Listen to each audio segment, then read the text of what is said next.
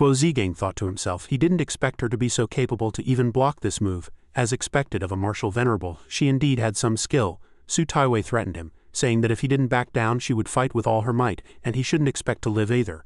Although she wasn't absolutely certain, she still tried to scare him to see if he would run away. Guo Zigang also used Little Black's full power, wanting to show everyone what a phoenix was. The Black Phoenix fought with all its might as if it wanted to burn down the entire Tushita Palace. The Grand Elder said in surprise that it was the Phoenix Feather Sword, the life-bound cultivation technique of the Phoenix clan, one of their strongest killing techniques. Lin Fei thought to himself that it looked pretty cool and he would have to try it next time. But Ji Jiawang was puzzled. Was Lin Fei really not going to help? Lin Fei replied that there was no hurry. To reach the state of perfection one must endure extreme loneliness. The state of perfection. The scene switches to Su Taiwei at this moment. She was thinking worriedly, how could the next move be even stronger than the previous one? Was this really the bloodline power of an ancient mythical beast? Guo Zigang smiled smugly. He would spare Su Taiwei's life after all. He still wanted to dual cultivate with her. The Black Phoenix released countless feathers which flew throughout Tushita Palace. If hit by the feathers, death was the only outcome. Everyone was terrified. Su Taiwei used the Snow Dance Azure Dragon. She didn't want the Black Phoenix to harm her disciples, and another reason was that she didn't want to lose face in front of Lin Fei. She had no choice but to risk her life. This was the only way to get close to him. But once she gave up the Ice Dragon, she would be instantly pierced to death by his Black Flame Feather Sword. Su Taiwei was determined to kill Guo Zigang. This was Princess Longji's strongest move, one that would kill both gods and mortals without a burial place. A 40-meter-long incredibly powerful ice sword shot straight at the Black Phoenix. Guo Zigang despicably had Yuan block the move for him, which surprised her greatly. After the ice sword and the Black Phoenix clashed, the Phoenix's protective chi cracked. Ice overcomes fire, and they still hoped the Palace Master of Tushita Palace could win. But they didn't expect Guo Zigang and Yuan to still be alive. Could it be that only one layer of protective chi was broken? At this moment Palace Master Su Taiwei was entangled by the Black Phoenix. Guo Zigang laughed loudly.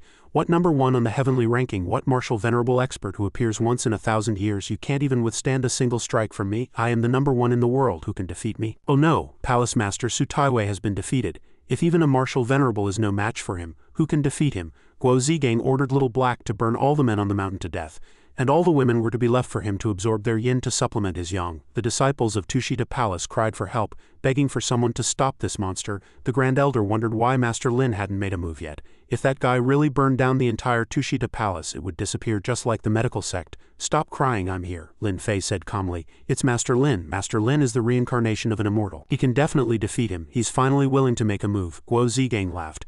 You are Lin Fei? I was just looking for you. I didn't expect you to come to my door. He ordered Little Black to burn Lin Fei to death. But Lin Fei said nothing and suddenly appeared out of nowhere, fiercely slapping that guy.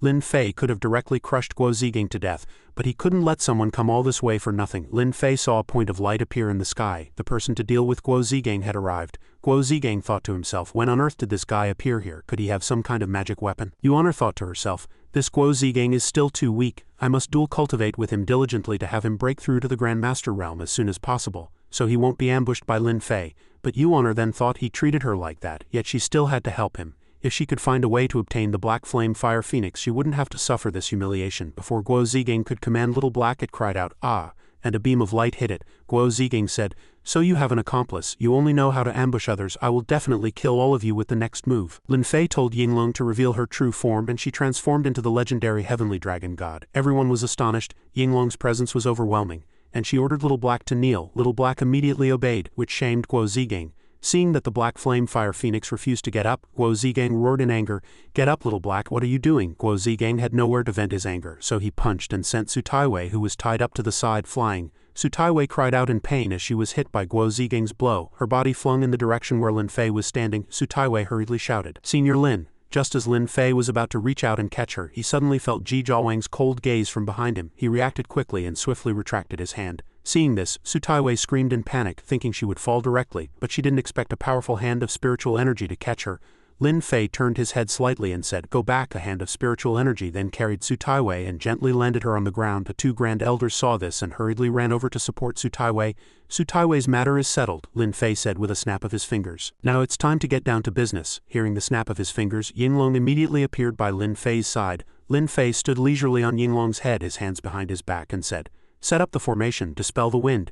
Yinglong immediately complied and began to set up the formation. The people below all looked up and exclaimed continuously, So handsome, Senior Lin is truly a god descending to the mortal world. At this moment, on Guo Zigang's side he was already very anxious. Looking at the black flame fire phoenix still kneeling at the feet of the heavenly dragon, he was furious, stomping his feet and roaring, "Get up, get up! Little black, if we don't run, we're both finished." Lin Fei looked down from above and said, "Didn't you just say you were going to kill me? Now you have your chance." Lin Fei's words were filled with killing intent. Guo Zigang and Yuan were so scared by this killing intent that they broke out in a cold sweat and were too frightened to speak. Yuan reacted quickly. She immediately knelt down, lowered her head, and said, "Master Lin, I was forced by him. I didn't want to come here."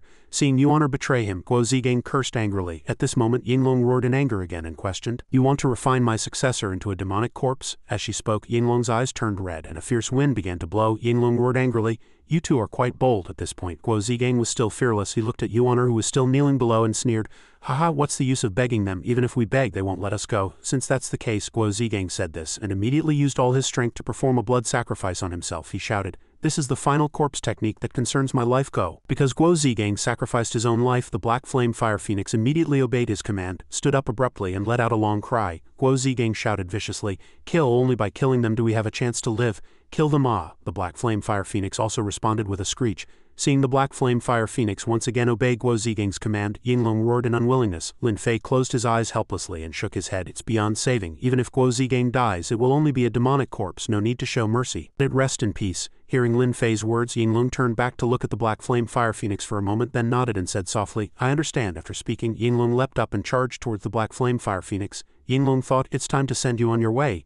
Seeing Yinglong flying towards him, Guo Zigang hurriedly commanded, "Quickly use your strongest move to attack it." The black flame fire phoenix obeyed, immediately crying out, "Ah!" It spread its wings and charged straight at Yinglong. Seeing this, Lin Fei waved his hand and said, "I'll leave that fire phoenix to you." Yinglong nodded slightly in acknowledgement, then opened her great mouth and spewed out an extremely dazzling blaze, instantly burning the black flame fire phoenix to ashes. The sound of explosions in the sky was incessant, and the dazzling light made it impossible to open one's eyes, showing just how terrifying Yinglong's power was. Su Taiwei said in surprise, "This is a one-sided crushing victory." The Grand Elder stood to the side, covering her eyes with her hand, and continued, "Senior Lin is indeed far beyond our expectations." In the air, Guo Zigang and Yuan were also sent crashing to the ground by Yinglong's power. Lin Fei looked at the two of them for a while, then slowly said, "Do you want to struggle a bit before you die, for example by self-destructing?" Guo Zigang didn't speak. He saw from the corner of his eye that Yuan intended to escape and hurriedly shouted, "Why are you running?" Then he turned to Lin Fei and said, "I'd be crazy to self-destruct."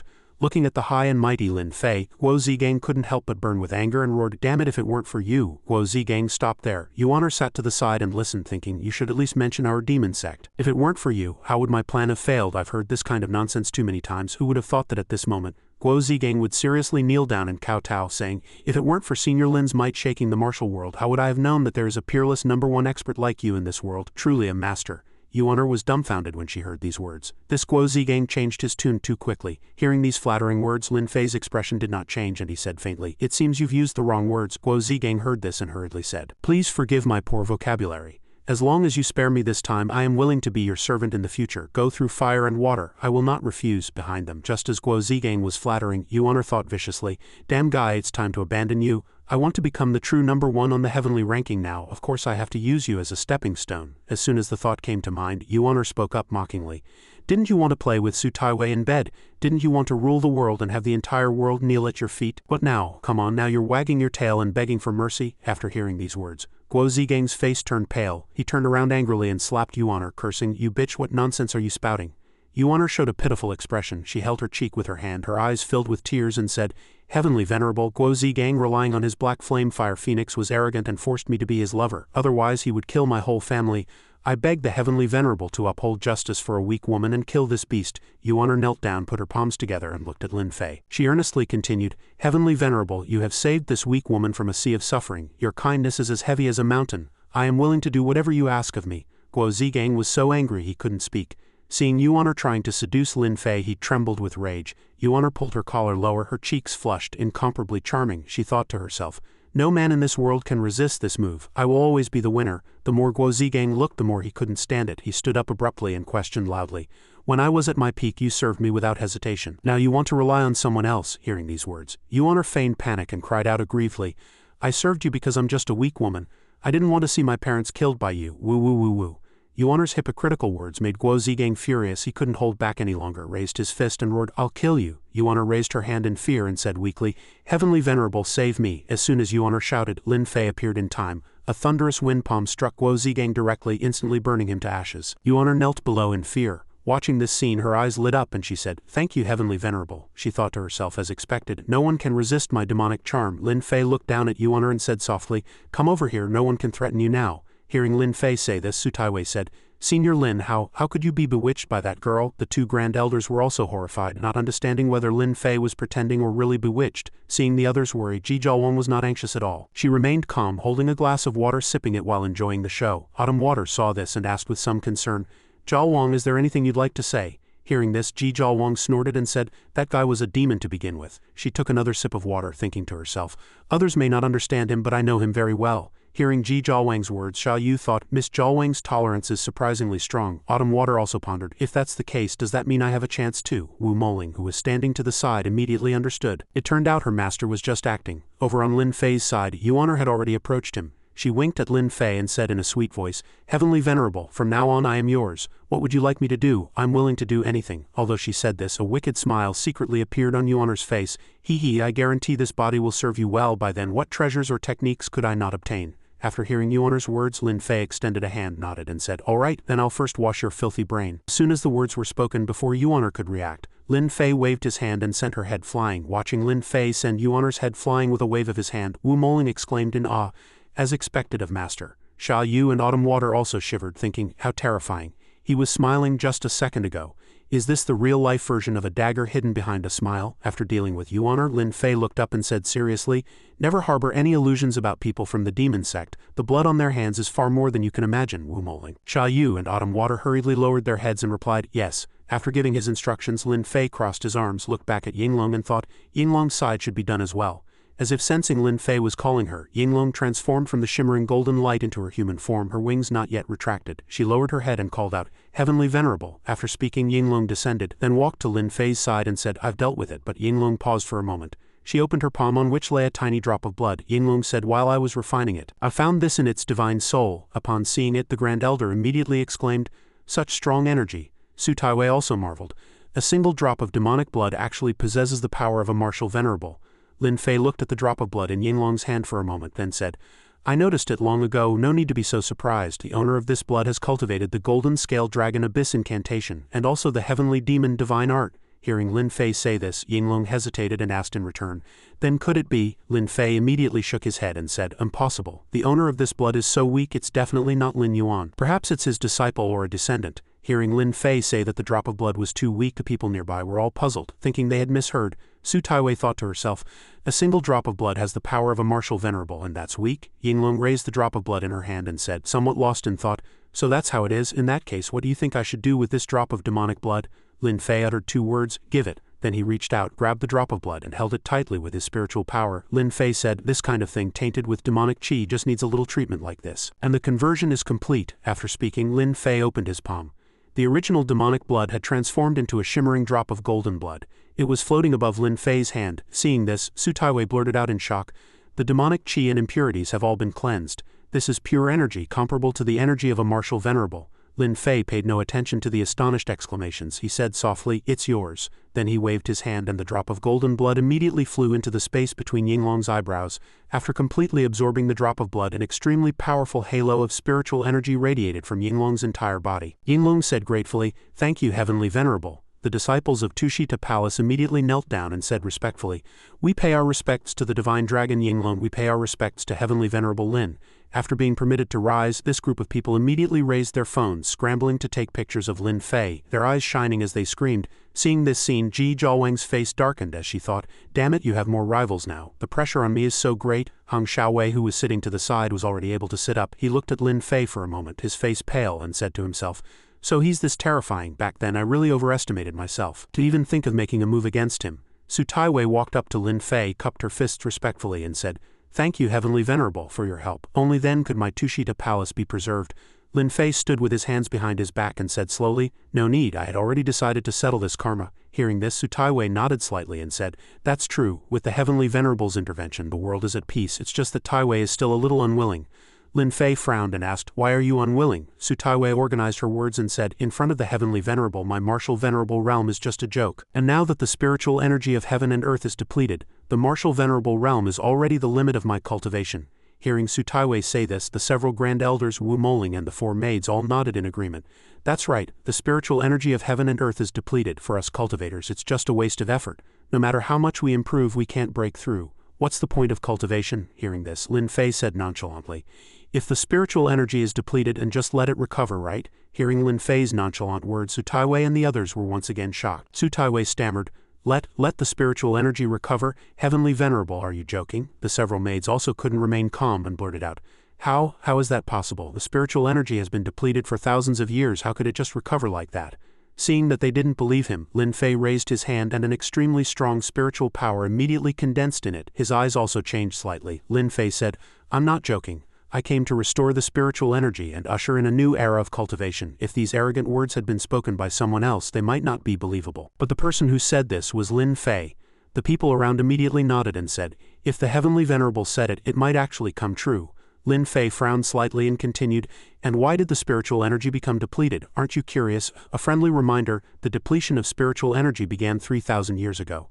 Hearing the number 3,000, Su Taiwei frowned and said, 3,000 years ago, that was the era of the investiture of the gods. Ji Zhaowang also secretly guessed, that was when Lin Fei killed the demon venerable of the 6 paths of reincarnation, right? Seeing how surprised these people were by the information he had revealed, Lin Fei continued to explain, the story of Heotian and Yuanqi was just a cover. In reality, he was coveting the vast spiritual energy of the mortal world. The investiture of the gods was just a bait, with the purpose of gathering all the powerful experts of the mortal world for the celestial realm's use. After death, those listed on the investiture of the gods would be controlled by the person behind the investiture plan. The god's striking whip could directly punish the so-called gods on the list. Without shedding a drop of blood, they could deal with the immortals and demons of the mortal world and bring them under their control. Thus, the celestial realm took the first step in devouring the spiritual energy of the mortal world. After Lin Fei finished speaking, Ji Zhaowang asked curiously in return, The first step, Lin Fei nodded and held up 2 fingers and continued, the second step was to persuade the celestial emperors of the 4 Seas God clan. The Queen Mother of the West is his wife. Dijun and Dongwang Taiyi were ambitious and naturally supported his plan. Emperor Zhenwu was unable to stand alone and could only remain silent. Dongwang Taiyi's Dongwang Bell, the Queen Mother of the West's Kunlun Mirror, Emperor Zhenwu's Counter Feather Sword and Dijun's Heotian Pagoda, the 4 celestial emperor divine artifacts could permanently suppress the spiritual energy of the mortal world for the celestial realm's use. Hearing this, Su Taiwei was somewhat puzzled. She then asked, Then why did the spiritual energy only start to deplete a period of time after the investiture of the gods? Lin Fei pondered for a moment before saying, Because they were afraid. Su Taiwei was even more puzzled. Afraid of what? Hearing Lin Fei say this, Ji Zhaowang looked him up and down and thought, Are they afraid of you? They waited until your battle with the 6 paths demon venerable when your strength was damaged, so the 4 celestial emperors dared to make a move and directly cut off the spiritual energy of the mortal world. Thinking of this, Ji Zhaowang opened her mouth and asked, That was already a grand scheme laid out by the 4 celestial emperors. How can it be broken? Lin Fei looked at Ji Zhaowang and said, Just rebuild the Jianmu, so that the spiritual energy of the 2 realms can circulate. King Hua heard this and asked doubtfully, Jianmu, rebuild the Jianmu? Autumn Water also said, The Jianmu is the legendary divine tree that connects heaven and earth. Was it destroyed? Xia Yu hurriedly shook her head and said, No way, how could such an existence be destroyed? Hearing the maid's words, Lin Fei felt a little guilty. He scratched his face before saying unhurriedly, Back then I was fighting with a guy and accidentally cut down the Jianmu with 1 sword strike. Hearing Lin Fei say this, everyone present was stunned, utterly astonished. The scene fell into a strange silence and for a moment no one knew what to say. Lin Fei recalled some past events and sighed to himself. After all, in these 200 million years he was the only supreme expert who could force me to go all out. Thinking of this, Lin Fei said, I'm leaving. Then he turned to leave. Seeing Lin Fei was about to leave, Ji Zhaowang and Su Taiwei hurriedly turned to each other. They said in unison, You first. Su Taiwei did not yield and said, I'll go first. Heavenly Venerable, are you going to rebuild the Jianmu? Lin Fei put his hands in his pockets and shook his head. No hurry. To rebuild the Jianmu, I first need to get something from the sound sect. Hearing this, Ji Zhaowang hurriedly asked, What about us? Hearing her ask this, Lin Fei immediately waved his hand, creating a warm spiritual energy that enveloped the few of them, and then said, You guys go back first. That spiritual energy quickly carried Ji Zhaowang and the others back to Rongcheng. After making the arrangements, Lin Fei slowly left Tushita Palace. All the elders and disciples immediately knelt down and respectfully shouted, We respectfully see off the Heavenly Venerable. Lin Fei walked step by step, calculating to himself. This world has been quiet for so long, it's about time it woke up. In the sound sect on Qingyan Mountain, the zithers were like screens and the emerald peaks were like ink paintings. Yin Changtong was sitting in a pavilion playing the zither. Lin Fei had appeared beside Yin Changtong at some point. He asked nonchalantly, Playing the zither? Why aren't you learning the jade zither heavenly sound incantation I gave you? Hearing the familiar voice beside her, Yin Changtong was startled, but she quickly calmed down. She stammered, Senior Lin, this point Yin Changtong fell silent. She felt a little guilty, clenched her fist and thought, Martial Aunt Ji Shui suspects that Senior is a successor of the heavenly demon divine palace, which is why she won't let us practice the zither incantation. How can I say that out loud? As if reading Yin Changtong's mind, Lin Fei asked faintly, Is it Ji Shui who suspects there's a problem with the incantation? Yin Changtong hurriedly turned around, waved her hands and stammered an explanation, I didn't say anything. Just then a cold voice suddenly sounded. A successor of the heavenly demon divine palace dares to trespass into my sound sect. Form the array. Hearing this, Lin Fei raised his eyebrows with interest and looked outside. The nearby Yin Changtong was somewhat panicked. She immediately stood up and said urgently, Senior Lin, hurry up and leave. The sect master and Martial Aunt Ji Shui won't let you go. Lin Fei's expression did not change. He remained calm and composed and asked her in return, Go where? At this moment a formation called the Heavenly Sound Sealing River Formation immediately covered every corner of the sound sect. Yin Changtong sensed this formation and then said, The Heavenly Sound Sealing River Formation, this is the supreme mountain protection formation of the sound sect. Martial Aunts they. Before Yin Changtong could finish, Lin Fei snorted and said sarcastically, Your way of treating guests is truly special. You all like to activate the mountain protection formation. Next time, tell your sect master to try something new. But hearing Lin Fei's words just now, that voice sounded again. HMPH, you demon, a successor of Lin Yuan dares to trespass into my sound sect. You truly overestimate yourself. As soon as the words were spoken, the sound sect master Mo Li, who was 5th on the heavenly ranking, led the way, and 4 other disciples suddenly rushed out. Mo Li said loudly in anger, Changtong, retreat quickly. Stay away from that demon. Hearing this, Yin Changtong hurriedly opened her mouth to explain, Sect master, he's not what everyone thinks he is. Before Yin Changtong could finish, the sound of a zither suddenly rang out. The zither's sound echoed, striking directly at the position where Lin Fei and Yin Changtong were standing. Ji Shui, who was playing the zither to the side, frowned and said coldly, Don't go over.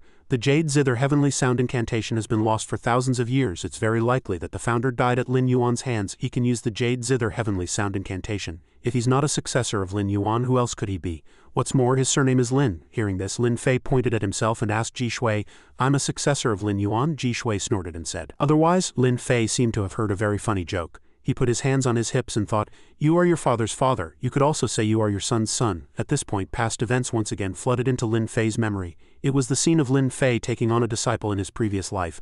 Lin Fei said softly, From today on your surname will be Lin, just like mine. He dispelled those old memories. Lin Fei's eyes were slightly sad as he thought, The demon you speak of was my most proud disciple back then. Ji Shui couldn't understand what Lin Fei was saying. She shouted angrily, What the hell are you talking about? Sect master, this guy is stalling for time. Let's finish him quickly. Sect master Mo Li also thought so. She immediately brought out her zither, reached out her hand to play a few moves and then said loudly, Xiao Shui, step aside. Is he from the heavenly demon divine palace? We'll know once we test him. Hearing Mo Li say this, Lin Fei nonchalantly asked in return, Test me? How do you plan to test me? A blood test for kinship or a DNA test? Mo Li sat down cross-legged, heard Lin Fei's words and said coldly, I'll cripple your meridians. And cripple your dantian.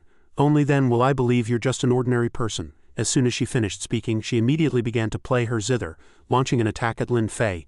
Mo Li shouted, Elders, join me. The 3 elders of the sound sect heard this and immediately took out their zithers to join the battle. Mo Li continued, Under the heavenly sound sealing river formation, the sound of our zithers is several times stronger than usual. Successor of the demon palace, surrender now. Waves of astonishingly powerful zither music came one after another without pause, but they had no effect on Lin Fei at all. He frowned slightly and said faintly, Such big words, fine, I'll give you some pointers on behalf of Yin Wusheng. After speaking, Lin Fei turned to Yin Changtong and said, Let me borrow your zither. Then reached out and took the instrument. Lin Fei extended a hand, gently plucked the strings, then raised the corner of his mouth and said, I'll let you see what the real Jade Zither heavenly sound incantation is. Lin Fei sat down cross-legged and began to play, his fingers sliding nimbly across the strings. He exclaimed in admiration, A fine zither. At this moment, Yin Changtong shouted, Senior Lin, be careful. Lin Fei heard this, frowned and said, Careful, no need. After speaking, Lin Fei began to focus all his power, unleashing the Jade Zither heavenly sound incantation. The zither's sound, carrying extremely strong spiritual power, echoed through the space. Feeling this power, Yin Changtong couldn't help but exclaim in horror, Strong, too strong. Seeing this, Mo Li's side also became highly vigilant. Mo Li said seriously, Elders, this guy is not easy to deal with. Let's use our ultimate technique. The elders behind her nodded and said, All right, Sect Master. Mo Li and the elders went all out, their fingers sliding ceaselessly across the zither strings. Hearing this sound, Lin Fei frowned, thinking the strongest move of the sound sect now is only mysterious wave surging wind. But why does this tune sound a bit out of tune? At this moment, Mo Li shouted, unleashing an extremely powerful move. The zither's sound was deafening as it rushed toward Lin Fei. The 4 elders behind her also attacked relentlessly, launching a fierce assault on Lin Fei. The zither music was incessant, forming a huge sonic vortex. Lin Fei paid no attention to this attack. He still sat there calmly playing a tune from the Jade Zither Heavenly Sound Incantation. Seeing this, Mo Li snorted contemptuously. The sound sect's strongest ultimate technique. Even a martial venerable would have to be wary of it. Successor of the Demon Palace, show your true form. Lin Fei looked at the sonic vortex before him and thought, the display is grand, and even though the melody is flawed, it can still be executed. So that's how it is. Thinking of this, Lin Fei said unhurriedly, so it's because you've never played it correctly and have never seen the true melody that you mistake my Jade Zither Heavenly Sound Incantation for a fake. I almost feel sorry for you. After speaking, Lin Fei's hand slid rapidly across the zither strings. A moment later, he said in a clear voice, behold what the true heavenly sound divine realm is. Zither sound takes form. As soon as Lin Fei's words fell, the zither's sound immediately transformed into sword intent and ascended, charging straight at the sonic vortex created by Mo Li and the others. The sword intent clashed with the sonic vortex for a while, the piercing sound of the zither ringing endlessly. Soon the sword intent completely destroyed the sonic vortex. Mo Li and the others suffered a backlash, stumbling back several meters in pain and spitting out mouthfuls of blood. Lin Fei's sword intent did not stop there. It targeted Mo Li and the others and attacked. Mo Li and the others had no strength left to resist and could only sit helplessly, awaiting death. Sensing the danger, Yin Changtong hurriedly shouted, don't! The sword intent, as unstoppable as splitting bamboo, still roared forward, but at the last moment it suddenly changed direction and veered to the side, avoiding them. Watching this scene, Mo Li was secretly horrified, thinking if he had let that zither sound fall just now, our sound sect would have been annihilated. Opposite her, Lin Fei still had his eyes closed, concentrating on playing the zither. A moment later he said, in truth, the sound of the zither itself does not exist for attack but to soothe the human heart. As soon as Lin Fei's words fell, a pure spiritual power began to flow slowly through the space with the sound of the zither. Mo Li and the others watched as their bodies gradually recovered, and their wounds began to heal. They couldn't help but say in surprise, my wound, he's healing us. How can this be? Lin Fei ignored their surprise and continued slowly, listen well, this is the Jade Zither Heavenly Sound Incantation. As soon as Lin Fei finished speaking, a gentle and melodious sound began to spread in all directions. This sound carried a feeling that refreshed the mind and cleansed the obsessions in everyone's heart. Hearing this zither music, Mo Li pondered for a while, then stammered in panic, this so. The zither music we've been cultivating until now has all been wrong. He is definitely not a successor of the Demon Palace. If he truly wanted to destroy the sound sect with his strength, he wouldn't need any schemes or tricks at all. After finishing a tune of the Jade Zither Heavenly Sound Incantation, Lin Fei returned the zither to Yin Changtong and said, take it back. Yin Changtong took the zither, and seeing Lin Fei turn to leave, she hurriedly chased after him and said, Senior Lin, on behalf of the sect master and the elders, I apologize to you. They were just acting on impulse and were muddled for a moment. Mo Li stood to the side thinking in silence. Our act of repaying kindness with enmity not only didn't anger him, but he even patiently guided us. It's over, I've completely lost face, Mo Li thought dejectedly. But no matter what, she had to sincerely apologize to Senior Lin. With that thought, she immediately turned around, bowed respectfully to Lin Fei and said, Senior Lin, we failed to recognize Mount Tai and misunderstood you. Whatever punishment you have, Mo Li will bear it alone. I implore you to spare the other disciples of the sound sect. Hearing Mo Li's words, Lin Fei thought, this girl is quite daring and responsible. After thinking for a moment, Lin Fei raised his hand and a pure spiritual energy appeared on it. He said slowly, there's no need for that, rise. As soon as Mo Li stood up, the spiritual energy in Lin Fei's hand immediately entered her body. After dealing with it, Lin Fei put his hands behind his back and said, the technique I gave you, cultivate it well. Don't waste Yin Wusheng's efforts, after all you are her descendants. The people of the sound sect heard this, bowed their heads respectfully and replied, yes, thank you, Senior Lin. Ji Shui covered her mouth and coughed, then said cautiously, Senior Lin, if I may be so bold as to ask, why would you so easily impart such a precious technique to us? Hearing this, Lin Fei clapped his hands and said, right, I forgot to explain my relationship with Yin Wusheng. As soon as Lin Fei said this, the people of the sound sect began to ponder, his relationship with the founder, is it what I'm thinking? I'm so envious of the founder. Lin Fei didn't want to explain further. He waved his hand and said, see for yourselves. Subsequently, memories of the past emerged, showing Yin Wusheng tidying Lin Fei's clothes. Lin Fei raised his face and said thoughtfully, Wusheng and I have a very good relationship now, you see, right? Seeing that memory, everyone was terrified. They covered their faces, their mouths agape in panic, thinking, the founder was actually his maid. Mo Li was even more panicked, thinking to herself, we actually fought with the founder's master just now. Oh my god, why are you all looking at me like that? Lin Fei asked, startling everyone. But before they could answer, Lin Fei waved his hand and said, it's time to get to the point. Stop hesitating and bring out the nameless ancient zither, your sect's ultimate treasure. I should be going. Hearing this, Mo Li did not doubt him, and immediately took out a zither, presenting it before Lin Fei. She said, Senior, is this what you mean? This zither makes no sound, what do you want with it? Lin Fei took the zither and held it in his hand, saying, because it was forged from the branches of Jianmu. Beneath Jianmu there is no clear sound, and standing there casts no shadow. The people of the sound sect were once again bewildered. Jianmu is the #1 sacred tree of antiquity, connecting heaven and earth. Our sound sect actually has such a treasure? Lin Fei reached out and touched the zither. He looked at it and then said, the greatest sound is silent. This is also the origin of your founder Yin Wusheng's name. When this string is gently plucked, what comes out is not zither music, but a primordial spirit fluctuation that directly affects the divine soul. Hearing Lin Fei say this, Yin Changtong thought to herself, I've secretly read a bit of the Jade Zither Heavenly Sound Incantation, and I can only say that one must be at least at the void comprehending realm to barely unleash a trace of this ancient Zither's divine strangeness, but now the strongest in the world is only a martial venerable at the Golden Core realm.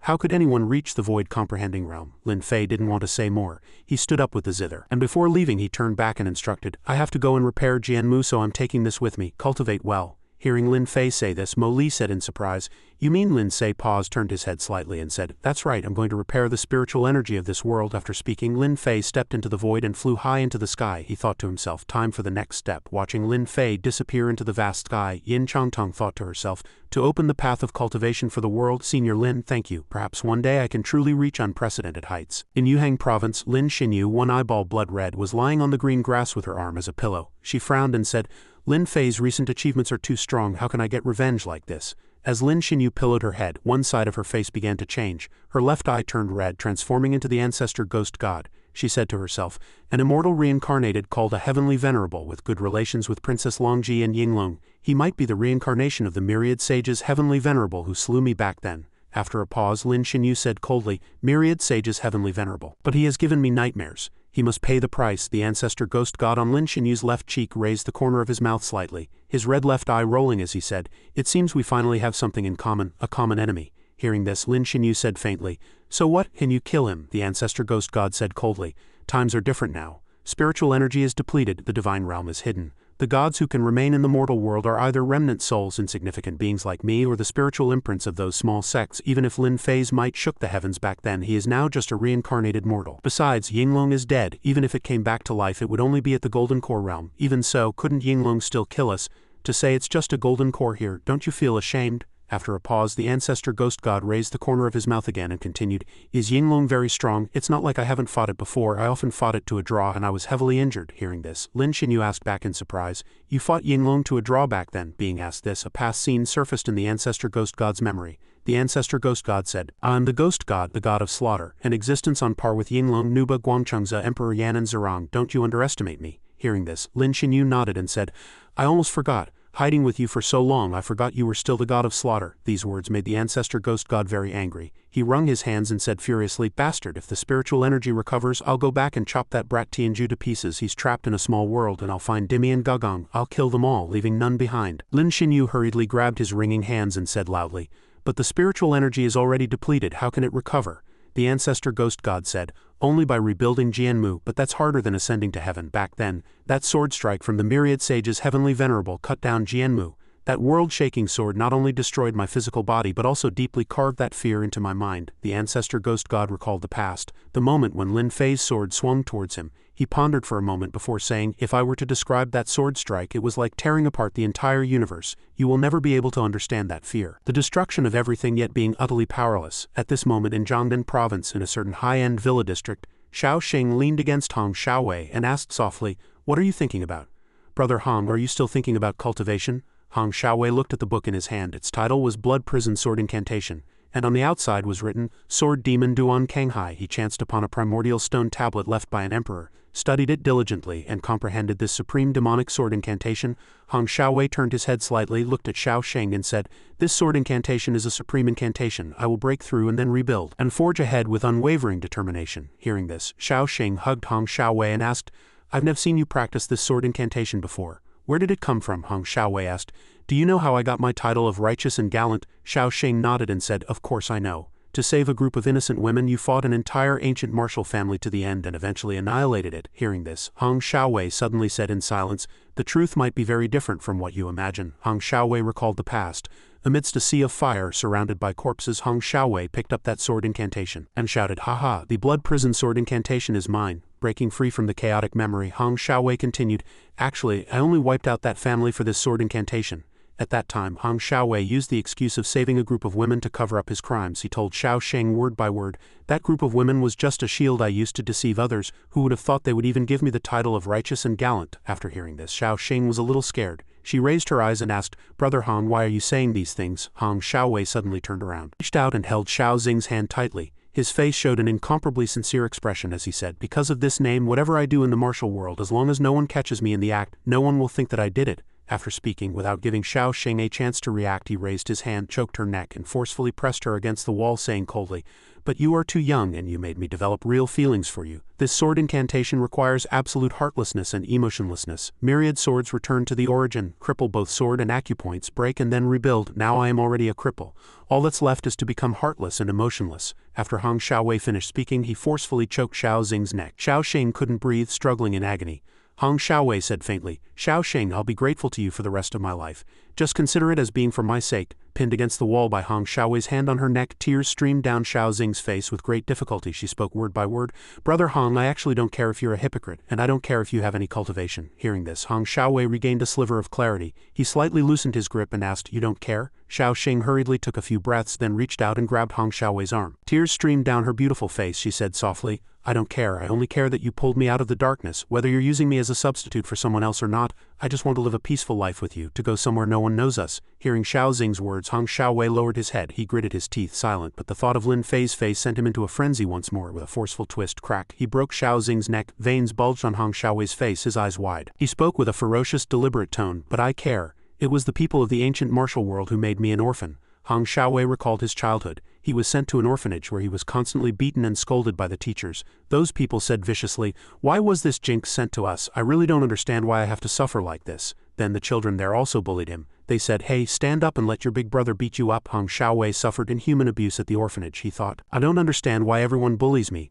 But later Hong Xiaowei understood. It was because he wasn't strong enough. As long as he was strong enough, no one could bully him. Putting the past aside, back to the present, Hong Xiaowei held Xiao Xing's body tightly, a bloody, murderous aura emanating from him. He lowered his head, thinking ferociously, "As long as I'm strong enough, everyone will kneel to me, respect me, and fear me." At Tushita Palace, Sutaiwei walked out step by step and asked, "Is everyone ready?" The people below answered in unison, "Ready." Sutaiwei waved her hand forward and said, "Then let's go." In the air, Sutaiwei flew on her sword. She looked into the distance and said, "This trip to Kunlun Mountain is a great opportunity. No disciple is to fall behind." The disciples followed behind, replying in unison, "Yes." As Sutaiwei flew on her sword, she thought, "Senior Lin is going to rebuild Jianmu. Kunlun Mountain is the place with the most abundant spiritual energy. Going there now, we can definitely absorb a large amount of it." The Sound Sect had received the same news, so they were also heading to Kunlun Mountain.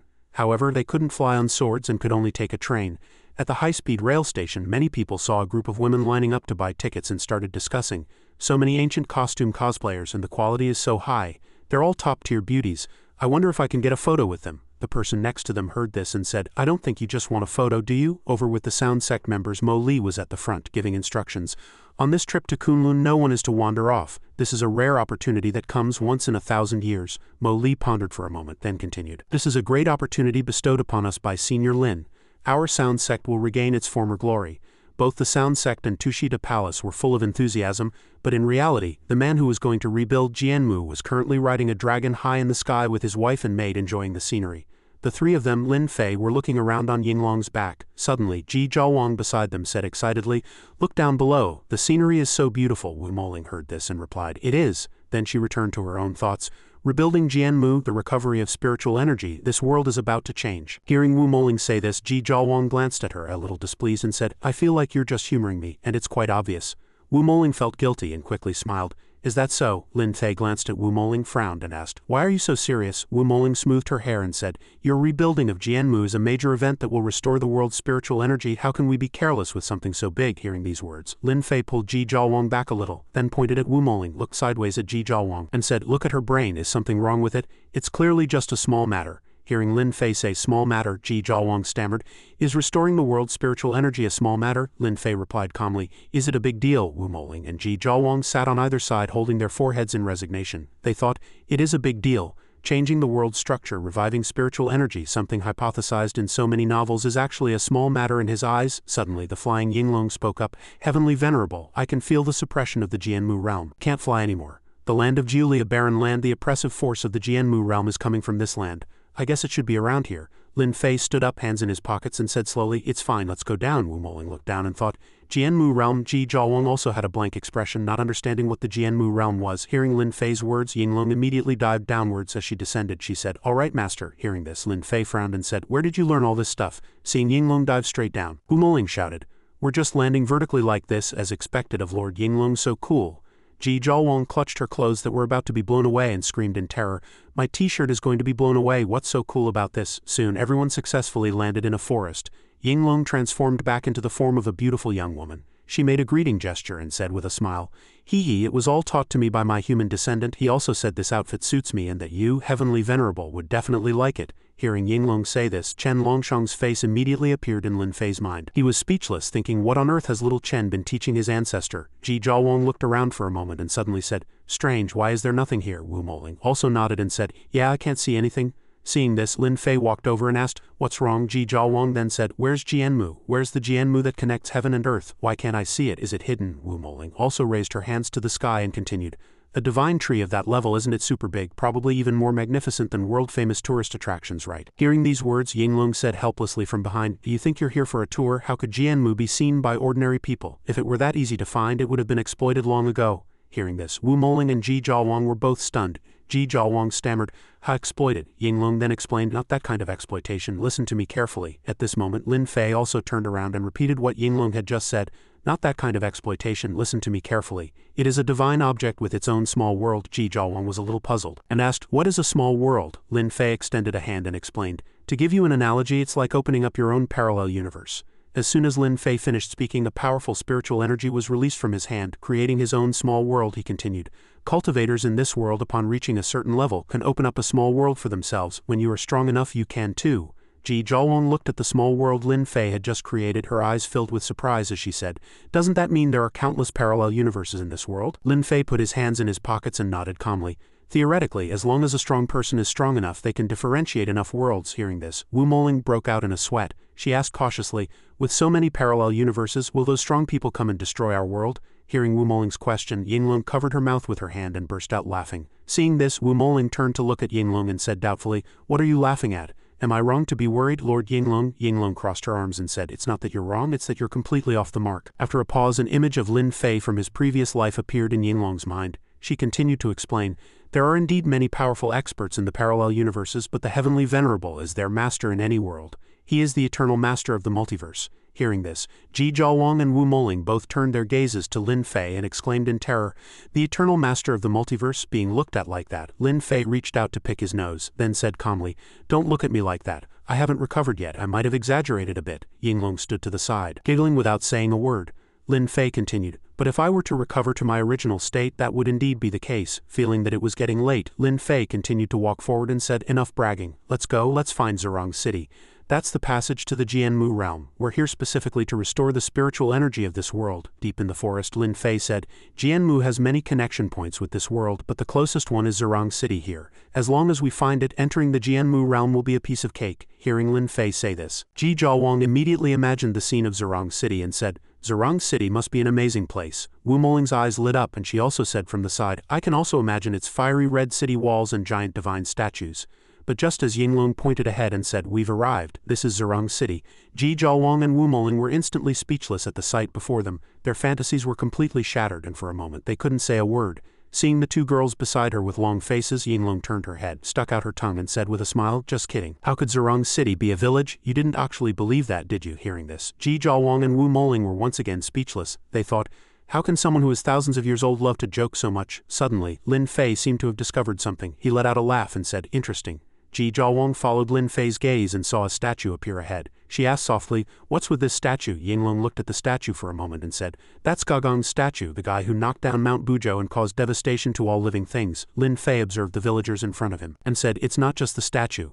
These villagers also carry Gagong's Xuanming power." Hearing this, Yinglong said, "That evil power still remains?" Lin Fei glanced at a villager walking past him who was shrouded in a thick black aura. He said, "Not only that, this Xuanming power is not something they cultivated. It's even absorbing their lifespan." Suddenly, an old man leaning on a crutch walked up to the four of them and asked, "What business do you have in our village?" Lin Fei looked at the old man, secretly sizing him up. This old man looks like he's 80 or 90, but he's actually less than 70.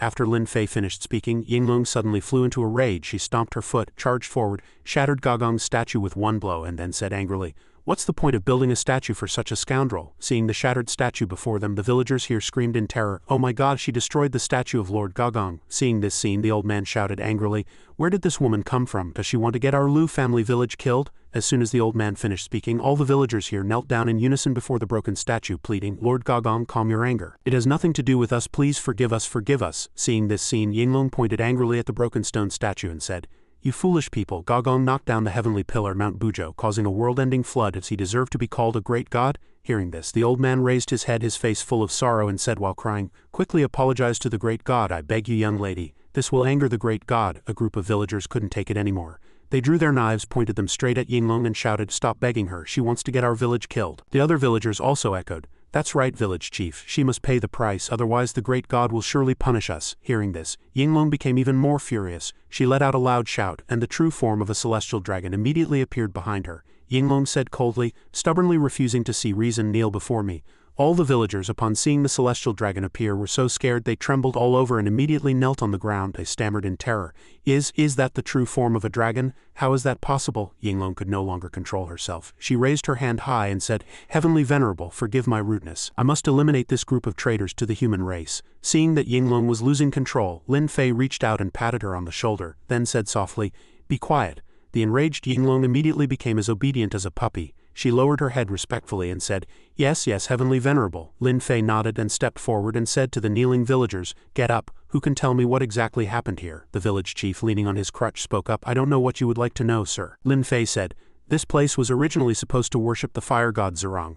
I want to know why the statue your village worships has become Gogong." The village chief sighed and said, "Sai, we did indeed worship Lord Zerong originally, but 7 years ago a group of people claiming to be from the Xuanming divine sect came here. They forbade us from worshipping Zerong and said we could only worship Gogong." The village chief recalled the past and sighed, continuing with a sorrowful expression, "The neighboring Yang family village refused to change their faith, and as a result the entire village was massacred. Hundreds of men, women and children were all killed." As he spoke, he wiped his tears with his hand and said, trembling, "We were forced to build the statue of Gogong. We didn't want the whole village to die for some ethereal god." The old man knelt before Lin Fei and said, "But believing in this Gogong has become a nightmare for our villagers." He explained that at first they received the Xuanming power from those believers. The young men became stronger and had more energy for work, the elderly became vigorous and the children became lively. At first they thought they were truly blessed by a god, but they soon discovered that although they had divine power, they aged much faster. They would die of old age very quickly.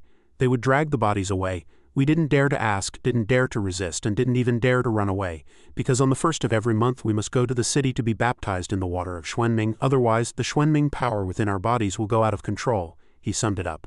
They would simply explode and die. Hearing this, Ji Zhaowang shouted anxiously, "Those bastards, didn't you think about letting the children escape?" The old man continued helplessly, "The children who are born also have a trace of Xuanming power in their bodies, and many people from our village have been taken to be their slaves. Many women have also been taken and violated by them." Lin Fei asked coldly, "What about Zerong City?" The old man sighed, "Even the name has been changed. It's called Gogong City now. The Zerong temple inside was torn down and rebuilt into the Gogong temple." Lin Fei turned to leave. "Let's go to Zerong City." The four of them then left together. The old man chased after them, asking, "Young people, where are you going?" A spatial portal opened in front of Lin Fei. He replied, "I'm going to destroy the Xuanming divine sect." Hearing this, everyone was immediately stunned. Destroy the Xuanming divine sect? Could they have been sent by the heavens to save us? Is there really hope for us Julie people? Outside Zerong City, a space of mountains and clouds appeared before the gate. 2 guards stood watch. Lin Fei said, "We're here. This is Zerong City." Ji Zhaowang remarked, "It doesn't look very grand." Yinglong asked curiously, "Heavenly Venerable, I have a question. Why would the Xuanming divine sect establish its power here? The risk is too great. It's not necessary to take such a risk just to disrupt the worship of Zerong." Lin Fei opened his palm. An array of light appeared, coiling around Ji Zhaowang. Back then, Wugu received Heoshan's decree to go to the celestial realm, but she refused. Heoshan was enraged and struck her down with one sword blow, shattering her divine soul. It was the Queen Mother of the West who did her best to preserve a remnant of her soul. Yinglong was agitated. "Something like that happened. How could Heoshan do that?" Lin Fei said. "You died too early. Of course you wouldn't know at that time. I was in a fierce battle with the 6 Paths demon Venerable. Although I killed him, I was also severely injured. By the time I found out about this, the 4 celestial emperors had already returned to the celestial realm. Jianmu also shattered at that time because it had no divine power to support it. From then on, the spiritual energy of heaven and earth was cut off." Wu Moling stepped forward curiously. "Wugu, she and my ancestor Wushan are both among the 10 witches of Spirit Mountain. Master, is this why you brought me here?" Lin Fei looked at the city wall below. Not just that, I also want to retrieve something little Xian left here along the way. Hearing this, Ji Zhaowang asked, Wushan, the head of the 10 witches, what did he leave in the mortal world? Yinglong immediately thought of it and said in surprise, could it be the Jiuli staff? It is said that when Wushan held this staff his body would glow with brilliance, illuminating thousands of mountains and rivers. Lin Fei said, it is precisely this supreme scepter of the witch clan which commands the Jiuli. Ji Zhaowang naively imagined, isn't that scepter just symbolic? It's hard to imagine Wu Moling hitting people over the head with a stick. Seeing her expression, Lin Fei said, I personally forged this Jiuli staff from the spiritual branches at the very top of Jianmu. Guess how powerful it is? Ji Zhaowang made a circle the size of a marble with 2 fingers and answered naively, this big? Seeing this, Lin Fei smiled and said, that's right, about this big. Go see for yourself. Then he snapped his fingers. Ji Zhaowang watched quietly, and a small glowing sphere appeared, exactly the size she had described. Is that all? Ji Zhaowang was a little disappointed. Suddenly, the moment she touched it, Ji Zhaowang found herself in a vast empty void. What is this? Just as she was bewildered, Lin Fei placed a hand on her shoulder. Ji Zhaowang returned to reality. He held her hand with one hand and rested the other on her shoulder. Did you see clearly? Ji Zhaowang immediately flew into a rage. He grabbed Lin Fei's arm and bit it hard. You bullied me, I hate you. However, Lin Fei was no ordinary person. Even when bitten, his expression remained completely calm. Wu Moling and Yinglong stood there with looks of admiration. So cool to be able to joke around with a heavenly venerable like that. Suddenly, 2 guards walked over aggressively. Who are you? How long have you been standing here furtively? If you want to join the sect, follow the rules. If not, get lost. Seeing this, Yinglong glanced sideways. How dare you be rude to the heavenly venerable? I'll go finish them. Lin Fei immediately stepped forward to stop her. Are you villagers from nearby? Hearing this, the 2 said smugly, we are authentic members of the Xuanming divine sect. Villagers are trash, what right do they have to stand here? Hearing the answer, Lin Fei immediately snapped his fingers. Alright, it doesn't matter if you're not villagers. Subsequently, the 2 men turned to Ash. What's happening? Help. Help. Lin Fei and his group walked forward. Let's go, it's just a small matter, just wiping out a sect. They entered Gagong City, formerly Zurong City, and immediately saw a giant statue. A group of masked men rushed over. How audacious, daring to barge into Gagong City. It seems you lot are tired of living, one of them ordered. The women strip naked and wait outside before coming in. The man, get the hell out of my sight. Seeing Lin Fei, one person said, kid, if you know how to talk, talk more. Seeing this, another person immediately jeered, yeah, hearing you speak is better than watching 5 flicks. Ji Zhaowang got angry. These guys, I have to teach them a good lesson, Wu Moling said. Young mistress, no need for you to act, let me. Yinglong, however, looked eager. No, don't you move, let me. This old lady will twist your heads off today. With his hands behind his back, Lin Fei flew up. No need to do anything, I'll handle it. Ji Zhaowang looked up and asked, where are you going? He immediately stood leisurely on the head of the giant statue. Standing high really does let you see far. Seeing this, those men immediately pointed and ordered, quick, pull that guy down for me. That kid dares to step on the head of the great god Gagong, he's dead today. I'll go get the great protector. He then took out a flare gun and aimed it at the sky. One flare to pierce the clouds and a mighty army will appear. Under everyone's watch, the light shot straight into the sky, exploding like a firework when it reached a certain height. Seeing this, Lin Fei looked bored. The people below began to discuss. HMPH still not running. Does that kid not know what trouble he's gotten himself into? Why waste words on a dead man? He'll be on his knees begging for mercy soon. He paid no attention and looked into the distance. In a building, he saw through the walls that many ordinary people had been captured. They've captured so many ordinary people. You all of you, come out. I'll deal with you all at once. He extended his hand forward and snapped his fingers. Lin Fei said coldly, you've brought this upon yourselves. The people below, like the 2 guards from before, were instantly burned away and disappeared. What's happening? Stop, someone save me. The crowd panicked, fleeing in all directions, screaming in agony as parts of their bodies gradually vanished. Spare me, damn it, I haven't even had a woman yet, Wu Moling said happily. I've never felt so satisfied. That was so gratifying. Ji Zhaowang also got excited. The bad guys in the movies are so powerful. But in front of Lin Fei, they're completely helpless. Yinglong cheered for the heavenly venerable. Do it again, do it again. Hearing Yinglong's words, Wu Moling froze. How does she know what she's saying? She imagined a scene, a naked Yinglong lying on a bed. Do it again, do it again. Wu Moling immediately panicked. If the young mistress finds out about this fantasy of mine, she'll kill me, won't she? Suddenly, something purple cascaded down from above like a waterfall. Wu Moling, lost in her wild thoughts, was startled. A man completely covered up, with only his 2 eyes showing, appeared with a group of people. He stood with his feet apart and his hands clasped together. We can't worry about that now. With such a strong enemy, we can only ask Wugu's divine soul to come out and kill them. The crowd looked up at the sky, arms outstretched. We request Wugu to appear. Subsequently, a woman's divine soul appeared, looking huge and terrifying. Just as the 3 clasped their hands, 3 giant chains immediately connected to the huge divine soul, locking it down firmly. The 2 people beside him heard this and immediately replied, yes, great protector. The divine soul struggled as it was brought under control. Leader placed 2 fingers together on the bridge of his nose. Attack. Wugu was immediately controlled and charged madly towards Lin Fei and the others. Lin Fei remained standing still. He only said, "Wugu, look who I am." When Wugu's divine soul saw Lin Fei, it was instantly stunned. Then she struggled and broke free from control. The people controlling her coughed up blood as a result. "What's happening? Wugu is breaking free from our control. That guy seems to have said something to Wugu. How can someone exist in this world who can shake a person's state of mind to such an extent?" Yinglong, Ji Jiawang and Wu Moling were all surprised. "Wugu, ancestor of the witch clan, what's wrong with ancestor Wugu?" The giant divine soul then dispersed and a gentle and virtuous woman appeared in the air. She called out to Lin Fei. "Heavenly Venerable," Lin Fei said. "You're awake," Wugu bowed. "Heavenly Venerable, it has been 3,000 years, have you been well?" Wu Moling watched from below, her eyes fixed. That's my ancestor of the witch clan, that's my ancestor." She immediately knelt and kowtowed. Witch clan descendant Wu Moling pays her respects to Wugu. Wugu's eyes were like a spring river, clear and gentle. "I didn't expect that my 10 witches of Spirit Mountain still had a lineage in the mortal world. Young lady, you must cultivate diligently, so as not to tarnish Wushan's reputation." Hearing the instruction, Wu Moling replied, "Wu Moling will not disappoint Lord Wugu's expectations." The people of Gagong were all stunned. How is this possible? She's actually talking to that mortal. "That's Wugu, one of the 10 witches of Spirit Mountain," another person said in a panic. "What on earth is going on?" The leader from before frowned. "HMPH, so what? We are forcibly controlling the formation with a remnant soul. The divine soul won't last long anyway. They're dead for sure." At this moment a rough hand appeared, followed by a burly woman holding heavy weapons in both hands. "This guy destroyed the foundation of my Xuanming divine sect. Today I must kill him here." She charged forward like a mad bull. "Arrogant fool, where do you think this is, daring to be so insolent here? Do you look down on the Xuanming divine sect?" Hearing this, Lin Fei only answered with one word. She was surprised by this answer. What?" she roared. "You're courting death." She raised her weapons to the sky. Subsequently, 3 monsters with snake bodies and bat wings appeared. Ji Jiawang was stunned. "What are those?" Yinglong said. "Descendants of the ancient malevolent god Shangliu, the Blackwater Zon snakes." She then mounted one of the Zon snakes, pointed directly at Lin Fei and said, "I possess the divine power of the great god Gagong, have cultivated the Northern Sea Xuanming art for decades and devoured 90% of Wugu's remnant soul's power in 7 years. If I had come out of seclusion, the first on the heavenly ranking would have long been mine." She glared. "I am already invincible in the mortal world." Lin Fei didn't even lift an eyelid, saying faintly, "Invincible in the mortal world, confidence is a good thing, but for taking Wugu's power you deserve to die." Hearing this, she slammed her 2 weapons together. At the same time, the Zon snake spat out a stream of black venom. "Then come and try to kill me." The people below were instantly stunned. "That's Blackwater venom.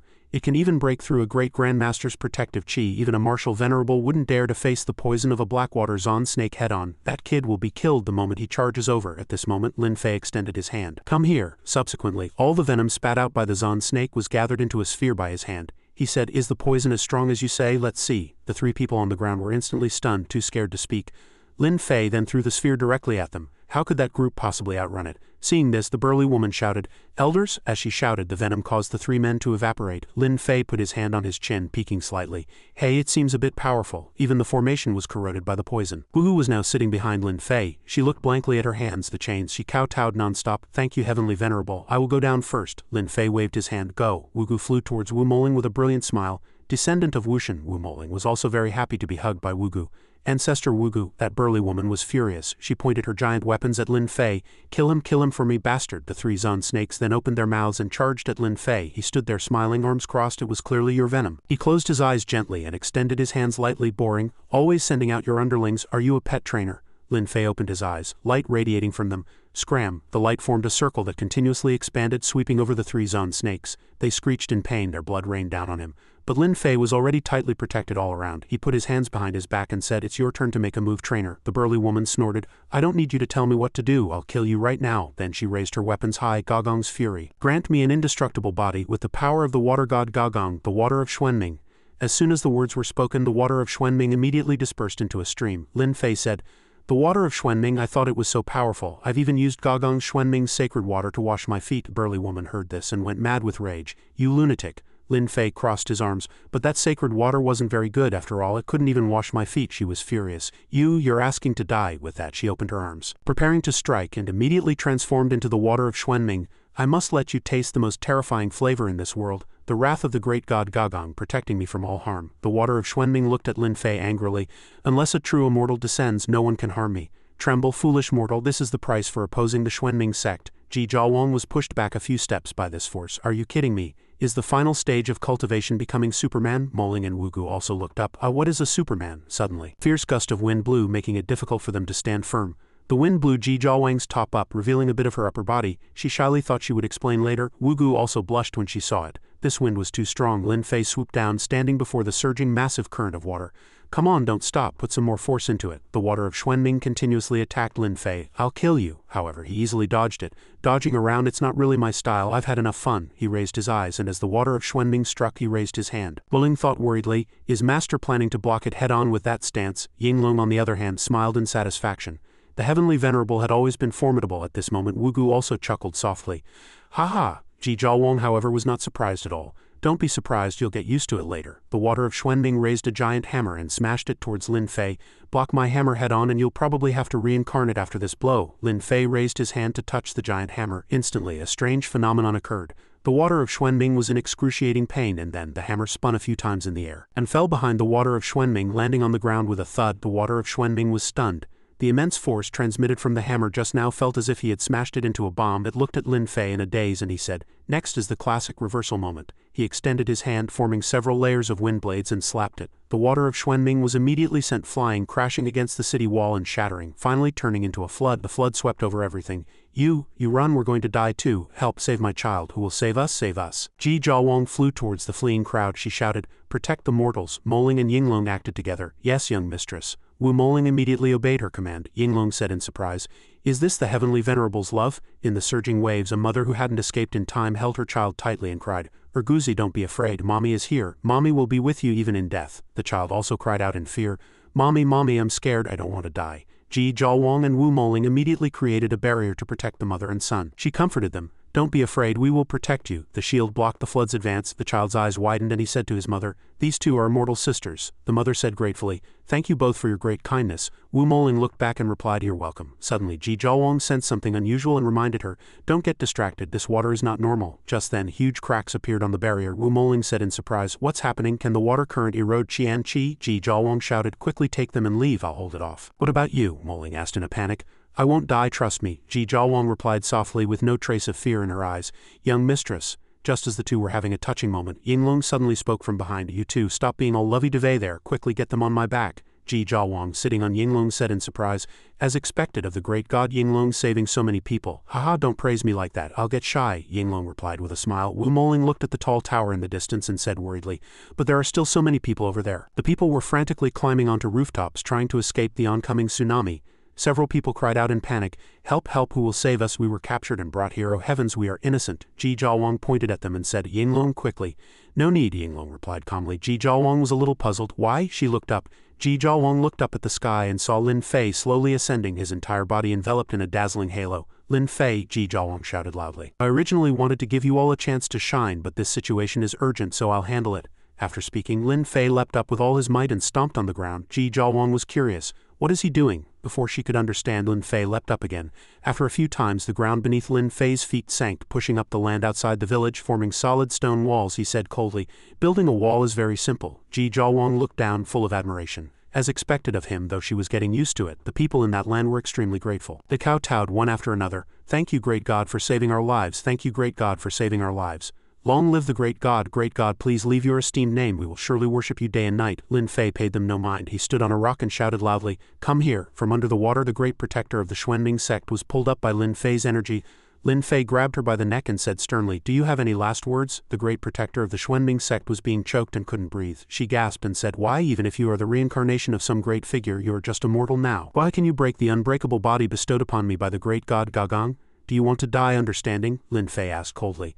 "Why do all these people think I'm a reincarnation? Go on, let me die with some understanding." She gripped Lin Fei's arm tightly and said with difficulty, "Haha, I'd rather not." Lin Fei revealed a cunning smile. The great protector took out a summoning ring, held it high to the sky and shouted, "This protector is loyal to the Xuanming sect and must kill this heretic who insults the great god Gagang." From her palm, cracks suddenly appeared and spread throughout her body. Her entire body suddenly erupted in a fierce cyan flame. The light shot straight into the dark, cloudy sky. Lin Fei snorted, "HMPH, the cultivation world nowadays is like kids fighting. When they can't win, they call their dad. The price of calling dad is a bit high. You'll be a vegetable even if you don't die." The protector was still roaring. Her entire body suddenly flashed and then exploded. From the dark sky, a cloud of black smoke rolled down. Within the black smoke, a fierce god with cyan skin, a huge body, and covered in horns and fins appeared. He asked ferociously, "Who has awakened me?" Lin Fei stood tall, shielding the common people, and said contemptuously, "Everyone stand up straight.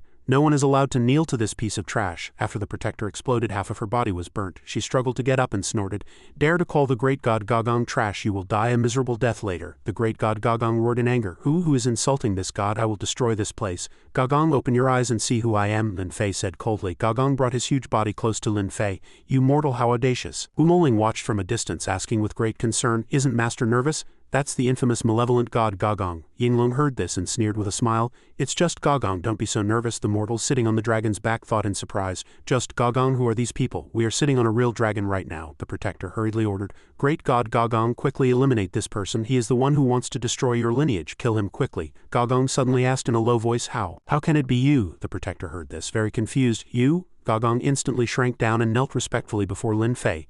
"This humble god Gogong pays his respects to the celestial emperor Lin." "Ah!" The protector's mouth fell open in shock. The members of the Xuanming sect watching from afar were also full of question marks. "Celestial Emperor Lin, my heavens." Lin Fei turned to Gogong and asked in a deep voice, "You didn't die back then. It seems Zhuangshu didn't strike hard enough." Sweat dripped from Gogong's forehead as he replied, trembling, "This humble god is also just a remnant soul, barely surviving. I have repented. I hope the Celestial Emperor Lin will forgive me." "Repented? Look at the good deeds your followers have done." With a point of Lin Fei's finger, a ray of light flashed, and the thousands of illegal and immoral acts committed by the Xuanming sect against the common people instantly appeared in Gogong's mind. He gritted his teeth and cursed inwardly, "These bastards, they clearly want to condemn me to eternal damnation." Gogong was so angry his hair stood on end, and he glared at the protector. The protector hurriedly explained, "Great god Gogong, I am your loyal servant. Everything I did was according to your will. You can't kill me, bastard. You dare to tarnish this god." Gogong suddenly grew larger. He stretched out his angry hand and grabbed the protector. "Trying to drag me down with you, don't even think about it." Lin Fei stood with his hands behind his back and said coldly, "Dealing with your own people so decisively. But do you think I believe you?" Gogong was startled, his heart filled with terror. Gogong took a risk and struck directly at Lin Fei with his palm. He leaned slightly to the side and completely dodged the attack. Gogong's powerful palm swept past the village, pierced through the mountain peak, instantly flew out of the earth and shot into space. Gogong retracted his hand and said in surprise, "Celestial Emperor Lin actually dodged my primordial spirit blade." Lin Fei was lost in thought, silent. Gogong seized the opportunity and laughed loudly. I understand. Ha ha ha, you were seriously injured. You were actually seriously injured once." He pointed at Lin Fei's face and said, "I was wondering why I couldn't feel that terrifying divine sense of yours that enveloped the entire mortal world. It turns out your strength has been depleted so much." Wugu crossed her arms over her chest and sighed softly. Alas, the Six Paths Demon Venerable and the Heavenly Venerable were powerhouses of the same level, the only ones, back then when the Heavenly Venerable slew him. He also had to do his utmost to protect Empress Jiawang from being completely obliterated by the power of the Six Paths of Reincarnation. How could he not be severely injured? Gogong roared angrily. "Lin Fei, now that you are no longer the high and mighty Celestial Emperor, you still dare to make me kneel before you. Today will be your death day." After speaking, Gogong put his hands together, and the mark on his head suddenly shone with a brilliant light. Lin Fei flew up lightly, his entire body enveloped in a faint halo. He said calmly, "Even if your true body were here, if I wanted to kill you, it would be no more than crushing an ant." Gogong snorted, "I don't believe the Six Paths Reincarnation Demon Venerable could injure you." "Ha, they say you two traverse the past and future, sweeping across the multiverse. I think the one injured by him is not worthy of being mentioned in the same breath as the Demon Venerable." I was injured, but he died," Lin Fei replied with a cold face. Hearing this, Gogong's expression changed drastically. He shouted in a panic, "Impossible. He is a top existence in the demon world. Not only is his status on par with the celestial world, but even surpasses it, making the entire celestial world tremble in fear. He controls the ultimate mysteries of the Six Paths, and life and death are in his grasp. To tamper with the will of heaven is but a thought. How could he die? The 5 celestial emperors of the celestial world were no match for the demon venerable. How could you?" "Absolutely impossible," Lin Fei replied in a deep voice. "The Six Paths is indeed very strong. He can be considered the only one in all the heavens and myriad worlds who can match me. Unfortunately, he shouldn't have angered me." Lin Fei raised his hand and condensed a small energy ball in front of his chest. "Impossible, absolutely impossible. He is bluffing." Gogong was unwilling to believe what he had just heard, and immediately transformed into a giant in anger, rushing towards Lin Fei. "Stop being stubborn. Now that your cultivation has been greatly damaged, you should just accept your death. Go to hell." Gogong threw a heavy punch straight at Lin Fei. The force of the attack spread out, shattering the surrounding ground and filling the air with dust.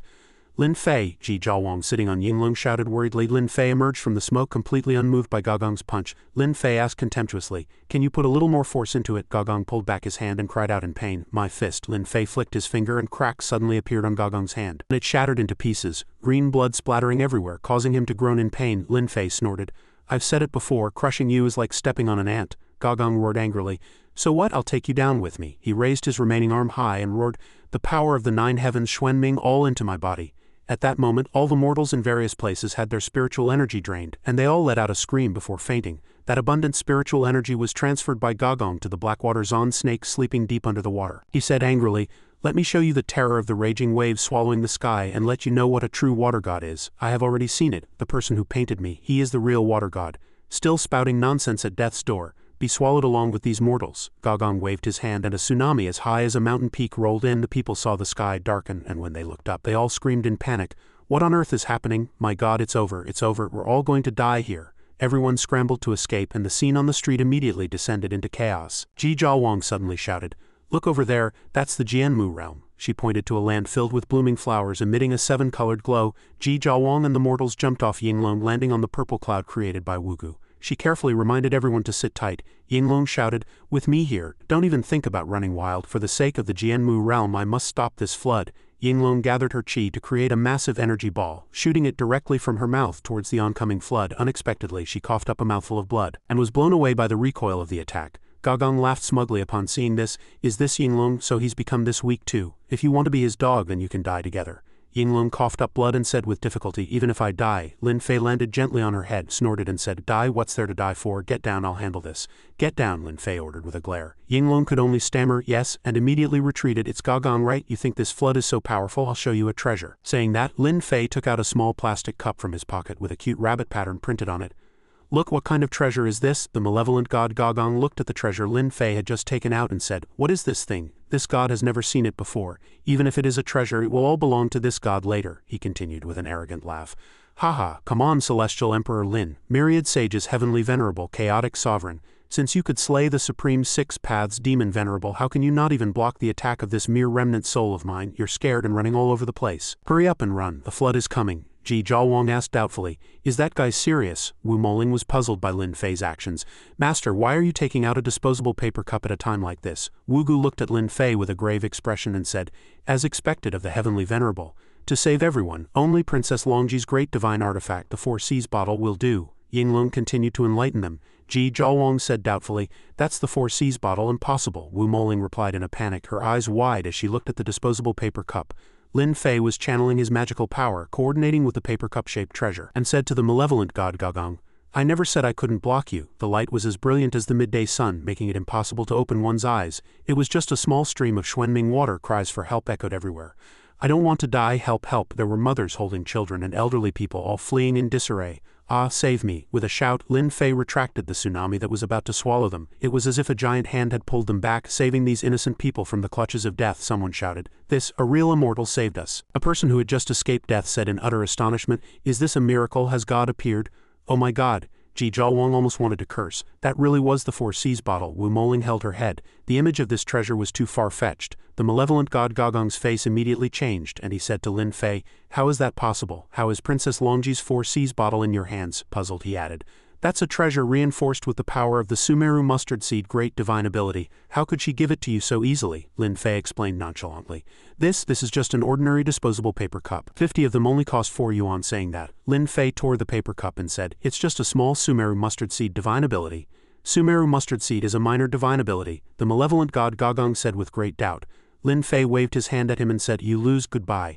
"No, no," the malevolent god Gogong roared and slowly disappeared. Lin Fei said with certainty that from now on there would be no more Gogong in the world. The crowd knelt before Lin Fei. "Thank you, great God, for eliminating evil for the people. From now on we can live normal lives." A person representing them came out and said respectfully to Lin Fei, "Heavenly Venerable Lin, now that Gogong is dead, we hope the Heavenly Venerable can bestow a new name upon our city." Thousands of people knelt before Lin Fei, shouting in unison, "We hope Heavenly Venerable Lin will bestow a name." Wugu looked at him kindly, and Lin Fei pointed to the sky and said loudly, "From now on this place will be called Wu City. In the future there can only be one faith, the 10 Witches of Spirit Mountain." Many people heard this and repeated the name 10 Witches of Spirit Mountain in confusion. Then they knelt before Lin Fei and Wugu with immense respect. "We obey Celestial Emperor Lin's decree." Greetings to Wugu, Wugu said very kindly. "Everyone please rise, there's no need for such ceremony." Ji Jiawang asked Lin Fei, "Was the paper cup you just took out the Four Seas bottle?" Lin Fei joked with Ji Jiawang, replying, "That was just a paper cup. If you want one I'll make 2 for you." Wugu looked at Ji Jiawang and said, "Wugu greets the master's wife." Ji Jiawang was about to bow to Wugu but was stopped by Lin Fei. Lin Fei said, "The 10 witches have always respected their teachers. As the master's wife, if you bow to Wugu, what is she to do?" Then he turned to Wugu and said, Wugu, if you wish, after the spiritual energy recovers, I will allow this remnant soul of yours to live long in this mortal world. Wugu said emotionally, this remnant soul of mine has been in the mortal world for 3,000 years, to be able to see the heavenly venerable again, and to see the descendants of the 10 witches, I am already content. Lin Fei looked at her and said with certainty, that's fine too, then we will meet again in the celestial realm another day. Wugu respectfully bowed to Lin Fei and said, we will meet again in the celestial realm. Wugu turned her head to look at Wu Moling and said, come here, the divine witch bloodline within you is too faint, I will help you awaken and unlock it. Wu Moling gave a respectful bow and said, thank you, Ancestor Wugu, for your great kindness. Then Wugu extended her hand and transferred power to it. In a short while she created a formation. She personally cremated herself, transforming into the blood of the 10 witches of Spirit Mountain, which could enhance the bloodline within Wu Moling. Wu Moling was surprised by Wugu's action and wanted to stop her, but Lin Fei held her back, saying this is her choice. Wu Moling shed tears of emotion and stammered, Ancestor, this is the purest blood of the 10 witches of Spirit Mountain, and also the blood of the soul essence. It was formed by burning her remnant soul. Lin Fei advised Wu Moling to accept it and not to fail her good intentions. Wu Moling had no choice but to accept it, although she was reluctant. The soul essence immediately merged into the space between Wu Moling's eyebrows, and a force seemed to surge from within her. Wu Moling struggled to control it. Lin Fei asked Wu Moling how she felt after her body received the immense power. Having just merged with the blood of the soul essence, Wu Moling's appearance changed. She looked colder and she said, my witch curse has been activated. At the same time, in another place, a person wrapped in bandages like a mummy felt the pain of the witch curse flare up again. He thought, so that's his granddaughter, well done, a mere lesser witch dares to force my witch curse to act up. You have some nerve. He concentrated his power in his 5 fingers, creating several eerie flames. A little witch who doesn't know her place. Saying that, he pressed his entire palm on his chest, creating a letter mark as if sealing something within his body. At this moment Wu Moling looked up at the sky in a panic. What is that? A strange character appeared above her head. Then the character changed, creating a powerful pushing force that shoved Wu Moling, causing her to kneel on the ground and fall heavily. Ji Zhaowang helped Wu Moling up, concerned for her. Moling, wake up. Wu Moling gasped for breath with difficulty. Lin Fei walked over and asked her, what did you see? Wu Moling replied in a low voice, that person used the character Tien to suppress the witch curse. Then she continued, my grandfather was the strongest of the 10 witches lineage in 3,000 years. This witch curse was cast by him at the cost of his life, along with the witch gods Ji, exhausting all his power. At this moment Ji Zhaowang thought, grandfather, she is also here because of me. Wu Moling said sadly, grandfather, how could this be? In addition, Lin Fei was also pondering this character Tien. Lin Fei eagerly asked Wu Moling, do you feel where that person is? The witch curse my grandfather left should be in Mingzhu City, but that person has already sealed the witch curse and also severed my connection to it. Wu Moling looked at Lin Fei and seriously answered everything she knew. Lin Fei replied quickly, I understand. Lin Fei analyzed the situation alone. The character Tien, heavenly demon god sealing incantation, so it's not my successor but Lin Yuan's successor. At the same time Ji Zhaowang spoke up, in Mingzhu City? Hearing Ji Zhaowang's words, Lin Fei seemed to know her worries. He patted her head, gently comforting her, which was also a firm promise, don't be afraid, I'm here. Ji Zhaowang immediately felt at ease. Lin Fei proposed the next plan. After ushering in the era of cultivation, they would go to Mingzhu City. At the same time he also had his next step in mind. There's still a descendant in Mingzhu City. That guy isn't very reliable. He's playful and has no interest in cultivation, but he might be useful. After all, I also need the spiritual energy to recover. It's been 3,000 years. The world has no spiritual energy and it's recovering too slowly. Ji Zhaowang asked Lin Fei with concern, by the way, Lin Fei, what realm are you in now? Lin Fei heard this, fell silent for a moment, and then said calmly, my primordial spirit was struck by a blade, leaving behind a wound of the great Tao. Even though my primordial spirit is immortal and indestructible, I cannot use my divine sense. As for my cultivation, it's just a mere celestial emperor realm. At this moment Wu Moling had a question, so she raised her right hand and asked, Master, what does the celestial emperor realm mean? Lin Fei analyzed that Heotian, the queen mother of the West, Yi Jun and Dongwang Tai were at the celestial emperor realm. As soon as Lin Fei finished speaking, everyone cried out in horror. That's still called a mere celestial emperor realm. Those people were all the supreme rulers of the mythological world. Lin Fei instructed, alright, let's go. Lin Fei tore open half the sky and he and everyone else flew in, heading to another place. The people knelt on the ground one after another, shouting, they are immortals, all immortals, immortals, they've gone to the celestial realm. Someone hurriedly reminded each other, quick, quick, kowtow. A crack appeared in another darker, more eerie sky. Lin Fei, Ji Zhaowang, Wu Moling and Yinglong had arrived at their destination. This is the Jianmu realm, where the Jianmu that connects heaven and earth is located. Ji Zhaowang said timidly and fearfully, This is the Jianmu realm, how is it? Not at all like I imagined. Yinglong looked around and said, compared to what I've seen before, it is a bit too gloomy. Wu Moling and Ji Zhaowang hugged each other in fear and said, there won't be ghosts here, will there? Lin Fei guessed, ghosts? Maybe that guy has noticed me. It was an unusual signal from a strange little grass in the gloomy forest. Suddenly an unidentified object appeared, running out of the dense bushes.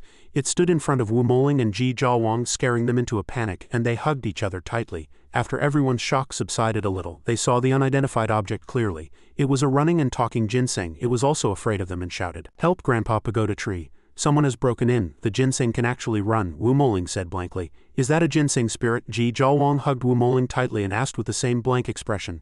At this moment, Lin Fei looked at the two of them and explained, "This is just a little ginseng spirit.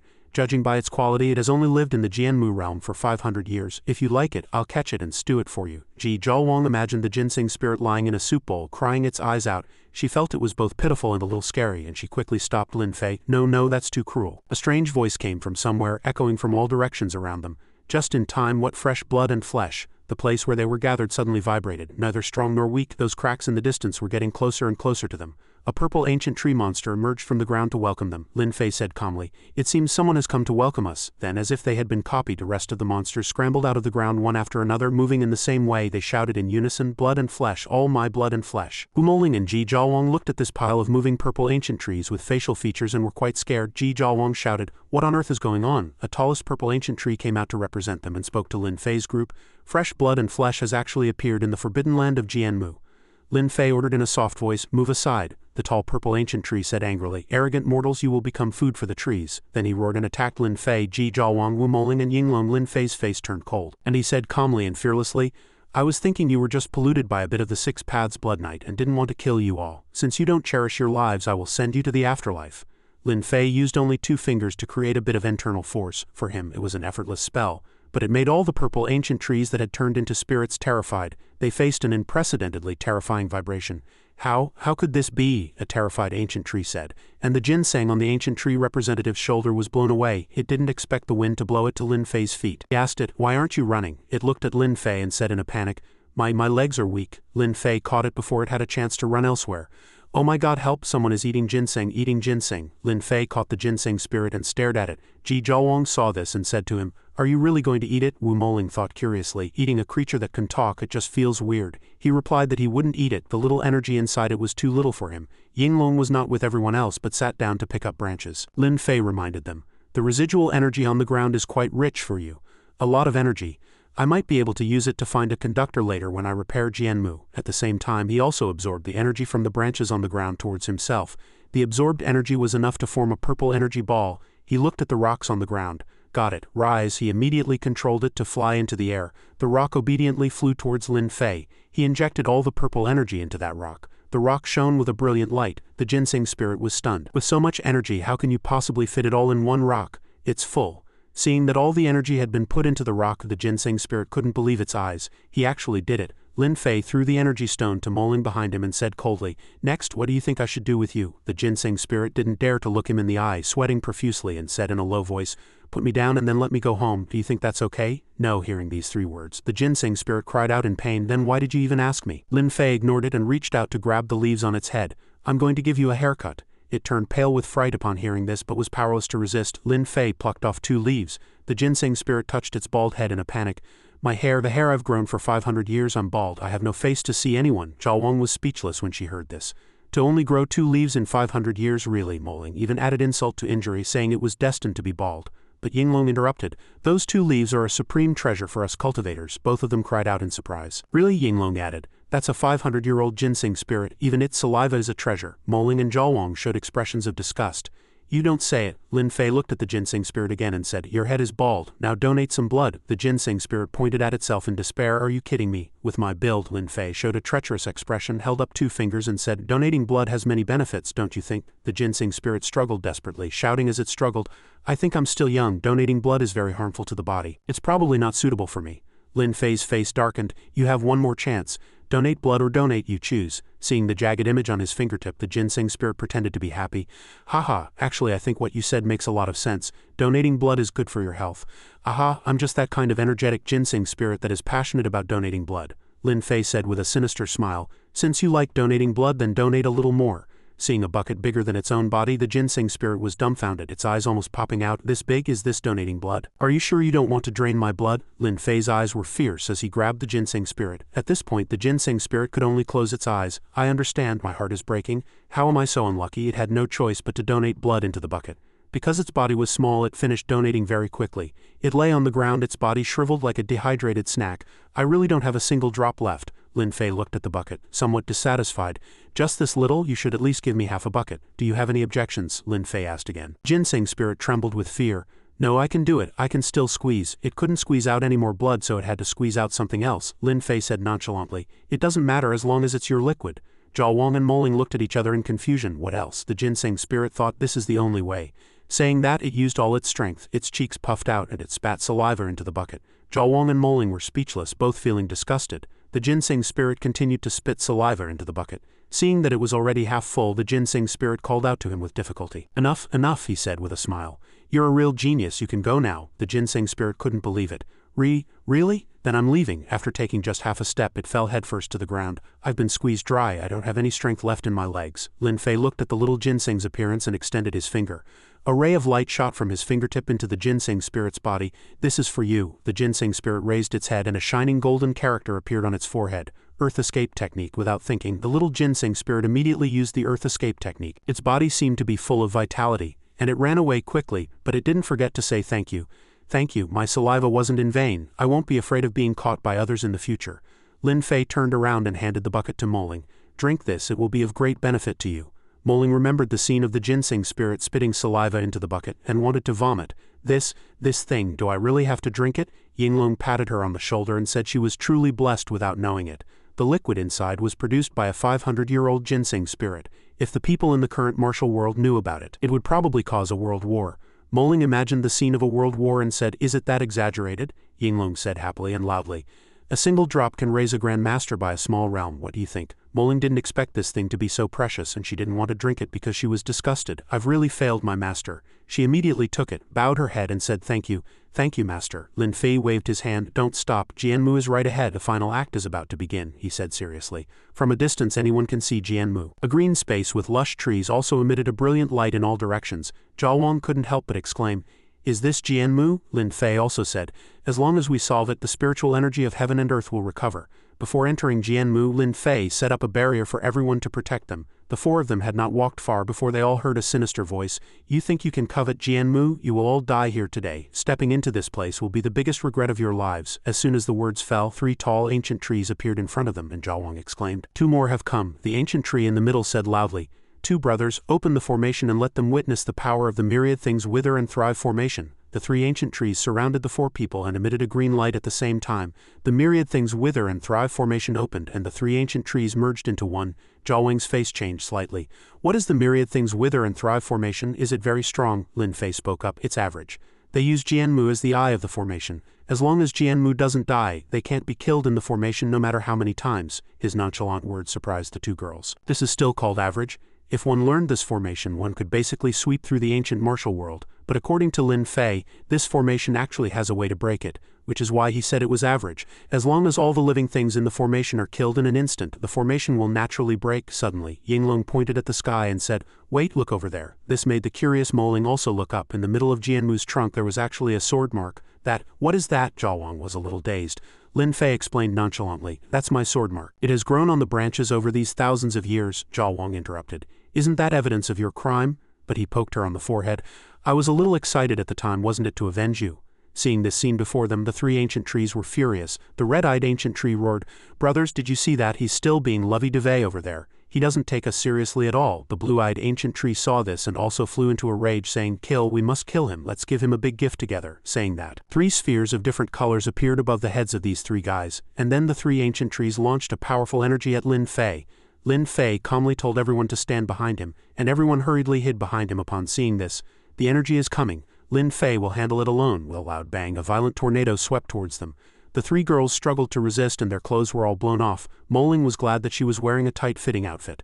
But even if she wore more clothes, they would be torn apart by the wind. Lin Fei opened his mouth and said, not bad. The myriad things wither and thrive formation is indeed as mediocre as ever. The 3 ancient trees were stunned, constantly saying, how is that possible? That was our strongest attack just now and he's completely unharmed. He raised his hand. The myriad things wither and thrive formation actually has other uses. Heavenly 5 elements seal wood art. Myriad things wither and thrive reverse. The 3 ancient trees were all stunned and one of them showed a look of horror. Oh no, he has reversed the formation. Jianmu is absorbing our nutrients. The 3 guys screamed in pain. How could this be? It's over. It's all over. Lin Fei watched as the 3 ancient trees were drained of their nutrients and fell, instantly turning into 3 withered logs. He stepped forward, looked up and said, "Come down." A voice then came from Jianmu in response, "Why can you still speak at the feet of this venerable one?" After Lin Fei eliminated the ancient tree spirits, Zhao Wang turned and asked, "Didn't you say that under Jianmu there is no sound, no shadow?" Then she pointed at herself. "Hey, I can too," Lin Fei announced loudly. "Jianmu's petty laws have no effect on me." After hearing Lin Fei's words, Moling and Zhao Wang thought at the same time, "Petty Jianmu, only you would say something like that." Suddenly a threatening voice sounded, seemingly angered. "What a petty Jianmu law, you're quite bold." Zhao Wang asked in fear, "Who is that?" Moling was equally curious, adding, "Is it a man or a woman?" Although Lin Fei was looking at it, he was also paying attention to the people behind him. Hearing everyone's questions, he answered softly, "It is the spiritual intelligence of Jianmu. Unfortunately, it has been polluted by the 6 Paths Blood Night." Yinglong seemed to know something, she asked, but her tone was as if she already knew the answer. "The strange tree spirit produced by Jianmu," Zhao Wang said. "Spiritual intelligence of this level has been polluted?" Moling interjected with a sneer. "Haha, the spiritual intelligence of Jianmu is me. I am Jianmu. This empty shell is just my nourishment." Lin Fei looked at it and said, "This venerable one can let you live, but you cannot touch Jianmu." It looked at Lin Fei contemptuously, not expecting Lin Fei to be so arrogant. "Allow me to live?" After it finished speaking, it burst into laughter. "Haha, why should I need your permission? I am Jianmu. I am the master of this plane." He pointed at the sky and roared furiously.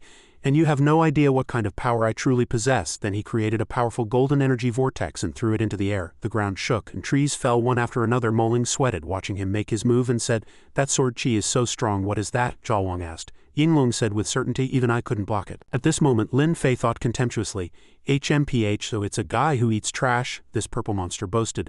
"This is my support, a power you mortals cannot imagine. Do you know what this is? It's the sword chi that once cut down Jianmu." After hearing this, everyone looked at Lin Fei in unison. Lin Fei just said, "Don't look at me. Who would have thought that someone would pick up that sword chi and treat it as a treasure?" This purple monster boasted in vain, but no one showed the expression he expected. He roared somewhat furiously, "What kind of expressions are these? Why aren't you kneeling when you see such a miracle? It seems I'll have to let you experience the power of this sword firsthand." As soon as the words fell, it rushed straight at Lin Fei, intending to attack him. It swung a slash from a distance, and a brilliant golden sword chi flew through the air at high speed, tearing the air apart. In contrast to that frantic appearance, Lin Fei just gently raised his finger and said, "Long time no see, come back." Before it could figure out the situation, it could only scream in panic, "What's going on?" To its shock, all the powerful and deadly energy it released flowed into Lin Fei's hand. It entered his body as if returning to its own home. Lin Fei commented nonchalantly, It's indeed very fierce, no less than my usual state." Then he flew up leisurely and asked softly, "Do you want to know why I can absorb that sword chi?" Saying that, Lin Fei pointed his finger at its forehead. "Let it see your true face, see for yourself," it cried out in surprise. "This is Celestial Emperor Lin." Lin Fei's past figure emerged like a slap to its face. Lin Fei made it remember its forgotten past, a battle between it and the Celestial Emperor. Jianmu cried out in surprise, This is." The two faced each other in a stalemate for a long time, then attacked at the same time. One gold, one purple, clashing with difficulty. The two of them made the surrounding heaven and earth spin, and the two forces fiercely confronted each other. When the past ended, it was when that monster's heart was pierced by a strong light. It cried out in despair. That was the slash of sword chi that had cut through its body back then. As it grew weaker, it gasped, So, it repeated this word, as if recalling something it never wanted to mention again. Lin Fei said coldly to the monster, "It seems you can't bear what I see at all." At the same time, tens of thousands of crisscrossing cracks began to appear on its body. The cracks collapsed, causing its body to gradually disappear, and it spoke with difficulty.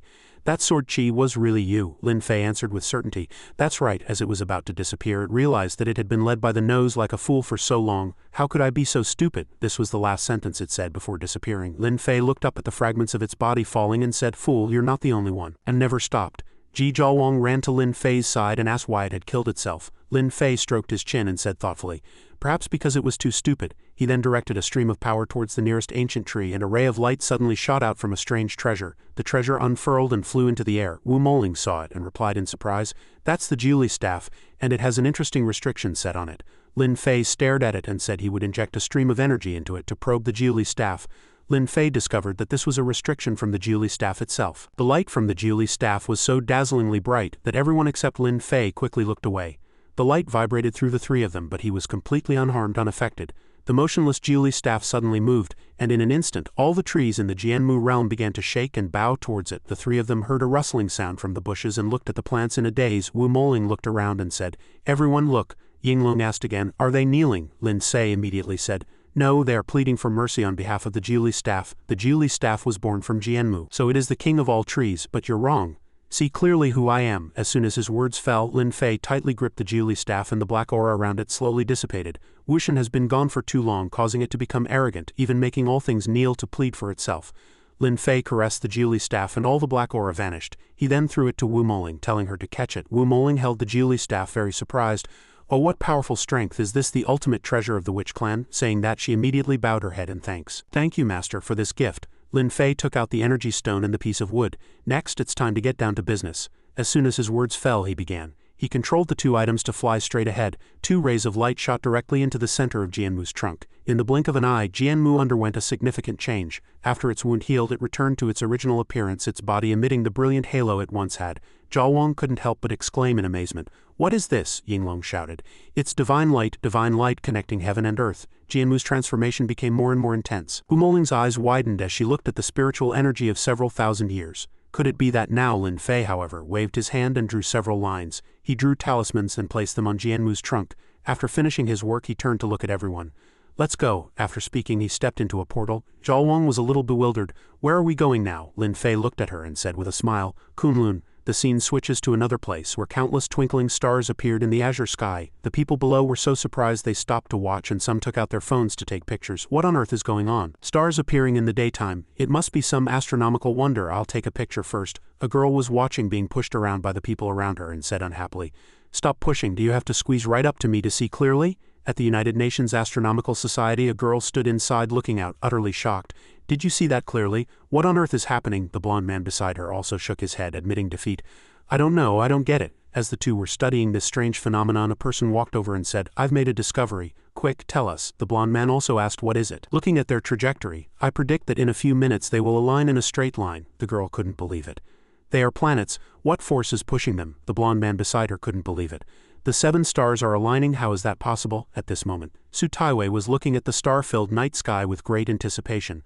I heard that on the day the spiritual energy recovers, there will be a very conspicuous celestial phenomenon. It must be this alignment of the 7 stars. As soon as her words fell, a scene of 7 stars shining with magnificent heavenly might immediately appeared in the sky.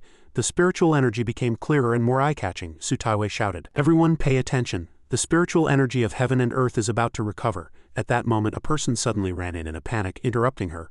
Palace Master, a large number of martial artists are swarming the base of Kunlun Mountain. I'm afraid they're here to fight with us for the first wisp of spiritual energy. Outside, a group of people rushed up to fight, trampling each other, just to seize it. The first person to absorb that wisp of spiritual energy must be one of us. This group of people, while trying to take down their opponents on the way, taunted and provoked each other. Dare to compete with me? Watch me twist your head off. The first wisp of spiritual energy must be mine. Seeing so many people coming to fight, she shouted in a panic. Everyone stop. The first wisp of spiritual energy must belong to our Tushita Palace. Seeing Taiwei like this, the people below began to whisper, Is the Palace Master even getting anxious? Is that what you call anxious? It's more like she's cursing her head off. At this moment, Mo Li and her group also arrived. She said, Everyone keep up. This is the peak of Kunlun Mountain. Seeing more people arrive, Su Taiwei shouted angrily, Those zither-playing street performers want to fight us for the spiritual energy too? Get rid of them. Palace Master Mo, are you also here for the first wisp of spiritual energy? Palace Master Mo looked at her with a smile and said, Was I supposed to come for the second? Taiwei shouted, The first wisp of spiritual energy belongs to our Tushita Palace. We are the leaders of the ancient martial world. Our great sect is a myth in the ancient martial world. Palace Master Mo was not to be outdone. She also said loudly, I am the pinnacle of music in the world, a god in the music world. Su Taiwei cursed loudly. It seems Sect Master Mo wants to clash with our Tushita Palace. A clash it is. Who's afraid of who? No one backs down. Su Taiwei immediately ordered her disciples, Brothers of Tushita Palace, draw your swords. While this side played with swords, Palace Master Mo's side also took out their instruments and played their music. You were the one who wanted to separate. So separate we did. Now a few words from the only man in the crowd left the rest speechless again. Su Qingfei said with a smile, Is this the sound sect? Su Mingyue beside him said sarcastically, You dare to sing a catchy pop song from hundreds of years ago. Su Taiwei smiled, Brothers, kill them. The first wisp of spiritual energy is ours. Just as the people of Tushita Palace were about to charge, they suddenly stopped and looked down. Another portal had appeared on the ground. A voice came from within.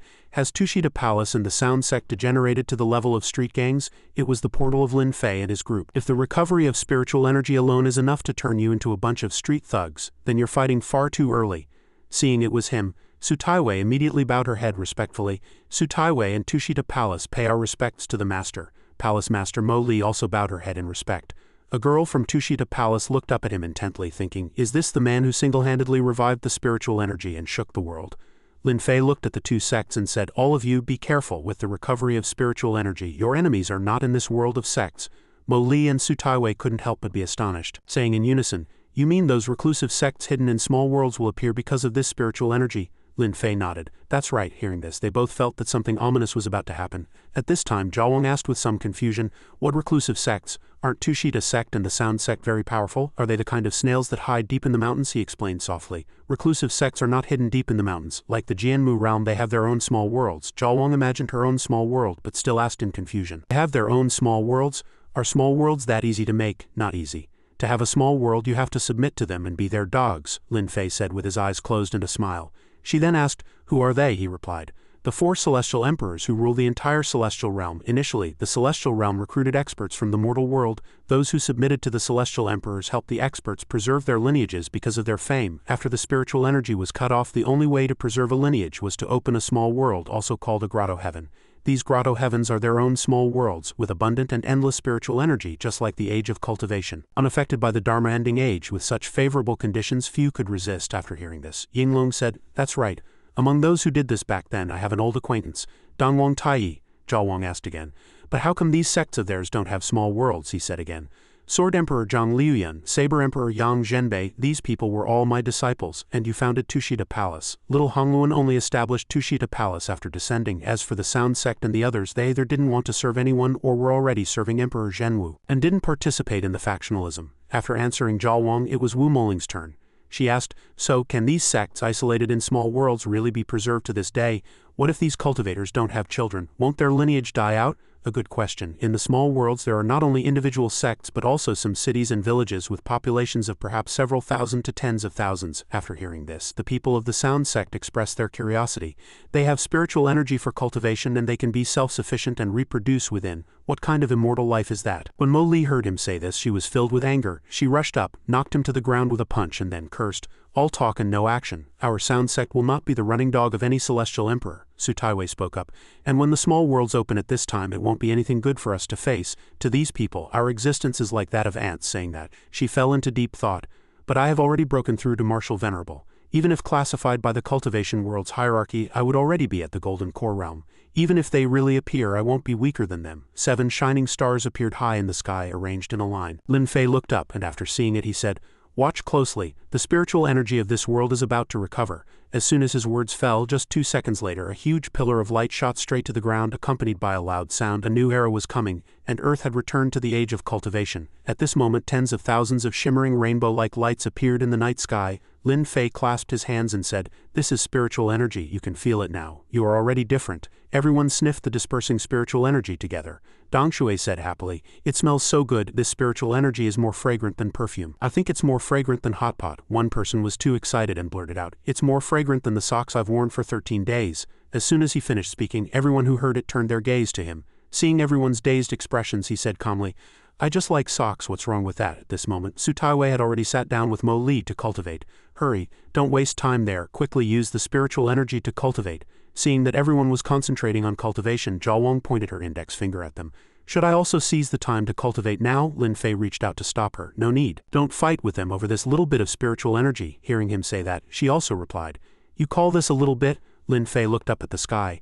Also, some guys are coming to cause trouble. Hearing him say that, she also squinted and looked up. Is there anyone? Why can't I see them? Wu Moling was curious. Is there a spaceship in the sky? At this moment, a very dazzling object appeared in the sky, and everyone's eyes widened in surprise. Slowly it revealed a gap, and inside was a unique complex of buildings. Zhao Wang blurted out, Yunhua Palace, it looks so much like a fairyland, he retorted. It's not a fairyland, it's just a small world. Yunhua is the title of the 23 Yunhua ladies. The Queen Mother of the West Yunhua Palace is the inheritance of her lineage. Subsequently, a man and a woman in Taoist robes flew down from Yunhua Palace. Wu Moling saw someone come out and opened her mouth wide. Someone's coming out. The person who just came out had a displeased look on his face. How audacious. Kunlun Mountain is where my Yunhua Palace is located. How dare a group of thieves like you come to seize the fortune of the spiritual veins? Saying that, he even pointed at the people below. Su Taiwei disagreed with the two of them. We came to this place first. How can you call it seizing your spiritual veins' fortune? After hearing this, the female disciple of Yunhua Palace spoke up. Golden Core Realm, you have some skill. Do you want to join our Yunhua Palace? Su Taiwei's face was cold, her eyes fixed on the 2 disciples of Yunhua Palace as she said coldly, a mere body-tempering realm grandmaster is not qualified to lecture me. The female disciple was enraged and was about to make a move, but the person next to her stopped her. "No rush, Master and the others will be here soon. Let's see how long she can be arrogant." Su Taiwei felt a little smug in her heart. The cultivators of this small world are not that impressive after all. As long as I have such excellent talent, I can crush them even without spiritual energy. Zhao Wang stood by his side. Lin Fei said softly, "The people from this small world aren't strong, they're just the lowest-ranking disciples of Yunhua Palace." As soon as his words fell, Zhao Wang's face became uneasy. Just the lowest-ranking? Look, they're here." After that, another group of Yunhua Palace disciples flew out on their swords. At this time, Taiwei also became a little worried. How could this be? A mere Yunhua Palace has countless Qi-refining grandmasters and countless body-tempering great-grandmasters, and even dozens of golden core martial venerables. At that moment a soft shout was suddenly heard. "Whoever has absorbed a mouthful of spiritual energy, cripple your own cultivation." Hearing this, the two girls spoke up indignantly. "We're just passing by. On what grounds?" At the same time, a blue-haired elder named Yunjiang was cursing. "If you don't cripple your own cultivation, then I can help you." Taiwei on the ground watched her form a sword out of Qi, breaking into a cold sweat. She didn't expect her to be able to form a sword out of Qi. That wasn't an ordinary move, but just a pure release of spiritual energy. Li was equally surprised. This move consumes spiritual energy extremely quickly. For her to use it like this, just how strong is she? Lin Fei calmly told everyone to move aside and let him handle it. He also snapped his fingers and said, "Allow me to say one thing. Of the spiritual energy here, I want 90%. In an instant, the spiritual energy of Kunlun gathered and transformed into dragons. They coiled and then opened their mouths to roar fiercely.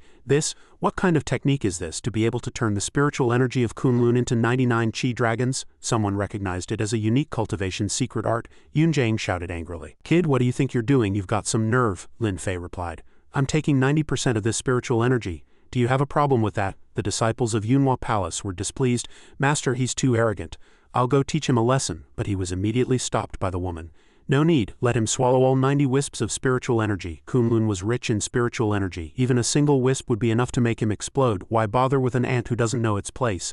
Lin Fei calmly absorbed the spiritual energy, then let out a big burp. However, these 90 wisps did little to heal his injuries. Still too little. The disciples of Yunhua Palace turned pale. That kid had actually swallowed 90 wisps of spiritual energy? How was that possible? Lin Fei leisurely wiped his mouth with a napkin and snorted again. "Is this all Kunlun's spiritual energy has to offer? How boring." At this point, all the disciples of Yunhua Palace felt immense indignation. That guy dared to say Kunlun's spiritual energy was so meager. He looked so punchable. I want to rush down and brute him to death right now. Seeing this, Yunjiang spoke up. "All right, since everyone feels this way. Disciples of Yunhua Palace, listen to my command, take this man down. Refine all the spiritual energy from his body." The disciples were ready, swords in hand. In an instant, countless sword Qis took form and shot straight at Lin Fei. He calmly took out a bottle and sucked the spiritual energy into it. Zhao Wang was extremely anxious at the side. "Hey Lin Fei, they're about to attack you." But he replied in an extremely calm tone, "Is that so? Are they really going to make a move with such meager skills? You really want to practice with me?" Yan Guang looked at the bottle in his hand and said, "Kid, that bottle you have, the Zhao Wang treasure bottle. Come back with us to Yunhua Palace and I can spare your life." He then thought to himself, that thing must be the treasure bottle to be able to absorb so much spiritual energy. Lin Fei said coldly, "And if I say no?" Then he capped the bottle. Yunjiang was very annoyed. She cleared her throat and shouted, "This is not up to you. If you know what's good for you, listen to us obediently. After we refine the spiritual energy in your body, we can still spare your life. Otherwise, we'll show no mercy." Feeling that killing intent, Su Taiwei's spine went cold. What a strong presence. I can't withstand such an attack at all. Li's eyes widened in terror. That's a move only a nascent soul cultivator can use. Lin Fei smiled faintly. "Show no mercy. Oh, back then, Zhao Wang was so respectful to me, yet she taught such a group of ill-mannered disciples." "Interesting," a female disciple of Yunhua Palace said indignantly. "Immortal dares to speak the name of Lady Yunhua directly. Lady Yunhua is the daughter of the Queen Mother of the West. She would have to be respectful to you. Who do you think you are? What nerve? Haha, are you Dongwang Taiyi or Dijun?" Only Yunjiang and Yanguang were pondering. He actually knew the founder's name. Based on his earlier display, that Qi dragon that swallowed spiritual energy was also extraordinary. So many of us are attacking him together, yet he shows no fear. Yunjiang seemed to have sensed something, and Yanguang was also pondering. Could it really be possible? He then spoke up. "Could you be the myriad sages heavenly venerable?" Su Taiwei chimed in. "You guessed right. This is the myriad sages heavenly venerable." Hearing this, the two immediately knelt down. This junior pays his respects to the heavenly venerable. The disciples of Yunhua Palace looked at each other, puzzled. Why did the two elders kneel? Could he really be the heavenly venerable? Is it that exaggerated? Since the elders are kneeling, we should kneel too. Thus, all the disciples of Yunhua Palace present knelt down. The disciples of Yunhua Palace pay their respects to the heavenly venerable. But Yunjiang found it hard to believe. It was strange. If it were really the myriad sages heavenly venerable, they probably couldn't even withstand his aura. But why was there no aura on this person at all? That's right, she heard that during the battle between the myriad sages heavenly venerable and the six paths reincarnation demon venerable, the heavens and earth changed color. That myriad sages heavenly venerable was probably long dead. The person before them was actually his reincarnation, and at this moment he was carrying the entire spiritual energy of Kunlun. If they captured him, not only would they get the spiritual energy, but also the supreme inheritance of the myriad sages heavenly venerable. Thus she revealed a sinister smile, thinking, I'll take a gamble, turn a bicycle into a motorcycle. Lin Fei had been observing her silently. It seems this little girl of over 1,000 years has some ideas about me. Guessing her intention, the corner of Lin Fei's mouth slightly raised. Since you have ideas about me, I might as well give you a little hope. Zhao Wang looked at him, knowing he was about to start again. Lin Fei stood up and said, Ahem, everyone rise. After my reincarnation I'm just immortal. No need for such grand ceremony. Yunjang looked smug. It was just as she had thought. She thought, my chance has come, my era has come. She also feigned flattery. The heavenly venerable's divine might is unparalleled throughout history. I'm sure your reincarnated body's cultivation is now unfathomably profound. Lin Fei waved his hand and said quickly, stop with the praises, I'm just a humble golden core right now. Yinglong saw this and asked Zhao Wang softly, has he always been like this? Zhao Wang thought for a moment and said with certainty, yes, just like this. At this moment Yunjang finally revealed her true colors. Ha, she laughed out loud. So you're only at the golden core realm, I thought you were something special. Such trash is worthy of our kneeling, you really think highly of yourself. She raised her sword, slandering the myriad sages heavenly venerable. Haha, today in my eyes you're no different from a dog. Seeing her so arrogant, Lin Fei also cooperated by saying softly, so you want to kill me and take my treasures? Seeing him like this, she became even more smug, pointing her sword directly at Lin Fei's face and saying, that's right. The strongest here is only at the nascent golden core stage. I'll kill everyone here, then imprison you. Extract all the top-tier techniques from your mind and then, Lin Fei interrupted her, and then have your way with me and abandon me. Yunjang frowned and shouted, nonsense, who has any relationship with you? I'm talking about skinning you alive and eating your flesh. The sword was already at his neck, yet Lin Fei still teased leisurely. You're only 1,000 years old, too young. I don't like children. Yunjang was so excited her face flushed. That's not the kind of eating I meant. These words fell into the ears of the Yunhua Palace disciples, and the image of reverence they held in their hearts instantly collapsed. Elder Yunjang actually understands that meaning of eating. Oh, my founder Zhao Wang, I can't believe Elder Yunjang knows about this too. My image of Elder Yunjang in my heart has shattered, she said menacingly. I'll kill you right now. Just as she was about to make a move against Lin Fei, someone stopped her. That person said, no need for Elder Yunjang to act. This disciple is willing to fight him. I want to see just how terrifying the myriad sages heavenly venerable is at the same realm as me, Yunjang said with great interest. All right, you've never had a match at the same level in Yunhua Palace. Use him to practice. Zongnan replied, I, Zongnan, am the entirety of Yunhua Palace's most promising genius disciple in 3,000 years to surpass the founder, Lady Yunhua. There's definitely no what if. Hearing the word what if, she disliked it and said to him, there is no what if, even if he is the reincarnation of the myriad sages heavenly venerable. He is only a mortal body. Besides, the two of us are here to hold the line. If he can't handle it, would we just stand by and watch? She looked at Yun Guang. It seemed he was on the same page. Su Taiwei frowned. Those two were really sinister. Mo Li could only sigh, but their strength is too great. What can we do? Zongnan said stubbornly, I won't hold back. Lin Fei said sarcastically, I suggest you don't even try, otherwise it will be ugly when your corpse is in pieces later. Zongnan was excited, his whole body suddenly filled with spiritual power, and he said, good, but I'm the one who's going to make you look ugly. Get him. Just then the clouds in the sky suddenly surged and two streams of light, one black and one white, broke through the air, instantly converging above Zongnan's head. He said smugly, today I'll let you broaden your horizons. The people of Yunhua Palace were all shocked. They looked up and stammered in terror, that's the chaotic cloud crossing. A legendary immortal art, the ultimate killing move of our Yunhua Palace. Even the two elders have not mastered it. Yunjang and Yun Guang showed expressions of joy. Yunjang even praised, not bad, this kid is resolute. It's possible for his talent to surpass the founder. Mo Li was also stunned. No one in the world can block this move, Taiwei added. With such pressure, even my heaven and earth primordial chaos, I'm afraid. Zongnan put his palms together and began to cast the immortal art chaotic cloud crossing. In an instant, the black and white spiritual energies intertwined, creating lightning. Lightning streaked across the sky, accompanied by rumbling thunder. Lin Fei observed for a moment and said to Yinglong, take them and the others and leave this place. Hearing this, Yinglong asked blankly, huh? Seeing her dazed, Zhao Wang walked over and said, let's go, if we don't we'll all die. He's buying us time. Although Mo Li was a little confused, she cooperated with him. Yinglong quickly transformed into a dragon, carrying everyone away from this place. Seeing Yinglong take flight, the crowd was in an uproar. Is that Yinglong? Heavens, it's really Yinglong, according to Lady Yunhua's records. Didn't it die at the hands of Dongwang Tai? Zhao Wang looked at Lin Fei, getting tired of his acting. She had really gone to great lengths. On Zongnan's side he was still full of excitement.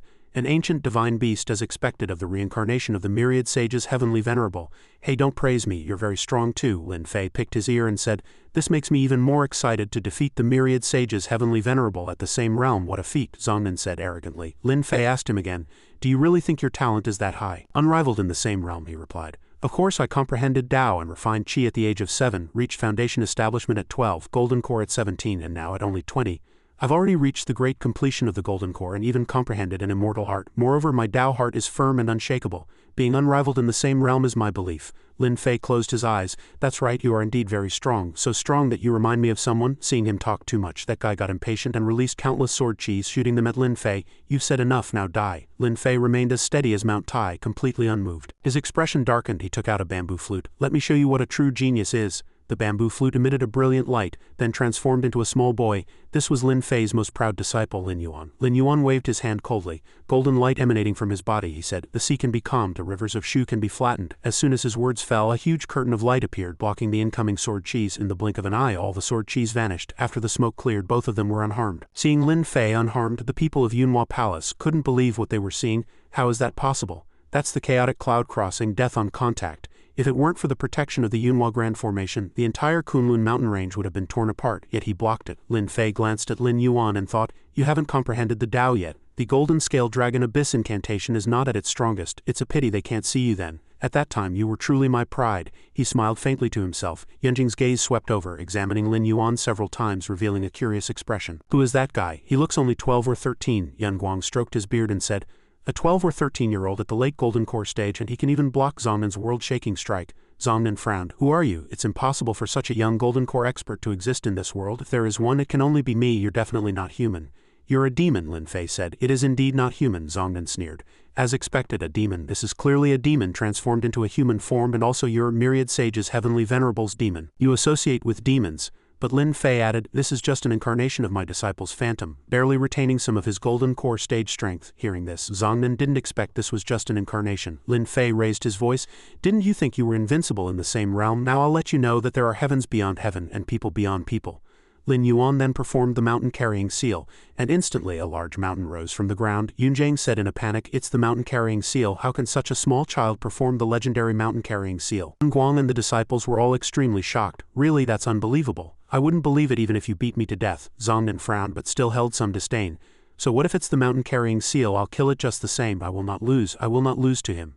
Instantly, a sword qi shot directly from his body. He wanted to use this sword qi to split the mountain, but he didn't expect that the mountain not only scattered all his sword qis but also crushed him to the ground in one go. Then Yunjang and Yan Guang formed swords from their qi. Zongnan, hurry and save him. One after another, sword qis flew up and slashed at the mountain. In an instant, the mountain was split into several pieces.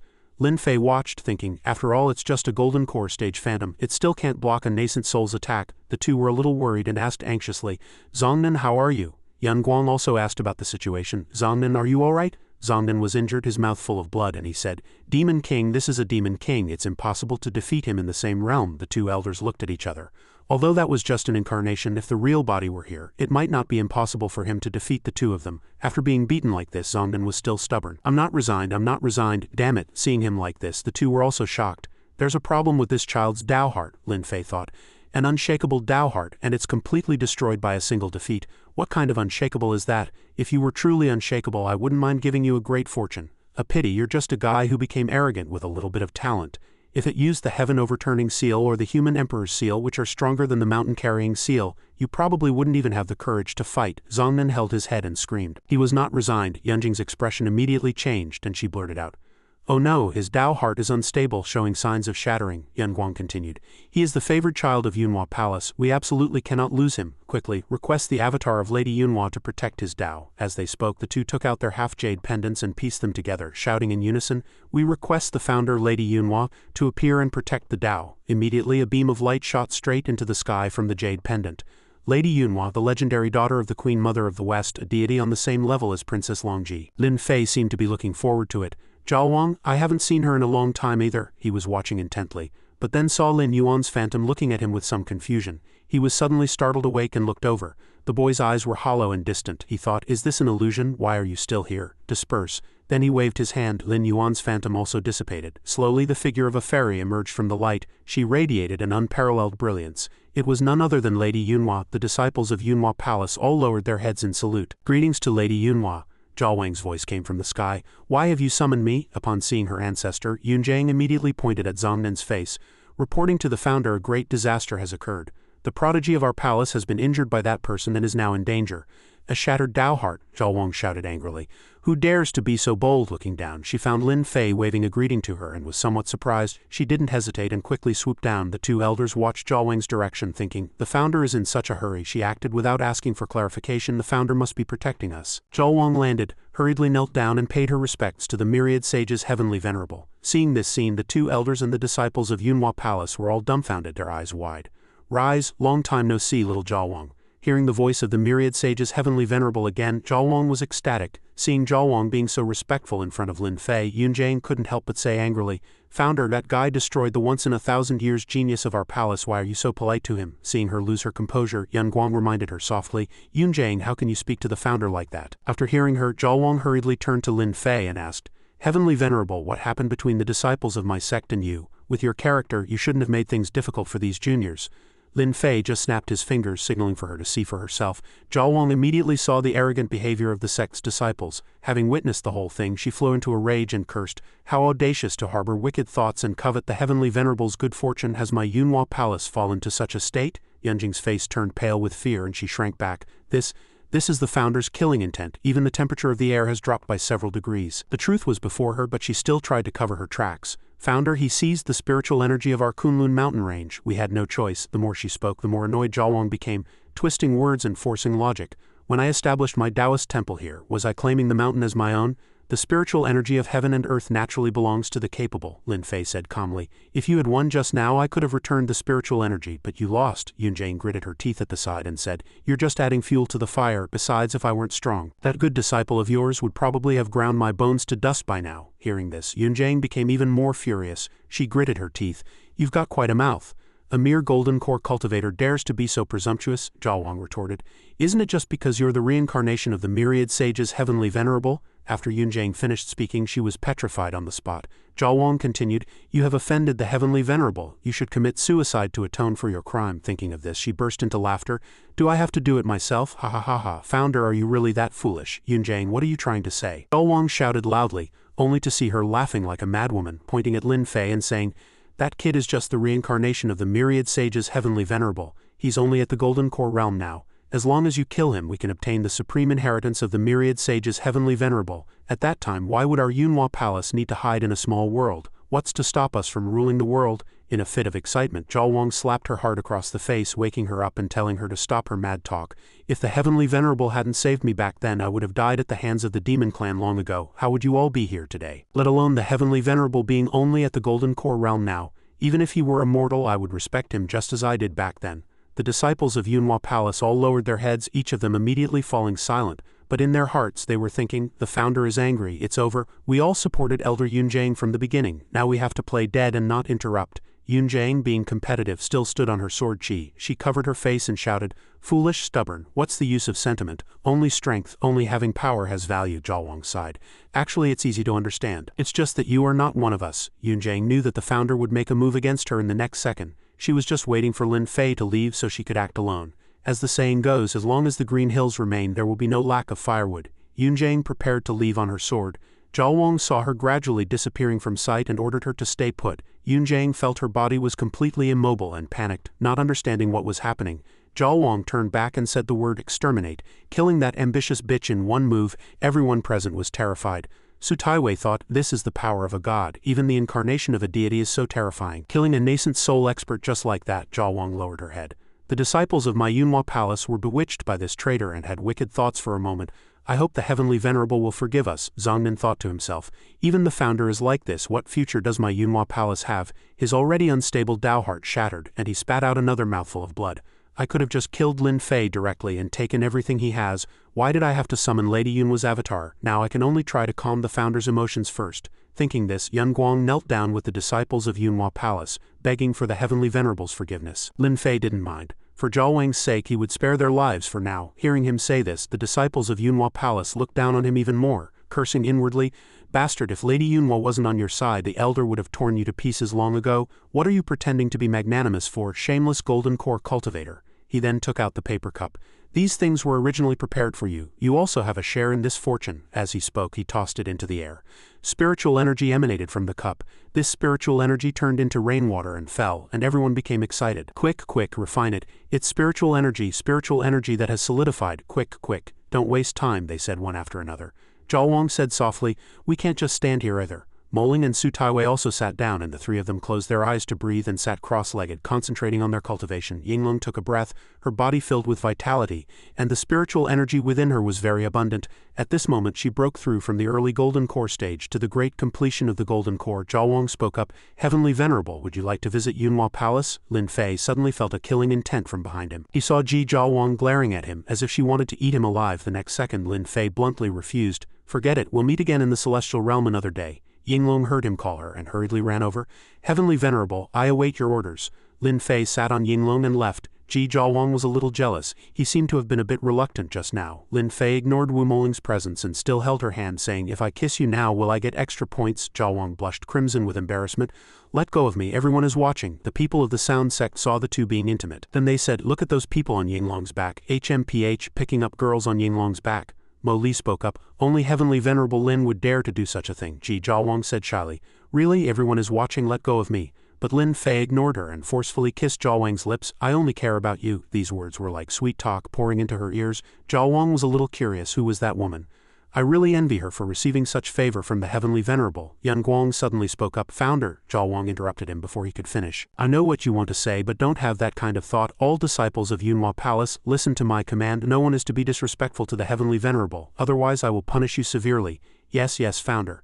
Yan Guang agreed perfunctorily on the surface, but he didn't think so in his heart. He was even smug. You can protect Lin Fei for a while, but you can't protect him for a lifetime. Now that I have spiritual energy and have reached the mid-nascent soul stage, I see a mere late golden core cultivator as an ant. As Yinglong flew in the air, Zhao Wang cursed at Lin Fei. A powerhouse at the magnificent celestial emperor realm, yet you claim to only have golden core cultivation. Doesn't your conscience hurt when you tell such a lie? Lin Fei defended himself. Not only does my conscience not hurt, but they should also be grateful to me. There are many ants in this world who are hostile to me, but they always lack the courage to fight me. I grant them courage, shouldn't they be grateful to me? Wu Moling exclaimed in surprise, seemingly unable to refute him at all. Zhao Wang didn't know what to say either. This was no longer just devil-level talk, he continued. To me it doesn't matter if these ants live or die, but if they threaten you, then death is their only path. Zhao Wang's expression changed slightly. So you deliberately said you only had a golden core cultivation just to draw them all out? He replied. She couldn't believe that everything Lin Fei did was for her. While Lin Fei was picking up girls, this world was undergoing earth-shattering changes due to the recovery of spiritual energy. On the streets of a modern city, cultivators flew past skyscrapers on their swords, attracting everyone's attention. The scene switches to a temple where a phantom of a true Buddha appeared in the sky above it, and some people even saw the real Grim Reaper. Duan stood before the Grim Reaper, his face showing no fear because he knew that this world, this era was about to change. He said happily, that Chinese man Lin Fei, just you wait, I will get my revenge sooner or later. Meanwhile in Jiangnan Province, Tushita Palace. At this time, some people who had been expelled from the sect had also returned because they had obtained spiritual energy. Hang Xiaowei, now shrouded in a dense demonic aura, returned to Tushita Palace. He snorted and said, this world has changed. The entire world is now rich in spiritual energy, and my new technique is almost complete. I will trample everyone under my feet. Make Su Taiwei my plaything and make Lin Fei kneel at my feet and beg for mercy. Those people heard his voice and noticed him, and they couldn't help but be startled by his appearance. They blurted out, Senior brother, why are you covered in demonic chi? Come in quickly. Master has returned to the martial world and will surely cure you. He walked past the two of them and said, that's right. I know they're not here. That's why I dared to come back. As he spoke while the two were still confused, he quickly struck and killed them. This way I can enter openly and take Tushita Palace's 1,000 years of savings. At this moment several disciples rushed out from the surroundings. Seeing his appearance they were very worried and asked, Senior brother Xiaowei, what's wrong with you? Why is there so much demonic chi on you? Have you been possessed by a demon and had your body taken over? Why did you kill your fellow disciples? He laughed loudly and said, why? Because I am a demon. Did you think I was righteous and chivalrous? Did you really think I would still call you trash brothers? That's right, he was here for revenge. The crowd took their stances holding their swords and shouted loudly, form the flowing water cloud sword formation. Senior brother has completely fallen to the demonic path. He is no longer our senior brother, he said. The water cloud sword formation, such a familiar sword formation. HMPH, but unfortunately I no longer use such a weak sword technique. As he spoke he swung his sword. Xiaowei created a blood prison and said confidently, Let me show you what a true sword technique is. He raised his sword, signaling for the several people to rush over quickly. The leader shouted, "Quick, attack him with the formation." The killing intent was palpable. They had to strike first. The crowd immediately followed their senior brother's command. The crowd worked together to unleash the water cloud sword formation. Hong Xiaowei channeled his sword chi, and countless sword chis shot straight at the crowd. Seeing the dense rain of sword chi coming, someone shouted, "Quickly switch to defense." But it was too late to dodge, and everyone was pierced by the sword blades. Hong Xiaowei looked at the blood-stained corpses before him and said smugly, "You are no match for me. Death is your destiny." After speaking, he jumped down, entered Tushita Palace, and walked to a door saying, "This is Tushita Palace's 1,000 years of savings." While he was still holding the token Su Taiwei had personally given him, he was a little happy, not expecting the first time he used it to be now. He opened the door and walked in. Xiaowei looked around and laughed excitedly. "All of these things are mine. Lin Fei, you will regret starting the age of cultivation." The scene switches to Yuhang Province, Gusu City. In a certain deep mountain, a huge explosion occurred, shaking the area. Lin Xinyu protected the item in her hand, covered in injuries. Bleeding, she ran out frantically. She escaped from the cave, happy to have obtained the complete heavenly pearl, but when she took it out, she found it was already broken. Lin Xinyu's face was no longer the same. She was now covered in scars. She raised her sword as instructed by the heavenly pearl, and he said, "Quick, fuse them. I will reshape my life essence." Lin Xinyu did as he said, and dark energy surrounded the sword. She was casting a spell to transform them, and they enveloped each other, creating a space full of anger and rage. The heavenly pearl laughed loudly. "Haha, it's been 3,000 years. I've been waiting for this moment to reshape my life essence for 3,000 years. Lin Xinyu said to the heavenly pearl. "Great. Do you have the strength to deal with that Lin Fei now? Let's go kill him." However, the heavenly pearl's ambitions were vast, and this was far from enough for him. He didn't listen to Lin Xinyu. "With the heavenly pearl in my hand, my remnant soul's cultivation has reached the late golden core stage. I'm afraid the control of this body is mine now." As he spoke, the infuriating red on his body spread bit by bit, attempting to take over Lin Xinyu's body. As his blood was about to cover Lin Xinyu's entire body, he continued, "I want your body, so you should just give up. Struggling will only make it more painful for you." But at this moment, Lin Xinyu resisted his invasion of her body. "Even if it's for your sake, I can't lose." She picked up the sword filled with dark energy and plunged it directly into her own chest. The heavenly pearl hadn't expected her to be so desperate. He roared in terror, "Bastard, are you crazy?" Lin Xinyu replied, "Without me you will die. Once I die, everything will be over." The heavenly pearl, now worried for its life, said to Lin Xinyu in a gentler tone, "But you won't die. You want revenge. You can't die." But he continued to threaten, "You dare talk back." Lin Xinyu was fearless, as if her life was all she had left, so she decided to fight the heavenly pearl to the death. "That's right, you're right. I really don't dare to die, but I can shatter the blade in my hand," she continued. "Our two souls are bound together. All feelings are shared. As long as you mess around, I will make you continue to suffer." The heavenly pearl was still arrogant. He was not afraid. Quote, he said, "I am the god of slaughter. Am I afraid of pain?" He hit Lin Xinyu where it hurt. "You're just afraid I won't dare to go seek revenge on Lin Fei." Then came temptation and threats. "Give me your body and I'll go find him. Just do as you're told. You can't beat me." "Haha, speak up. As long as you give me your body, I'll help you get revenge." But the only response to his words was Lin Xinyu's triumphant laughter. The heavenly pearl didn't understand why this woman could still laugh, so he asked, "Are you crazy?" Lin Xinyu said to him with incomparable calmness at this moment, "You're indeed not afraid of pain, and you know I don't dare to die. I can't do anything to you, but the control of the body is still in my hands." She showed a cute and charming look and continued, "Let's find a man to have some fun with me." The heavenly pearl said in surprise, "Have you had enough?" Lin Xinyu seemed to ignore his words and said softly, "The high and mighty god of slaughter, why is your imagination so repressed?" She continued, "Let me give you another hint. What if I find a dozen strong men to have fun with me?" The heavenly pearl was now successfully provoked, because his pride was ridiculed. He roared furiously at Lin Xinyu, "Shut up." Lin Xinyu was not afraid of the heavenly pearl's anger. She said, "The mighty god of slaughter actually has feelings for men. I'm afraid no one could bear such a disgrace." The heavenly pearl roared, "You demon, you Lins are all demons, shut up." Then he seemed to remember something important and said, "Wait, you're lying to me. The person you love is that man called Nightmare. You would never do that." Lin Xinyu listened to him and said sadly, "Do you think I would still care about those things for the sake of revenge?" The heavenly pearl lowered his voice and analyzed, "This little girl's feelings are coming through. She will definitely do it, letting me use a woman's body with several sturdy men." The heavenly pearl roared in anger, "I would rather die than do that." While the heavenly pearl was analyzing, Lin Xinyu had already called someone. "If you don't answer me in 3 seconds, we'll have fun together tonight." After she finished speaking, she began to count to 3. The heavenly pearl quickly shattered her phone and said sharply, "Shut up, I promise you, I promise." Then he added angrily, "You really are my nemesis, as if I owed you something in my past life. I'm going to die of anger." After destroying Lin Xinyu's phone beyond repair, the heavenly pearl secretly affirmed to her, "If I can find a new host and get rid of you, I will definitely cut you into 1,000 pieces." Lin Xinyu told him her judgment of him. "You say you hate me to the bone, so why do you burn your origin soul to save me time and time again?" She added, let's go back quickly." The heavenly pearl once again confirmed that her judgment was completely wrong. "Don't think I really like you. Lin Xinyu chatted with him. I know you don't like me at all. After I get my revenge you can do whatever you want with my body, he replied to her. Don't think I'm so easy to bribe. Lin Xinyu walked into a clothing store. Let's change clothes and set off. She quickly chose an outfit with character for herself. She tied up her hair, looking capable and beautiful. Lin Xinyu looked at herself in the mirror and said, not bad. At the same time, the Heavenly Pearl also evaluated her with his own aesthetic sense. This new style, you're not wearing a dress anymore, and your hair is like this too. Lin Xinyu answered him, you don't like it? I sense from your heart that you hate dresses and prefer things simple and neat. The Heavenly Pearl was surprised by this sentence, so he asked her, are you concerned about my feelings? Lin Xinyu said quickly, yes, as long as it doesn't affect my revenge you can have your way with anything. The Heavenly Pearl blushed and didn't know what to say. Suddenly Lin Xinyu looked in the mirror and said sincerely, thank you Heavenly Pearl, no matter what without you, I wouldn't even have the courage to face Lin Fei. Thank you for giving me hope for revenge. Although the Heavenly Pearl heard the words of thanks he was very cold. HMPH, who wants your thanks? I'm not happy at all. Lin Xinyu was still in the mood to tease him, she said. But why are the feelings you're sending so happy? We are connected by our hearts. The scene switches to Flying Cloud Manor where Lin Fei was currently advising the maids in his house. The spirit gathering formation has been set up. It will continuously absorb the spiritual energy from dozens of miles around to help you cultivate. Make good use of it. Yes, master, the girls said to Lin Fei with their heads bowed respectfully. Ji Jiawang walked over and asked Lin Fei, you say that, but are you sure that marble of yours is all right? Lin Fei picked up the marble and answered her.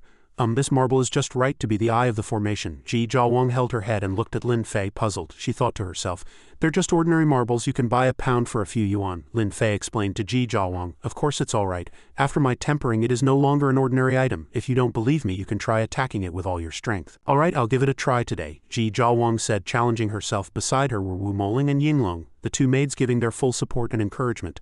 Time to prepare for the next step, Lin Fei said as he called that internet-addicted teenager. Zhang Tianya saw this, and Yinglong walked over and asked him, who are you calling? The number you have dialed is temporarily unavailable. The operator's voice came through loudly. Seeing this, Yinglong said, maybe that person didn't hear it.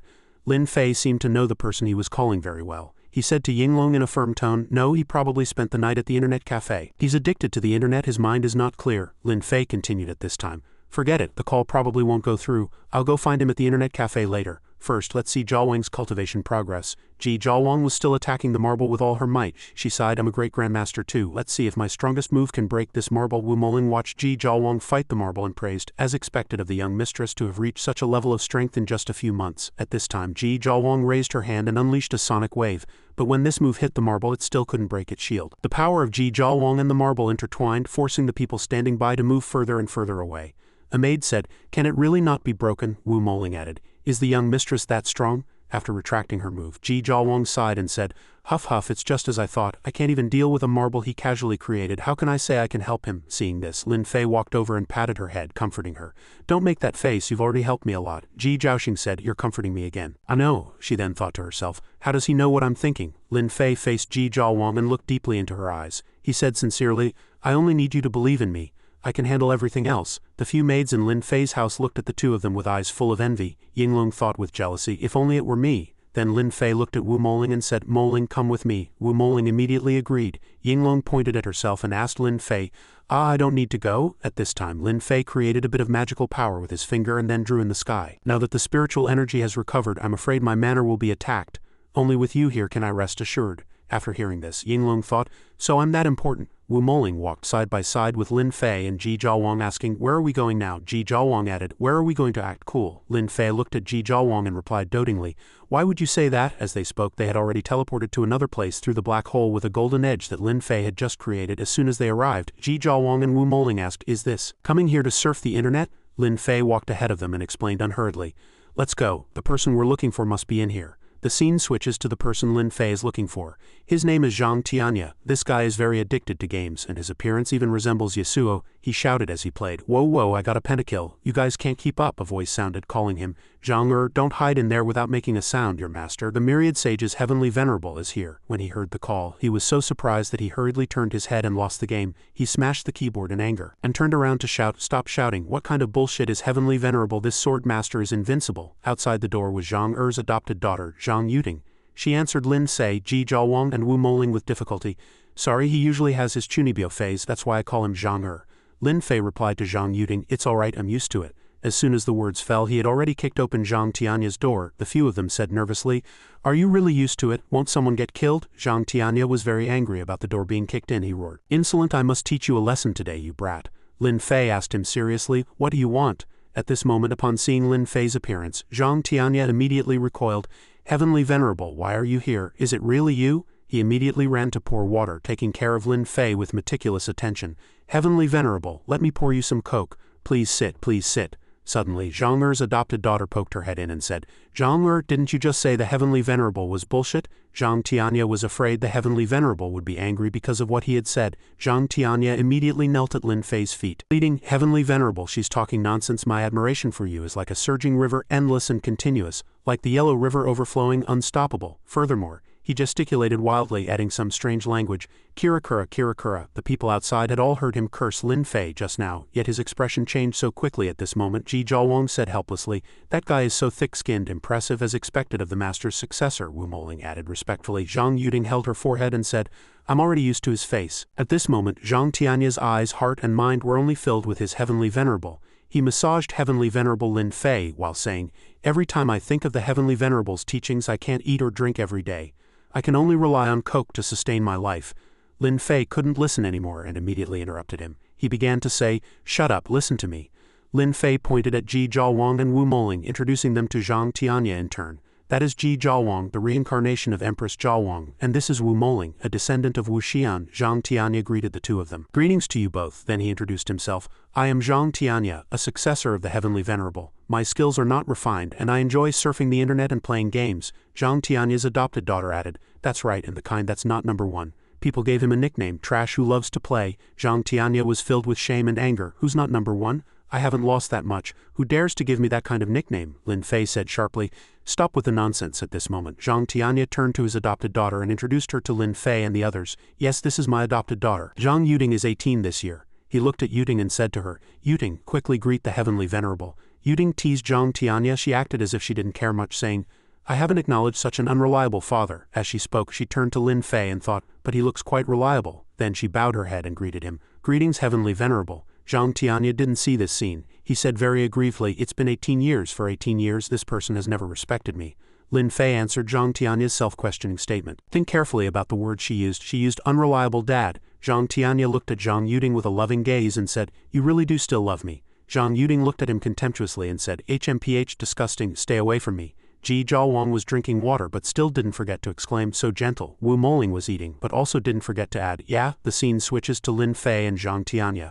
Zhang Tianya asked Lin Fei, "By the way, Heavenly Venerable, why did you suddenly come to Mingzhu City?" Lin Fei suddenly became serious. He said, "We're here to find someone. A man. He's been afflicted by a witch curse and is from the Heavenly Demon Divine Palace." Zhang Tianya analyzed, "Afflicted by a witch curse, he should be covered in blood, very conspicuous. And coming from the Heavenly Demon Divine Palace, if he has some minor success in cultivation, his eyes will be completely black with no whites. That kind of person is easy to recognize," Lin Fei added. "But precisely because he's easy to recognize, he'll be very careful. And this person might disguise himself." Zhang Tianya held his head and said, "Then it's going to be difficult. Mingzhu City is so big." Lin Fei stated in a deep voice the main reason he had come here to find him. "That's why I came to find you. You've been in Mingzhu City for so long, you must have a lot of connections, right?" "Of course. I know a businessman. He runs computing platforms, delivery services, and food delivery. His business is huge and he has a lot of people working for him." Hearing this, Ji Zhaowang commented, "Relying on just one company boss for help, even if he has several thousand employees, is still like finding a needle in a haystack." Zhang Tianya looked at Ji Zhaowang and thought, "How could an old shut-in like me possibly know any high-ranking officials or important people?" Then he looked at the others present. "Damn it. Why are they all looking at me with such expectant eyes? What should I do?" He then decided he had to use that move. Zhang Tianya took out a sword, twirled it a few times in his hand, and shouted, "Haha, when it comes to this problem, it happens to be my specialty. Besides that businessman, I do indeed know many other unique individuals. My network is particularly broad. As long as they make a move." Lin Fei quickly saw through Zhang Tianya's intentions and immediately exposed him. "You're talking about that group of otaku boys and girls in your cosplay club, aren't you?" After hearing that, his hand slipped and the sword fell to the ground, making a clang sound. Ji Zhaowang stood up, stretched, and said, "I didn't expect you to have a successor who's into cosplay." Lin Fei replied coldly, "I didn't expect it either." Zhang Yuding spoke up. Not everyone is an extrovert. Even if you don't have that many connections, you are still irreplaceable. It is precisely because there are so many different people in this world that it has become so colorful and diverse. As she was explaining with great feeling, she was suddenly startled. Zhang Tianya was interacting with fans and taking photos. Thank you for taking a photo with us. It's the happy Windman. Even the wind has a home to return to. Zhang Yuding was too angry to speak. After giving her adoptive father a loud slap, she huffed and said, "Stop wasting time there, bring the car over. The Heavenly Venerable is here on serious business." Watching Zhang Tianya run off in a hurry, Ji Zhaowang said, "This adopted daughter of his seems a bit more reliable than him." Lin Fei asked, "There are 5 of us. Will it be very crowded in the car?" Hearing this, Wu Moling suddenly imagined herself sitting on Lin Fei's lap. She blushed and thought, "I don't mind being a little crowded at all." Zhang Yuding replied, "Heavenly Venerable, you worry too much. His car can fit all of us." It turned out Zhang Tianya's car was a large 7-seater. Ji Zhaowang exclaimed in admiration, "It's indeed very spacious. It could actually fit 2 more people." Only Wu Moling sighed with a look of regret. Zhang Tianya asked, "Heavenly Venerable, besides looking for him like a needle in a haystack, do we have any other way?" "Yes, but I'm afraid they won't take the bait," Lin Fei replied softly. "I've already spread the news that I only have the strength of the Golden Core realm. If they really want to kill me, perhaps they'll jump out very soon." Hearing this, Zhang Tianya trembled as he thought, he has the strength of a celestial emperor, yet he claims to be at the Golden Core realm. As expected, when it comes to being sinister, you are number 1, Heavenly Venerable. The car stopped in front of an old brick house. The walls were covered in moss and there was a character for demolish written in blood-red paint. Zhang Tianya introduced excitedly, "Heavenly Venerable, this is my home. This area is currently undergoing demolition and they'll get to my place soon. By then I'll be rich overnight. Heavenly Venerable, don't be too envious. Haha, I was born with good financial luck." Seeing him ramble on, Ji Zhaowang and Wu Moling both sighed in annoyance. Lin Fei said coldly, "My car is worth 25 million. Is it just for show?" Zhang Tianya's eyes widened in shock. Ji Zhaowang added, "Your flying cloud manor is worth 100 million. Someone spent a fortune to buy it for you." Zhang Tianya knelt and hugged Lin Fei's leg, crying, "Heavenly Venerable, why don't you give your disciple a little something? It's not easy for me to raise a daughter all by myself. I'm truly dirt poor." "Didn't you just say you were about to be rich?" Zhang Tianya replied with a laugh. He, I painted that character in the middle myself." Zhang Yuding couldn't take it anymore. She ran over and kicked her adoptive father in the face, sending him flying. "Stop embarrassing yourself here. I'm embarrassed for you." A moment later, Zhang Tianya was struggling to open a wooden door. Zhang Yuding laughed awkwardly. "If you see any strange things at home, don't mind them. Don't mind strange things." Ji Zhaowang and Wu Moling grew curious. The door was opened and what came into view was a room filled with posters, models, and pillows of female characters from anime and games. Ji Zhaowang exclaimed in admiration. "So this is an otaku's home. The outfits on these girls are quite nice, aren't they?" "Very nice." Hearing this, Zhang Tianya's eyes lit up and he immediately moved closer to Wu Moling. "Miss, are you interested in joining our big cosplay family? With your figure, you'll definitely become famous after a few cosplays." "Ah," Wu Moling backed away to the wall in embarrassment. Zhang Yuding rushed over angrily and punched Zhang Tianya in the face. Get serious." The 5 of them were now sitting around a table discussing matters. Zhang Tianya spoke up, "Heavenly Venerable, my apologies for the poor reception. Please, let's talk business." Lin Fei opened a book and said coldly, "Notify your friends to help me find someone first. As long as we find that successor of the Heavenly Demon Divine Palace, my purpose for coming here will be achieved." Using the dynasty's luck in the book to search in a way similar to divine sense is the best method. By the way, how long would it take for your divine sense to search the entire Mingzhu city? Zhang Tianya replied with difficulty. "Mingzhu city has over 24 million people. With my cultivation, searching the entire city is not a problem, but 24 million faces, confirming them one by one. If you want to kill me, just do it with one strike." He lay on the table, trembling as he spoke. Ji Zhaowang gave a wry smile. "Is it that hard to scan these people with divine sense? That's over 24 million people. Even 24 million pigs would be dazzlingly numerous. I'm a bit curious. How long would it take the master to find these people if he were at full strength?" Wu Moling asked curiously. Lin Fei replied nonchalantly, "About a second or so. Then what do we do now?" Ji Zhaowang asked worriedly. "Just wait for Mr. Zhang's businessman friend to bring back news. Zhang Tianya is unreliable, so we have to find someone more reliable." Suddenly, Lin Fei's phone rang. He picked it up and said doubtfully, "Su Taiwei, why is she calling me?" "Su Taiwei?" Ji Zhaowang was slightly startled. She pricked up her ears to listen carefully to their conversation. "Hello, what is it?" "Heavenly Venerable, Hong Xiaowei has defected." Su Taiwei said angrily. "I used the water cloud mirror to divine and saw him covered in demonic qi, having fought his way to Tushita Palace. He took advantage of most of my disciples being away at Kunlun Mountain, absorbing spiritual energy to kill my disciples and steal all of Tushita Palace's cultivation resources. And I saw that he was using the sword techniques of the sword demon Duan Kanghai, the blood prison demonic lotus slash. Where is he now? Can you divine it with the water cloud mirror?" Lin Fei asked seriously. No, I tried. He seems to be shrouded in a layer of mist, Lin Fei said in a deep voice. It seems to be the blood prison sword incantation. That book has blocked his aura. In that case, awaken that avatar of little Hongluan. It just so happens I have something for her to do. Have her help me find someone, a person who has been afflicted by a witch curse and cultivates the heavenly demon divine art. Su Taiwei immediately replied, yes. What happened? Ji Zhaowang asked curiously. Lin Fei hung up the phone and said, Hong Xiaowei has defected, cultivated demonic arts, killed the disciples of Tushita Palace, and stolen all of its cultivation resources. Hong Xiaowei is that guy who came to our house last time to take me to Tushita Palace. Wu Moling asked in surprise. Doesn't he have the title of righteous and gallant? Lin Fei snorted. You can know a person's face but not their heart. Then how did you know early on that he had a wicked heart? Why did you let him go that time? Ji Zhaowang asked, picking up a bag of chips. Because I didn't want to make you unhappy, Lin Fei replied after a moment of thought. Hearing this, Ji Zhaowang's cheeks flushed red. Zhang Tianya grabbed a few chips from the table and suddenly spoke up. Hey, I think I just heard the Heavenly Venerable ask someone else to find the person from the Heavenly Demon Divine Palace. Who is it who has such great ability? Princess Longji. Oh, so it's her, Zhang Yuding exclaimed in surprise. Princess Longji, are you talking about the legendary daughter of the Jade Emperor and the Holy Mother of the Jade Pond? Yes, who else could it be? Zhang Tianya replied calmly. Zhang Yuding grabbed her hair and asked in confusion, aren't you too shocked? That's a mythological figure. Ji Zhaowang and Wu Moling replied with a smile. Not shocked, we're used to it. Yeah, once you've seen it enough it feels very ordinary. Zhang Yuding was extremely confused, her mind filled with questions. Zhang Tianya suddenly moved his face close and reminded her in a low voice, now you know how extraordinary the Heavenly Venerable is, right? Hurry up and build a relationship. Once you're in his good graces your future will be limitless. Zhang Yuding looked at Lin Fei intently, her heart stirring slightly. What kind of existence is that boy? Ding ding ding, Lin Fei's phone suddenly rang. Looks like it's been handled. He then picked up the phone to answer. On the other end of the line, Su Taiwei reported, Heavenly Venerable, it's been investigated. The person you mentioned is at the Donglan Great Sea, and there is a large river in Beihai. Princess Longji is not familiar with modern geography, nor does she recognize modern simplified characters. So, she suddenly lowered her voice, not daring to say more. Lin Fei then picked up, so little Hongluan is basically illiterate in modern times. Su Taiwei thought in a panic, to dare call the Jade Emperor's daughter illiterate only you would dare.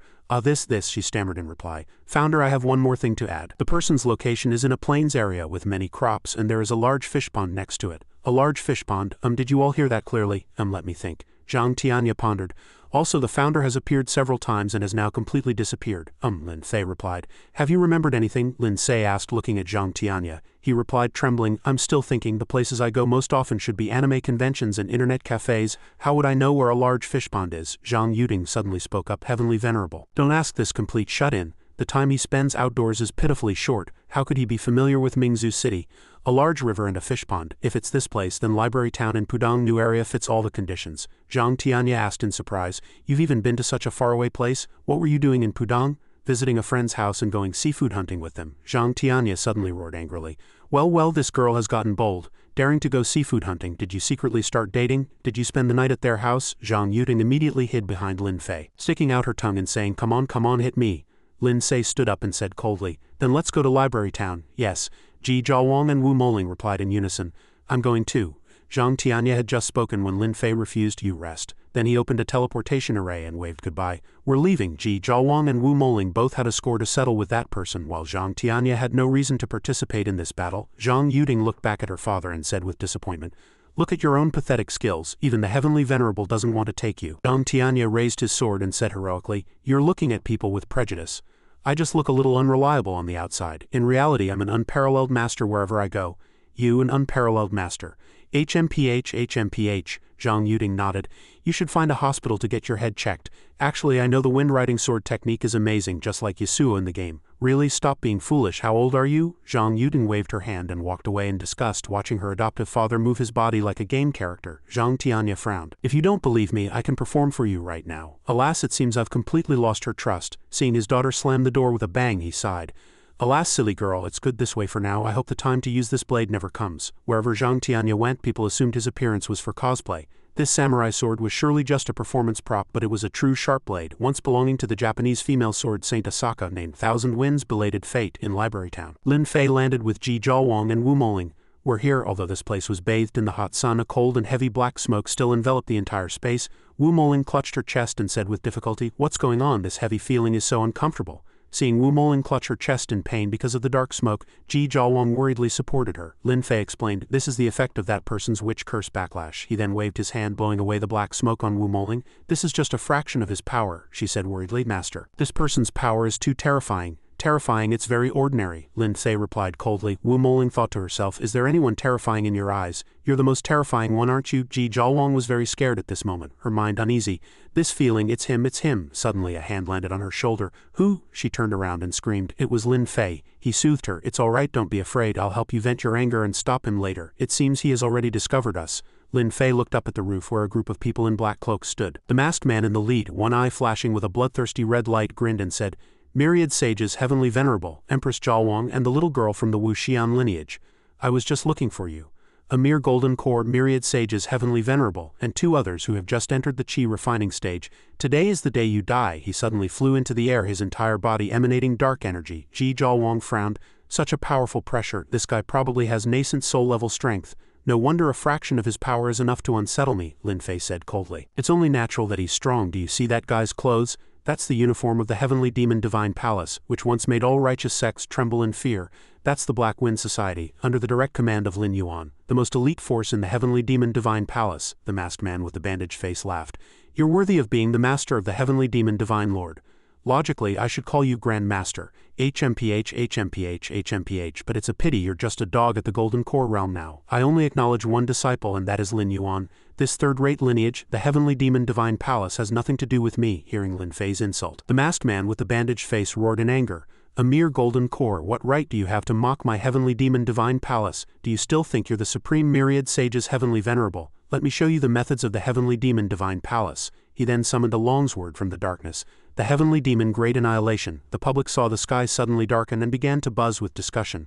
"What's happening? A total solar eclipse. Why did the sky suddenly turn black? Look up, someone's flying in the sky. For real? Are they filming a movie? Who can make the sky dark for a movie? Idiot." The masked man with the bandaged face licked his lips and said contemptuously, "A beauty truly not bad. If it weren't for that damned old geezer, you would be my woman now. To monopolize the spiritual power of the great goddess Ji Jiawang and also be the woman of the myriad sages, heavenly venerable. HMPH. Just thinking about it is exquisite." Ji Jiawang shouted angrily. "Nonsense," Lin Fei snorted. He immediately shot a beam of energy sword at the masked man with the bandaged face. He suddenly laughed wildly. "I was just trying to force you to act. When you're angry, you're sure to lose your reason. In that case, you're still at the Golden Core realm." Those words were certainly true. The two forces collided, immediately causing a massive explosion in the sky. The impact was so strong that Ji Jiawang and Mo Ling had to struggle to create a barrier.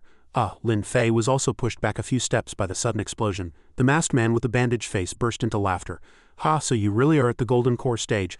That move just now was your strongest attack. I won't hold back on the next one." With that, he leaped into the air, using his ultimate move, the Heavenly Demon Emperor's Tread, tearing through the air as he charged at Lin Fei. "Get back!" Lin Fei channeled his power to prepare a defense. Ji Jiawang and Wu Moling followed his command. "Yes, The two immediately leaped out of the attack range. Just as the masked man with the bandaged face charged over, a huge explosion suddenly occurred. Ji Jiawang said in a panic, "The aftershock is so strong it's a nascent soul-level battle after all." Mo Ling immediately replied. Then the two of them were stunned for a moment, looking at each other.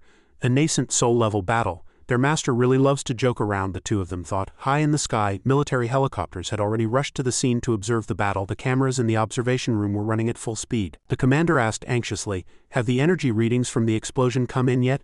The doctor looked at the computer and replied, trembling, "Reporting, Commander. The results are in. The reading is unmeasurable." "What, unmeasurable?" The doctor wiped the sweat from his brow and explained frantically. "According to the data provided by Tushita Palace and Dragon's Shadow, for an ancient martial expert of this unmeasurable level, a single ordinary attack is at least equivalent to the heavy cannons of a battleship." The commander broke out in a cold sweat and ordered an immediate evacuation of the populace, and to prepare small nuclear warheads, to prepare for the worst-case scenario. After that earth-shattering blow, the masked man with the bandaged face landed in front of Lin Fei and said contemptuously, "Did you think you dodged that with your own skill? I let you dodge it on purpose because leaving your corpse intact will be useful." Lin Fei glanced around thinking, someone is observing this place. Without divine sense I can't find him. How could this guy have people with him? In that case I'll let you see something real. He gently brushed the dust from his pants and asked softly, "Have you had enough fun?" The masked man with the bandaged face laughed and replied, "Haha. So you really were hiding an ace up your sleeve? After all, it's not very logical for you to be so provocative with that little strength of yours. The Golden Core realm was indeed just a front. I was just trying to lure people like you out." Oh, then what realm are you at? The masked man with the bandaged face asked excitedly after hearing this. Ji Jiawang and Mo Ling hid in the distance thinking, here it comes, the classic trope of revealing your true power, turning hostile and killing them. Actually, I have already reached the early nascent soul stage, Lin Fei said seriously. Ah, the two girls cried out in surprise. Early nascent soul stage. No wonder you dared to come looking for me so arrogantly, the masked man with the bandaged face thought to himself. Although the early nascent soul stage and the golden core realm have some difference, it is a world of difference. The heavenly demon also has a biography of the founder, which mentions every realm he is cultivated in. The myriad sages heavenly venerable also knew how to use the power of his primordial spirit to manifest a version of himself at the same realm to fight with the founder and train him. As the founder of the heavenly demon divine lord, he lost every time. This shows that he is definitely invincible in the same realm. He squinted at Lin Fei, while Lin Fei remained silent, his arms akimbo. But he suddenly jumped into the air. But if you think you can kill me with just that, you're too naive. What are you doing up there? Could it be that you know the heavenly demon bone-shedding chi absorption art? Lin Fei asked curiously. That's right, but it's too late for you to realize it now. The soldiers on the roof saw him fly back and asked curiously, what's wrong, Captain? Why are you back? Do you need our help? The masked man with the bandaged face laughed loudly. Haha, that's right, now is the time for you to sacrifice yourselves for the heavenly demon divine palace. Give me all of your power. He stretched out his hand and absorbed all of his companions' life force, leaving only their shriveled corpses in an instant. Lin Fei snorted. The heavenly demon bone-shedding chi absorption art, that's a demonic art. From beginning to end, it requires burning the lives of your fellow disciples. After absorbing the life force of his companions, the masked captain became even taller. He roared, the founder's demonic art is truly formidable. I have now broken through to the mid-nascent soul stage. Even you can't possibly challenge me now. Transcending realms, is that so? I've killed quite a few people by transcending realms, Lin Fei replied coldly. How do you know you won't be one of them? Do you think I'm as easy to deal with as an ordinary cultivator? He laughed loudly. I am the successor of the heavenly demon divine lord, cultivating the supreme heavenly demon divine art, the current captain of the Black Wind Society's 7th squad. Lin Fei sneered. 7th, isn't that the bottom of the barrel? You're showing off about being last. You damn bastard, I will kill you. The captain angrily released a murderous aura causing the ground to crack. Lin Fei thought, the 7th squad. It seems the heavenly demon divine palace hasn't been wiped out yet. I'll have to get more information out of this kid in the observation room, the commander asked anxiously. How is the civilian evacuation going? Are the small nuclear warheads ready? An officer replied, reporting commander. Everyone except the ancient martial grandmaster Lin Fei and the people he brought has been evacuated. The fighter jet pilots are also ready and awaiting your orders. For the safety of China, we absolutely cannot let this kind of monster get out alive.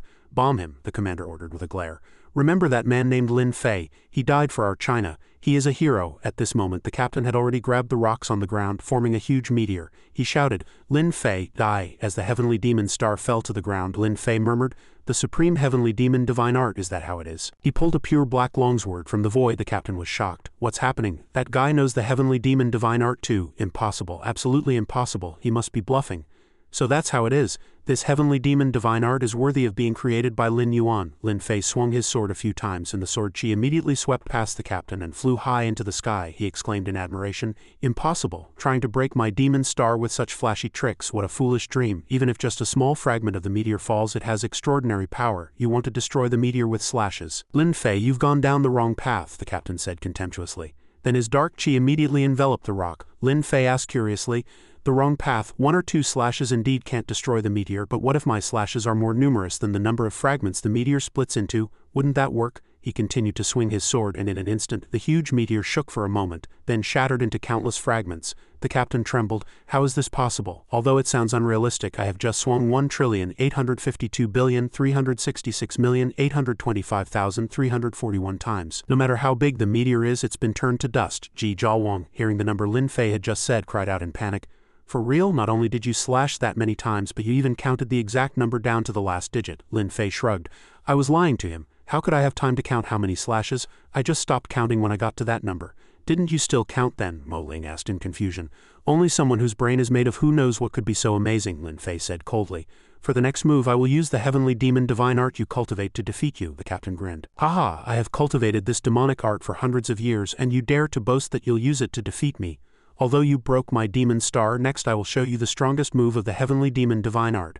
The heavenly demon great annihilation. He pointed his sword to the sky, drawing a Chinese character with dark energy. Lin Fei said indifferently, the heavenly demon great annihilation. I remember your technique seems to have many moves stronger than that. For example, the heavenly demon mad dragon. As soon as Lin Fei finished speaking, a huge black dragon suddenly flew out from behind him, roaring furiously. The captain's eyes widened in astonishment. Impossible, you know this move. Even I couldn't comprehend it. This guy must be saying this on purpose. He wants to shake my state of mind, and I'll show you how firm and unshakable my demon heart is. Go to hell, heavenly demon, great annihilation. He swung his sword to meet Lin Fei's black dragon. The two forces collided, causing a massive explosion in the sky. I just waved my hand casually. I didn't expect this kid to actually use his ultimate move, Lin Fei snorted. A pity, your ultimate move is not even as good as my basic attack. The black dragon was completely unharmed after that explosion. It coiled and flew towards the captain, who was trembling with fear. He shouted, "How is this possible? He's clearly just a fraud." He only had time to let out a scream of "ah" before he was swallowed by the dragon and then fell directly to the ground. Lin Fei stood with his arms akimbo and said contemptuously, "The heavenly demon divine art is no worse than the golden scale dragon abyss incantation. The former focuses on cultivating true essence and primordial spirit, while the latter focuses on transformation and the evolution of the body. The two complement each other, worthy of being Lin Yuan's work. You have some minor achievements in this art at the mid-nascent soul stage, perhaps possessing mid to upper tier combat power. It might not even be impossible to defeat a late nascent soul cultivator by transcending realms. A pity, you ran into me." The captain lay motionless on the ground, severely injured. He let out a groan, spat out a mouthful of blood, and then passed out. The plane flying in the sky suddenly reported target locked, attack. With supersonic thrust, even you cultivators can't dodge it. A nuclear bomb was immediately dropped and was soon detected by Lin Fei. He frowned. A nuclear bomb. These fools. Once a cultivator reaches the golden core stage, it's absolutely impossible to be hit by this kind of thrust. Let alone me. Lin Fei created several layers of barriers with his finger, completely blocking the power of the explosion. Several workers in the distance saw this and said, speechless, "Is that a mushroom cloud? Is that a nuclear bomb? What on earth is happening in Mingzhu City?" The barrier quickly expanded, instantly covering the entire explosion and its shockwave. "What is that?" It swallowed the nuclear bomb. The explosion of a nuclear bomb is meaningless to cultivators. Lin Fei clenched his hand and the barrier shrank, tightly suppressing that nuclear explosion. "That guy," the commander held his head, stunned. "Commander, that man named Lin Fei is probably even more powerful than that black-robed man. What do we do now? Didn't you see? He stopped the nuclear bomb." The commander wiped the sweat from his face and replied, "If that bomb had exploded just from the radiation spread, how much land and water would we have lost? And he protected our resources. He's on our side. Tell the planes to come back, don't disturb him. He will protect our China well. Modern science is completely incomparable to cultivators. The new era has truly arrived." "Will this be a good thing or a bad thing?" Meanwhile the captain said hoarsely, "I'm dead, kill me. If you have the guts, kill me. You can't suppress the witch curse on your body anymore, can you?" Lin Fei said coldly. "Now living is worse than death for you. Wouldn't it be better if I just killed you?" He roared with hatred. "But I won't kill you. I'll even heal you. I'll make you live forever in a state worse than death, unable to even die." Lin Fei cast a healing spell. The captain saw this and screamed in terror, but he no longer had the strength to struggle. The captain clutched his head, his eyes wide, screaming in agony word by word. "Demon, are you a demon?" Wu Moling ran over and asked. "Master, did that move of yours just now block the nuclear bomb?" Lin Fei replied. To prevent nuclear contamination, I casually transferred it to another dimension." "Casually? You can even do something like this casually?" Ji Zhaowang said in surprise. Lin Fei kicked the trembling captain on the ground and then continued, "Your enemy is here. Now it's up to you what you want to do with him. But no matter how you mess with him now, he won't die." Ji Zhaowang and Mo Ling cracked their knuckles. She said furiously, "For my grandfather's blood feud, for the dark memories of my childhood," and then rushed forward, beating that guy so badly he would never forget it for the rest of his life. Lin Fei sat and drank his tea, laughing to himself. "Good, it's better if all his bones are broken. HMPH, HMPH, HMPH. 2 hours later a faint voice came, "Please let me die, let me die. I don't want to endure this torment anymore." At this point the captain's whole body was beaten out of shape. He groaned and begged Lin Fei to end his life. He coldly ordered, "Tell me about the heavenly demon divine palace and I can grant you death." I'll talk. 3,000 years ago, the vice palace master of the heavenly demon divine palace defected to the East Sea God clan, and thus obtained a small world, allowing the lineage of the heavenly demon divine palace to continue. But after the vice palace master left for the celestial realm, the entire heavenly demon divine palace was no longer united. Thus the heavenly demon divine palace split into 7 parts, each led by one of the 7 personal disciples, who took their respective Black Wind societies and began to wage war on each other. The 7th young master we followed died in this battle, and a small number of people like you escaped that small world," Lin Fei interjected. That captain was somewhat surprised. "How did you know?" "As you said, we escaped, but life outside wasn't easy either. To escape pursuit we had to raise our cultivation realms, therefore I sacrificed the lives of almost all my fellow disciples. Finally, in an immortal's tomb, I found an immortal pill, but it was a waste pill. It almost killed me and completely limited my realm, preventing any further progress. That's why I was so eager to get her when I learned of Empress Zhaowang's reincarnation. But I was so weak at that time that I couldn't even beat an old man, and was afflicted by their witch curse," Lin Fei replied softly. "It sounds tragic, but to lay a hand on an 8-year-old girl, to kill the innocent, to use others' lives for your own benefit. I beg you to kill me, go and atone to those you've hurt." Lin Fei then struck with his palm, turning the captain to dust. His soul flew out from his incinerated body. Lin Fei snapped his fingers. You are not qualified to be reincarnated either. Sobbing, his soul slowly dissipated, his existence completely erased. Wu Moling bowed her head in thanks. Thank you, master, for avenging me. Lin Fei snorted and looked into the distance. In a certain room, a man was secretly observing Lin Fei and his group through a large mirror. He said in surprise, "He found me." Then he waved his hand, making the mirror return to normal. An illusion. It must be an illusion. He's only at the nascent soul stage. It's impossible for him to discover me, especially since I'm using a treasure to spy. The myriad sages heavenly venerable sneered. Lin Fei, now that you only have the strength of the nascent soul stage, recovering the spiritual energy was the biggest mistake of your life. Lin Fei sighed softly. The prying gaze had vanished. It seems they were spying on me through that junk as a medium. Looks like it's still people from the heavenly demon divine palace. Ji Jiawang chuckled and said, now that the great feud has been avenged, what's next? Go home. Where else can we go? We're already home. Aren't we going on more adventures? Lin Fei replied with a smile.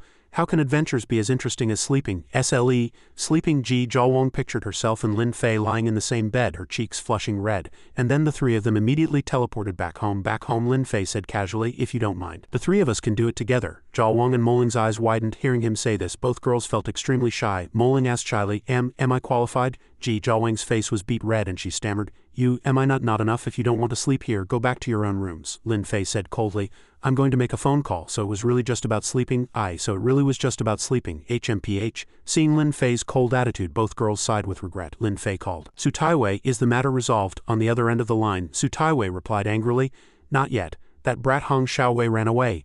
Almost. What else did he do? Lin Fei asked softly. He plundered another sect, killed many people, and even drained the entire sect of its spiritual energy. Logically, he shouldn't have been able to do that. The Blood Prison Sword incantation has a spirit gathering formation that can absorb the surrounding spiritual energy of heaven and earth. If I'm not mistaken, he is now absorbing the essence of swords, right? Lin Fei said in a deep voice. Heavenly Venerable. How did you know? Su Taiwei was extremely shocked. He is indeed absorbing the essence of swords. Those swords that were drained have all turned to ash. He has already gained the physique to devour 10,000 swords, and he wants to refine himself into a demonic sword. He thinks he's improving his strength now. In reality, he's just refining himself into someone else's demonic sword. You mean, the sword demon Duan Kanghai wants to possess his body? Then should we go stop him now? Su Taiwei asked, a little flustered. Lin Fei replied softly, no need. Guard your mountain gate. The small world of Bashan has also opened. I happen to need to retrieve a sword, so I'll wait for him there. Su Taiwei asked doubtfully, are you going to the Tianyuan Sword Pavilion founded by Guangchengzi? The demon-suppressing pagoda in the Tianyuan Sword Pavilion was transformed from the Suying sword. Are you going to retrieve that sword? No, I'm hanging up. Lin Fei coldly hung up the phone. The mere Suying sword, how is it worthy of me? Why doesn't this guy use his brain when he speaks? He turned his head and saw Jiawang and Moling lying obediently on either side. Lin Fei asked, are you too sleepy? Can't I? The two girls replied with flushed faces. Lin Fei then got off the bed, not forgetting to remind them. You guys sleep, I have something to do. I'm going out for a bit. I'm going too. Ji Jiawang requested to go with him. Lin Fei immediately refused. I'm going alone this time. He snapped his fingers and instantly appeared at the main gate of Flying Cloud Manor. Lin Fei ordered in a deep voice, don't just open the door this time. It would be no fun if Hong Xiaowei arrived before I did. An old driver suddenly called out, get in, number 10 discount. You know I'm the fastest driver around here. Lin Fei didn't say anything and got into the back seat. The old man said happily, I didn't get enough last time waiting for you. This time I'll show you my divine speed. You're quite the boaster. He couldn't help but smile. In a deep cave in a remote mountain range, Hong Xiaowei was struggling to cultivate. Huff huff huff, that damn woman's attack was ruthless. Huff huff, if this goes on I'll die. I must immediately activate the demonic art. He was breathing intermittently and one of his hands was completely frozen. A face made of rock engulfed in blazing flames suddenly appeared and said in a deep voice, if I hadn't acted in time you would have already died at that girl's hands. You are. Hong Xiaowei was terrified. The face replied, do I need to explain? You are the only person in this world who has inherited my Tao. Hong Xiaowei immediately kowtowed respectfully. Disciple pays his respects to master. Thank you for saving my life, Rise. Back then I feigned death to deceive Zhang Liuyan, but I was also nearly destroyed in body and soul and had no choice but to seal myself. I want you to become a generation's demon emperor inheriting my will. Now come with me to my sword mound. I'll help you forge a demonic sword body. Thank you, master. Hong Xiaowei replied happily. He was secretly pleased. My luck has turned, my opportunity is just like a protagonist. That master flew ahead thinking once you've refined the demonic sword body it will be the perfect time for me to possess you.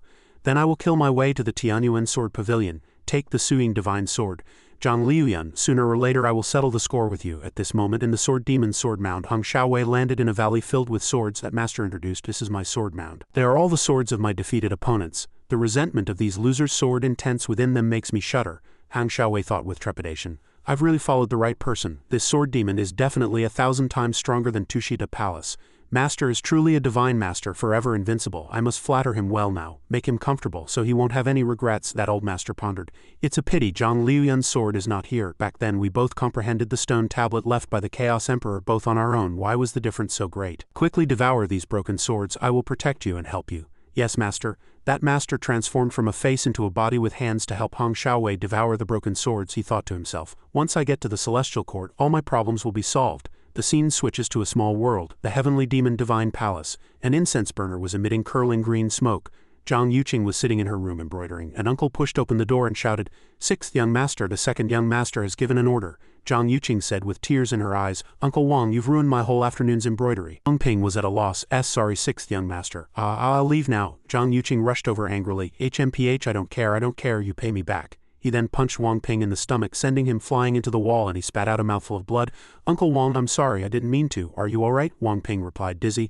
"Sixth young master, I beg you, next time you act coquettishly, please consider whether your punch will kill someone." He then used the heavenly demon rebirth art to heal himself. Zhang Yuqing said with a blush, I know. What did you say about second senior brother just now? The second young master has ordered to lift the restriction outside, which means you can go out, sixth young master."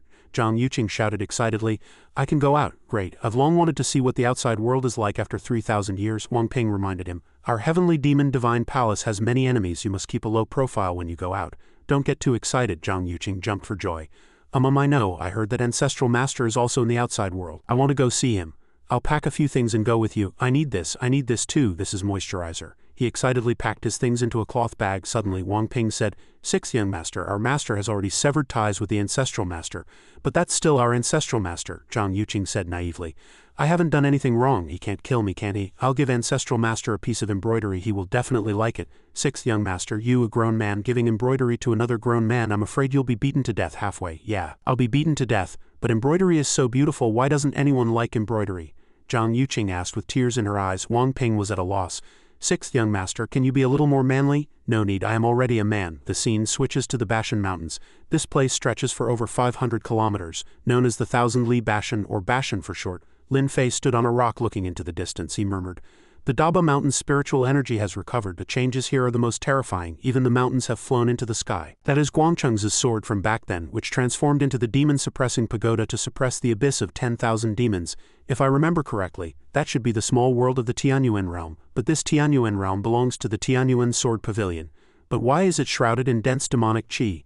Lin Fei frowned and asked himself. Lin Fei slowly walked towards the Tianyuan Sword Pavilion step by step. Looking at the dense demonic qi shrouding this place, he frowned and said to himself, "But the Tianyuan Sword Pavilion isn't asking for help, nor is it coming forward to reinforce the seal of the abyss of 10,000 demons. I'll assess the situation before deciding whether to destroy or leave the Tianyuan Sword Pavilion." Lin Fei continued to walk forward. As if sensing something, he reached out his hand and his palm touched a barrier. "This is the barrier that conceals Tianyuan." Lin Fei withdrew his hand and then casually passed through the barrier. He said indifferently, "What era is this, still playing such tricks?" Sensing a disturbance in the barrier outside, the two guardian disciples of the Tianyuan Sword Pavilion immediately rushed out. Seeing Lin Fei leisurely walking towards them, the two disciples shouted loudly, "Who dares to trespass into the Tianyuan Sword Pavilion? Retreat quickly, or don't blame us for being merciless." Hearing them, Lin Fei faintly ordered, "Stand down." Hearing this, the two disciples were enraged. They immediately drew their swords, pointed them at Lin Fei, and shouted, "Insolent, what right do you have to look down on us? Trespassers of the Tianyuan Sword Pavilion will be killed."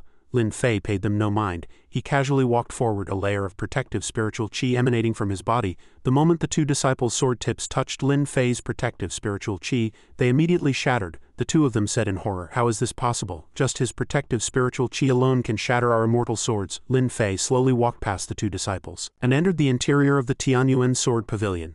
The female disciple watched Lin Fei's gradually retreating back, her face pale, and sighed to herself, "This person's strength is so powerful. Today, my Tianyuan Sword Pavilion is in great trouble. I must notify the elders as soon as possible." Thinking of this, she immediately used her spiritual power to release a warning flying sword. But before the flying sword could fly out to deliver the message, it was stopped by Lin Fei.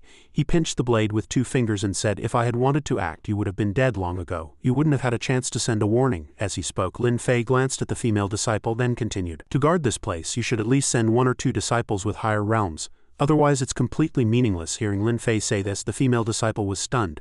"How this person is instructing me, he's not a bad person." Just as this thought flashed through her mind, the female disciple hurriedly clasped her hands, bowed respectfully, and said, "May I ask who you are, senior?" The male disciple beside her saw this and said nothing, his face dark. Lin Fei frowned, pondered for a moment, and then made up an excuse. I am the Flying Cloud Taoist of Yunhua Palace.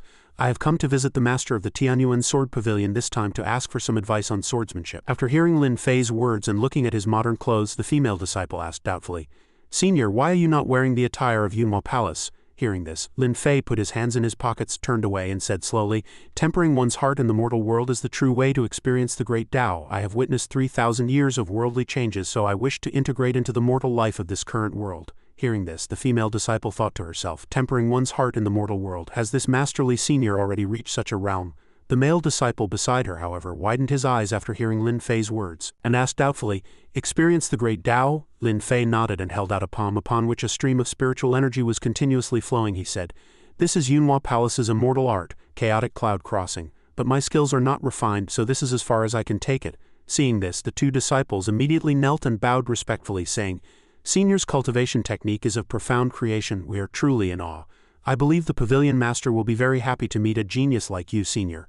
Lin Fei nodded and said, As long as you cultivate diligently, you will surpass me sooner or later. As he spoke, Lin Fei thought to himself, That's right, as long as you cultivate diligently, you can surpass the myriad sages heavenly venerable sooner or later. At this moment the two disciples had already stood up. They enthusiastically extended their hands in an inviting gesture and said, Thank you for your encouragement, Senior. We will take you to see the pavilion master. To their surprise, Lin Fei gently shook his head. He looked outside and frowned slightly. No rush. I see the Tianyuan Sword Pavilion is filled with demonic qi. I'm afraid something major has happened in the abyss of 10,000 demons. Why are you so indifferent? Aren't you going to cast a spell to reinforce the seal? The female disciple listened and whispered with clasped hands, To be honest, I had the same question at first, but I heard from my senior brothers and sisters that the pavilion master is already preparing the Tianyuan 7 Stars formation and will reinforce the seal soon. Hearing her say this, Lin Fei said, Oh, and then thought, the Tianyuan 7 Stars formation borrows the power of the Big Dipper. It can indeed reinforce the seal, but it can also completely destroy it. Looking at the towering city before him, Lin Fei thought this and then turned to the female disciple. Can you take me to see your pavilion master now? The female disciple quickly replied, Of course. As soon as she finished speaking, she formed a hand seal and the sword beside her immediately stood upright in the air, then grew continuously larger. She shouted, Rise! Lin Fei watched the female disciple perform the sword-writing technique, frowning in thought. Next, I need to see what exactly happened to this pavilion master. A moment later, the sword was large enough. The female disciple stepped onto the tip of the sword first, then turned back and called to Lin Fei, Senior, please get on the sword. Lin Fei looked at the sword beneath the female disciple's feet and thought with some helplessness, This little girl can't even manage to ride the sword on her own, and she still has to carry me. Forget it, I'll give her some face. After Lin Fei got on the sword, the female disciple stood at the front, clasped her hands and began to chant an incantation. But the sword did not react at all. After a long while it slowly lifted off the ground. Lin Fei stood behind her and asked doubtfully, Are you sure this is okay? The female disciple fumbled at the front for a while before finally getting the sword to fly up completely. She wiped the sweat from her face and stammered, It's fine, Senior, hold on tight. I will definitely get you to the pavilion master. Looking at the female disciple trembling as she rode the sword, Lin Fei sighed and thought, Is this little girl in the qi refining stage trying to act tough? Suddenly, Lin Fei caught a glimpse of a strange phenomenon in a certain direction out of the corner of his eye. He said, and thought, Demonic qi. Over there was a pillar of demonic qi soaring into the sky. The female disciple above didn't hear what Lin Fei said clearly and turned back to ask, Say, Senior, what did you say? Lin Fei did not answer her, but headed in the direction the demonic qi was coming from. He clasped his hands and said calmly, Let's go take a look over there, the female disciple asked doubtfully. How, why? Aren't we going to see the pavilion master? The mountain where the pavilion master isn't in that direction. Please don't wander off. The female disciple was about to go forward, but Lin Fei reached out and stopped her, saying, Don't go up there, look over there. The female disciple followed the direction of Lin Fei's finger, and after seeing the scene before her, she cried out in horror, What's happening? Our Tianyuan sword pavilion is fighting amongst itself. Over there, Elder Wang Rulong was dressed in black. He glanced at the elders kneeling on the ground, and a corner of his mouth curled up as he said, Elder Quan, a wise man submits to circumstances. I'll only give you 2 choices. Either surrender or die. Elder Quan looked up at Wang Rulong and said angrily, Elder Wang, you've actually colluded with the forces from the abyss of 10,000 demons. Aren't you afraid the pavilion master and vice pavilion master will skin you alive and pull out your tendons for consorting with demons? When the female disciple heard Elder Quan's words, she shouted in anger, Bastard, how can a disciple of my Tianyuan sword pavilion collude with demons? She was about to go down, but Lin Fei once again reached out and stopped her, saying, Don't go. The female disciple was puzzled, turned back to look at Lin Fei and asked, Why, Senior? Are you scared? Lin Fei shook his head slightly, frowning, No rush, let me see how many more people choose to side with the demons. At this moment below, a disciple secretly moved closer to Elder Quan's ear and said, Elder, we can pretend to surrender and then strike when they are unprepared, catching them by surprise. Elder Quan listened, shook his head, and said sternly, Everyone, don't think about pretending to surrender. If Wang Rulong dares to say such things, he must have obtained a method from the demons to control us. Who knew that as soon as the disciple heard Elder Quan's words, he raised his hand and struck Elder Quan on the back with his palm. Elder Quan was caught off guard by the sudden attack and immediately spat out a mouthful of blood. That disciple looked at Elder Quan viciously and said, Old man, sometimes being too smart is not a good thing. I gave you a way out, but you didn't know how to cherish it. Seeing this, another disciple immediately drew his sword in anger and rushed forward shouting, Senior Brother Cheng, how dare you betray Master? That man called Senior Brother Cheng, having just ambushed Elder Quan, turned around and kicked down the disciple who had just rushed up, saying disdainfully, Master, without strength you can't survive in this world. After speaking, immediately walked towards Elder Wang. Wang Rulong glanced at Elder Quan and the others and said contemptuously, Following Elder Wang is the right path now. If you few want to live, kneel down and beg for mercy immediately. That junior sister of yours is pretty. Come over and serve Elder Wang well and you might even get a promotion. Wang Rulong was very pleased to hear these flattering words. He grinned and said, Elder Quan, you are now completely powerless to fight me. If you don't surrender, you're dead. Besides, I've already obtained the soul-seizing order. You should know who bestowed this treasure upon me, right? Speaking of this, Wang Rulong paused, his face becoming terrifying. He laughed twice and slowly spat out a few words. It was Lord Lumu. Lumu? Who is Lumu? The female disciple next to Lin Fei asked blankly. Lin Fei turned and explained, he is one of Qilong's 181 brothers. After hearing Lin Fei, the female disciple stammered in horror, It's an ancient demon god. At this moment below, when Elder Quan and the others heard Wang Rulong say he had obtained the soul-seizing order, they immediately panicked and could not remain calm, the disciples said in fear. The legendary soul-seizing order, if a person's life soul is imprisoned within it, their life and soul for all eternity will be controlled by that person, becoming a slave. The demon god Lumu, we have no chance of winning. We can't fight them at all. Hearing these words, the heavily injured Elder Quan couldn't help but shout, All of you shut up. Even if I die, I will never betray the righteous path. Even in death I will die with dignity. But these male disciples did not have his backbone. They were all cowardly and timid, holding their heads and shouting, But we don't want to die yet. I'm sorry, Master, I want to live. Elder Quan was so angry he couldn't speak. The little junior sister supporting him heard the words of those senior brothers and shouted angrily, You bunch of cowards who cling to life and fear death. Since you want to be with demons, don't blame my sword for being merciless. As soon as she finished speaking, the junior sister immediately drew her sword, pointed it directly at the crowd before her and shouted, Ride the sword upon the wind, free and at ease, slay demons and devils between heaven and earth. The teachings of ancestral Master Guangcheng cannot be defied. Lin Fei had landed on the ground at some point. Hearing these heroic words, he clapped his hands elegantly and praised, A fine cannot defy the ancestral master's teachings. A hero's origin truly doesn't matter. I'm starting to like you, little girl. When Wang Rulong and the others saw Lin Fei suddenly appear from nowhere, they immediately became agitated and said in fear, Where did that person come from? We can't feel his aura at all. Wang Rulong looked at Lin Fei for a moment and thought, biting his teeth, This person's strength is unfathomable. I only noticed his presence when he got these close. If he's an opponent, he'll probably be hard to deal with. Is he forcing me to use that? Hearing the group's questions, Lin Fei clasped his hands and announced his name. I am the Flying Cloud Taoist of Yunhua Palace. Seeing injustice on the road, I wish to lend a helping hand. The nearby Elder Quan said gratefully, Fellow Taoist, you've come at the right time. The junior sister also said softly, I request Senior Yun to protect the Tao. The opposing Wang Rulong heard this and said angrily, Fellow Taoist, I advise you not to meddle in other people's business or you might accidentally lose your life. Lin Fei glanced at him and replied calmly, I don't meddle in other people's business. Hearing this, Wang Rulong grinned, Then why don't you get going? Before Wang Rulong could finish, Lin Fei continued. Interrupting him, he frowned and said, But I enjoy the feeling of death is like the wind, always by my side. You just said you wanted my life and that has already gotten me hooked. Hearing this, Wang Rulong's eyes instantly turned blood red. He said coldly, It seems you really don't know what's good for you. Let me show you what Lord Lumu has bestowed upon me. As he spoke, Wang Rulong opened a palm on which lay a demon clan's golden core emitting a terrifying aura. Wang Rulong grinned and said, Flying Cloud Taoist, do you recognize this? Elder Quan looked at the thing in Wang Rulong's hand, inwardly horrified. What a violent aura is a demon clan's golden core this terrifying? The junior sister asked doubtfully after hearing Elder Quan. A demon clan's golden core is a demon core. Once consumed, one will forever become a demon and can never turn back into a human, but their strength can be forcefully raised by one realm. Hearing her say this, Wang Rulong nodded and continued, That's right, if fellow Taoist Flying Cloud insists on interfering in the affairs of our Tianyuan Sword Pavilion, then I will risk this body to kill you. Hearing this, Lin Fei showed no fear. He provoked calmly, Is that so? I'm so scared. You're probably a bit jealous too. And don't want to eat it, do you? Wang Rulong shouted angrily. Are you that afraid of death? He said this, but cursed inwardly, Is this guy sick? Why does he keep provoking me? Can't he just leave? Hearing Wang Rulong's question, Lin Fei raised his hand and scratched his head. Maybe I'm afraid of other things, but I'm really not afraid of death. Why don't you kill me? This sentence from Lin Fei successfully enraged Wang Rulong. He angrily stuffed the demon clan's golden core into his mouth and said through gritted teeth, "Fine, fine, you asked for it." After the demon clan's golden core was swallowed, demonic chi began to surge, quickly enveloping his body. Wang Rulong let out a painful scream. When the demonic chi dissipated, Wang Rulong had completely transformed into a demon, hideous and ugly. Wang Rulong's eyes were blood red. He opened his mouth full of fangs and shouted, "Is this the power of the nascent soul stage? It feels pretty good to be a demon." Hearing the monster's words, Elder Quan said in horror. He broke through the golden core stage and entered the nascent soul stage directly. There's a huge gap between golden core and nascent soul. Even with the help of the flying cloud Taoist, I'm afraid. Elder Quan paused here. He looked at Lin Fei worriedly and said, "Fellow Taoist, hurry and leave. This is a matter of our Tianyuan sword pavilion. We can't involve outsiders. Stay alive and find reinforcements, then come back to destroy this demon." Hearing Elder Quan's words, Lin Fei turned his head slightly and said to him, "You're trying to be a good person again, but that guy won't let me leave." Hearing this, Wang Rulong immediately rushed forward shouting, "You're right. Since I've given up being human, I won't be able to quell the hatred in my heart without killing you." Seeing Wang Rulong start to attack Lin Fei, the female disciple beside him immediately rushed forward and said, "Senior, I'll help you." Wang Rulong didn't even put this female disciple in his eyes.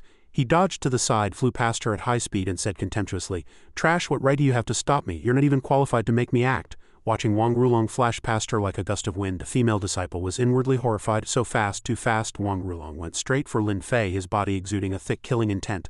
Lin Fei showed no fear. He slowly raised his hand and slapped Wang Rulong across the face, sending him flying dozens of meters away. Wang Rulong couldn't believe it. Watching himself being sent flying, he stammered, how is this possible?" Below, Elder Quan and the disciples were also horrified by this scene, their eyes wide and their mouths agape. After slapping Wang Rulong away, Lin Fei said with disgust, "You're too ugly." As he spoke, he withdrew his hand and looked at the disciples who were with Wang Rulong. "And you?" After looking at the group for a moment, Lin Fei raised his hand to the sky and then continued, "Since we're in a sword pavilion, let's solve this with swords." As soon as his words fell, a powerful spiritual force pulled all the swords from the disciples' backs. Lin Fei paid them little mind. He said calmly, "Cultivation is the cultivation of the heart. You are not worthy." As soon as his words fell, he waved his hand and the sword formation immediately came crashing down, smashing towards the disciples who had betrayed the Tianyuan sword pavilion. The group was terrified and scattered, only to be pierced straight through by their own swords. Moans and cries for help filled the air. Seeing that the traitors had been dealt with, Elder Quan and the other disciples immediately knelt down to bow and express their gratitude.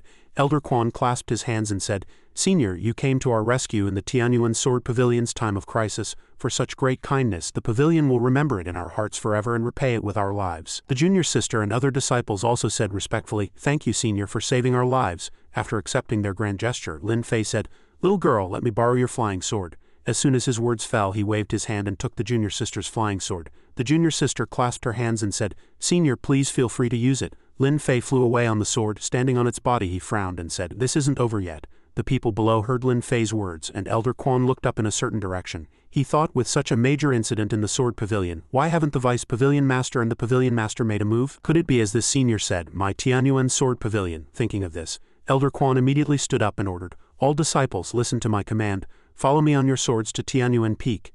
The disciples immediately obeyed respectfully. Soon, Elder Quan and his group were following behind Lin Fei on their swords. Lin Fei frowned, his hands clasped, and looked at the peak before him. He murmured, "Is this what the main peak of the Tianyuan Sword Pavilion looks like?" Below, a great battle had just taken place. One person had fallen and another was covered in blood. Seeing Lin Fei land, he asked in a cold voice, "Who are you?" Lin Fei retracted the flying sword and said calmly, "I am the flying cloud Taoist of Yunhua Palace, and you must be the current pavilion master of the Tianyuan Sword Pavilion." Hearing Lin Fei's words, the man immediately replied, "I am the current pavilion master of the Tianyuan Sword Pavilion, Lu Yuanting. Fellow Taoist, what business brings you to my sword pavilion?" At this moment, Elder Quan and his group landed. Looking at the corpse on the ground, Elder Quan said in horror, "Pavilion master, why did you kill the vice pavilion master?" Seeing Elder Quan's group who shouldn't have been here, Lu Yuanting frowned in thought. How are they still alive? Wang Rulong. Lin Fei, who had been observing Lu Yuanting the entire time, seemed to see through his thoughts and let out an interested, "Oh." At this moment, Lu Yuanting pointed his sword at the corpse on the ground and said coldly, "Fang Changlu colluded with the demons from the abyss of 10,000 demons and tried to frame me. I had no choice but to be merciless." Hearing this, Elder Quan turned pale in disbelief. He said in horror, "The vice pavilion master betrayed us too." Hearing this, Lu Yuanting frowned and said, "Too?" Lin Fei listened to this guy's act and thought contemptuously, "I'll let you act for a little longer." When Elder Quan heard Lu Yuanting's question, he immediately said, "Wang Rulong betrayed us. Fortunately, the flying cloud Taoist came to our aid. Otherwise, I'm afraid we would have died without a proper burial." After hearing this, Lu Yuanting's acting was quite convincing. He flicked his sleeve angrily and shouted, "How outrageous to think Wang Rulong betrayed us too." Saying that, Lu Yuanting hurriedly bowed to Lin Fei, clasped his hands and said, I'm fortunate to have received your help, fellow Taoist, otherwise being held up by that traitor Fang Chonglu I'm afraid everything would have been too late. Lu Yuanting maintained his bowing posture, but a wicked look appeared on his face as he secretly schemed, this person killed Wang Rulong with ease, his strength is unfathomable. It's better to let them live a little longer before making a move. At this point Lin Fei was getting tired of it. He didn't want to waste any more time with this guy, so he spoke calmly, getting straight to the point. Pavilion Master Lu, who was it that colluded with the demons, Fang Chonglu or you? Hearing Lin Fei say this, Lu Yuanting was startled guiltily. He looked up at Lin Fei and said angrily, fellow Taoist, what is the meaning of this? Are you suggesting that I, the esteemed Pavilion Master of the Tianyuan Sword Pavilion, would defect to the demons? Perhaps feeling that Lu Yuanting had a point, Elder Quan stepped forward to speak for him. Senior, you're overthinking it. It's impossible for Pavilion Master Lu to do such a thing. The two female disciples beside him also spoke up. How could Pavilion Master Lu collude with demons? Senior must be too suspicious. Hearing this, Lin Fei shrugged and said, you middle-aged uncles, can you really lie without even blushing? Provoked by Lin Fei's words, Lu Yuanting said angrily, if I, Lu Yuanting, have colluded with demons, I will atone with my death today, and stain the demon-suppressing pagoda with my blood. Hearing this, Lin Fei asked, are you sure? Lu Yuanting looked Lin Fei straight in the eye and said confidently, I'm sure. He sized Lin Fei up from head to toe, thinking you're bluffing. Don't tell me you know the legendary great divine ability of time rewind. That's a Taoist art known only to gods. This thought had just flashed through Lu Yuanting's mind when Lin Fei on the other side waved his hand and said, all right, I'll let you see for yourself. As soon as his words fell, the Taoist art of time rewind immediately appeared with a wave of Lin Fei's hand, and the scene that had just occurred was clearly displayed before everyone. Lu Yuanting and Fang Chonglu stood facing each other. Lu Yuanting, with his hands behind his back, said coldly, Junior brother, if you don't want to join me in defecting to Lord Lumu, then we brothers can only be separated by death. Watching the replayed scene before him, Lu Yuanting broke out in a cold sweat. He trembled, thinking, how does this kid actually know this divine technique? It's over, I've miscalculated. The replayed scene continued. Back then, upon hearing Lu Yuanting's heartless words, Fang Chonglu flew into a rage. He pointed at Lu Yuanting's face and shouted, Lu Yuanting, your crimes are unforgivable. You deserve to die. The Lu Yuanting opposite him didn't wait for Fang Chonglu to act. He drew his sword and stabbed it straight into Fang Chonglu's heart. Lu Yuanting said in a cold, wicked voice, since you're unwilling to submit, then go die. Watching the afterimage of Fang Chonglu fall to the ground, Elder Quan and his group were horrified. He stammered, how could this be? The junior sister beside him was also in disbelief. She covered her mouth and said, the Pavilion Master actually betrayed the Sword Pavilion. After that past scene finished playing, Lin Fei stood to the side with his arms crossed, and said with a frown, Pavilion Master Lu, I heard you wanted to atone with your death and stain the demon-suppressing pagoda with your blood. Are you going to do it yourself, or do you need my help? Hearing these provocative words, Lu Yuanting was furious. He immediately drew his sword, his body emitting waves of demonic qi. Lu Yuanting pointed his sword at Lin Fei and shouted, I was going to let you live, but since you insist on seeking death, don't blame me.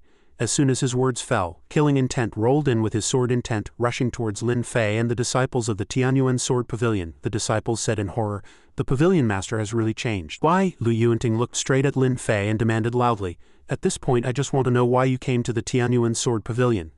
Lin Fei, still with his arms crossed and completely unaffected, said frankly, I just came to get a sword. Ruining your plan was just an accident, but if you want me to apologize, that's impossible.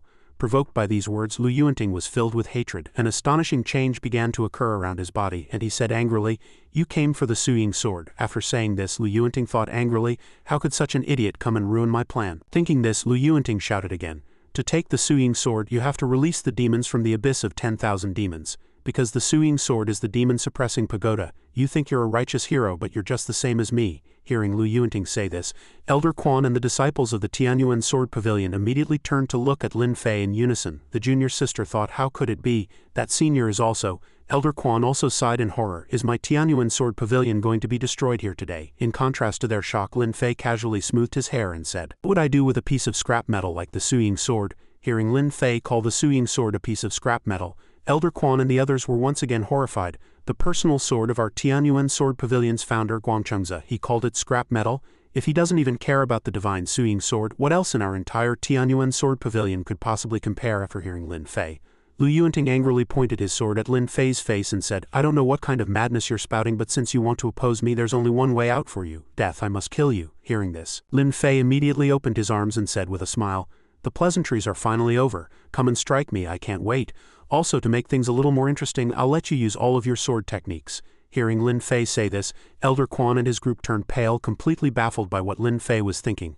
Lu Yuanting was the 37th generation Pavilion Master, a mid-nascent soul stage expert who had cultivated the sword arts of the three major schools of the Sword Pavilion to their peak. For Lin Fei to be so arrogant he would probably die. Lu Yuanting heard these words as if it were a joke. He couldn't stop laughing. After a long while, when he had had his fill of laughter, Lu Yuanting looked at Lin Fei coldly and said, "Do you know what my realm is? I have reached a domain that no Pavilion Master in history has ever broken through to, even in death." Hearing Lu Yuanting say this, Elder Quan was covered in sweat. He stammered, "Could it be, Lu Yuanting, you've reached the realm of the heart sword?" As soon as Elder Quan finished speaking, 3 beams of sword chi glinting with a cold light suddenly flared up from behind Lu Yuanting and shot into the sky. Lu Yuanting stood in place and said slowly, "That's right, I can now make all things my sword. The Tao gives birth to 1, 1 gives birth to 2, 2 gives birth to 3, 3 gives birth to all things. 3 live sword art." The sword chi, following Lu Yuanting's will, continued to shoot fiercely towards Lin Fei. The people from the Tianyuan Sword Pavilion nearby were also significantly affected. A fierce wind rose, and the power of the sword chi was so strong they couldn't open their eyes. The junior sister raised her hand to shield her eyes and said in horror, "Just the lingering power it's emitting can injure people." The sword chi gathered together, blasting towards Lin Fei with the force of 1,000 thunderbolts. Lin Fei was not the least bit frightened by that terrifying sword chi, and leisurely raised a hand intending to block the move. Seeing this, Lu Yuanting shouted contemptuously, "Fool, the person who can withstand my sword chi has not yet been born in this world." As soon as Lu Yuanting finished speaking, the sword chi collided with Lin Fei's palm, but nothing happened. Lin Fei still stood there calmly, and the sword chi had been completely absorbed by him. After it was done, he asked calmly, "Is that all?" Elder Quan and the others saw this, dumbfounded, and cried out in disbelief, "How is that possible?" Lin Fei glanced at their excited expressions and reminded them, "You should move further back. There's no compensation if you get killed by the shockwave." Hearing this, Elder Quan and the others were startled and hurriedly flew away on their swords. After they were far enough away, Lin Fei turned back to Lu Yuanting, snapped his fingers and said casually, "Come on, continue using your most vicious moves to strike me." Lu Yuanting opened his arms and laughed smugly. "Haha, you couldn't possibly think that last slash was my limit, could you? With the next one I'll definitely show you." Saying that, he pointed his sword to the sky and shouted, "This is what it means for all things to be a sword." Instantly, 2 beams of green light shot into the heavens. The others watched terrified. That's the strongest move of the Heart Sword realm." The 2 female disciples were also scared. Such billowing sword chi, it was a legendary world-destroying sword technique. Lin Fei still stood there with his arms crossed, showing no fear at all. That old fellow attacked with the momentum, disappear in the furious waves of my sword chi. Around him, the airflow churned like a tornado rushing towards the sky. He stood before the tornado and taunted, "Ah, arrogance, that is your weakness, turn to dust under my sword chi." The others watched this scene, dumbfounded and horrified, their eyes wide as they screamed in despair, "Senior, the hope we finally had is now gone." Lu Yuanting's face darkened, looking incredibly sinister. "You few, I'll give you one more chance. Kneel now and I can deal with that matter first, otherwise the Flying Cloud Taoist's fate will be yours." Just then a voice came from behind him. "The 37th generation Pavilion Master of the Tianyuan Sword Pavilion, you truly disappoint me." The 3 of them immediately recognized the voice. "Senior, you're all right even after that." "That's great." Even the villain couldn't help but ask, "What? How are you still alive?" The tornado gradually dispersed. Lin Fei still stood there with his arms crossed as if nothing had happened. He sighed and lamented, "Alas, too weak, unbelievably weak, I can't even get excited." That old fellow retreated in terror, his face pale, unable to believe his eyes. What in the world are you? Since when did Yunhua Palace have someone like you?" He broke out in a cold sweat, scheming in his heart, "Even so, I haven't lost yet. As long as Wang Jicheng and the others can set up the Tianyuan 7 Stars formation, I still have a chance to turn the tables." Suddenly, Lin Fei frowned and looked at Lu Yuanting, asking, "I've been wanting to ask a question for a long time. Your Tianyuan Sword Pavilion has been freely multiplying in this world, so why are there so few people?" Lu Yuanting didn't have a chance to speak before Elder Quan interjected and shouted, "That's right, Wang Jicheng and the others are setting up the Tianyuan 7 Stars formation at the demon-suppressing pagoda right now. Could it be?" The more Elder Quan spoke, the angrier he became, demanding, "You're setting up the formation not to suppress the abyss of 10,000 demons but to destroy the demon-suppressing pagoda." The villain had no way to deny it, and could only point at him and curse. "So what if I am?" Why, he was so angry he could only curse. "You look like an unreliable bastard. How can you see through my every move? Without you, you bastard, everything would have gone smoothly for me." Lin Fei couldn't be bothered to talk to him and just sighed. "Alas, perhaps it's because you're too weak." It was like a bolt from the blue. Being called weak so many times, his face darkened and he was speechless, unable to believe he was being so humiliated. He stammered, "'Cause I'm too weak." Lin Fei still affirmed calmly, "That's right. If the Tianyuan 7 Stars formation is completed, as the formation's core person, won't you be instantly teleported away?" Elder Quan couldn't hold back anymore. He cupped his hands around his mouth and urged, "Senior, please act quickly. The moment the great formation is complete, as the core person, he will absorb the formation's power and his strength will be 10 times greater than it is now." Suddenly, specks of light appeared in the sky, and a loud shout was heard. "The 7 Stars formation is complete. Tian Shu returns to its position." As soon as the words fell, a huge beam of light shot down onto Lu Yuanting. The 3 of them quickly shot numerous flying swords at him, shouting, "Don't let him get away, stop him." but the light was very strong and the flying swords could not penetrate it. He was unharmed and laughed triumphantly.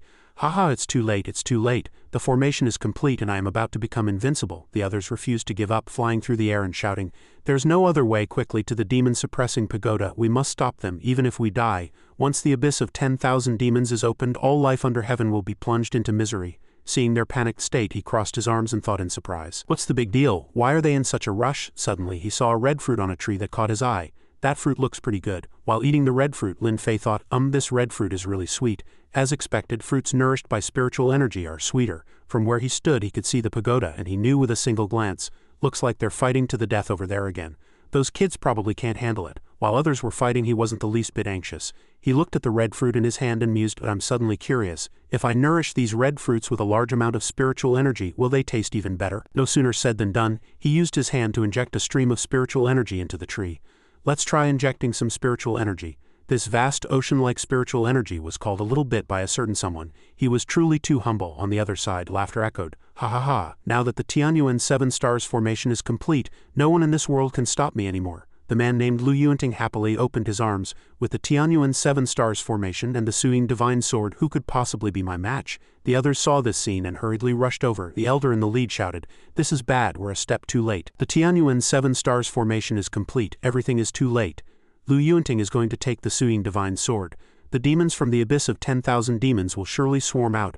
My Tianyuan sword pavilion will be in grave danger and a great calamity will befall the mortal world." Just then, behind them, a strong light suddenly erupted. Even Lu Yuanting and his group were so surprised they had to shield their faces with their hands. Such powerful pressure. What's happening? What's wrong? Has a great cultivator entered my Tianyuan sword pavilion? The elder thought with a terrified expression. This pressure is like that of a god. The two girls were also scared stiff. So terrifying. Another girl shook her head. Who on earth is it? While the few of them were still staring in astonishment, the light suddenly vanished before them without a trace. Those few people also asked themselves in surprise. It's gone. The mighty one has left. Another person urged more calmly, "No matter what, help the pavilion master retrieve the Suing sword. Even if another mighty one appears, we won't be afraid." The elder on the other side couldn't figure it out either. To retreat just like that. The two girls looked at each other blankly and asked, what in the world is going on? Could it be some senior who was just passing by? The culprit who had stirred up the terrifying pressure this time was observing his masterpiece. It was none other than Lin Fei. He held the red fruit in his hand, sizing it up with great interest. It looks much better now.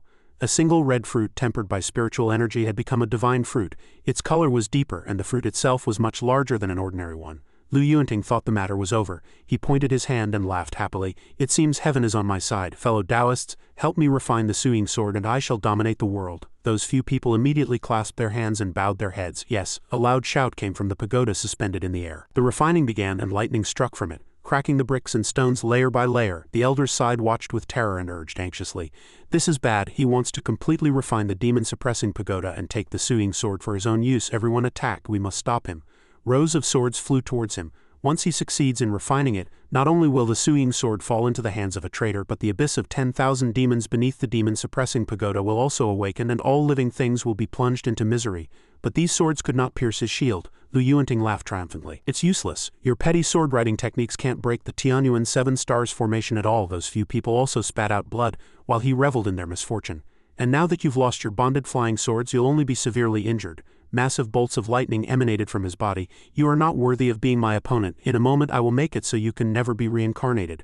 Ha ha ha. The elder also fell to the ground. "I have no strength left." Before that guy could even close his laughing mouth, he saw Lin Fei appear. He immediately froze, unable to laugh anymore. He still held the red fruit in his hand and taunted. "You're not done refining it yet? Or did I arrive too early?" That guy was furious and cursed loudly. "Why is this brat still here? My aura is so terrifying, yet he dares to come after me. Just how much of a death wish does he have?" The two of them, blood still on their lips, looked up and shouted in surprise. "Senior has indeed come. If Senior Yun acts, perhaps we still have hope." Lu Yuanting pointed at him and cursed. "Flying Cloud Taoist, if you scram now I can still spare your life, otherwise I will turn you to ashes." Suddenly, someone below shouted in surprise. "Pavilion Master, look at his hand. It seems to be a divine fruit." Only then did they notice the red fruit in his hand. "It's real.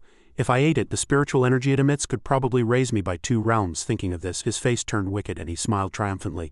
"Since you have a treasure on you, I can't let you live." After speaking, he charged forward with his sword to attack him. "Flying Cloud Taoist, there is a path to heaven, but you refuse to take it. There is no door to hell, yet you insist on breaking in." Lin Fei did not let him do as he pleased. He held the red fruit in one hand and blocked his sword with the other, glaring at him threateningly. "What are you doing? You want my fruit?" Lu Yuanting shamelessly tried to snatch it, laughing wickedly. He, it's your own fault for having a treasure, kid." This divine fruit must be mine. He also drew his sword, blocked his move, and asked directly, "You want my fruit?" That guy pressed down hard on his sword and roared nonsense, but he didn't care at all, said no more, looked at him with a provocative gaze and took a big bite with his mouth wide open, making that guy go crazy with anger. He roared, "Hey, stop!" The veins on his neck bulged as he shouted. The angrier he got, the happier he became. He taunted, "The taste is indeed very good." That guy went berserk, slashing wildly.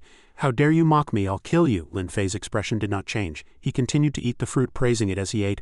Truly not bad." That guy watched as the red fruit was almost finished, but he couldn't hit him no matter what. He could only curse, "Bastard, bastard, arg." After finishing the red fruit, he raised his hand and slapped him, sending him flying, and said sarcastically, "Last bite, I'm done playing." From a distance one could still see that guy falling heavily to the ground. Raising a cloud of dust, the others watched, dumbfounded. That was the strongest expert of the Sword Pavilion, enhanced by the Tianyuan 7 stars formation, yet he was defeated in a single move. Lu Yuanting was knocked to the ground, spitting blood. He looked at his accomplice and asked, "Who on earth is that guy? I couldn't block that move at all just now." The accomplice frowned and replied, "Pavilion Master, you had just emerged from the Great Formation and hadn't borrowed much of its power yet. As long as you are in the formation, he is definitely not your match." Hearing this, that guy became aggressive again. He stood in the Great Formation and challenged loudly, "You're right. In here I am invincible." After speaking, he threw his head back and roared, "Spiritual power scattering in all directions. Flying Cloud Taoist, if you have the guts, break my Great Formation. Otherwise, once I take the Suying sword, it will be your time to die." Lin Fei was not afraid of such empty threats. He waved his hand and even retorted, "Oh really? I didn't expect someone to make such a stupid request." Hearing this, that guy's face darkened and he gritted his teeth. "What did he say?" The person next to him hurriedly chimed in, "He's playing dumb. No one can break our Tianyuan 7 stars formation." Below, the elder and a few disciples watched with concern. "Does he think the mountain-protecting grand formation left by our ancestral master Guangchengzi is just for show?" The girl next to the elder also thought that this senior probably didn't understand just how terrifying the Tianyuan 7 stars formation was. In her eyes, this thing was extremely powerful. In the Tianyuan 7 stars formation, the strength of all disciples will be increased threefold. This is the final formation we use to fight the abyss of 10,000 demons. Even an ordinary chi refining disciple can instantly reach the golden core realm. Lin Fei couldn't even be bothered to take out a weapon. He just raised a hand. "It's been a while since I used this move." After speaking, he slapped downwards forcefully, thinking, "I should be able to control the force precisely, right?" His golden palm-shaped spiritual power shone in the sky. Lu Yuanting looked up, not understanding, and even asked him what he meant. "You want to break my mountain-protecting grand formation with such a petty technique?" But as it got closer and closer, the image of the giant palm became clearer and clearer. Growing to an immense size, like swatting a mosquito, it smashed his formation to pieces, and his face turned pale. He stood in the distance watching the collapse, sweating as he blamed himself. "Looks like I still didn't control the force well." Those few people were sent flying. They hurriedly grabbed onto the remaining stone fragments, screaming with sweat pouring down their faces. "What's going on? He destroyed our mountain-protecting grand formation with a single palm." Beaten so miserably, that guy immediately turned and cursed his accomplice. "It's all your fault if you hadn't told me to lure him into attacking." Suddenly, that person pointed to the sky and said, "Pavilion Master, look, the Suying sword has been successfully refined." Sure enough, from the sky, a blood-red sword gradually appeared. "Suying, our chance to turn the tables has come." Lu Yuanting happily flew up, reaching out to grab the sword. "As long as I get the Suying divine sword left by ancestral master Guangchengzi, whose could this world be if not mine?" The elder hurriedly clasped his hands and shouted at him, but Lin Fei didn't care at all. In his eyes, the Suying sword was nothing but scrap metal. Let him take it. A massive sword appeared impressively in the sky. Lu Yuanting laughed happily. "Ha ha ha, the Suying divine sword is mine." He reached out his hand and drew it towards himself. "Suying, come to me. Become my power." He held the sword, his eyes shining, laughing endlessly with joy. He raised the sword and exclaimed in admiration, "Is this the power of a golden immortal artifact? This feeling of fullness is about to make my whole body explode." The people below watched, helpless and afraid. "It's over. No one can block a golden immortal artifact. Is the lineage of our Tianyuan sword pavilion going to be broken today?" After getting the sword, that guy immediately gave an order. "Go Suying, kill that flying cloud Taoist for me." Lin Fei wasn't afraid at all, standing as still as a mountain. He calmly watched the power flying towards him. The kind-hearted elder shouted a reminder. "Fellow Taoist flying cloud, get out of the way. A strike from the Suying sword is no small matter." He coldly watched the sword as it was about to close in and said to it softly, "Suying, look and see who I am." The sword immediately stopped in midair, refusing to advance any further. It even began to tremble. He asked, "What are you trembling for? Weren't you just pointing your tip at me?" Lu Yuanting couldn't control the sword to attack him no matter what. He thought blankly, "What's going on? Suying is actually trembling, and it's resisting my control." The three people below were also dumbfounded. "What's going on? Lu Yuanting has stopped attacking." Another girl had sharper eyes. "No, it seems to be the Suying sword that's trembling." Another girl's jaw dropped. "That flying cloud Taoist can actually make the Suying sword tremble." Seeing that he couldn't control it, that guy had to call Suying back, feeling so annoyed he was about to go crazy. There must be something wrong with this. I absolutely cannot let Suying fall into his hands. Lin Fei glanced at the sword in front of him and asked, "Do you care so much about this piece of scrap metal?" When that guy heard this, he felt something was wrong. He shouted, "You?" He was truly scared and he could feel Suying resisting him. What kind of demonic art did that flying cloud Taoist use? The accomplice behind him shouted, "Pavilion Master, don't forget the sealing talisman left by Guangchengzi." He immediately remembered. He took out the red talisman and shouted to control the sword. The talisman left by the ancestral master, the secret art to forcibly control Suying. After speaking, he pointed at the sword and shouted, "Come back to me." Red light from the talisman wrapped around the Suying sword, forcing it. Lin Fei watched this scene and chuckled. Guangchengzi's talisman was originally used to strengthen the seal, but now it has become a tool to manipulate Suying. Interesting. Seeing the sword still not moving, that guy became even more annoyed. He waved his hand fiercely and shouted, "You cannot resist the ancestral master's talisman." He raised the sword in his hand and shouted, "This time I will not hold back. Flying Cloud Taoist, accept your death." The move he used was the extreme sword control, Tianyuan mystic spirit. A blue light appeared wrapping around him. When the elder saw this move, his face changed drastically. He recognized it as the mid-extreme sword control art left by ancestral master Guangchengzi. Another girl's eyes widened as she watched in fear. Even an ordinary person using this move could kill enemies above their level. The other girl's expression was even more panicked. Using this move with the golden immortal artifact, the Suying sword, how powerful must it be? After speaking, she hugged her head tightly, not daring to look. "Junior sister, let's run. That flying cloud is done for." Seeing this, the girl resolutely refused to leave and even shouted, "If you want to go, senior sister, you go. If the Tianyuan sword pavilion is gone, what's the point of me living?" The sky darkened. Lightning flashed and thunder rumbled. That guy stretched out his hand and shouted, "Die." A series of dazzling lightning bolts struck down at him fiercely.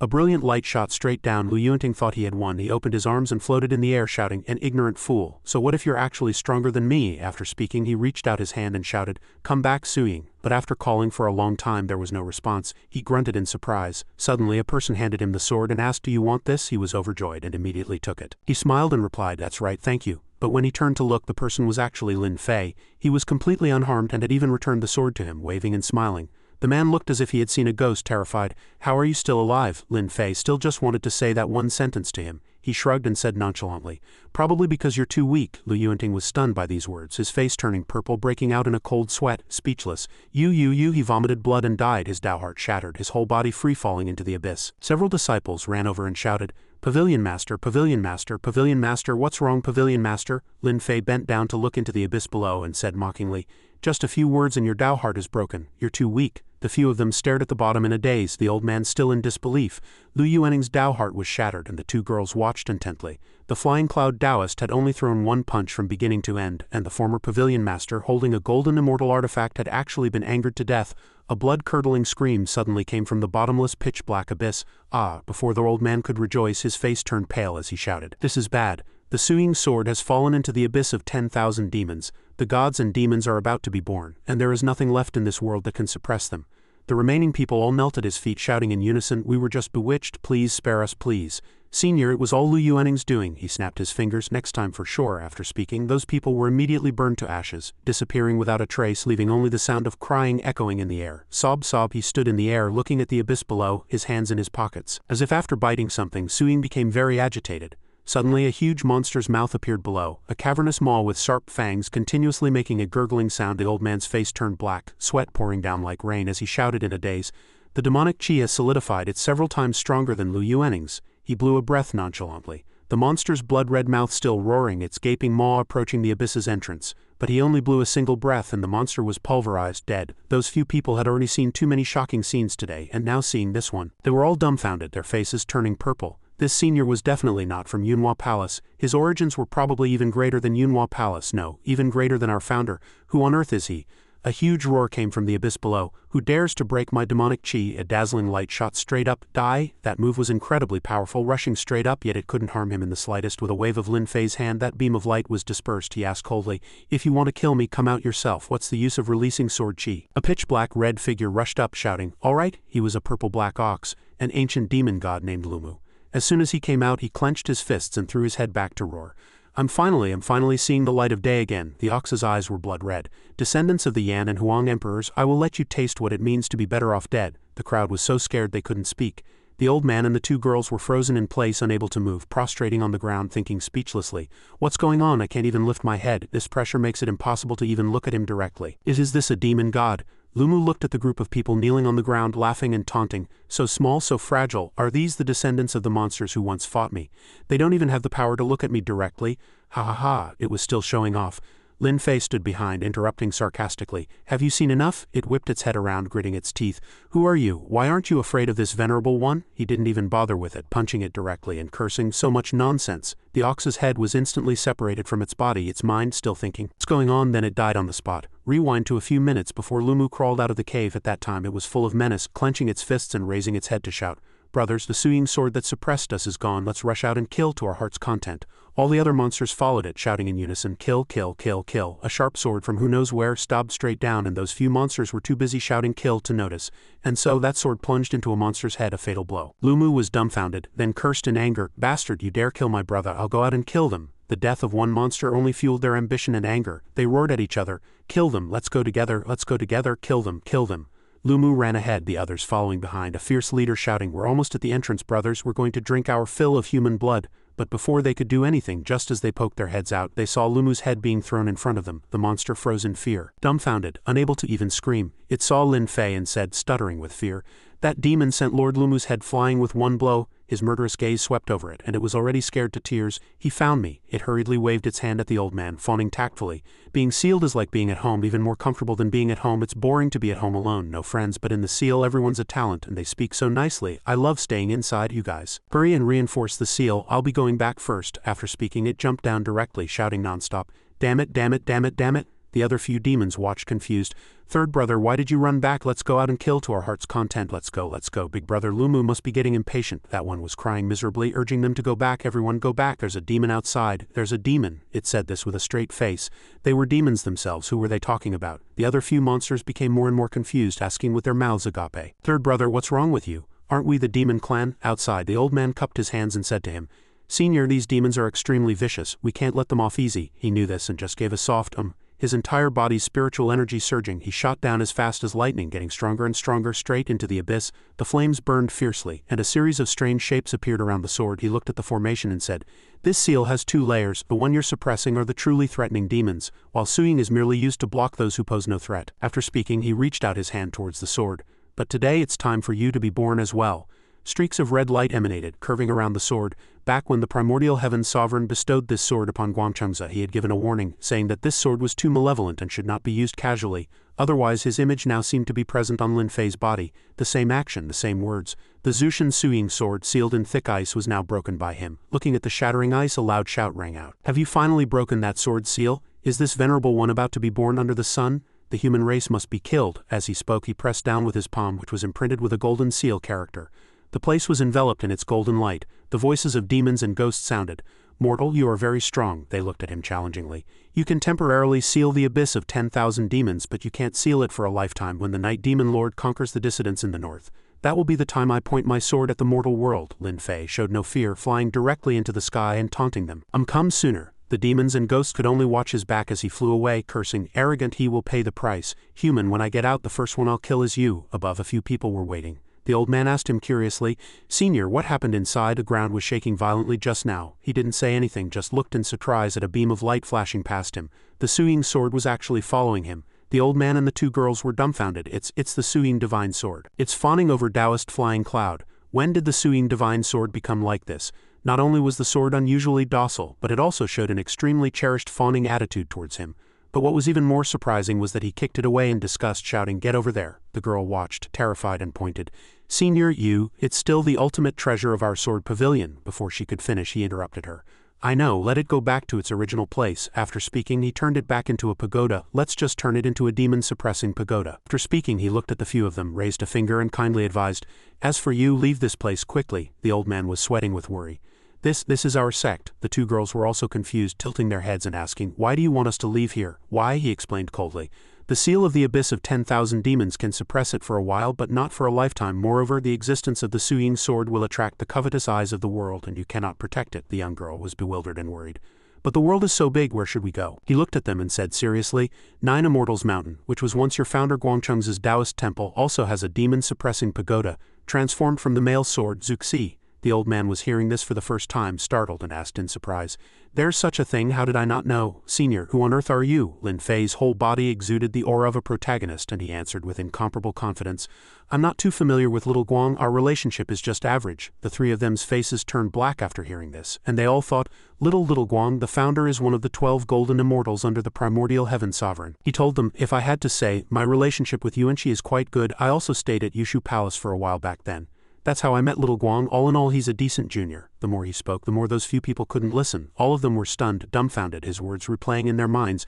"My relationship with Yuan is quite good. He's a decent junior." The old man clasped his hands and lowered his head in fear. "Senior Yu, can you tell me your honorable name?" He softly said a name, Lin Fei. The few people were struck by lightning. They hurriedly prostrated themselves and shouted, "Greetings to the myriad sages, heavenly venerable. Greetings to the Chaos Emperor. Greetings to Heavenly Emperor Lin." This prostration wouldn't solve any problems. He waved his hand. "No need for ceremony. All of you rise. I have already set a seal under the abyss of 10,000 demons. It won't be broken for a short time. You should hurry to 9 Immortals Mountain." The girl following the old man asked naively, "Heavenly Venerable, can we take the Suying Divine Sword with us?" He remembered that guy's face and told the few of them softly, "According to little Guang's original intention, when Suying no longer needs to bear the mission of sealing, if the disciples of the Tianyuan Sword Pavilion cannot obtain it, then let nature take its course and let the destined person have it."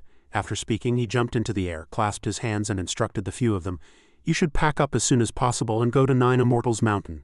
In the northwestern desert, the matter of the Tianyuan Sword Pavilion seemed to be resolved, but it had quietly triggered a shocking change. The aura that activated the Tianyuan 7 Stars formation was not spiritual energy, but the essence of the spirit, the ultimate yin energy. A woman with 2 colored pupils in a veil said as she walked, "According to the illusion sect's intelligence, Gong Tianji may have already turned into a corpse. Transformed into a spirit corpse. Are you sure it's all right?" Another soul lived inside her body, one cheek blood red, her eyes also crimson, looking very cruel. He replied, "As long as he hasn't cultivated into a drought demon, this venerable one can kill him as easily as killing a dog after getting the heavenly pearl." She asked in surprise, "Is a drought demon very strong, stronger than you?" He told the woman, "The cultivation world divides zombies into 6 realms: bronze corpse, silver corpse, gold corpse, spirit corpse, drought demon, and zombie god. A gold corpse is already equivalent to the golden core realm, and a spirit corpse has developed intelligence on top of that. A gold corpse is already equivalent to the golden core realm, and a spirit corpse has developed intelligence on top of that." Recalling that scene, he knew that a zombie, after becoming a drought demon, could fly and cause 1,000 li of scorched earth and could even be called the king of zombies, killing gods and Buddhas in its path. She still had doubts. "After all that, do you think Gong Tianji could have cultivated into a drought demon?" That guy laughed smugly. "Unless the light of the stars and moon can shine 10 times brighter on the world, of course it's impossible." He also reminded her, "Little girl, stop worrying about nothing. This kind of thing is simply impossible." Suddenly, several stars appeared in the sky, lined up. As soon as that guy saw them, he blurted out, "What the fuck?" Before he could understand what was happening, a strong light descended from the sky, striking right in front of them. He opened his mouth wide in panic. "What's happening?" The force was so great that even from a distance it sent her flying. The woman asked in panic, "What's happening? Are you some kind of prophet?" But he was too scared to joke and shouted, "What time is it now? For fuck's sake, stop with such boring jokes." The whole ground began to crack. She shouted in fear, "The ground seems to be collapsing." Then she took 3 steps at a time, turned around and ran away quickly. The guy living in her body also urged repeatedly, "Run, the drought demon is being born." 1,000 li of scorched earth. While running, she questioned him angrily and surprisingly, "Didn't you say this kind of thing was impossible? Now look, you jinxed it," he roared loudly, immediately shifting the blame. "It must be that bastard from the Tianyuan Sword Pavilion. Only his Tianyuan 7 Stars formation could cause this kind of strange phenomenon." She ran with her head down, but still didn't forget to ask, "Are we still going to get the earth fire?" That guy immediately shouted, "Get what? You want to be a delivery boy for that drought demon?" As he ran, he said to her, "Zombies have a 7-day revival period. During these 7 days they absorb the essence of the sun and moon to transform. But a Taoist sect like Longhu Mountain will surely arrive in time. After they deal with the drought demon, we'll go get the earth fire." She immediately understood. "Won't someone else take the earth fire then?" The guy's eyes widened, staring straight ahead. "HMPH, they can't take the earth fire. Someone's here." Another beam of light descended from the sky, and the person who appeared was the current heavenly master of Longhu Mountain, Zhang Yun. As soon as he appeared, he said, "A drought demon has been born. If my Longhu Mountain can make use of it, that would be a truly great thing." The others all clasped their hands and lowered their heads. "The Heavenly Master is wise. The Heavenly Master is wise." The old man looked up at the sky, clenching his teeth. With the recovery of spiritual energy from the moment he stepped out of the small world, this world might just change because of him. Zhang Yun of Longhu Mountain. At this time, in Flying Cloud Manor, the place was bustling with noise and clamor. Don't come over. I'm going to force my way in. Don't come in anymore if this goes on. Lin Fei returned home, his hands on his hips as he looked at his house. Hearing the playful sounds, he said, "These guys are having so much fun while I'm not home." As soon as he opened the door, he saw several people laughing and playing loudly. I'm going to raid your lair." Seeing him return, everyone greeted him with concern. "How about we eat first? Would you like some soda?" Master, you're back. I'll go wash some fruit for you." Every girl was extremely attentive to him, but he refused bluntly, only asking, "No need, where's Zhao?" Chunhua replied, "She's in her room." He walked straight into the room and heard the sound of running water from the bathroom, guessing she was taking a shower. The girl inside also sensed someone and asked, "Who is it?" He replied, "Oh." The girl was startled, stopped what she was doing and asked, Lin Fei, you're back." He pushed the door open and walked straight into the room. "I'm coming in." Lin Fei walked directly into the room, ignoring her shouts from behind. Wait a minute. She was completely naked in the middle of a shower, steam rising all around her. Her face was crimson as she shyly and hurriedly covered her chest with her hands. What do you want?" He said nothing, threw a towel to her, told her to stop washing and then swept her up in his arms, his face close to hers. "Our relationship has long been established, so let's take it a step further." Zhao hugged him tightly, her face beat red, and cried out worriedly, this so fast?" Ignoring her confused and shocked state, he decisively placed her on the bed and asked, "You think it's too fast?" She was the type to say no with her mouth but be very honest with her body. She looked away and said shyly, "Well, it's not that fast either." He then pulled her into an embrace. "Good." The towel on her body slipped off and the two became entwined on the bed. Downstairs, the other girls were also blushing, each of them feeling hot and bothered. "Everyone's cultivation should be pretty good, you all heard that, right?"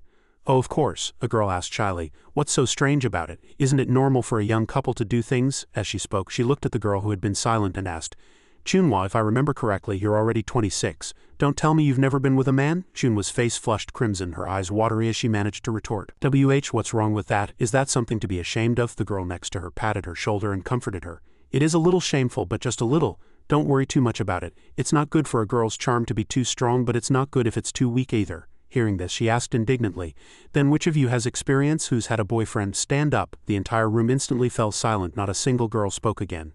Now everyone understood. They all covered their faces, so we're all the same. The next day, morning light was faint and the morning breeze was cool. Zhao, glowing with happiness, waved cheerfully. "Everyone's up so early?" They all turned to look at her. In contrast to her joyful appearance, the other girls all had dark circles under their eyes. One girl said, "Sister Zhao, we didn't sleep well last night." Another girl said, Yeah, it was too loud." One girl even teased, "The master is really something." Zhao became flustered and angry, shouting, "If you say one more word, believe it or not, I'll silence you for good." Just then, Lin Fei also came downstairs. He looked around and asked, "Where's Yinglong?" The girl Xiaoyue obediently lowered her head and replied, "Senior Yinglong went to teach Chen Longshang a lesson. She said she'll be back in a few days." Suddenly, a loud shout came from outside the door. "The sixth disciple of the heavenly demon divine palace, Zhang Yuqing, has come to pay his respects to the ancestral master." Everyone was stunned and looked outside. He, on the other hand, stroked his chin and said with interest, "Interesting, someone from the heavenly demon divine palace actually dares to come see me." Several lotuses bloomed quietly on the lake's surface inside the house. A newly arrived girl clasped her hands and said respectfully,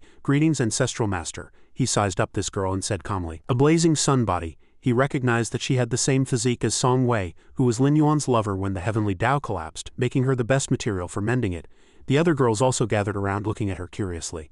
Zhao even wrapped her arms around his neck and praised, "This girl is so pretty." Another girl crossed her arms and asked, "Is this little girl the sixth disciple of the heavenly demon divine palace?" She then voiced her confusion. According to legend, the disciples of the heavenly demon divine palace do not exceed 7, and only those with supreme talent are chosen. They are powerhouses capable of destroying heaven and earth. How could there be such a cute little girl? Unexpectedly, upon hearing this, that girl got goosebumps and jumped up to explain, I'm a boy really, not a little girl." As soon as the words fell, everyone's eyes widened in surprise. "How boy?" the other girls cried out in even greater panic. "You make us women feel threatened." The old man who had come with him held his head and asked helplessly, "Sixth young master, I beg you, before you say you're 100% a man, can you please change out of your women's clothes?" His eyes filled with tears, looking as if he was about to cry. Upon seeing this look, the old man's face immediately darkened. He knelt down, begged for mercy and shouted, "I'm sorry, sixth young master, I was wrong. Let's talk things out. Please don't use your hands." But it was too late. His fist was already flying out with a look of having suffered a great injustice. "Uncle Wang, you're causing trouble again, bullying me." As soon as his words fell, his fist also landed on the old man's face. It looked light, but it was enough to knock the old man's face crooked, sending him flying while he cried out in pain. Woo-ah-ah! He flew straight through the wall. The girls watched this scene stunned. Is this the legendary little fist punching your chest? These little fists can actually kill someone. The hardest little fists in history. The girls were both amazed and frightened. After hitting the man, he still looked aggrieved. "That'll teach you to cause trouble in front of the ancestral master." The old man, having been beaten, lay on the ground, having flown into the courtyard, still hearing his scolding, which sounded like a gentle mother but was actually a fierce tiger. Lin Fei propped up his chin, stared at the one called Yuqing, and asked, "The heavenly demon divine palace should be my enemy? What business do you have with me?" He immediately put on a well-behaved look again. I just wanted to see the legendary ancestral master." Zhao Wang immediately believed him, and even said to Lin Fei, "Looks like another one of your female fans has come to chase her star." "You really have a lot of female fans," Yuqing asked with a confused look. "What's a female fan? What's chasing a star? Chasing the gods in the sky." He sat in a chair, crossed his legs, and explained with his arms folded. He just came out of the heavenly demon divine palace. His understanding of the outside world is still stuck 3,000 years in the past. He's disconnected from the modern world. Also, he's a boy. The girls' eyes lit up and they squealed. "He's really a boy, a cross-dressing master." "That's awesome." Chunhua was also very excited. "The master is still here. Let's calm down a bit." His face darkened and he exuded a dangerous aura as he asked, "You came to see me just for this reason? Aren't you afraid I'll kill you?" The one called Yuqing smiled smugly. "The ancestral master won't kill people," and he fiddled with his fingers, his eyes darting away. "The ancestral master is only at the early nascent soul stage. You probably can't kill me." So that was the reason for his confidence. Zhao Wang heard this, helplessly covering her face and thinking, "You're really something to actually believe the news old Lin spread." Seeing that he didn't seem like a bad person, he chuckled and asked, "So you're here to kill me?" That guy was startled and hurriedly waved his hands, explaining loudly, "Yuqing would never dare have such a thought. This time I just wanted to see the ancestral master. And I've even prepared a gift for the ancestral master that not even the divine lord has ever seen." Zhao Wang curiously asked at once, "A gift that even Lin Yuan has never seen?" The other girls also exclaimed in admiration. "Wouldn't that be a legendary level treasure?" Another one guessed.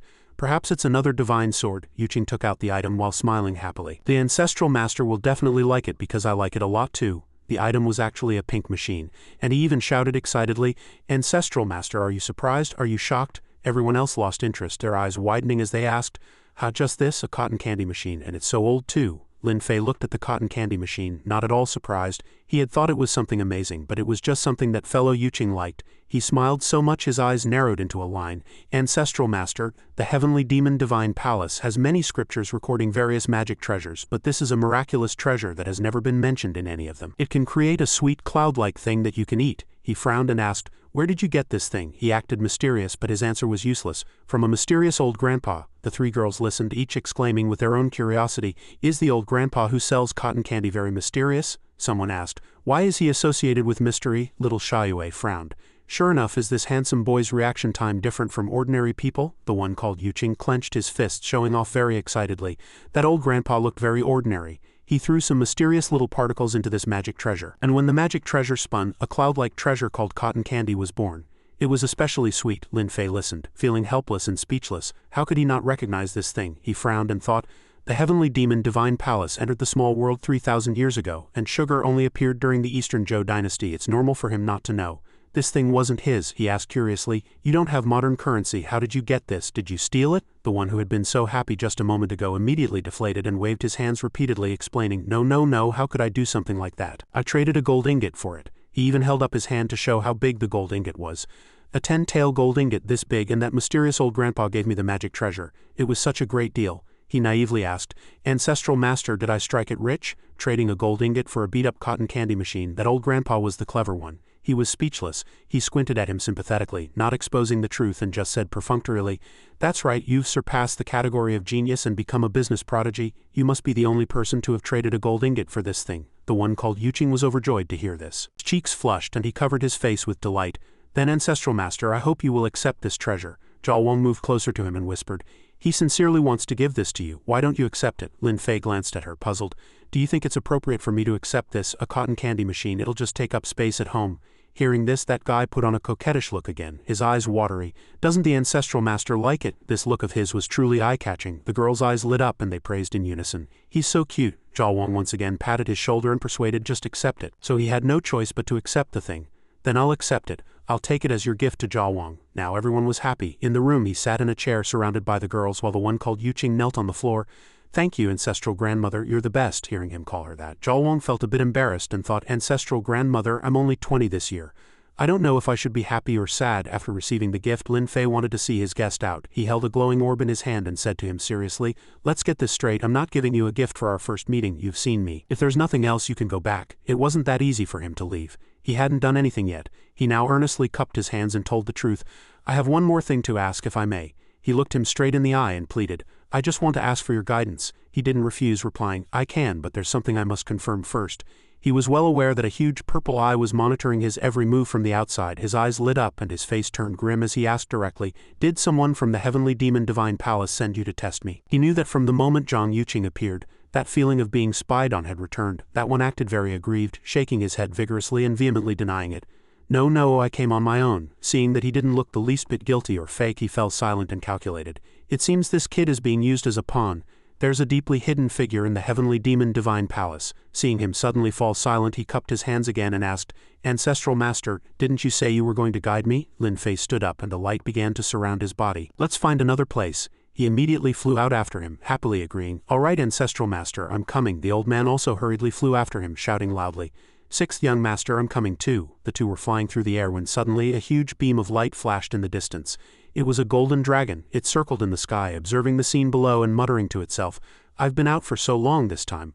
I wonder if the heavenly venerable missed me at all? Suddenly, it saw the black chi emanating from the one called Yuqing and immediately became alert. Who is that guy? Which fool dares to cause trouble again? When it saw that guy with the heavenly venerable, it roared in anger. How could it let the heavenly venerable handle this kind of matter personally? Zhang Yuqing was also startled when he saw the dragon, and exclaimed in surprise. Yinglong, Lin Fei also looked up on the other side. Zhang Yuqing showed no fear when he saw the golden dragon. His eyes lit up, and he even shouted excitedly, Ancestral Master, did you resurrect her? Lin Fei turned back and reminded him coldly, Don't look at me with that kind of expression, you're a boy. The golden dragon didn't care what was happening and just swooped down wanting to attack, shouting, Little bug, you dare to offend the heavenly venerable. There was no need for the heavenly venerable to personally deal with such a small fry. Lin Fei crossed his arms to stop it. Yinglong, stand down. Zhang Yuqing, on the other hand, laughed contemptuously. HMPH, you can't beat me anyway. The golden dragon didn't listen to Lin Fei's advice, only noticing the guy's mockery. It became even more enraged, opened its mouth wide and swooped down, roaring, Heavenly Venerable, let me teach this arrogant little girl a lesson. Lin Fei frowned helplessly, not wanting to deal with the two of them. Do as you wish.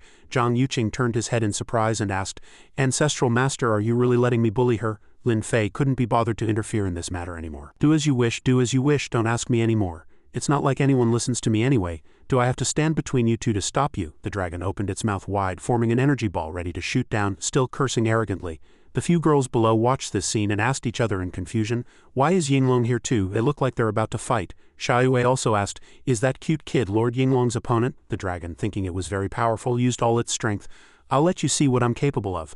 Zhang Yuqing said nothing and punched the dragon directly in the face. The dragon didn't have time to react, and fell headfirst to the ground. Ji Zhaowang was shocked. The other girls were equally stunned. Xiaoyue held her head in disbelief.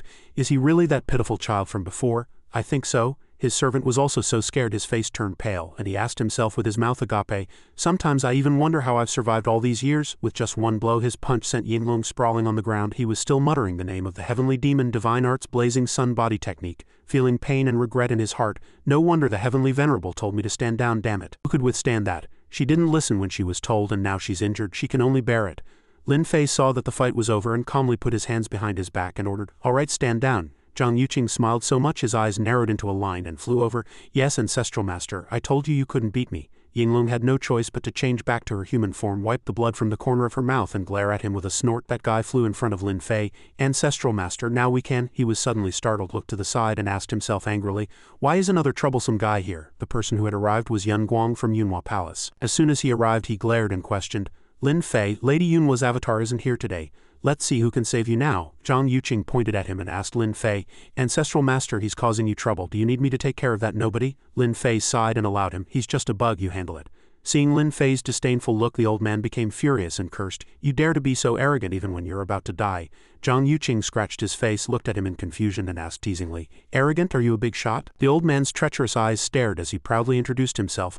I am an elder of Yunhua Palace, Yun Guang. After hearing this, that guy opened his mouth wide and said, Oh, making the old man think he was in awe of him. The old man continued to put on airs. What do you think, scared now? Who knew he would point at the old man and say, Miss Yinglong, myriad sages, heavenly venerable. Those are all famous names, but I've really never heard of yours, so you are indeed a nobody. Who would help Yun Guang with the embarrassment of being told this to his face? The old man was enraged, roared and launched an attack. Little girl, I think you're tired of living. Lin Fei looked at Zhang Yuqing and frowned. You're truly a genius with words. Your words reach the heavens. Seeing that no one was paying attention to him, the old man began to show off with his strongest move. I have reached the mid-nascent soul stage. I'm not the same as before. Let me show you my heaven-defying abilities. The air around him churned like a tornado. The Yunhua black and white sword formation A series of sword cheese flew from an unknown source surrounding the two of them. Lin Fei calmly looked around and pretended to praise. Quite an impressive display. The old man's face turned purple as he roared. Turn to ash in my sword chi. As he spoke, he shot those thousands of swords at the few of them. No one dodged. They just stood there watching. Not a single sword could harm a single hair on their heads. The sword aimed at Yinglong even broke on impact. Yan Guang's face turned pale as he watched, asking himself in a daze, what's going on? My move is guaranteed to kill anyone below the nascent soul stage. Why are the three of them unharmed? He looked at each of them and assessed. That Lin Fei has probably broken through the golden core realm and reached the early nascent soul stage. But that little girl's background is unknown. I must test her.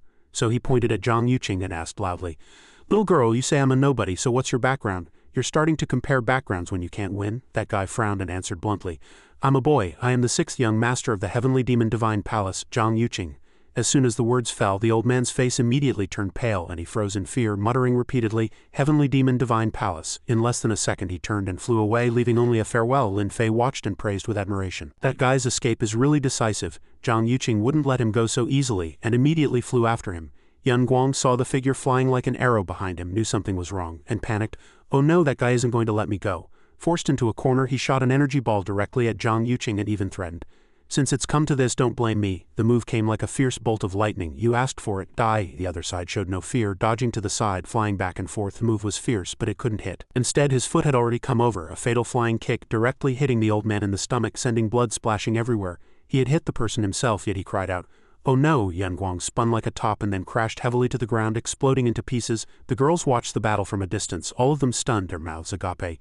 He killed him on their first meeting. That kid is too strong, isn't he? Are all the people from the Heavenly Demon Divine Palace this cruel? Seeing his gloomy look, Lin Fei asked sharply, what's wrong now? Zhang Yuqing pouted, on the verge of tears, and complained sadly, Ancestral Master, my dress is dirty. It was that old man's blood that splattered on me. His effeminate appearance annoyed Lin Fei so much he punched him. Shut up. He immediately held his head and cried, throwing a tantrum, Woo-woo, Ancestral Master is bullying me, woo-woo. The girls had started their afternoon tea party at this point, eating snacks and drinking tea while watching the two of them. One girl even said, the way this kid is now, he's actually making us girls feel threatened. Xunhua also trembled and said, scary, really too scary. After dealing with these trivial matters, Lin Fei asked him, are you still going to fight me? If not, I'm leaving. The servant sitting under the tree heard this and immediately became excited, urging in his heart, the Heavenly Venerable actually remembers the promise, young master. Quickly seize the opportunity. That's the guidance of the unparalleled myriad sages Heavenly Venerable in his reincarnation. You might even be able to break through to the nascent soul stage. Unexpectedly, Zhang Yuqing was still sulking. He held his head and just cried, refusing firmly, I'm not fighting, I'm not fighting, I'm not in the mood anymore. Ancestral Master is bullying me. That servant's mouth hung open, sweat pouring down his face. Young master, that's the guidance of the myriad sages Heavenly Venerable. He truly felt it was a pity for that guy to miss this opportunity. Lin Fei was speechless, looking at him with annoyance, not saying another word. Feeling that he had wasted time on these trivial matters, he turned to leave. As you wish, however, the Suying sword of the Tianyuan Sword Pavilion is very suitable for your physique. As soon as he heard this name, he immediately became interested and turned around. Hasn't the Suying sword already transformed into the demon-suppressing pagoda? If I pull it out, what will happen to the abyss of 10,000 demons? Lin Fei was not stingy and told him the truth. The abyss of 10,000 demons has my seal. Suying is now just a symbol. He was actually thinking in his heart. Besides, do you people from the Heavenly Demon Divine Palace even care about the common people? Seeing Lin Fei's enthusiasm, he smiled so happily his eyes narrowed and he immediately nodded. Then Yuqing thanks you, Ancestral Master. The three girls watched, fascinated. If I were a boy, I would fall in love with him too. Damn it, he's cuter than me. Is this the legendary power of a woman? After receiving Lin Fei's guidance, he was also ready to leave, waving goodbye. Farewell. Suddenly, a voice called out to him. Wait. Lin Fei's face darkened, and he stared straight at him, asking bluntly, before you go, tell me where the Heavenly Demon Divine Palace is. This guy was stunned for a moment and smiled awkwardly. This question. Seeing him hesitate, Lin Fei immediately pressed, you don't want to say? He hurriedly waved his hands, his face pale as he denied it. No, it's not that I don't want to say. Zhang Yuqing put on a believable look, fidgeting with his fingers and stammering, this is my first time out and we came out using a teleportation array, so I don't know where the Heavenly Demon Divine Palace is either. It sounded reasonable and he was even startled, shouting, doesn't that mean I can't go back either? Then he started crying and throwing a tantrum at Lin Fei. Ancestral Master, I've become a homeless orphan, you'll definitely take me in, right? Lin Fei coldly interrupted him. Get lost. He sent them flying with a single palm. He still tried to shout, Ancestral Master, I'll come see you again. Watching them leave, Lin Fei pondered. Sure enough, as soon as Zhang Yuqing left, that feeling of being spied on disappeared. The Heavenly Demon Divine Palace. Interesting. After sending them off, he also sat down cross-legged and chatted with the girls. One girl said, I really didn't expect that just hearing the name of the sixth young master of the heavenly demon divine palace would scare an elder of Yunhua Palace out of his wits. Yinglong replied while eating snacks. Don't you know who the founder of the heavenly demon divine palace is? That's the heavenly venerable's most prized disciple Lin Yuan. Thinking of the scene where she was beaten to a pulp by that guy, she was still very angry. HMPH, but I'll settle this score sooner or later. The girl sighed. The sixth disciple is already this terrifying. How strong must the first disciple or even the current vice palace master be? Chunhua also chimed in. The scariest thing is that's just a descendant of our master's disciple and a descendant from thousands of years later. The girl's eyes immediately lit up as they looked at Lin Fei, filled with infinite admiration. Xia Yue sighed. I should have gotten his contact information. He's so cute. If he wore a maid outfit, a bunny girl outfit, a nurse outfit, or a keepao, he would definitely be very pretty, right? Just thinking about it, the girls' mouths hung open, their eyes wide with excitement. Xia Yue is a genius, that's amazing. Lin Fei crossed his arms and looked at Ji Zhaowang beside him, suggesting, why don't you? Ji Zhaowang imagined herself wearing such sexy clothes, her face unconsciously turning red.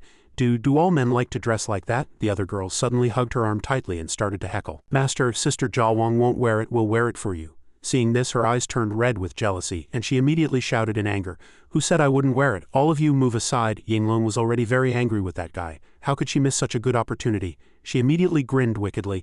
He, making that kid dress like that. Interesting. A golden light flashed, and she instantly transformed into a huge golden dragon, roaring loudly, Let's go after them. Make him wear that pile of clothes and humiliate him fiercely. No sooner said than done. That girl Xia Yue agreed with shining eyes and immediately, Okay, the two of them immediately left quickly. The others stood below watching, sighing in their hearts. As expected, as long as it's a female creature, they will hold a grudge. At the old site of the Tianyuan Sword Pavilion, the place was empty, and the Tianyuan Sword Pavilion's demon-suppressing pagoda was gone. Zhang Yuqing looked around, searching. Not only that, even the flowers and trees have been moved away. The old man accompanying him was also helpless.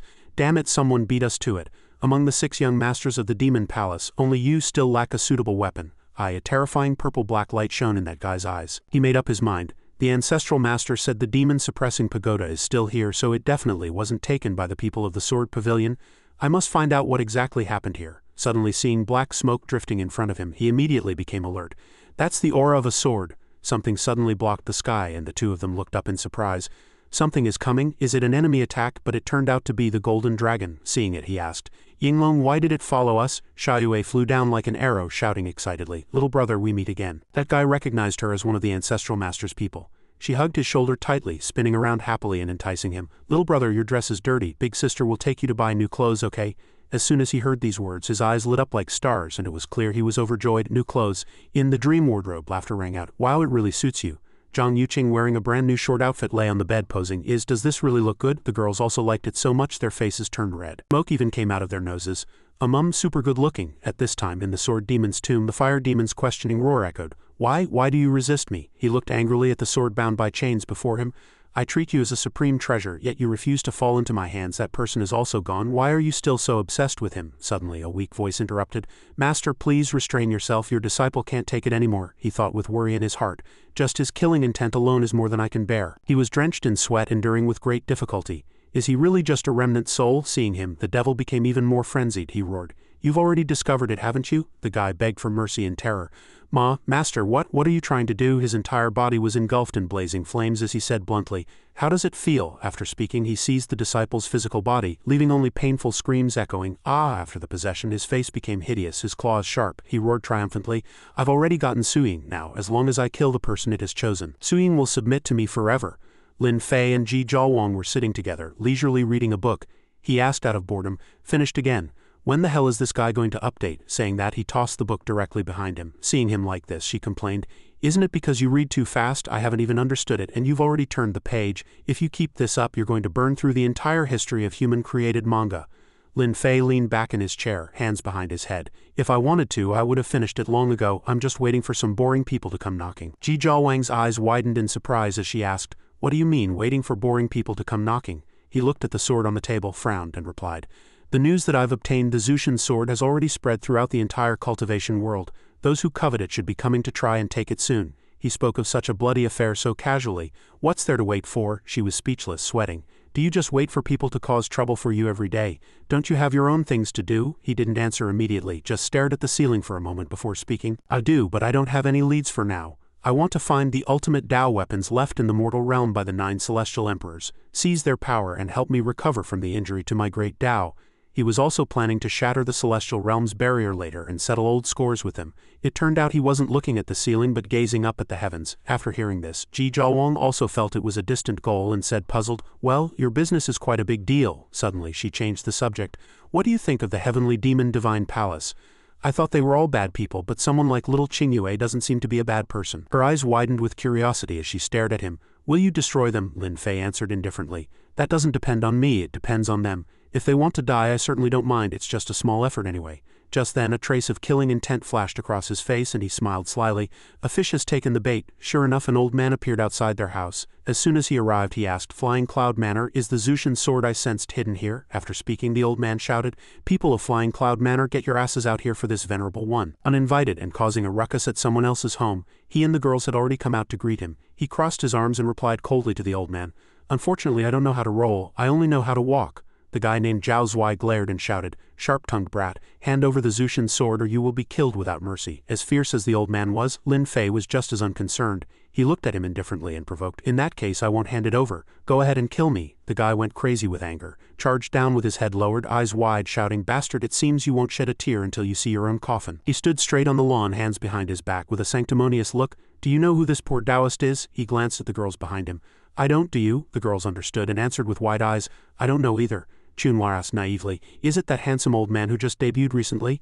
"I don't think so. Can someone that old still be so pretentious? Who wouldn't be angry after being humiliated to their face like this?" The old man's eyes were bloodshot, burning with rage.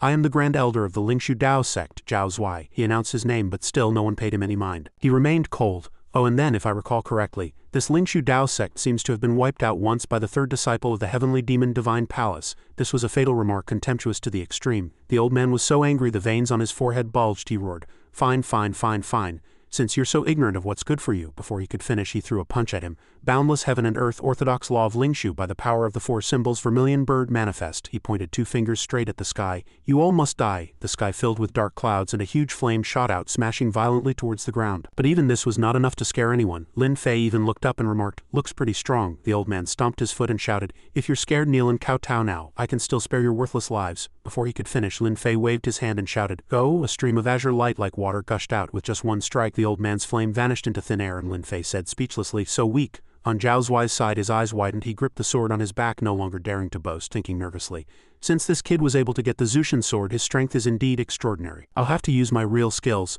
As long as I can find a way to get the Zushin sword back, won't killing him be as easy as flipping my hand?" Seeing his posture, Lin Fei asked directly, "You want to use a sword, right?" The old man, seeing he was found out, glared and asked, "So what if I do?" Unexpectedly, Lin Fei took out the Zushin sword and offered it to him. "Since you want to use a sword, then use the most high-grade sword in this world." The old man was stunned, sweating profusely. He stared at him with a frown, thinking in confusion, "This is bad. This kid wants to use the Zushin sword first." The old man was too stunned to believe he would let him use the sword. The sword whistled as it flew towards him. The old man was startled and couldn't even dodge in time. He couldn't draw the sword on his back, thinking with his mouth agape, it's over, I can't block this sword." But the sword didn't pierce him. Instead, it plunged straight into the ground in front of him. He pointed at the sword, arrogantly provoking him, even giving him a handicap. "You use this." The old man's face was pale. In disbelief, he stared intently at the sword before him, his mouth hanging open. He asked in terror, "You want me to use this? You want me to use the Zushin sword?" He wasn't joking. He even sat down and picked a blade of grass from the ground. You use that and I'll use this." The girls looked at the tiny blade of grass in his hand, also in disbelief. They asked each other, "Master, are you sure you want to use this to fight the Zushin sword?" Another girl was just as surprised. "Yeah, master, although your Taoist techniques are heaven-defying, that is the Zushin sword after all." Only Ji Zhaowang was used to his style. She shrugged as if to explain, "He has this hobby, just let him show off." He shot a cold glance. "Show off what?" As for the old man Zhao Zui, there was no need to mention how happy he was. In any case, he could at least touch this sword before being killed by him. He laughed happily. "I didn't expect everything to go so smoothly. After getting this sword, I will lead the Lingshu Dao sect to new heights." He held the sword and made a test swing, feeling its power. "This is the strongest power in this world, ha ha ha. The more I use it, the more I like it. Now this old man can even kill a Grand Luo Golden Immortal." The old man's eyes widened, his face cruel. He threatened him, "Let me test my Zushin sword with your blood." Holding the blade of grass, he looked up at the old man and scoffed. Did the old man forget who had offered him the sword? To still be so arrogant, he shouted, "Disappear under the divine might of the Zushin sword." This slash was too strong. The girls hugged their heads tightly, screaming in terror. Ah, this power! Everyone raised their hands to block, feeling an incomparably immense power that made it impossible to even lift their heads. Only Lin Fei was as steady as a mountain, blocking with a blade of grass, effortlessly. He waved the grass in his hand and a golden light appeared with it. Is this all the trial version of the Zushin sword can do? It seems I overestimated you. After speaking, he dispersed his move. He had already defeated him before the move had even finished. The old man's mouth was agape in disbelief. How is this possible? He pointed the tip of the grass to the sky and announced coldly, "The trial period is over. It's time to enter reincarnation." But the old man wouldn't listen. He was supposed to die before he even got to warm up the sword. He absolutely refused. He forced out another slash. "Nonsense, I don't believe it. I absolutely don't believe that thing can break my Zushin." As soon as his words fell, his face was already close to the old man's. He glared and told him, "Even if Zushin has the power to destroy heaven and earth, it still depends on whose hands it's in." The grass in his hand plunged straight into the man's glabella, splashing blood in the blink of an eye. The old man vanished without a trace. He even mocked, "Not interesting at all." Suddenly a voice sounded, "You killed Zhao Zuai." Only the voice was heard, not the person. Only a wisp of black smoke was seen. He asked, "Who are you?" The wisp of smoke gathered into a blurry face. "This seat is precisely the sect master of Lingshu, Zhao Zhengchen. You killed the grand elder of my Lingshu sect. You must give me an explanation." Lin Fei couldn't be bothered to say more. He looked at him as if he were something strange and explained, "He died of his own incompetence. What does that have to do with me?" Those words were truly unexpected. The guy laughed. "Haha, getting the upper hand by relying on the Zushin sword and still acting innocent, a mere early nascent soul cultivation, and you dare to be an enemy of my Lingshu sect?" Lin Fei put his hands in his pockets. This guy jumped to conclusions without seeing the beginning. He was the one who let the old man use the sword. You can't say he took advantage. A trace of killing intent flashed in his eyes as he asked directly, "Are you inviting me to wipe out your sect?" The black smoke revealed an angry face and cursed, "Insolent, you wet behind the ears brat, just relying on the advantage of Zushin, and you dare to look down on my Lingshu Dao sect." Lin Fei couldn't be bothered to get entangled with this guy whose face he couldn't even see clearly. He turned indifferently to leave. "I don't have time to go to that kind of crappy place. If you want to die, come find me yourself.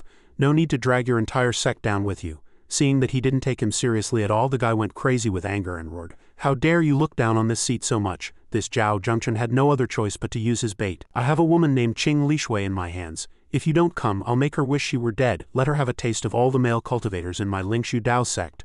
Upon hearing this name, he stopped dead in his tracks. He shuddered, glared at him with sharp eyes, and said only one sentence, "I will go and annihilate your entire sect in a moment." He had finally provoked him. Before disappearing, the guy added, "I'll be waiting for you at Lingshu Mountain in the Central Plains. Remember to bring your Zushin sword." He remembered the girl that guy had mentioned, although he really disliked that woman. But she had given him a place to stay after all. He entered the house. Lin Fei sat in a chair with his legs crossed, making a phone call, his face grim. Seeing this, the girls said to each other, "Why does the master look so terrible?" Ji Zhaowang explained with a hint of sadness, "I, Qing Lishui, the young lady who hired you all, has been captured." Another girl heard this and asked in surprise, "Who's so bold to dare touch the young lady of the Qing family?" Ji Zhaowang knew it was people from the cultivation world. "It's the Lingshu sect. They came to snatch the Zushin sword. It seems they really came prepared." Someone answered the phone. He asked directly, "Hello, Qing Fen, where's Qing Lishui?" A panicked voice came from the phone. "Mr. Lin, didn't the young lady go to visit you? She should have arrived long ago." Something had indeed happened. What that guy said was true. His face darkened, but he didn't tell them. He only replied, "Oh, I see her. She just arrived." Hanging up without the slightest hesitation, he hung up, stood up, and called for Wu Moling. The girl appeared at once and bowed. "What are your orders, master?" His entire body emanated killing intent as he instructed. "I'm lifting the manners barrier. From now on, any intruders are to be killed without mercy." The girl immediately accepted the order. Yes, in the small world of Lingshu Mountain, there seemed to be many people. They stood in serious lines, listening quietly. "Everyone, be on your highest alert. This matter concerns the 1,000-year foundation of my Lingshu sect, and no failure will be tolerated."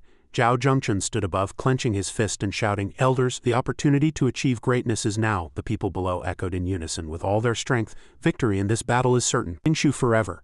The girl Qing Lishui was trapped in a transparent box floating in the air. Watching this scene, she cursed in anger. "A bunch of despicable villains, let me out if you have the guts." The guy stood below, looking up at her, his tone contemptuous and vulgar. "If it weren't for the unknown barrier talisman protecting you, you'd see something even more despicable." He sized up her voluptuous body, already drooling, making no secret of his ambition. "Such a beautiful physical body, even this seat is moved. My Lingshu sect also has its own set of techniques for plundering yin to supplement yang." The girl's face flushed red with anger and shame. She shouted, "Shut up, you disgusting bastard. I'd rather die than be humiliated by you." The more he spoke, the more he wouldn't let her off. He started to play tricks, holding up 2 fingers, his eyes wicked.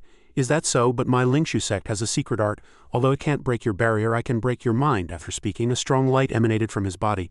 "Let this seat awaken your inner demon." A golden light descended from the sky, and Lin Fei walked out, a sword on his back, still with his hands in his pockets, calm and composed. As soon as he arrived, he said, Lingshu Dao sect, this building isn't that big, he said with some disdain. As expected, nothing special. It won't be a pity to destroy it. The moment the people inside saw him, they became nervous and drenched in sweat, gripping their swords tightly and shouting, "It's him! Go report it! Everyone surround him! Kill him! Whoever kills him will be Lingshu's greatest hero!" But before they could charge, he slapped them one by one, sending them flying. He even mocked them. You lie down first. It's decided. It's you guys. You need to call out the ringleader for a fight." He crossed his arms and shouted, "Lingshu Dao sect, I'm here to annihilate your entire sect as promised." There were quite a few people inside. They sat cross-legged in a formation, each holding a talisman, having waited for a long time. "Activate the Great Formation. Let him witness the power of my Lingshu Dao sect. Reclaim the Zushin sword and let my Lingshu sect use it." A circular blue formation immediately appeared above his head, which he recognized at a glance as a cultivation suppressing formation. The same old tricks. He thought it was some kind of move, but he didn't take it seriously. A series of lightning bolts struck down violently and they shouted triumphantly. Under the spirit binding formation, everyone is at the late foundation establishment stage. Within this formation we can even defeat Golden Core experts. "Everyone, summon your talisman beasts," one person shouted. Summoning a Qilin, in an instant a large group of beasts appeared. He glanced at them and said with contempt, "You even hire underage labor." After speaking with a wave of his hand, a series of screams rang out. "Wua pffft," those beasts were all dealt with. Those few people, even after being defeated, did not give up. They took out red talismans and held them up, a bunch of useless trash. At this point it's still up to us elders to act. Kill this person and reclaim the Zushin sword. The beasts that appeared this time were much larger than the previous ones. They rushed towards him. Looking at these creatures he sighed. An ancient Taoist sect, after just a few days, has already fallen into such ruin. After speaking he closed his eyes and blew a long breath. Black smoke billowed from his mouth, quickly burning those beasts to ashes. The people who summoned them were also hit by the backlash, vomiting blood continuously and shouting, "Cough, you broke my bonded spirit beast so easily. Cough, how is that possible?" Seeing that his people were about to fall, the one named Zhao Zhengchun rushed out. "Insolent, this seat will deal with you. All elders and disciples stand down." Those few people were all injured, watching with hopeful eyes, thinking their sect master was very powerful. The sect master's bonded spirit beast was as strong as a late nascent soul expert. This guy was definitely going to die. He put his hands together, closed his eyes and shouted, "Spirit beast, Azure Dragon." An Azure Dragon appeared in an instant. It was indeed huge, coiling around his body. Everyone was triumphant. "It's our Lingshu sect's top-tier spirit beast. Azure Dragon, that guy is definitely no match for it." They even started cheering with joy. "We've won for sure." Lin Fei's expression did not change in the slightest. With his hands behind his back he looked up and asked impatiently, "What are you roaring about?" After speaking he slapped it across the face, deforming it. "Shut up." Before it could even show off, it was shattered by his slap. Its master also spat out blood on the spot. Those few people were stunned watching this scene, collapsing to the ground in fear, at a loss. How could this be? A late nascent soul spirit beast was dissipated with a single slap. After dealing with him, he asked where Qing Lishui was, but that fool named Zhao Zhengchun was determined not to give up and still wanted to fight. He looked at his accomplice and said, "At this point we can only use our Lingshu sect's forbidden art. Don't be afraid of death." A fat man, sweating profusely and with a pale face, said, "But that forbidden art is extremely powerful and doesn't distinguish between friend and foe. If we use it rashly, I'm afraid it will bring disaster to one side." But that guy had already lost his mind to anger. He put his hands together, his eyes blood red, and shouted hoarsely, "So what if it brings disaster? Today either he dies or I do, ha." Inner demon. He was determined to fight to the end. The few people heard him and immediately lined up, black smoke rising from their bodies as they shouted in unison, "That's right. If we hesitate now we might miss this opportunity. With the inner demon forbidden art we now transform into demons, and the power of our techniques will be enhanced several times over in an instant." From their bodies souls began to fly out one by one. A very terrifying sight. They were liberated and laughed happily. "Haha, it's been a long time since we've been out. So much flesh and blood, such fresh flesh and blood. I want to devour everything, everything." So they didn't distinguish between friend and foe, devouring whomever they caught, chewing with relish. Flesh and blood are so sweet. What's the point of suppressing desires in cultivation? Devouring flesh and blood, hunger and thirst are instincts. It didn't matter that those people were screaming in terror, "Ah, help, help, don't come over." Lin Fei calmly watched this bloody scene of death, thinking, summoning spirit beasts, awakening inner demons. This ability is similar to the Queen Mother of the West. Could the founder of the Lingshu Dao sect have some connection to the Queen Mother of the West? At this moment, Zhao Zhengchun's eyes rolled back and he put his hands together, ordering quickly, "Control the inner demons and seize the Zushin sword. As long as we get the Zushin sword, we have a chance to live." Those few people immediately obeyed, responding in unison. The three demons and ghosts also immediately dropped the corpses they were eating and began to surround him. Seeing this, he showed no fear and even taunted, "You want to eat me?" Those few ghosts started treating him as a delicious prey, constantly calling out, "Blood, flesh and blood, flesh and blood." Lin Fei looked at them coldly, opened his mouth, took a deep breath and sucked their souls into his stomach. After eating, he said with disgust, "It doesn't taste very good. The spiritual energy content is too low." Those few people immediately spat blood, their eyes rolling back as they shouted, "What's happening? What happened? Eaten? Our inner demons were eaten by him." By the time they looked to the other side, no one was in sight. He was still saying, "Now HMPH, this guy is still talking tough even at death's door." He pointed at the house and shouted through gritted teeth, "Surrender now or I'll immediately detonate the inner demon within her body." Qing Lishui was already unconscious, black smoke emanating from her body.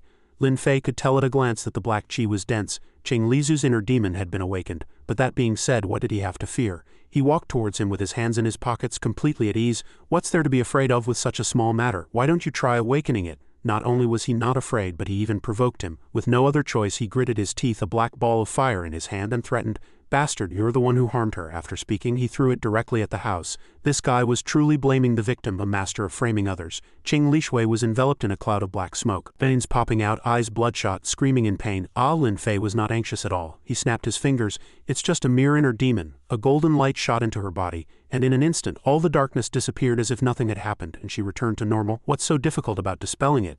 Seeing this, he was speechless. He collapsed to the ground, his face pale, pointing at him and stammering, "How is that possible? How can an inner demon forced out of the body be dispelled? Just how strong are you?" He snapped his fingers, mocking him. "Take a guess." In an instant, the bodies of the few people around him were torn apart and immediately disappeared. This guy was now scared out of his mind, screaming miserably, "WH, what are you doing?" His eyes were incomparably serious. "I once said I would annihilate your entire sect, and I will definitely do it." Now he could only lower his head and beg for mercy. Just kill me. I've ruined the Founder's 1,000-year foundation. Just kill me." Of course he couldn't live. No matter what he said, he had to die. At this point, shouldn't you bring out your Founder's secret? Quickly awaken your Founder's avatar. I'll give you a chance. Zhao Zhengchun looked up at him in a panic. "What token? What do you mean?" Lin Fei asked curiously.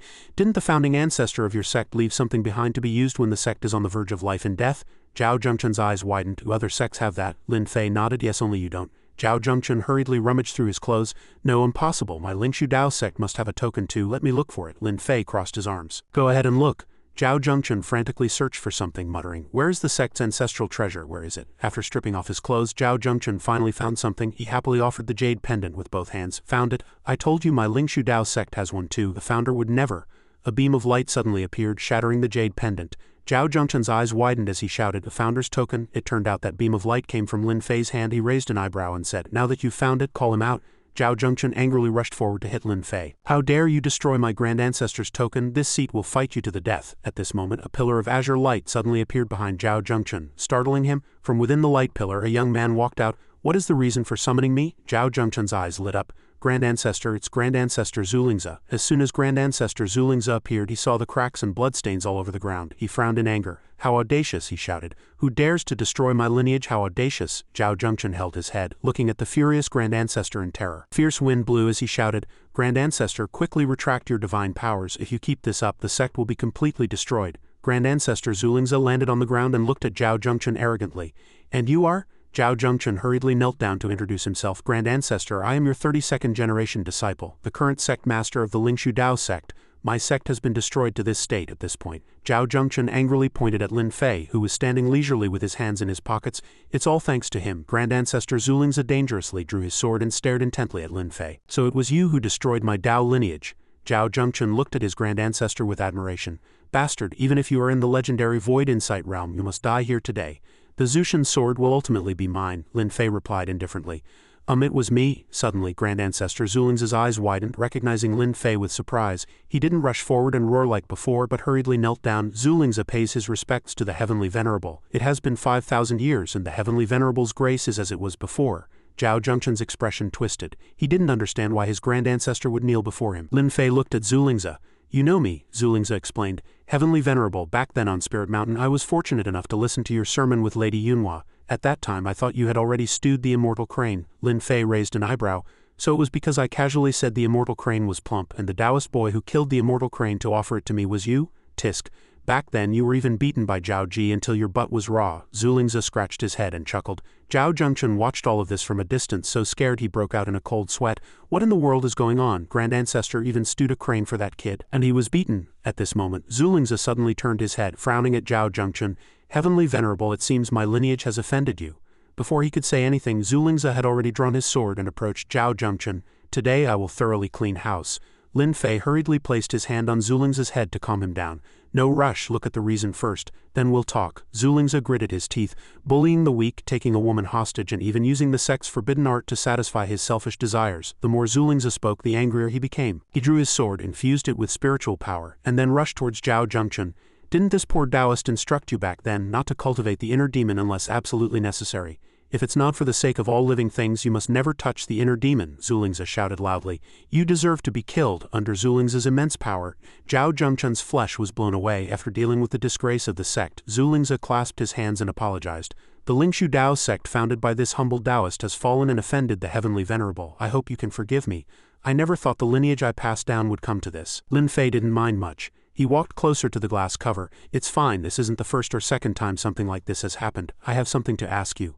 Zulingza looked up at him in surprise. Lin Fei put his hands in his pockets and asked Zulingza, do you know the whereabouts of the Kunlun Mirror, the Haoshan Pagoda, the Counter Feather Sword, and the Eastern Emperor Bell? Zulingza broke out in a sweat. Heavenly Venerable, you want to collect the ultimate treasures of the 4 celestial emperors and fight your way to the celestial realm? He murmured. If that's the case, I'm afraid the celestial realm is about to change, Lin Fei said impatiently. Answer my question, Zulingza hurriedly replied, reporting to the Heavenly Venerable. As for celestial emperor level ultimate treasures, a minor figure like this humble Taoist couldn't possibly know. It's just, he looked up at the sky. This humble Taoist will risk his life to reveal a piece of news. Please don't be angry when you hear it. The Haoshan Supreme Emperor in the heavens, probably. Lin Fei waved his hand and a circle of light appeared, enveloping the 3 of them. I have concealed the heavenly secrets. You can speak freely, it's fine. Zulingza lowered his head. The Nuba who once served you is now imprisoned in the forbidden grounds of the Buddhist sect, suffering torture in the 18th level of hell. Lin Fei frowned. Really? Suddenly, a burst of black qi emanated from his body, causing Qing Lishui inside the glass cover to scream in terror. Zulingza was terrified by the scattered black qi. It's absolutely true. It's just that this matter concerns the celestial emperor level, so this humble Taoist doesn't know the reason either. I only know that the Haoshan Supreme Emperor wanted to execute Nuba at that time. She must have offended the Haoshan Supreme Emperor. Lin Fei was expressionless, but one could clearly feel the anger radiating from his body. Then why wasn't Nuba executed in the end, but imprisoned in the 18th level of hell instead? Under the pressure emanating from Lin Fei, Zulingza frowned in discomfort, and replied with difficulty, it was the Queen Mother of the West who pleaded for her. Lin Fei's eyes widened. The Queen Mother of the West, the black qi also gradually dissipated. He remembered that when the witch was about to be beheaded before, she was also the one who intervened to save her. This time it was her again. She still cherished their old friendship after all. Lin Fei suddenly realized something. The Queen Mother of the West, Zulingza, is Lady Yunhua's disciple, and Lady Yunhua is the Queen Mother of the West's daughter. So did I learn about Nuba's imprisonment by chance, or did the Queen Mother of the West want me to know? Lin Fei thought in silence. Moreover, with Nuba's fierce and unyielding personality, she would rather die than choose to live a dishonorable life. Could it be that Nuba has learned some news that the Queen Mother of the West wants her to convey to me? Lin Fei thought of the Kunlun Mirror. Nuba knew its whereabouts. After figuring everything out, Lin Fei praised Zulingza. Zulingza, you have rendered a great service. Zulingza gradually disappeared. He looked at the sky and sighed, only hoping not to cause any disaster. If news of Nuba's escape gets out, the higher-ups will surely investigate, Zulingza thought. Lin Fei turned around and pointed, and the glass cover disappeared. Lin Fei said to Qing Lishui, go back to Rong City first. Qing Lishui hurriedly grabbed Lin Fei's hand and asked, Lin Fei, the Nuba you were talking about just now, is it that Nuba? Lin Fei gathered spiritual energy in his palm and answered Qing Lishui that it was the same Nuba from the era of Yinglong, Guangchengzi, Zerang, and Wangling.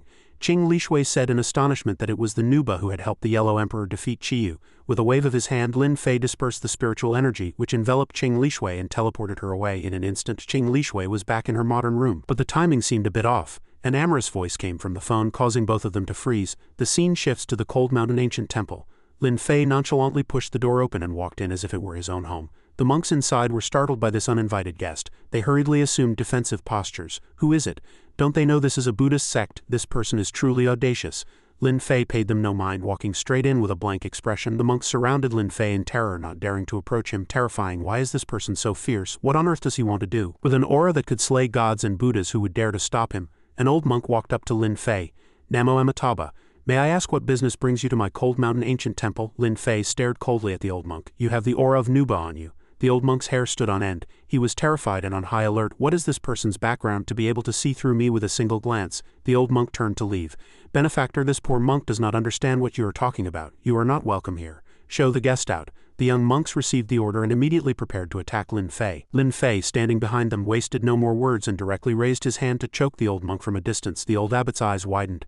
He roared in pain but could not make a sound. "Ah," Lin Fei said with murderous intent, "you are not worthy of coveting her power." As soon as his words fell, Lin Fei decisively took his life. His head was crushed like a rubber ball and flew out. The surrounding young monks did not have time to react. They shouted in shock and anger, What kind of demon are you? Why did you kill the abbot? Quickly, go ask the Buddhist sect for help." A cold light flashed in Lin Fei's eyes. The sky suddenly darkened and dark clouds gathered.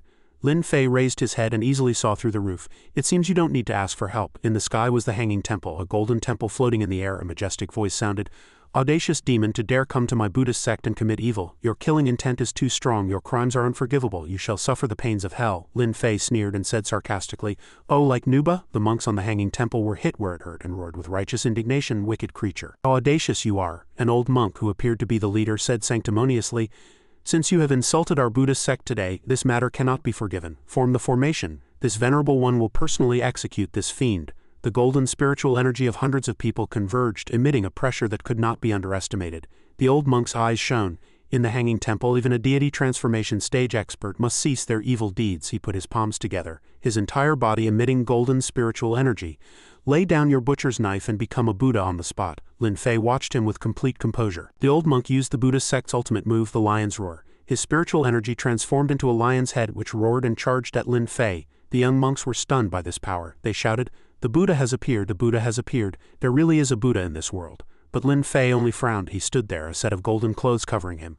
Lin Fei said coldly, "Kneel." The spiritual energy gradually spread out with Lin Fei at the center and the lion's head dissipated. The young monks who were swept by Lin Fei's spiritual energy felt their heads buzz. The monks of the hanging temple involuntarily knelt and bowed their heads. The leading old monk's eyes widened and he trembled in terror. "What's happening? Why? Why am I kneeling uncontrollably?" Lin Fei calmly walked up to him, his tone flat but with a hidden anger.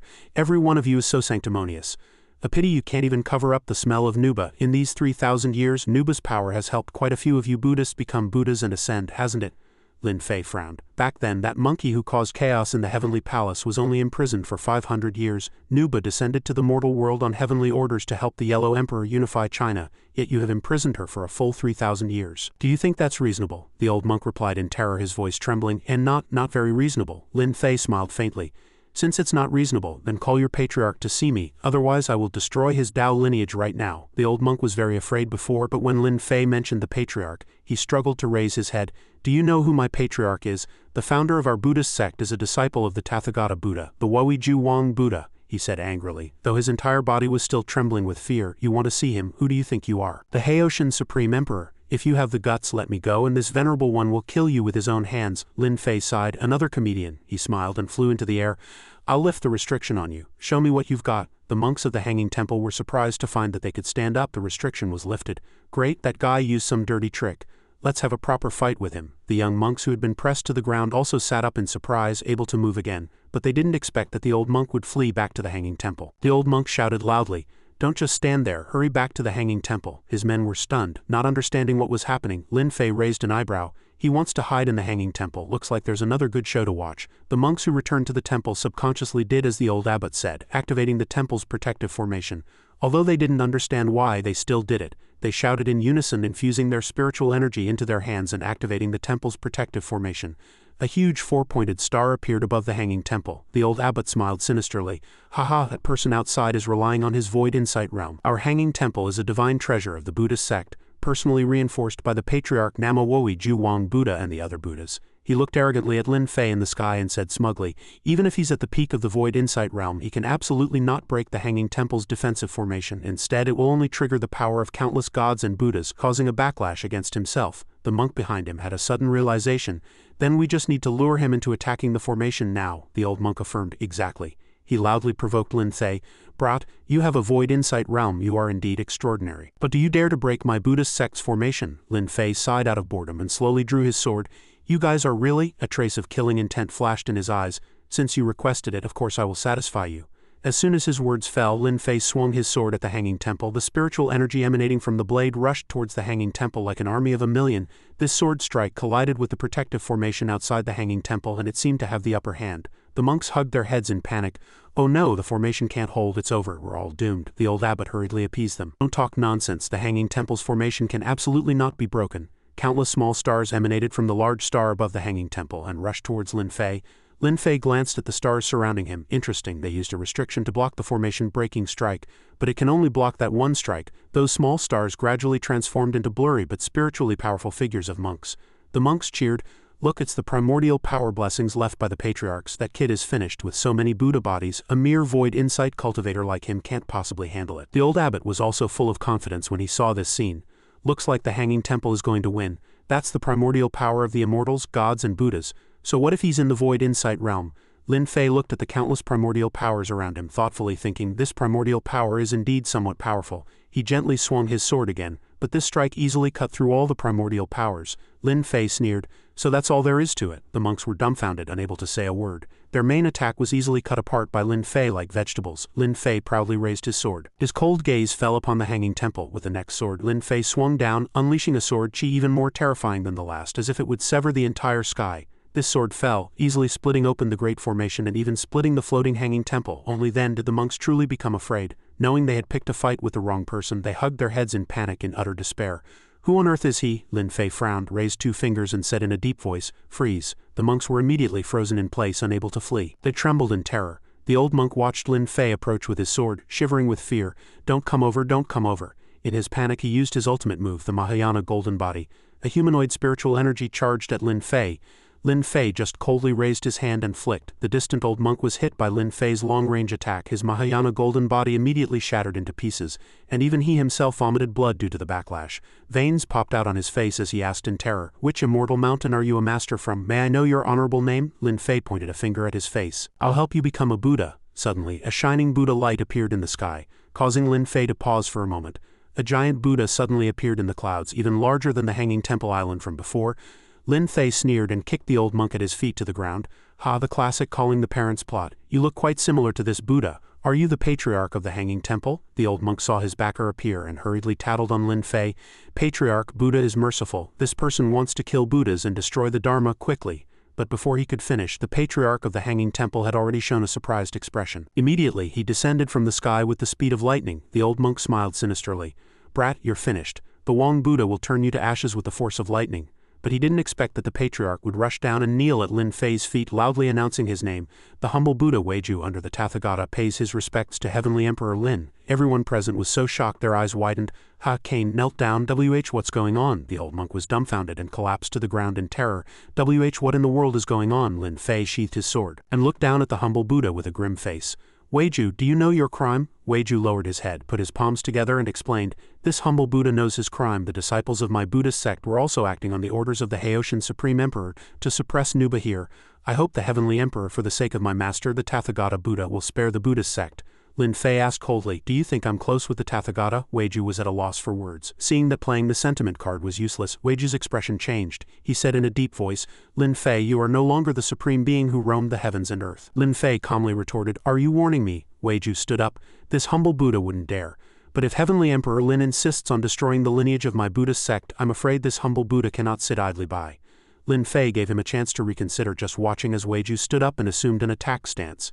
Do you know what Dipankara would do if he were here? Weiju coldly raised his hand and used the demon-subduing seal, replying to Lin Fei, it has nothing to do with this humble Buddha. A four-pointed star appeared and descended towards Lin Fei.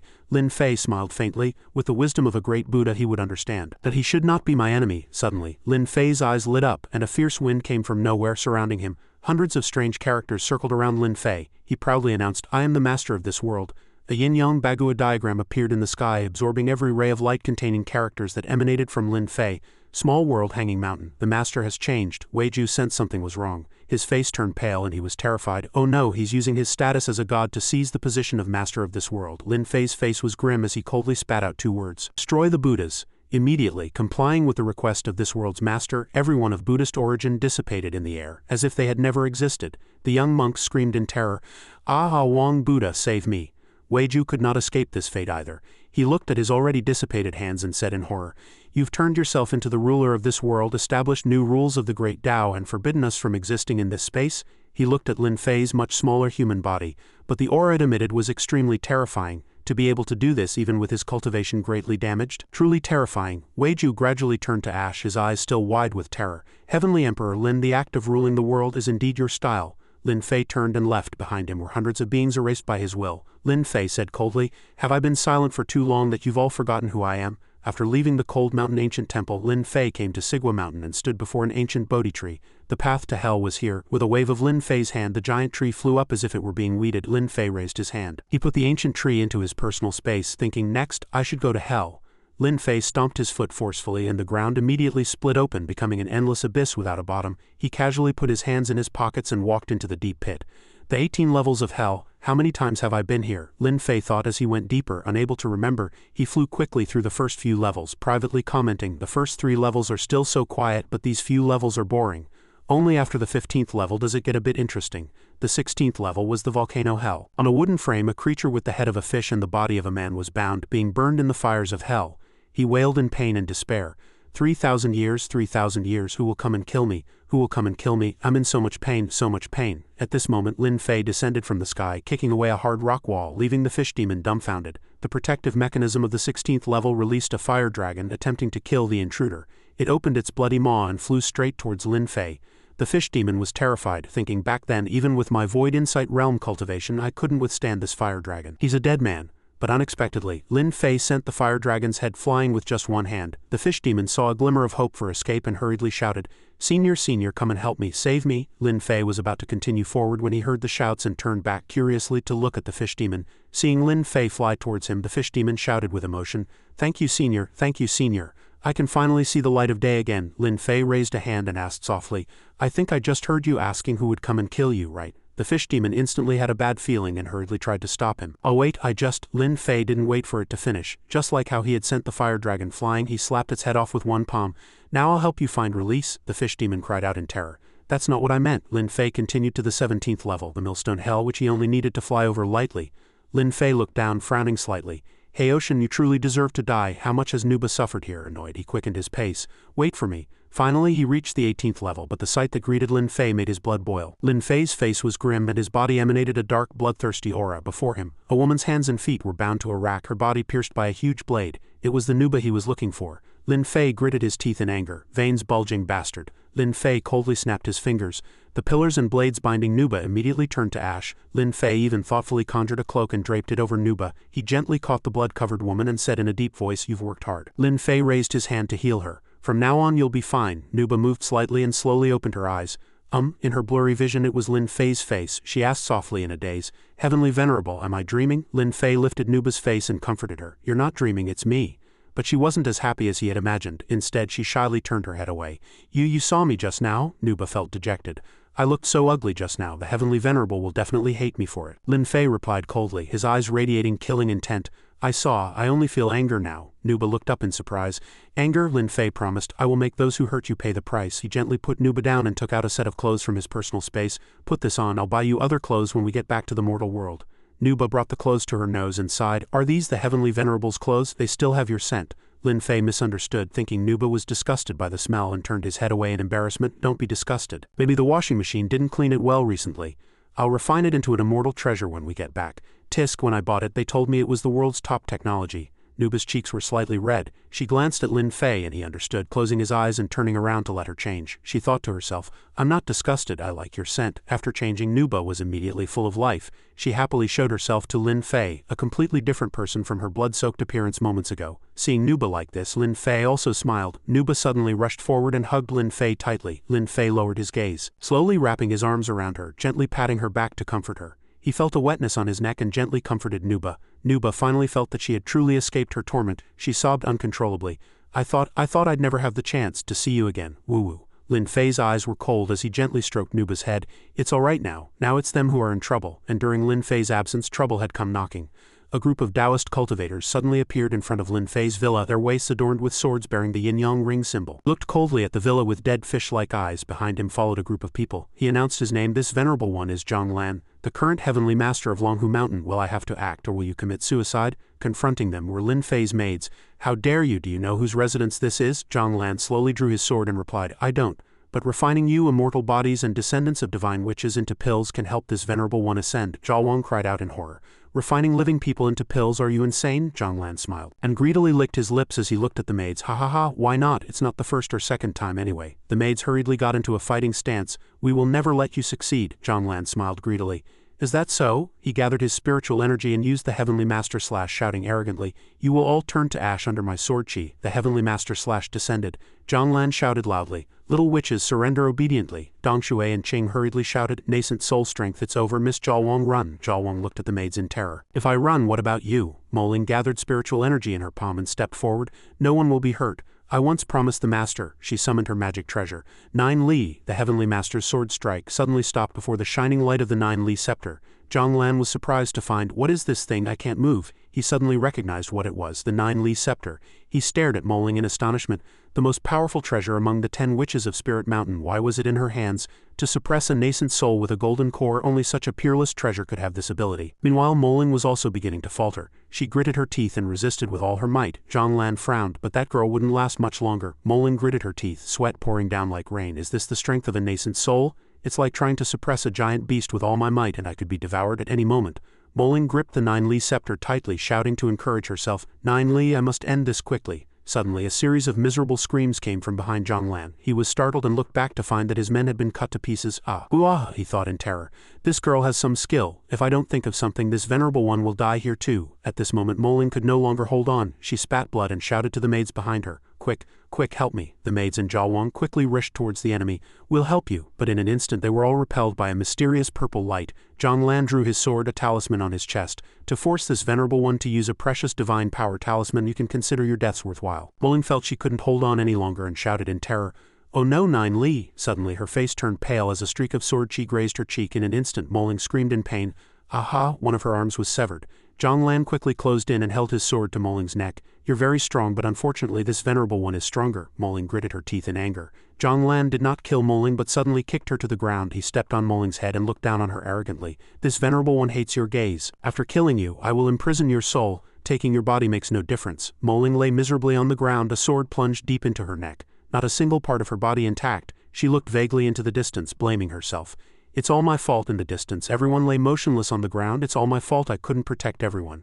I'm sorry. Moling's vision gradually blurred as she thought of Lin Fei's face. I'm sorry, master, I'm useless. Zhonglan sneered and decided to deliver the fatal blow. Go to hell. But suddenly he froze. Zhonglan discovered in terror that he couldn't move. At some point Lin Fei had appeared behind him, now looking at him coldly. You have a lot of guts but not a big brain. He casually put his hands behind his back and instructed Nuba, kill this person for me. Behind him was the fully recovered Nuba. She clenched her fists, her eyes cold. Yes, heavenly venerable. Nuba cracked her knuckles and smiled as she walked towards Zhonglan. It is my honor to serve the heavenly venerable. With every step she emanated a rolling, killing intent. Suddenly Lin Fei raised his hand and gently tapped Nuba's forehead. Zhonglan trembled all over, watching the two of them talk as if no one else was there. What the hell is going on? Why can't I move? Lin Fei was instructing Nuba. Your power is too great, you can't be so unrestrained, otherwise my house will be gone. Nuba looked at Lin Fei with wide, adoring eyes, a pattern appearing on her forehead. Lin Fei nodded. All right, I've sealed the little divine power you have. Now you can only fight with your physical body. Nuba bowed and said, thank you, heavenly venerable, I will be careful. At this moment Lin Fei turned to Zhonglan again. He snapped his fingers, releasing the immobilization spell. Then let's add some difficulty for you. Zhonglan knew that Lin Fei was much stronger than him, and hurriedly knelt down. This humble Taoist is from the Heavenly Master's mansion of Longhu Mountain. I hope you will show mercy. Lin Fei put his hands in his pockets and turned to leave coldly. Take one punch from her and I'll spare your life. Nuba jumped into the air to gather her strength, then aimed a punch at Zhonglan. Zhonglan smiled sinisterly. A woman with no spiritual energy fluctuations, can she even hurt this venerable one? Thinking this, he gathered spiritual energy in his hands and used dragon and tiger fighting. Nuba faced the roaring dragon and tiger shadows charging at her without any fear. A sharp glint flashed in Nuba's eyes. Her fist had no spiritual power, but as a god her physical body was naturally not to be underestimated. Nuba shattered Zhonglan's technique with a single punch. He was also a clever one. Seeing this, he immediately turned and ran. Oh no, I'm no match for this woman. But Nuba's fist did not stop because of the spiritual energy from before. It still pointed straight at its target. Nuba's punch landed, instantly shattering Zhonglan into pieces. The maids, who had already woken up, watched Nuba's heroic figure with wide eyes, only able to exclaim, so strong, just one punch, without the aid of any spiritual energy. At some point, Lin Fei had circled around to Moling's side and was healing her. Moling looked at her reattached arm in surprise. Lin Fei saw her worry and comforted her. Move it as you please. This arm is even stronger than before it was broken. After dealing with the enemy, Nuba tilted her head slightly and suddenly saw someone. That's Nuba suddenly knelt before Jiawang.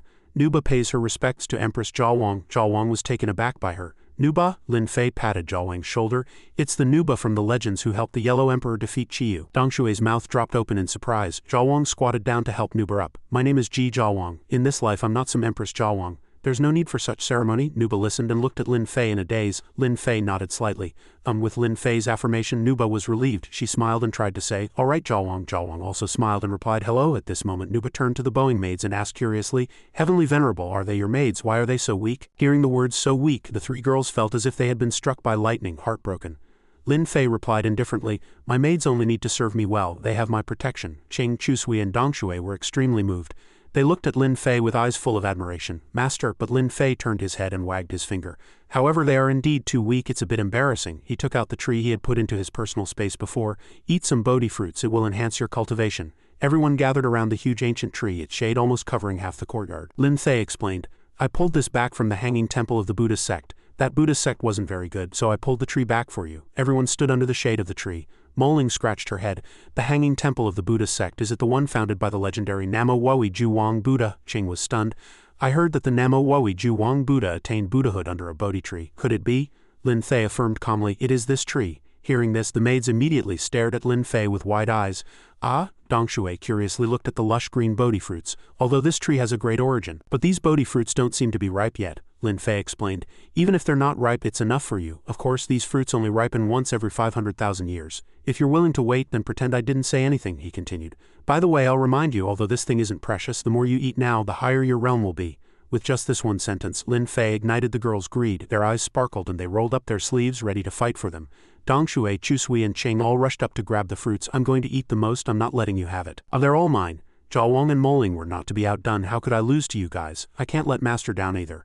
Lin Fei stopped watching the people climbing the Bodhi tree. He waved his hand to set up a barrier and turned to Nuba. Lin Fei lowered his voice and asked, where is the Kunlun mirror? Nuba clasped her hands and replied obediently, it should be in the western hell in the hands of a demon named Satan. Lin Fei stroked his chin and thought, little Sa, Nuba asked curiously, Heavenly Venerable, you also know the master of the western hell. Lin Fei did not hide anything. We're just acquaintances. He had met him before he fell into hell, back when he was a six-winged angel. He looked up at the sky.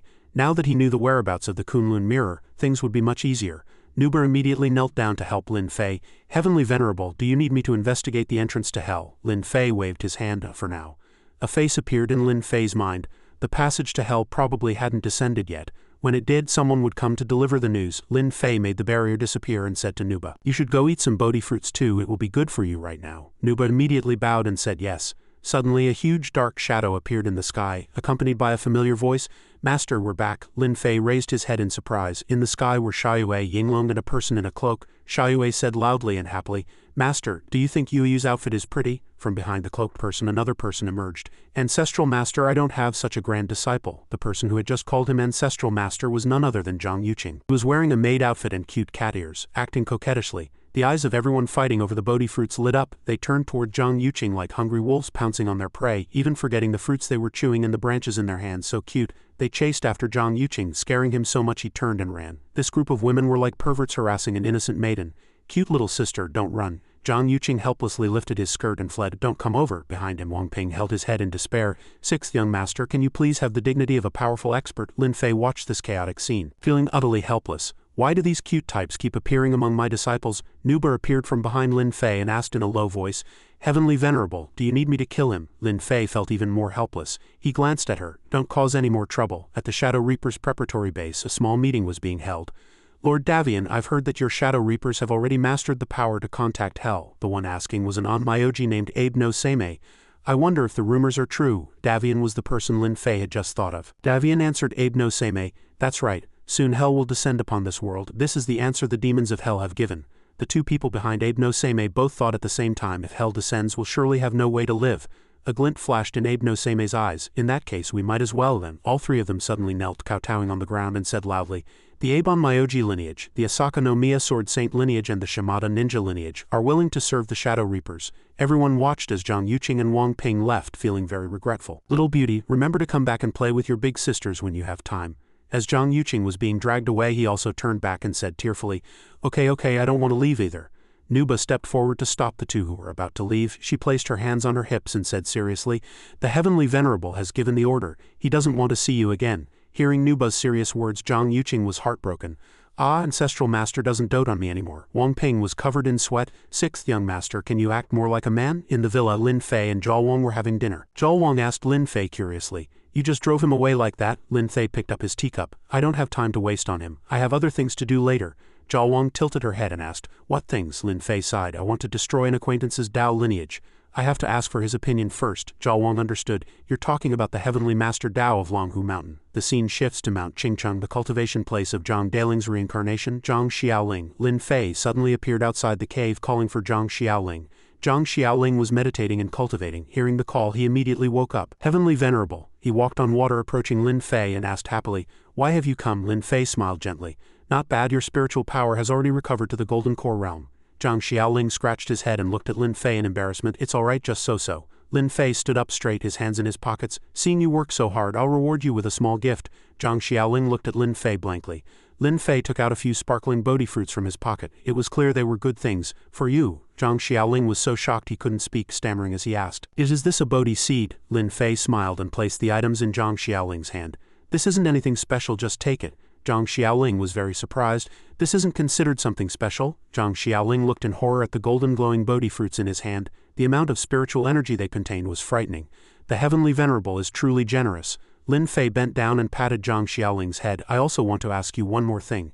If someone from the Taoist sect you founded were to do evil, what would you do?" Zhang Xiaoling answered very seriously, "Clean up the sect, get rid of those scum." Lin Fei lowered his eyes and continued, "What if everyone does evil, but some of them were indeed forced?" Zhang Xiaoling replied decisively, "Then destroy this Dao lineage. Being forced to do evil is still doing evil. Being forced is true, but doing evil is also true." There was not a trace of hesitation in his eyes. "When an avalanche happens, no snowflake is innocent." Lin Fei smiled with satisfaction. "Zhang Xiaoling, there's a reason the heavenly Dao favors you." He transformed into a beam of light and flew into the sky. "Remember what you said today." Zhang Xiaoling clasped his hands and watched him disappear. "Yes." After Lin Fei left, Zhang Xiaoling skipped off to find his master. "Master." Yi Chu was sitting cross-legged under a tree. He said to Zhang Xiaoling, "What's the rush? A cultivator must know how to restrain themselves." Zhang Xiaoling held up his hand, showing off the Bodhi fruits Lin Fei had just given him. "Let me show you a treasure."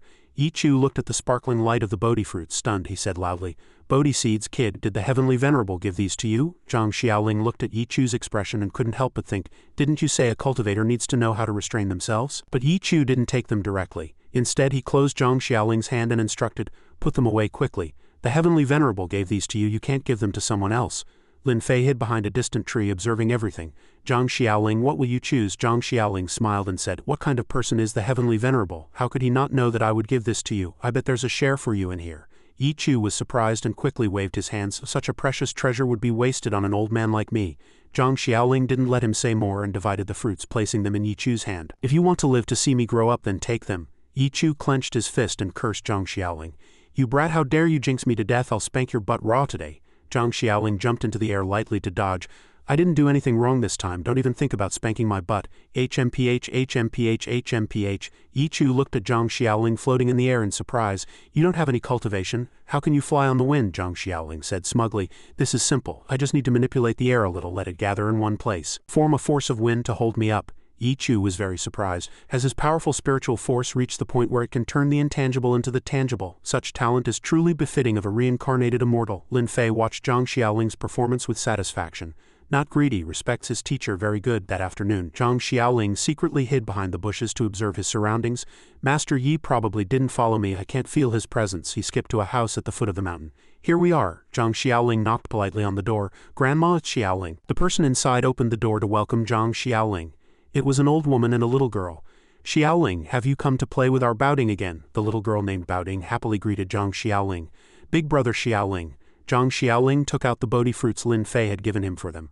"Little Baoding, Grandma, I've brought you something good. You must remember to eat it once a week and only a tiny bit the size of a fingernail each time." The two of them looked at the sparkling Bodhi fruits in surprise. "What is this? I've never seen anything so good. It's so beautiful." Zhang Xiaoling smiled and said, "It's nothing valuable. Feel free to eat it. It can help improve your health and prevent diseases." The grandmother and Baoding quickly refused. "Then this must be very valuable. Similar health supplements cost several hundred yuan a box. We can't accept something so expensive." Zhang Xiaoling didn't let them say more and stuffed the Bodhi fruit into the grandmother's hand just like he had done with Yi Chu. If you don't take it, I'll throw it away. Grandma, you take it. Little Baoding, let's go play on the street. Master gave me some pocket money today. The two children went out to play. Zhang Xiaoling asked Baoding, Little Baoding, do you practice the breathing exercises I taught you every day? Baoding replied, Of course I do. Lin Fei suddenly appeared in front of the two children. Little Baoding, that's a nice name. The two children were startled. Zhang Xiaoling was at a loss. Heavenly Venerable, why are you still here? Lin Fei didn't answer, just said vaguely, Come with me for a moment, I have something to tell you. Baoding looked at Zhang Xiaoling worriedly. Big brother Xiaoling. Zhang Xiaoling waved in response, Don't worry, it's nothing. Lin Fei and Zhang Xiaoling walked to the side out of Baoding's sight. Zhang Xiaoling asked curiously, Heavenly Venerable, what is it? Suddenly, Lin Fei took out an invincible and top-tier magic treasure, a black card. Take this, help improve little Baoding's living conditions. There's only 2 million in this card, don't think it's too little. Zhang Xiaoling was flustered. 2 million, that's too much, I can't accept it, he thought to himself. For the Heavenly Venerable, it's indeed a small amount. Lin Fei just calmly placed the card in Zhang Xiaoling's hand. If you don't take it, I'll throw it away. This both scared and surprised Zhang Xiaoling. Having no choice, he waved his hand. His figure gradually fading. The password is 6 ones. Do as you see fit. I'm really leaving. Zhang Xiaoling looked at the slowly disappearing figure with emotion, sighing, Heavenly Venerable. He stood alone in the wind, bowing his head to Lin Fei, respectfully seeing the Heavenly Venerable off even after he had left. The scene shifts to the port of Mingzhu City. Abe no Seimei and his group had disembarked. In short, we just need to kill that person named Lin Fei. Abe no Seimei waved his fan and sneered, Just a weak cultivator from China, yet the Shimada ninja clan doesn't even dare to come. It really makes one doubt their loyalty to the Shadow Reapers. Asaka no Miya Fumimasa replied coldly, No need to stir up trouble. The Shimada clan just happened to be going to inherit the souls of the South Wind Divine Dragon and the North Wind Divine Dragon. He left without waiting for Abe no Seimei. Lin Fei is just a useless person who only knows how to rely on Yinglong. I'll leave a small fry like that to you. I have more important things to do. Asaka no Miya Fumimasa gritted his teeth, remembering a man with a sword. If I don't kill that Chinese man and take back Kung Fu no En, I, Asaka no Miya Fumimasa, will not rest in peace. Abe no Seimei narrowed his eyes. Is it that person named Zhang Tianya? I heard that your generation's female sword saint died by his sword, and even Kung Fu no En was lost. These words enraged Asaka no Miya Fumimasa's subordinates. They all drew their swords in unison and shouted, Shut up, say one more word and see what happens. Asaka no Miya Fumimasa led the way without speaking, just staring coldly at Abe no Seimei. Abe no Seimei smiled and slowly raised his fan. HMPH, want to fight? If you want to die, I don't mind sending you on your way. Abe no Seimei just lightly waved his fan and the group of people all spat blood and cried out in pain. At this moment, Asaka no Miya Fumimasa finally made a move. He drew his sword and cut through Abe no Seimei's strange mist. Abe, we are all divine servants of the Shadow Reapers. There's no need to kill each other. Abe no Seimei wasn't interested in fighting either. He closed his fan. I'm in a good mood today, so I'll spare your lives. Asaka no Miya Fumimasa frowned at Abe no Seimei.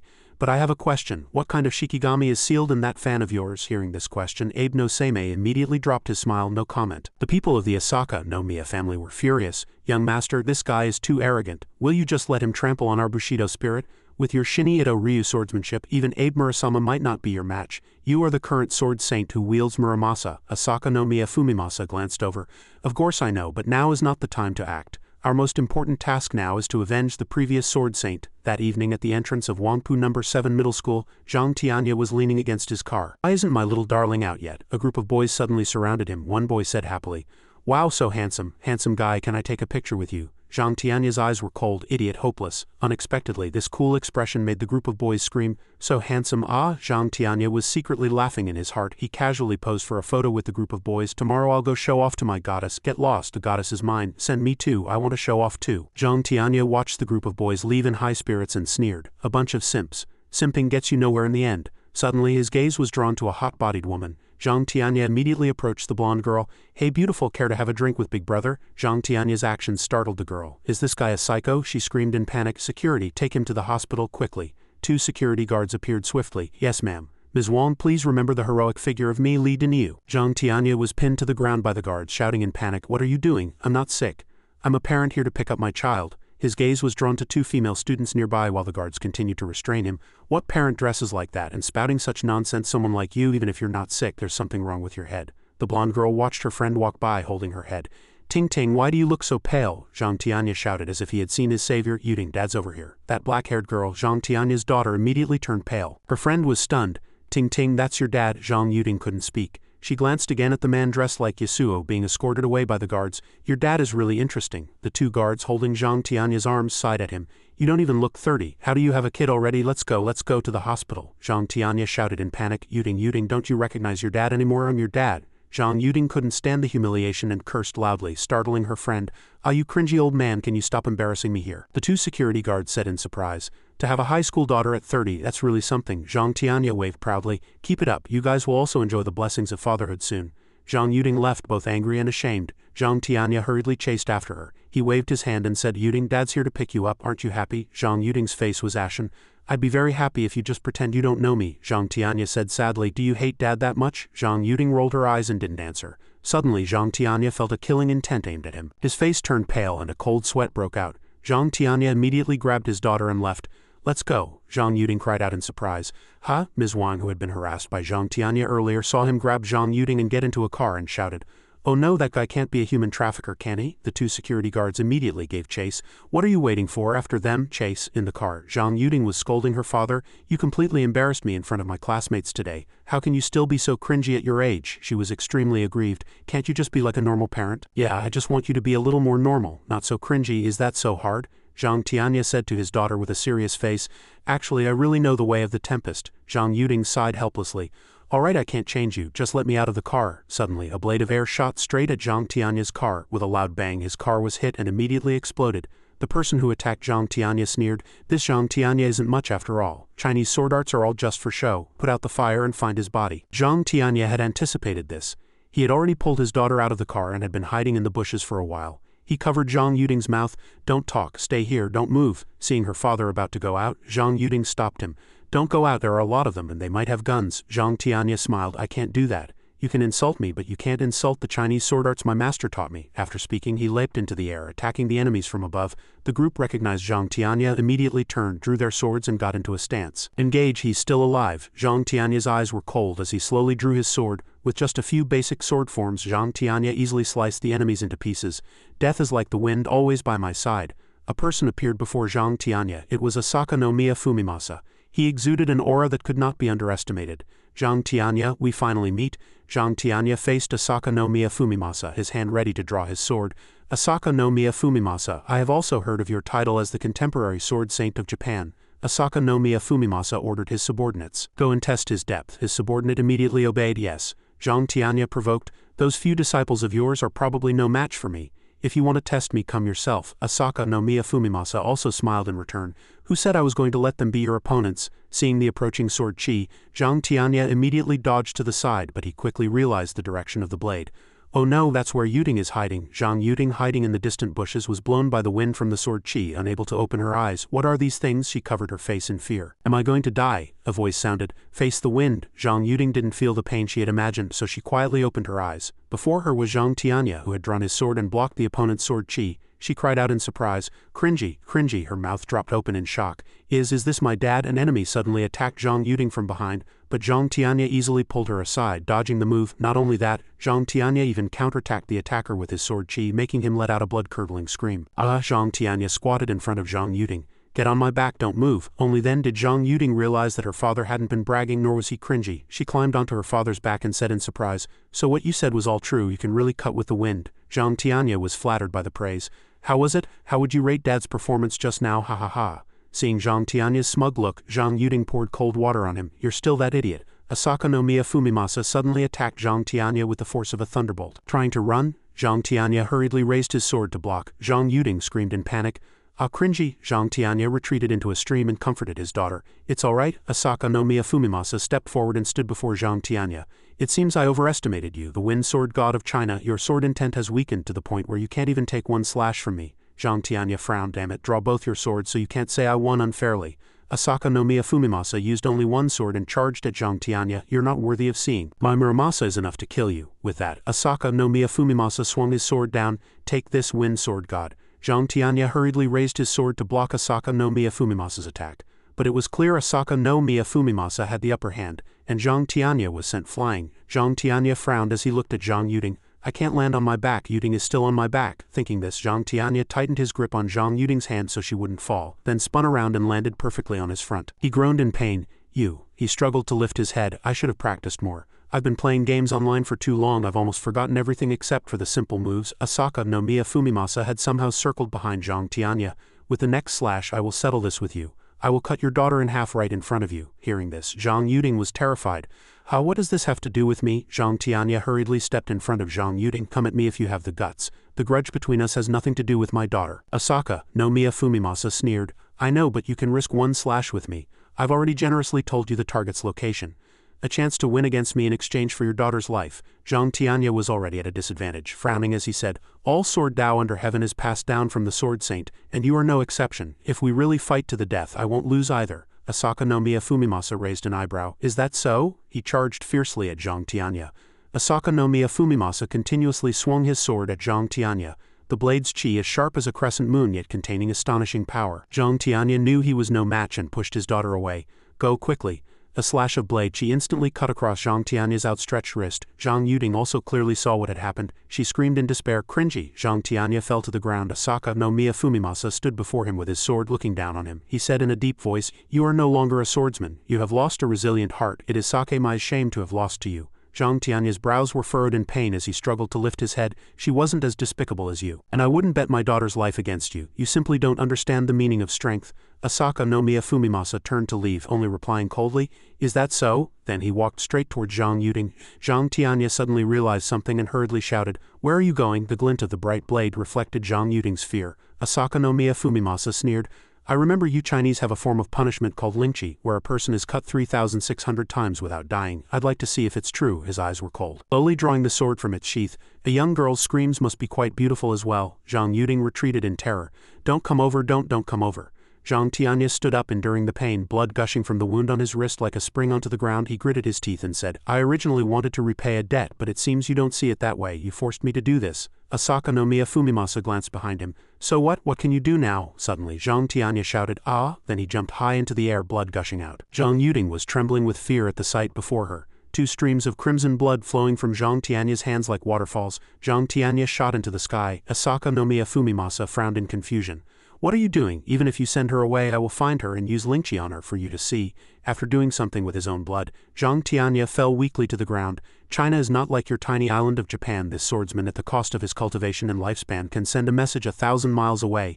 Asaka no Miya Fumimasa waved his hand and a group of people descended from the sky with swords. But that doesn't change the fact that you are now a cripple. The sword plunged straight into Zhang Tianya's body, causing him to spit blood and howl in pain.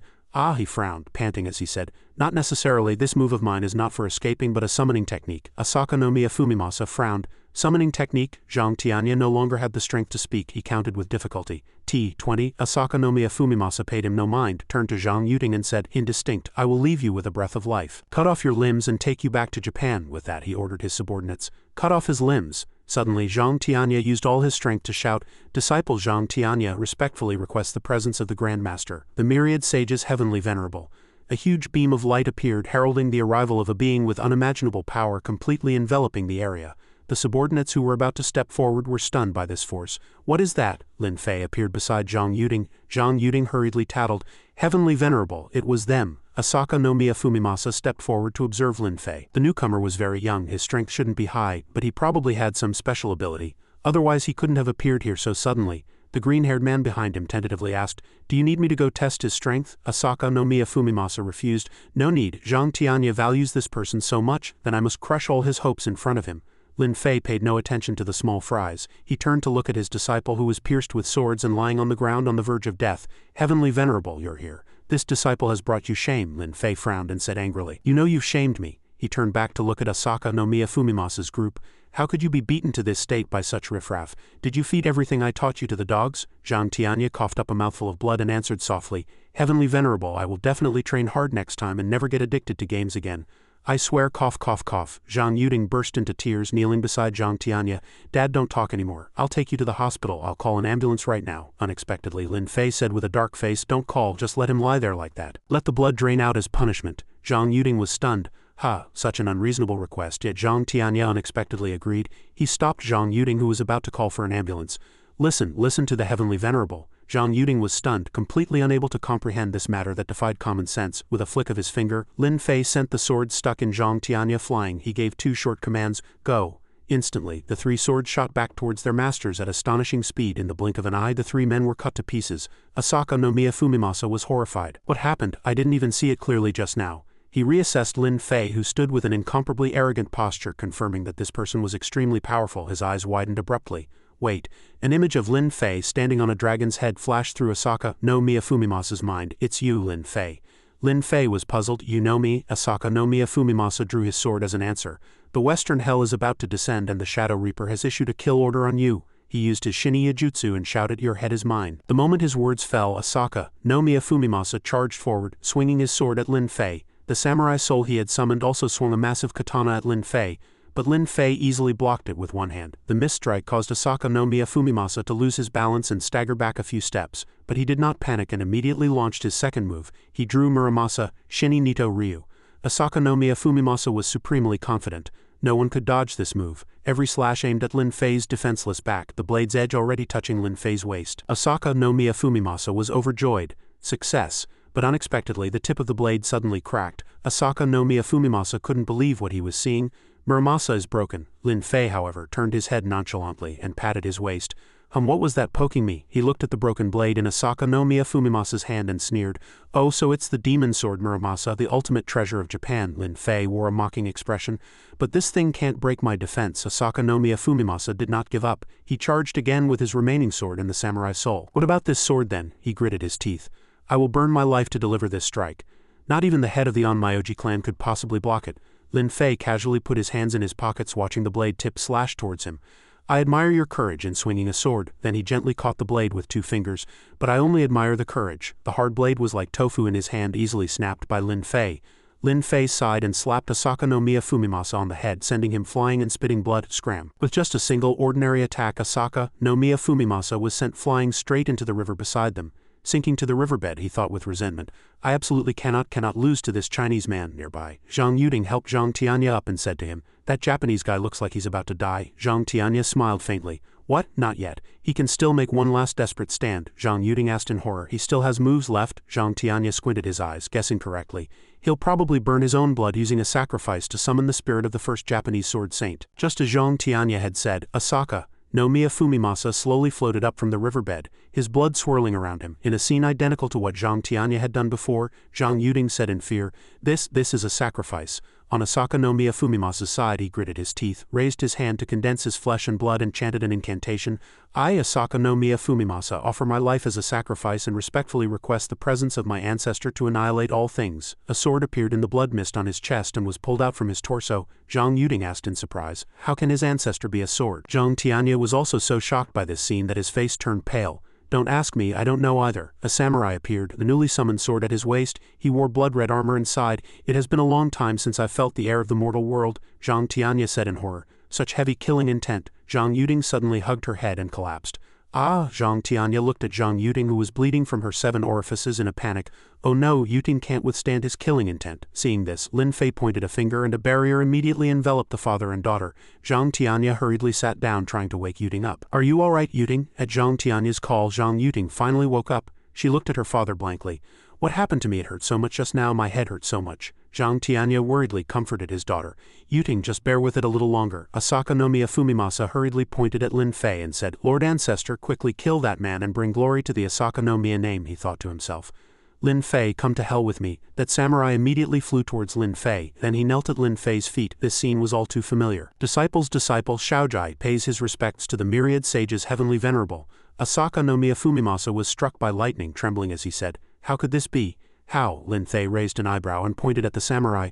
A member of my lineage is slaughtering innocents and not following the righteous path.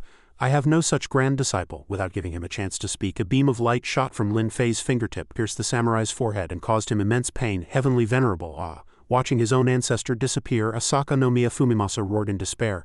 Ah, his blood chi has been completely burned away. Lin Fei frowned. Sword Saint Duan Sangchen, what kind of trash has this brat taken in? He looked down at Asaka no Miyafumimasa, who was gradually dissipating just like his ancestor, and said indifferently, If you were a good person, perhaps I would have acknowledged your Dao lineage. Unfortunately, you chose to recognize trash like the Shadow Reaper as your master.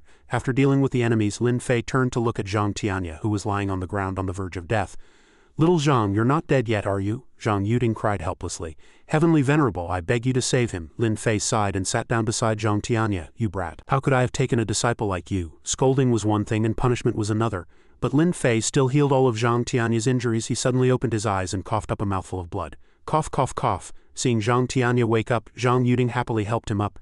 Dad, Lin Fei stood to the side with his arms crossed and said he's fine. Zhang Yuding politely bowed to Lin Fei and Thank you, Heavenly Venerable, for saving my dad. Zhang Tianya suddenly showed a sly smile. See, in your heart you still acknowledge me as your dad. Zhang Yuding shyly and hurriedly denied it. Who acknowledged you? Zhang Tianya smiled happily. I-oh. But Lin Fei was not satisfied at all. You have the nerve?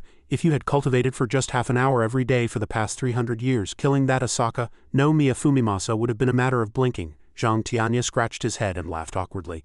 He, I play for at least a dozen hours every day, but I still haven't reached Challenger tier. Annoyed, Lin Fei kicked Zhang Tianya into the air. Of course he didn't use spiritual energy, but it was enough to make Zhang Tianya scream in fear.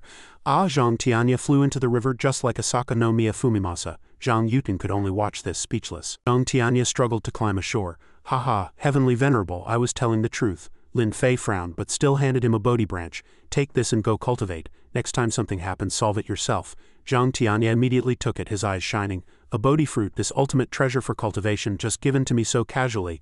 I'm really, Zhang Tianya excitedly showered Lin Fei with flattery. My admiration for you is like a surging river, endless, and like the Yellow River overflowing, unstoppable. Then Zhang Tianya was kicked into the river by Lin Fei again. Lin Fei sighed and turned to leave coldly. I'm leaving. Zhang Yuding and Zhang Tianya bowed. We respectfully see the Heavenly Venerable off. Zhang Yuding blushed, gazing infatuatedly at Lin Fei's departing back. The Heavenly Venerable is like someone who can control heaven and earth. Without him in this world nothing can be accomplished. Zhang Tianya watched blankly, then became serious, reminding Zhang Yuding, you couldn't possibly have fallen for the Heavenly Venerable, could you? Dad advises you to give up that idea as soon as possible. The father and daughter watched the light of Lin Fei gradually disappear in the sky. The Heavenly Venerable also has his own loneliness. Zhang Tianya was only serious for 2 seconds before reverting to his goofy self. By the way, what did you call me just now? Zhang Yuding squinted her eyes. Cringy old man. Zhang Tianya shook his head. Not that one, the one before it, Dad, Zhang Yuding said without turning her head. But Zhang Tianya replied happily. Yes, the danger had passed and the father and daughter went home together. Tonight, Dad will treat you to a big meal, Zhang Yuding replied happily. Alright then, I want the 3988 deluxe set. Zhang Tianya readily agreed. No problem, the 388 set. Dad won't even blink an eye. Zhang Yuding realized her dad was being slick again. It's 3988, Lin Fei returned to Flying Cloud Manor. He landed right back on the sofa. Ji Jiawang was lying lazily watching TV and asked curiously, You're back, is everything alright? Dong Shui immediately served tea and snacks. Heavenly Venerable, Lin Fei replied everything's fine, but his gaze unconsciously fell on Ji Jiawang's legs. Ji Jiawang blushed. That's good then, but in her heart she was extremely flustered.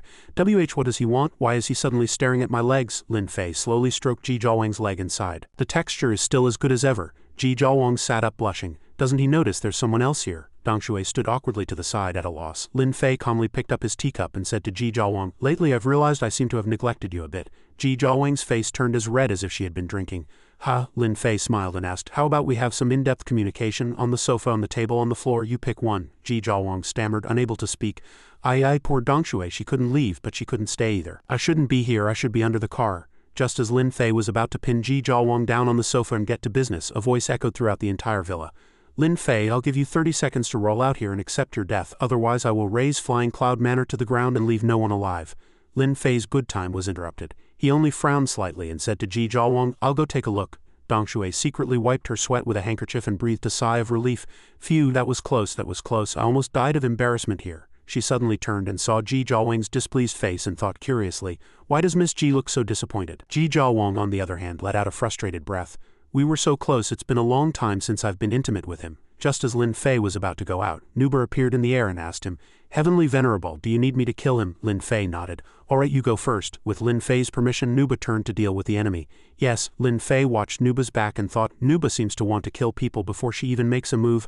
I have to help her change this habit. After all, this is a society governed by law now. He turned and went back into the villa, thought for a moment. Should I go back and finish what I started? I don't seem to be in the mood anymore. I'll read some manga first.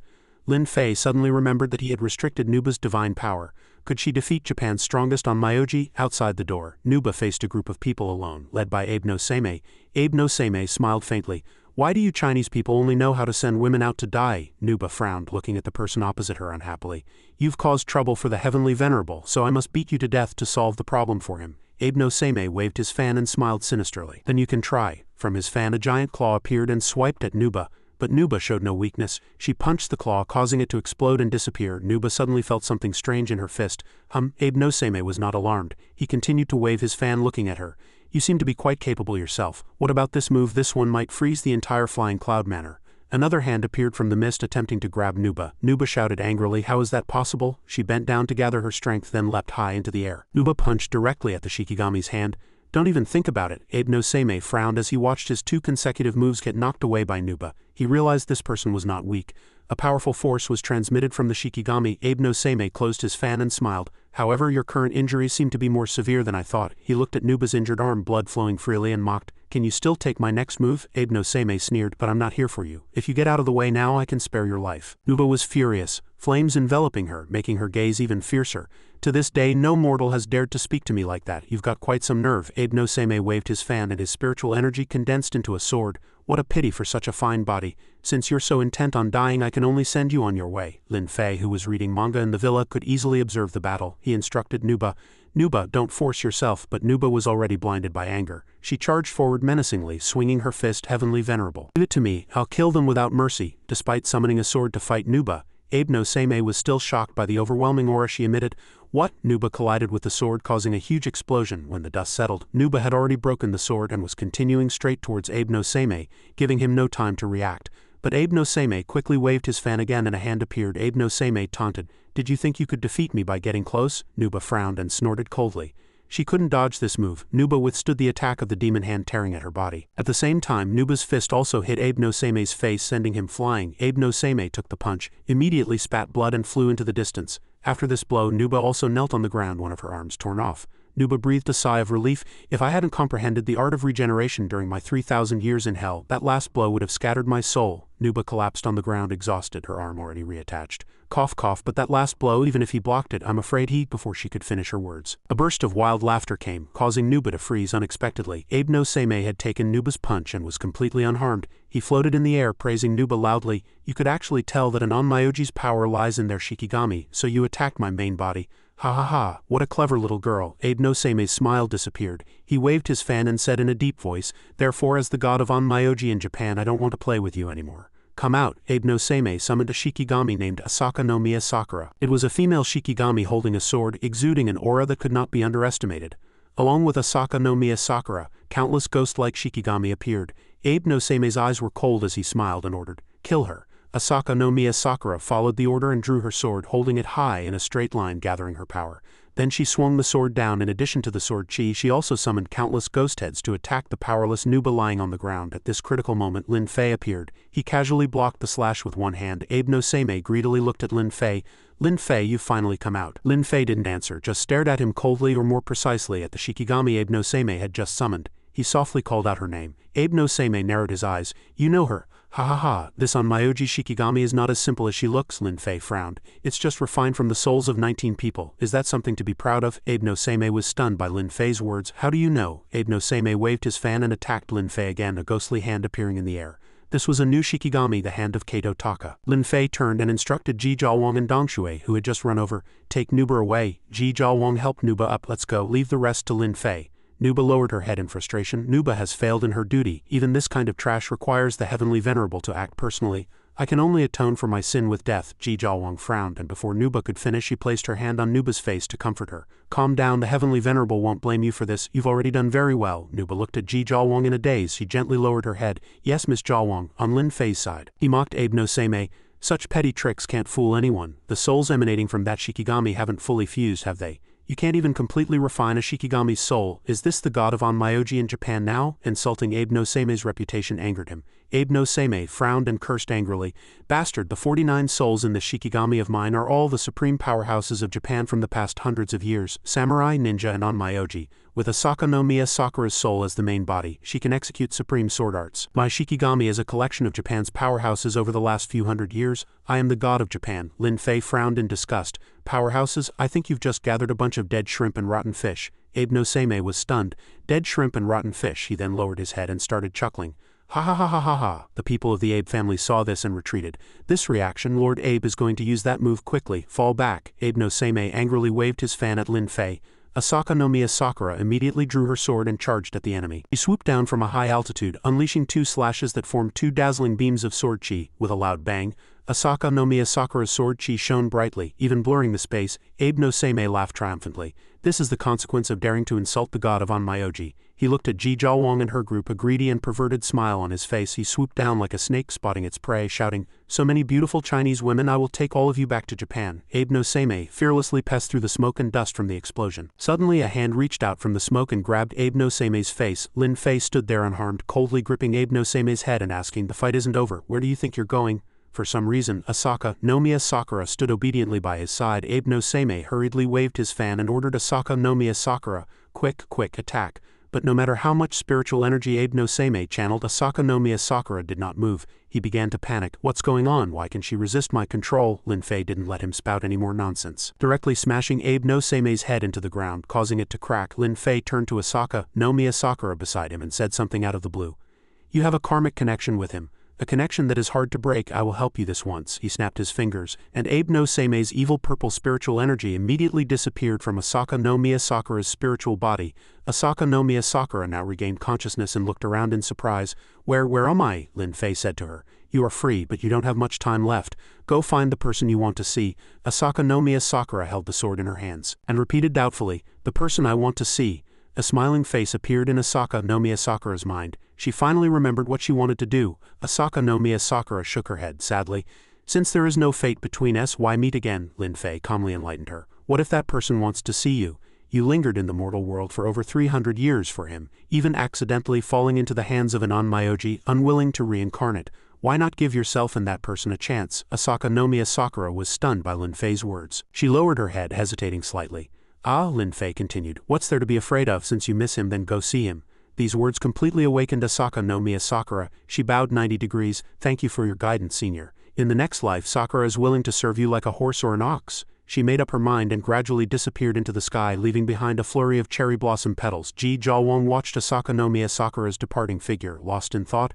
Waiting 300 years just to see him one last time, is love that deep? She then turned to Lin Fei, who had been searching for her for 3,000 years. Moling whispered to Ji Zhaowang from behind, "Sister Zhaowang, if you like the master, just confess. You're not being honest at all by being so secretive." Ji Zhaowang was stunned and asked, Then how should I confess?" Moling's face showed a strange excitement. "Last time when Xiaoyue gave that outfit to Zhang Yuqing, didn't the master glance at you? Hee you get it right." Ji Zhaowang shyly held her head and shouted, You shut up." Moling just showed a perverted smile. Hee. Ji Zhaowang blushed and secretly glanced at Lin Fei. "Does he really want to see it?" Ji Zhaowang stared blankly as Lin Fei instructed Nuba, "The rest of those people are yours." Nuba clasped her hands and bowed.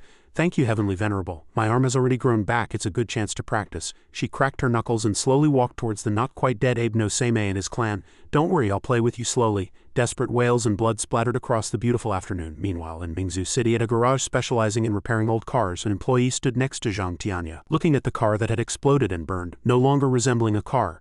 "If you want to fix this car, the money you'll spend will be more than buying a new one. The parts are more expensive than the car." Zhang Tianya was utterly desperate. "No, is there no other way?" Zhang Yuding stopped her dad from embarrassing himself further. "Dad, the man has already made it very clear." She decisively pulled her dad away, letting him wail. "Woo, my beloved car." No, it was the same Zhang Tianya, but he changed his tune just a few minutes later. "I didn't expect that old car to still be worth money. It really is a divine car." Zhang Yuding was speechless. "Weren't you very reluctant to part with that car just now? You've only walked a few steps and now you're here counting money." He pulled a bill from a stack of money and suspiciously held it up to the light. This one isn't fake, is it?" The father and daughter returned to the Zhang family home. Zhang Yuding watched Zhang Tianya struggling to pry open the door and asked curiously, "Hey cringy old dad, did that person named Asaka no Miya Fumimasa come to bother you because you killed their female sword saint?" Zhang Tianya lowered his eyes.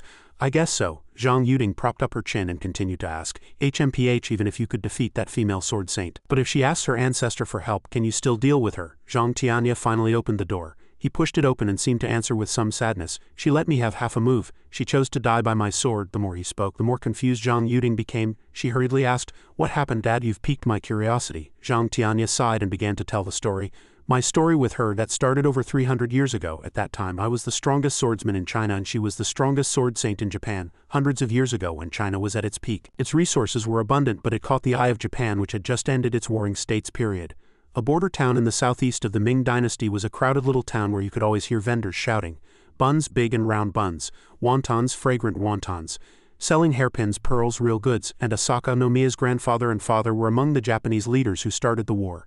Sakura loved peace but had no choice but to come to China to gather military intelligence. While looking around, she noticed Zhang Tianya looking at something that was censored. "Is that guy looking at a sword manual?" Asaka no Miya. Sakura got a little closer, feeling it was very strange. Strange movements, only men would use them on women. What Zhang Tianya was looking at was indeed not something proper. It was an illustration from The Plum in the Golden Vase, not a sword manual. But unfortunately Asaka no Miya Sakura was too naive to understand. She couldn't help but be curious. That woman was stabbed. Why does she have that shy expression?" This startled Zhang Tianya. He turned his head sharply. "Whoa, who is it?" Asaka no Miya Sakura shyly and hurriedly apologized. "I'm sorry, are you a swordsman?" Zhang Tianya continued his story. "At that time she couldn't speak Chinese perfectly, and that's how we met. Because she was beautiful, I voluntarily acted as a guide, taking her all over the city, eating all kinds of delicious food, and we also fell for each other." Zhang Yuding interrupted loudly. "Wait, how did you fall for each other so quickly? Come on, how could there be a future?" Zhang Tianya cleared his throat. "Want to know why?" Zhang Tianya continued sadly. "Because your mother said I was the only one who treated her like a person." The story progressed to the point where the two developed feelings and went to bed. After a passionate night, Asaka no Miya Sakura sat on the edge of the bed and said to Zhang Tianya, "Thank you, Tianya. Thank you for letting me experience what it's like to be human. I've been treated as a weapon since I was a child. Even for the slightest misstep in a sword stance, I would be beaten half to death." Asaka no Miya Sakura lowered her head, her body covered in scars.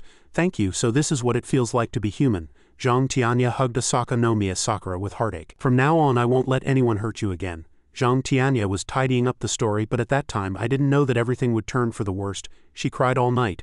After that night, Asaka no Miya Sakura left and returned to her own country. 3 months later, the war between Japan and China officially broke out. As the #1 cultivator in China, I took the lead, leading the Chinese cultivators to the front lines to fight. The Japanese general stood on a warship and announced loudly, "As long as you, China, can defeat my Japanese sword saint, this general will withdraw his troops." And I never expected that the Japanese sword saint who was to fight me to the death was the person I loved, Asaka no Miya Sakura. She coldly drew her sword and jumped from the ship to attack Zhang Tianya. Zhang Tianya shouted in panic, "Sakura!" Asaka no Miya Sakura's face was expressionless, but her voice was filled with incomparable pain. She spoke in a volume only Zhang Tianya could hear. "Kill me!" Zhang Tianya struggled to block Asaka no Miya Sakura's sword, asking sadly and painfully, "Sakura, what on earth is wrong?" The Japanese general stood at the bow of the ship, observing the battle between the couple below, laughing as he ordered, "How could a mere Chinese cultivator be a match for my Japanese sword saint? All troops listen to my command. Once Sakura is victorious, we will press on and destroy the city. Everything you get will be your own." The soldiers below cheered in unison. Below, Asaka no Miya Sakura was crying while attacking Zhang Tianya. "Quickly, kill me, kill me. Only by killing me can all of this end." Zhang Tianya quickly realized something was wrong. Something's not right. Sakura also has a cold yin chi on her. The Japanese general and the white-clothed man who had just appeared beside him. "You're here. What do you think of the battle? Can Sakura win?" That man in white seemed to be an onmyoji. He waved his fan, his face grim. "With my magic supporting her, Miss Sakura absolutely cannot lose. Besides, she is no longer human. Just a beast that only knows how to devour people." Zhang Tianya and Asaka no Miya Sakura continued to fight. Suddenly, several wisps of white chi emanated from Asaka no Miya Sakura's body. Asaka no Miya Sakura forcefully sent Zhang Tianya's sword flying, tears streaming down her face. Zhang Tianya shouted her name in panic, full of worry. "Sakura!" The Chinese soldiers watched the battle with concern. "What's going on? It seems Sir Zhang is no match for that woman." "No, Sir Zhang hasn't used a single formal move so far. What's happening?" The general under Zhang Tianya frowned. He keenly noticed that Mr. Zhang didn't want to make a move, but if Mr. Zhang is defeated, then the millions of people in our China. Zhang Tianya was forced back. He supported himself with his sword and shouted loudly at Asaka no Miya Sakura. "What on earth is wrong with you? Wake up, Sakura." Suddenly, Asaka no Miya Sakura trembled and said, "It's so cold, I'm so cold." Tianya's eyes slowly crept up her desperate face. She looked at Zhang Tianya in pain, her body out of her control. Those wisps of white chi had already frozen Asaka no Miya Sakura's body. She moaned, "I'm so cold." Zhang Tianya stared angrily at the two people on the bow of the ship. "What on earth did that guy do to Sakura?" The young onmyoji smiled faintly. "Have you noticed? A sword saint who betrayed us is nothing but a pawn." Asaka no Miya Sakura could no longer hold on. She used all her strength to stay sane and said to Zhang Tianya, "Tianya, kill me quickly, it's almost too late." Zhang Tianya's face was pale. He absolutely didn't want to fight his lover. "Sakura, what can I do to save you? Tell me quickly." A desperate struggle flashed in Asaka no Miya Sakura's eyes. "It's almost too late." Before she could finish, the ice had already spread to her entire head. At this point, Asaka no Miya Sakura had completely turned into an ice soldier, only knowing to follow orders and attack Zhang Tianya. Zhang Tianya gritted his teeth, blocking with his sword. He sighed to himself. Such strong power. Looking at Asaka no Miya Sakura now, there was no trace of the innocent and beautiful young lady from before. She attacked continuously, tirelessly. Zhang Tianya struggled to raise his sword to block her attacks, his entire body trembling violently. He looked back at the Chinese people behind him. What on earth should I do? Opposite him was a demon that had completely lost its mind. The Onmyoji laughed loudly. As I thought, you can't bring yourself to do it. The winner of this battle will surely be our Japan. Ha ha ha. Zhang Tianya recognized who the mastermind was. He roared in anger. This is all you're doing, the Onmyoji smiled and said. Now that it's come to this, I don't mind telling you. When Sakura returned to Japan, we noticed something was wrong with her. He closed his fan, revealing a hideous smile. She kept urging us to stop the war, constantly promoting peaceful coexistence. Suddenly, his face twisted. The Onmyoji said loudly, but how can peace create heroes? How can it let our Japan dominate the world and make everyone kneel at our feet? Zhang Tianya roared angrily. You would actually start a war just for your own selfish desires. The Onmyoji looked down on Zhang Tianya arrogantly, slowly fanning himself. So what? You Chinese still have to accept it obediently, don't you? As long as you die here, all of China will become our Japan's territory. With a loud shout, he infused his spiritual power into his fan. Reveal your true form, Ice Demon. The Ice Demon's spiritual power poured into Asaka no Miya Sakura's body, causing her to scream in pain. Ah, the Onmyoji leapt behind Asaka no Miya Sakura. Let me also tell you, when this ice demon merges with Sakura's soul, she will feel a pain as if she has died once. He revealed a twisted smile. And when she becomes the ice demon, her soul will still remain conscious. She will watch you with her own eyes being killed by her body. Zhang Tianya glared at him angrily. You! Suddenly, Asaka no Miya Sakura clutched her head in pain. Zhang Tianya's sword shattered under one of her slashes. He didn't even have time to react. A look of shock appeared on Zhang Tianya's face and blood splattered into the air like a blooming flower. The Onmyoji revealed a hideous smile. I will not allow anyone to be more of a villain than me, the Onmyoji happily commanded. Go end his life. The command was transmitted to Asaka no Miya Sakura, making her power even stronger. With a shout, she raised her sword high. At this point, Zhang Tianya was exhausted. He gritted his teeth and looked at the ice demon before him, softly calling her name. Sakura. Suddenly, Asaka no Miya Sakura stopped, holding the posture of raising her sword motionless. The Onmyoji frowned. What's going on? That girl is resisting my command. A part of the ice on Asaka no Miya Sakura's face slowly melted. Asaka no Miya Sakura said with difficulty, Tianya, I'm in so much pain, please kill me. Zhang Tianya said in surprise. Sakura, you're awake. Asaka no Miya Sakura cried out in pain. And no, I'm in so much pain, please Tianya, kill me quickly. The Onmyoji angrily used more spiritual power. How dare you resist my control? Kill Zhang Tianya for me. Asaka no Miya Sakura couldn't resist her controller's command. She swung her sword in pain and said with difficulty, Tianya, kill me quickly, or China will be plunged into misery and suffering, her eyes seemed to say, and I'm also in great pain. The only one who can stop all of this is you. Zhang Tianya looked sadly at his pained lover. Sakura. He looked back at the people who trusted him. Big brother Zhang, get up quickly, don't lose to that monster, big brother Zhang. Zhang Tianya gritted his teeth and made a decision. He looked at Asaka no Miya Sakura, who was attacking him while crying, the blade already close to his head. Zhang Tianya gathered spiritual power in his hand, substituting it for a sword. He waved his hand painfully, attacking Asaka no Miya Sakura for the first time since the battle began. With just one wave, Tianya easily severed the hard body of the ice demon. Asaka no Miya Sakura gradually dissipated, but strangely she had a smile on her face. Thank you, Tianya, thank you. Zhang Tianya tried hard to hold back his tears, but couldn't suppress the overflowing pain. Sakura, I'm sorry. The Onmyoji panicked and returned to the ship. Oh no, that girl Sakura has rebelled. Return to Japan quickly. Kill the entire Asaka no Miya clan. The Japanese general received the notice and hurriedly ordered his men, return to our country, return to our country. The Asaka no Miya clan has rebelled. Kill them all. Zhang Tianya suddenly appeared in front of the Onmyoji, blocking his path. Stop. Without his Shikigami, the Onmyoji couldn't fight in close combat. His face turned pale with fear. Zhang Tianya coldly raised his sword and looked at them. You. None of you will leave. Zhang Tianya swung his sword lightly, cutting the enemy into 100 pieces. He looked back at the Japanese people on the ship. I've already said it. A murderous glint flashed in Zhang Tianya's eyes. None of you will escape that day. To prevent Sakura's family from being implicated, I killed the entire Japanese fleet. Blood stained the entire sea. Zhang Tianya sighed. That's the story between her and me. Zhang Yuding's eyes were filled with tears. Auntie Asaka no Miya is so pitiful, she's almost like a simpleton. After hearing the whole story, Zhang Yuding was still only concerned about the emotional issues. She turned and kicked her dad. Why did you kill her, you heartless man? Men are truly no good. Zhang Tianya let out a long sigh.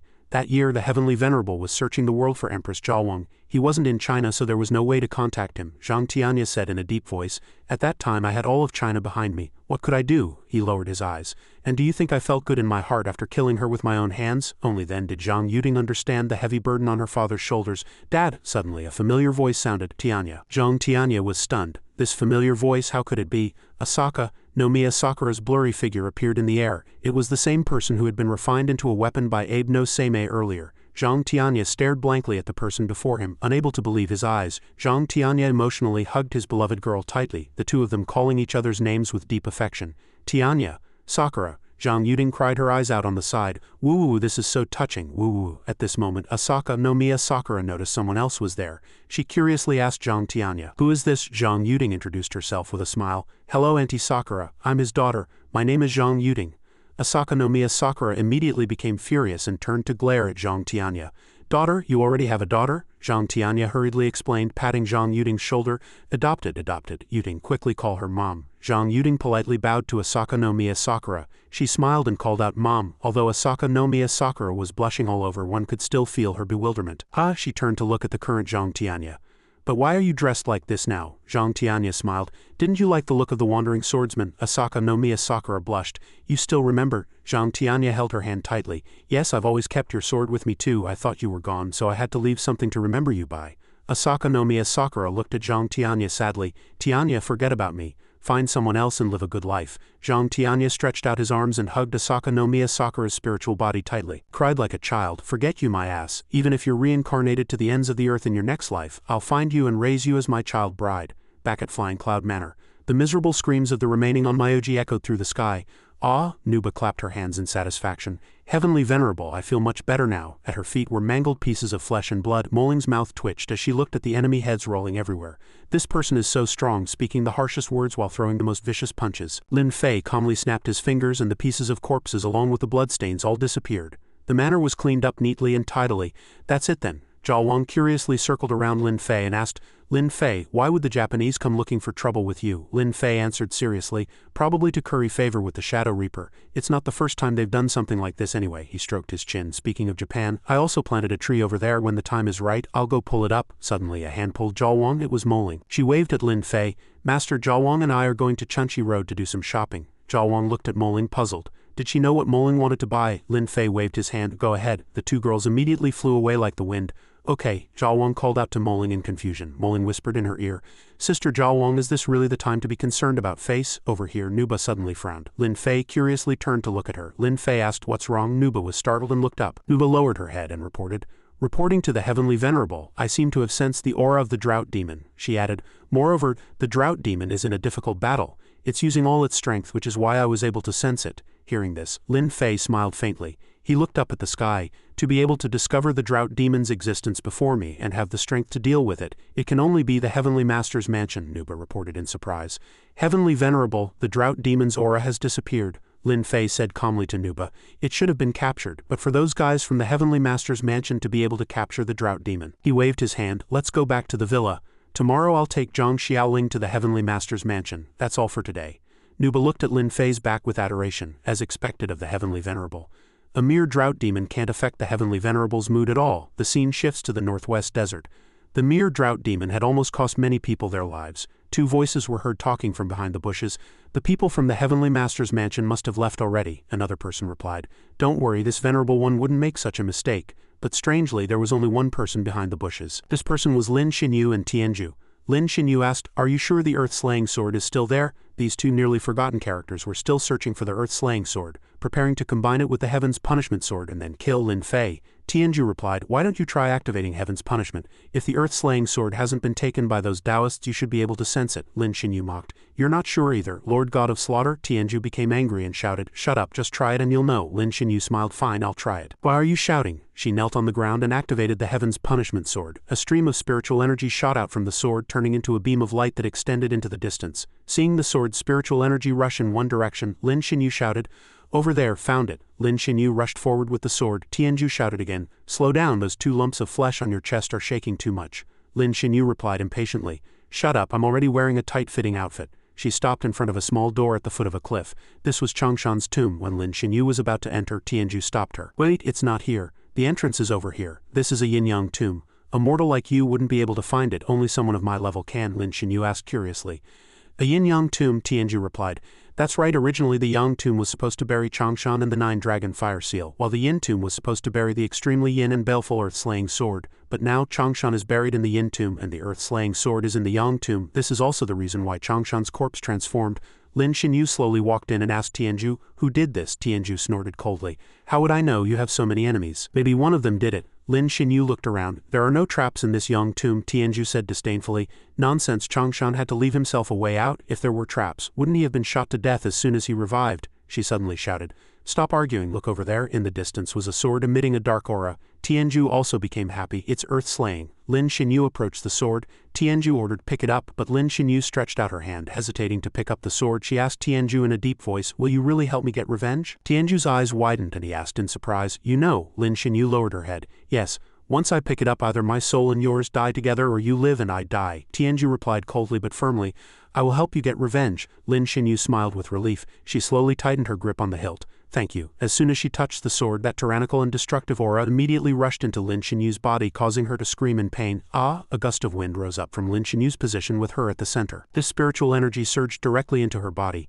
Then the gale dispersed and Lin Xinyu fell to the ground. She bent down and pulled out the sword. When Lin Xinyu raised her head, the soul in this body was already completely Tianju's. Tianju, who had occupied Lin Xinyu's body, revealed a satisfied smile.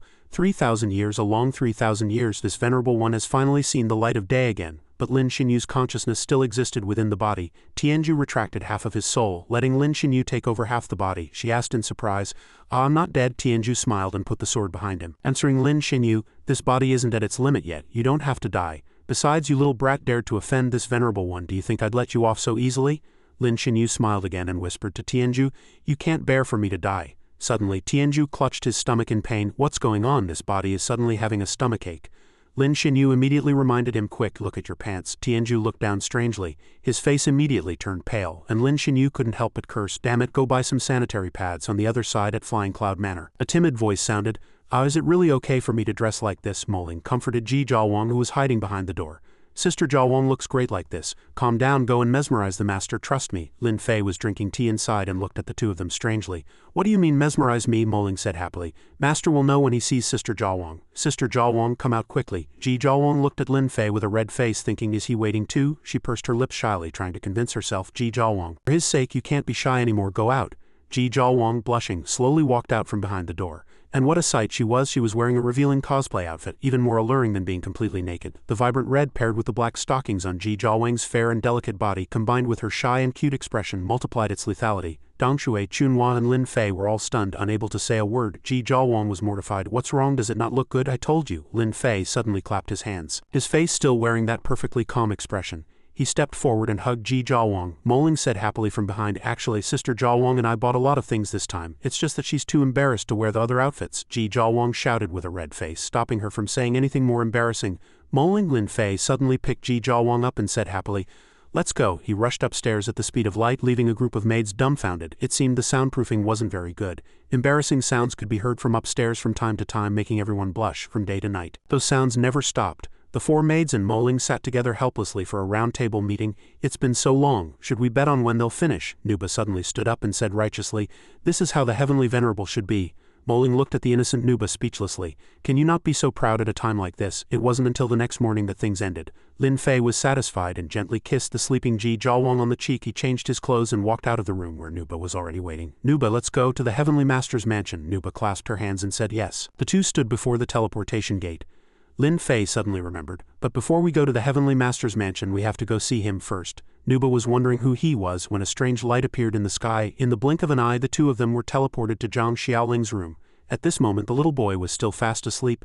Nuba and Lin Fei frowned strangely, watching Zhang Xiaoling talk in his sleep. "So much money. I can buy so much delicious food."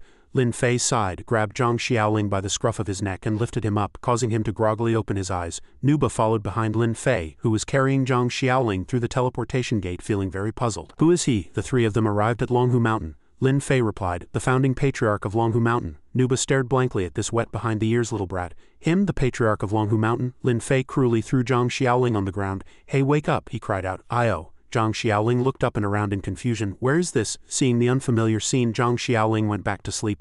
"So I'm still dreaming. I'll just go back to sleep then." Nuba squatted down and flicked Zhang Xiaoling on the forehead, trying to wake him up. Only then did Zhang Xiaoling completely wake up. He looked at the man in front of him in terror.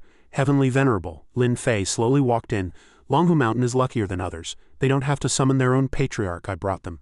At this time in the Heavenly Master's mansion some kind of ceremony was being held. A voice sounded, "Senior brother, are you sure you won't reconsider?" The man called Senior Brother replied, "Those who do great things don't sweat the small stuff. As long as it benefits our Heavenly Master's mansion, what's a small sacrifice like this? It's just a few miles of scorched earth, nothing to be afraid of." The person who had just asked was too shocked to speak. In the center of the courtyard was a formation, trapping a guy covered in talismans and bound by iron chains. 4 people stood at the positions of the 4 chains to guard it. The man shouted loudly, "Stop." Then he gave the order. Everyone present simultaneously cut their wrists, directing their blood to flow towards the corpse covered in talismans.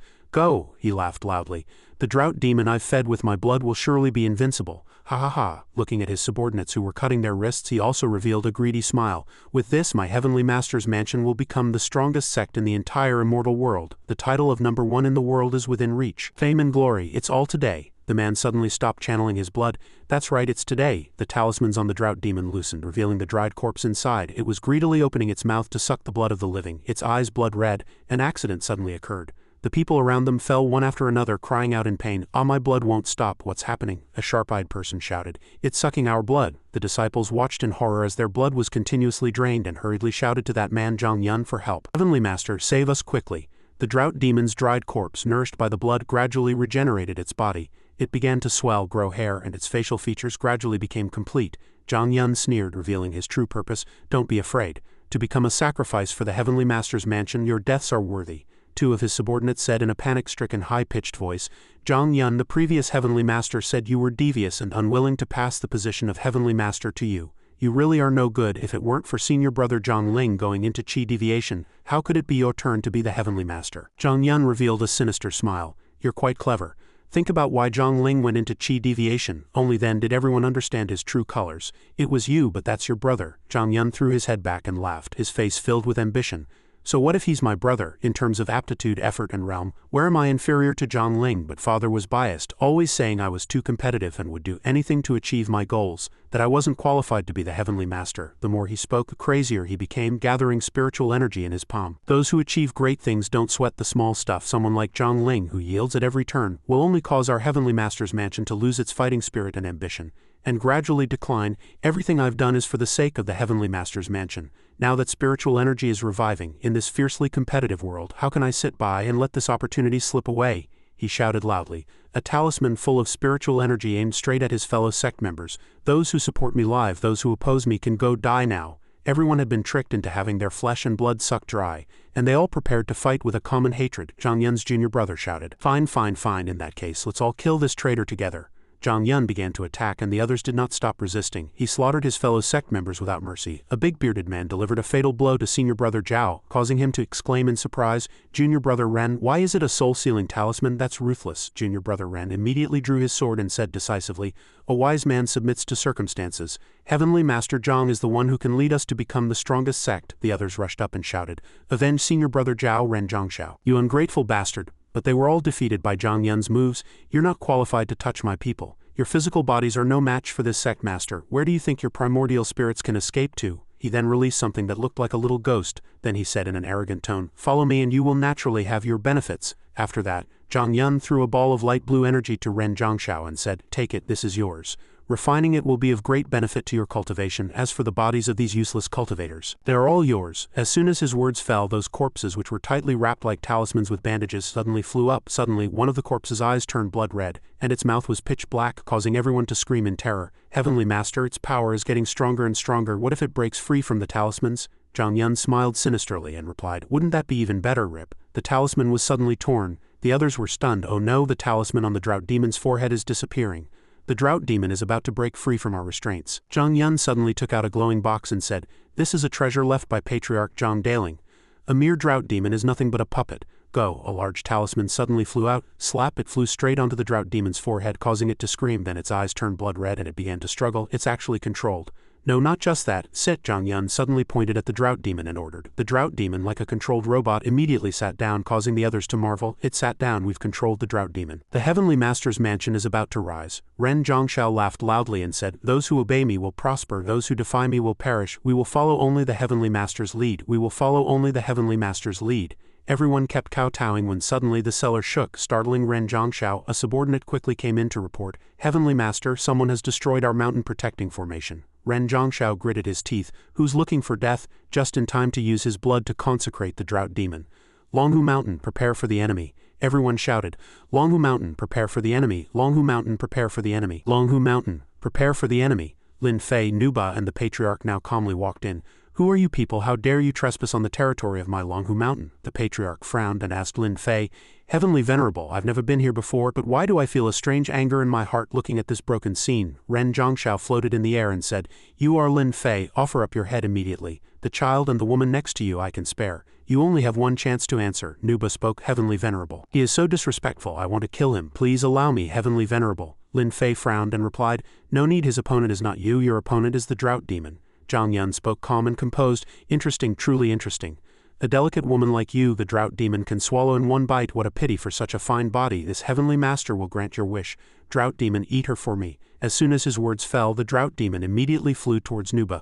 Lin Fei calmly looked at Nuba and said, "Release a little of your seal, that should be enough." The drought demon was like a soulless shell, rushing towards Nuba at high speed, but unexpectedly, it was instantly defeated by the baleful energy of the seal on Nuba's forehead and sent flying. Boom boom boom, the sound of shattering rang out. The ground cracked and spewed fire, causing everyone to panic. "What's going on? The Heavenly Master's hall has turned to sand." Not only that, the entire Longhu Mountain.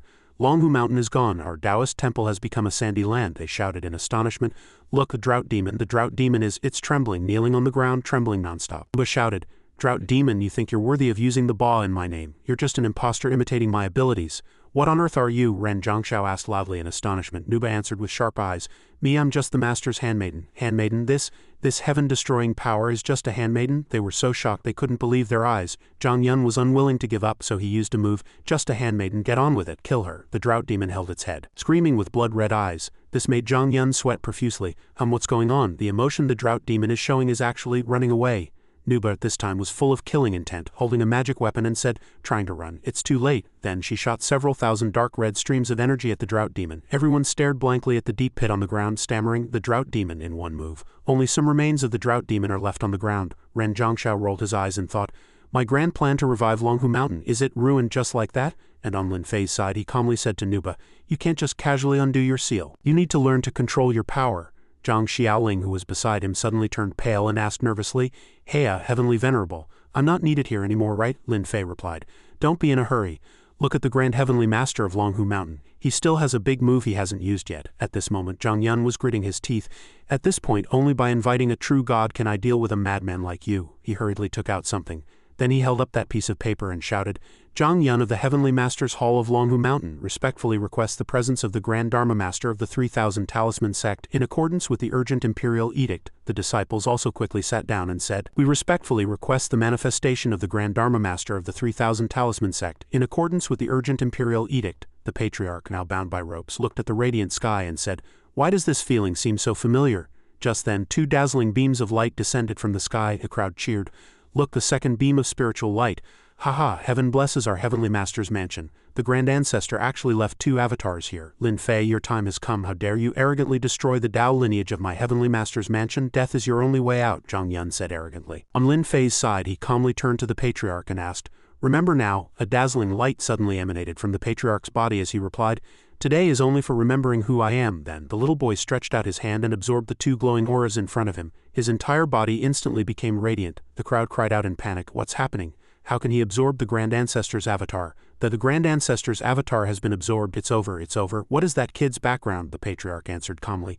"This poor Taoist is Zhang Xiaoling and also the Grand Dharma Master of the 3000 Talisman Sect you spoke of." Zhang Daling. Then the little boy's eyes snapped open and he stared intently at the group of people, shocking them into silence, their faces covered in nervous sweat. Then they shouted, "How audacious, a little brat dares to offend our Grand Ancestor. I think what he said might be true, otherwise how do you explain what just happened? Our Grand Ancestor ascended long ago, how could he still be in the mortal realm? And as such a small child? Do you remember what you said to me?" Lin Fei calmly asked Zhang Daling. "Also, I have one more thing to ask you. If the sect you founded had people in it who did evil, what would you do?" Zhang Daling recalled the man's words and replied, "I remember." Then he quickly executed a move. "Way of the 5 pecks of rice, may the heavens be boundless and my Tao prosper." The figure of an adult Taoist master appeared behind Zhang Daling.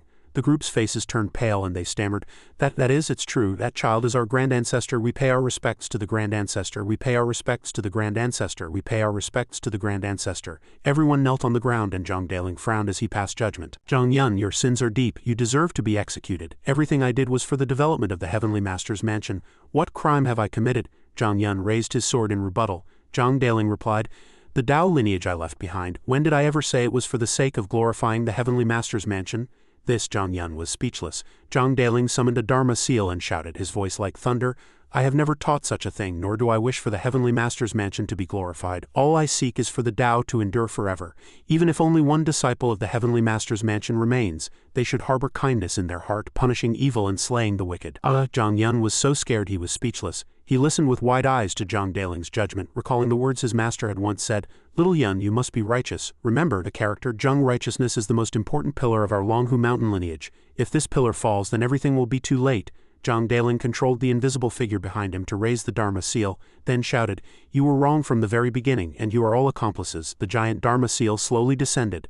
Boom, with a loud bang, rubble flew along with a dazzling azure light. After finishing his business, Zhang Daling politely clasped his hands and bowed to Lin Fei. The descendants of my Tao lineage have not been diligent, causing the Heavenly Venerable to witness a joke. There are still many heavenly materials and earthly treasures in the cultivation world. I hope you will accept them. Lin Fei replied, You keep them. Nuba, let's go. Yes, Zhang Daling politely bid farewell. Then thank you, Heavenly Venerable. This poor Taoist will now depart for the Cultivation Mountain. After speaking, the little boy quietly stepped into a spatial rift. At this time, Lin Fei and Nuba had also returned home. Ji Jiawang was sitting and reading a book. Seeing them, she asked, You're back, what were you doing? Lin Fei sat down and replied, Nothing much, just casually wiped out a sect. Ji Jiawang said with an indifferent face, Oh, so it was just a small matter like that. Kingdala's face turned pale as she thought, Wiping out a sect is a small matter, a devil, this is simply a devil. Suddenly a voice sounded, Master, I'm back. His voice was calling him master. The green-haired Qingyue happily walked in. King Hua exclaimed in admiration, So cute. Nuba, however, frowned with suspicion. This aura. Ji Jiawang also smiled like a flower, thinking, He's even cuter than me. He's a man. Nuba's face suddenly fell, filled with astonishment. Qingyue said shyly, I am a genuine man. Nuba immediately clasped her hands and bowed, requesting Lin Fei, Heavenly Venerable, let me kill him for you. Suddenly, Yinglong appeared and happily shouted, Ha ha ha, Qingyue, you're really here. I missed you so much. She rushed forward and hugged Qingyue tightly, saying, Let sister take a sniff. Why haven't you called sister for so long? Qingyue replied, The phone sister gave me couldn't make calls, so I couldn't call sister. What do you mean it couldn't make calls? Yinglong asked, puzzled. Qingyue then explained just as his sister had said. I hit the phone for sister with one punch. It ended up like this. Besides, I didn't provoke anyone, did I? Yinglong looked at Qingyue and could only say helplessly, You really hit the phone. On Lin Fei's side, he covered his face helplessly and said, I can't watch this anymore. Ji Jiawang looked at him and advised, You should teach him some common sense lest he get scammed in this world. If he's sold somewhere to have his organs harvested, it might embarrass you. It would be a blessing if they don't scam others and sell their organs. As Lin Fei spoke, he cast a spell on Qingyue and the man. The two immediately remembered everything that had happened. They said in unison, So in the past 3,000 years the world has undergone earth-shattering changes. So hitting the phone doesn't mean hitting the phone but dialing the phone. Woo woo woo. Yinglong hurriedly comforted Qingyue. Don't cry, sister will buy you a new one. If you cry, sister's heart will hurt. Qingyue looked at Lin Fei and said aggrievedly, Master, I'm so sorry. The magic treasure I gave you last time was actually a cotton candy machine. I really didn't know it was an ordinary thing. Do you have money? Lin Fei suddenly turned his head and asked, I do. Qingyue answered affirmatively. Ji Jiawang asked again, You didn't really go and sell other people's organs, did you? That's illegal. Lin Fei turned back and answered for him. Are you obsessed with selling organs? Qingyue hurriedly explained. No, it's not illegal. I earned the money legally. The man also chimed in. Yes, it should be legal. What did you do? Lin Fei asked thoughtfully. Qingyue replied shyly. I took sexy photos. After hearing this, King Hua and Ji Jiawang both blushed and had nosebleeds, which made Nuba ask with confusion, Heavenly Venerable, why are their noses bleeding? Lin Fei replied, Their blood pressure is high. Then he said to Nuba, Let's go. If we don't go, my blood pressure will get high and I'll have to beat a few perverts to death to lower it. Seeing that Lin Fei was about to leave, Qingyue asked, Master, where are you going? Lin Fei glanced at him and replied, Aren't you treating us to a meal? No rush now, drive. Yes, the scene shifts, and everyone is now on Chunxi Road in Chengdu. Moling took the lead and said, It's still early for dinner, why don't we go shopping for a while? Ji Jiawang agreed, Sure. The men around them all blushed in admiration, thinking these girls are so beautiful. Is some advertising company shooting on location? They're as beautiful as celebrities. Nonsense, celebrities aren't this beautiful without filters. Nuba followed behind Lin Fei and asked, Do you really not need me to kill him? Lin Fei replied, He's just a bit strange, not a bad person. There's no need to hurt him, just pretend nothing happened.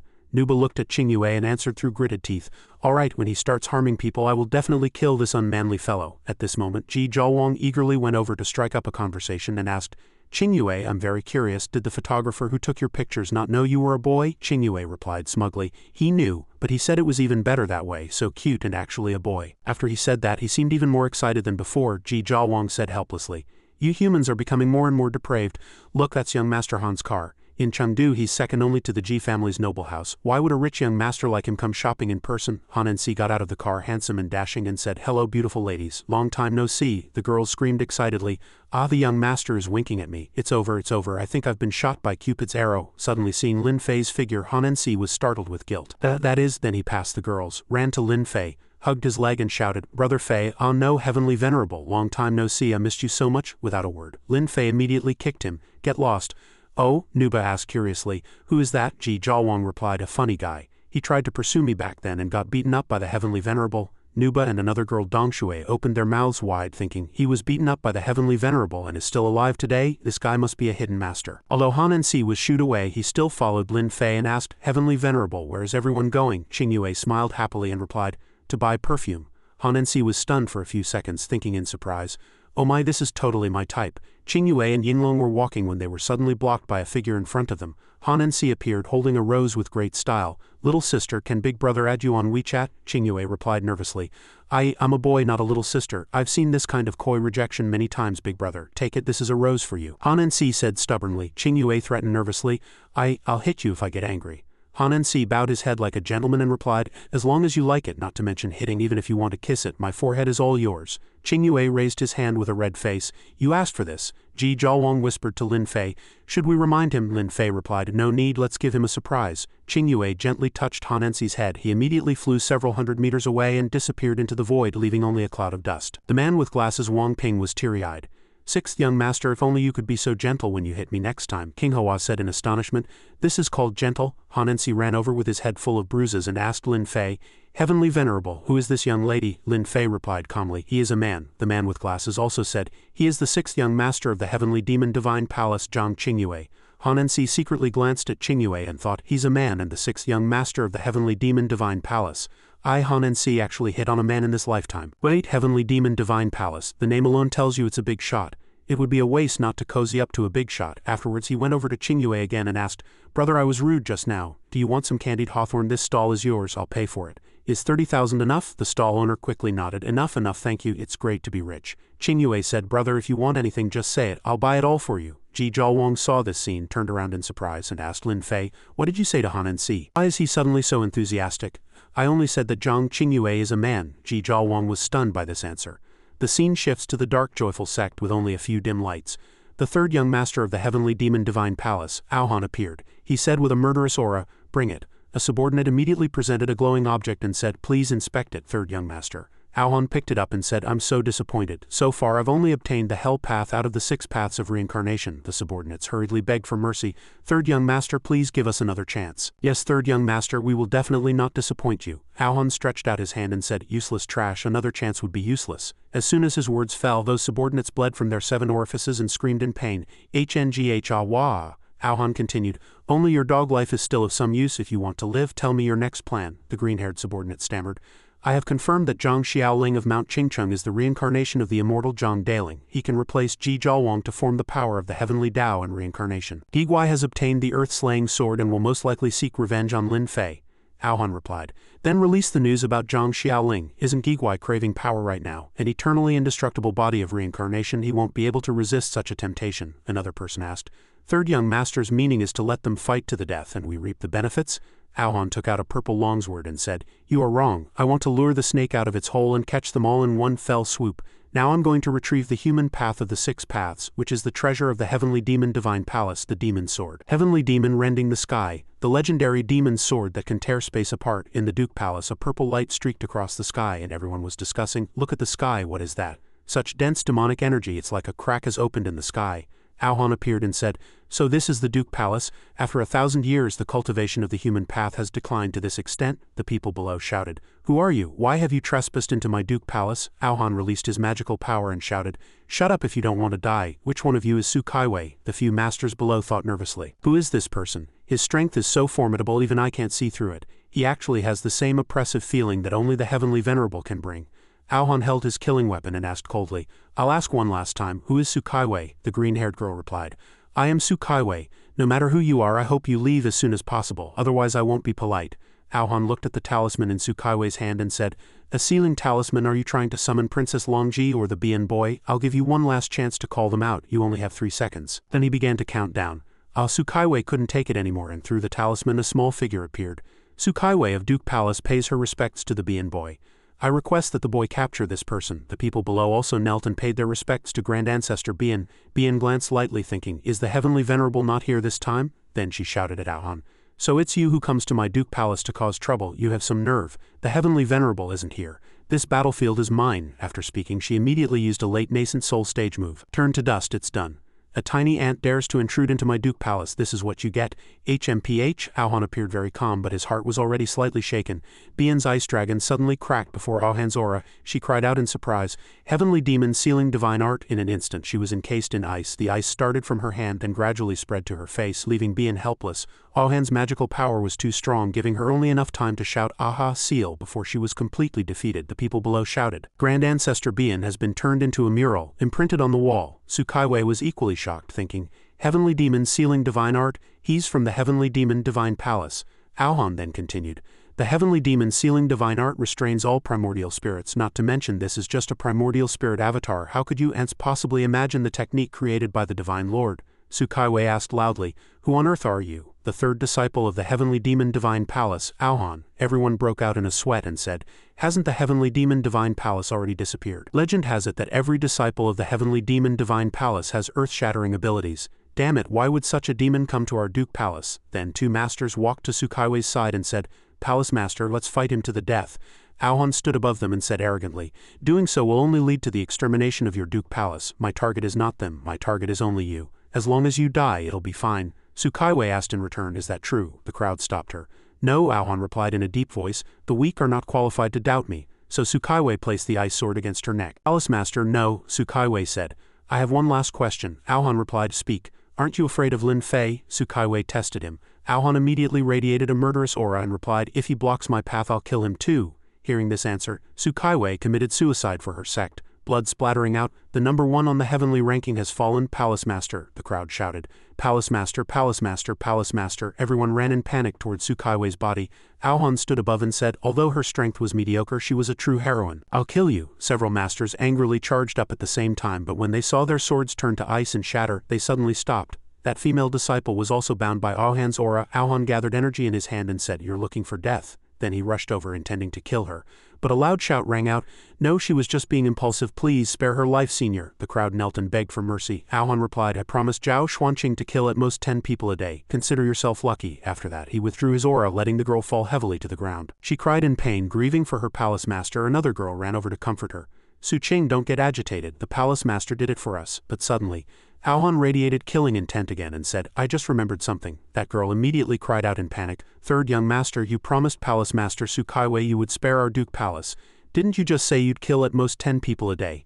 Aohan replied unreasonably, First I did agree, but she sought her own death. Second, Sukaiwei committed suicide, so it doesn't count as me killing her. I've only killed 9 people. Plus you, that's exactly 10 people. He struck viciously. Su Qing's head was immediately pierced and the crowd shouted, Su Qing elder, Su Qing elder. Su Qing fell in front of that girl, who immediately shouted, Quick, contact the Heavenly Venerable. The scene shifts to the palace of the third young master of the Heavenly Demon Divine Palace.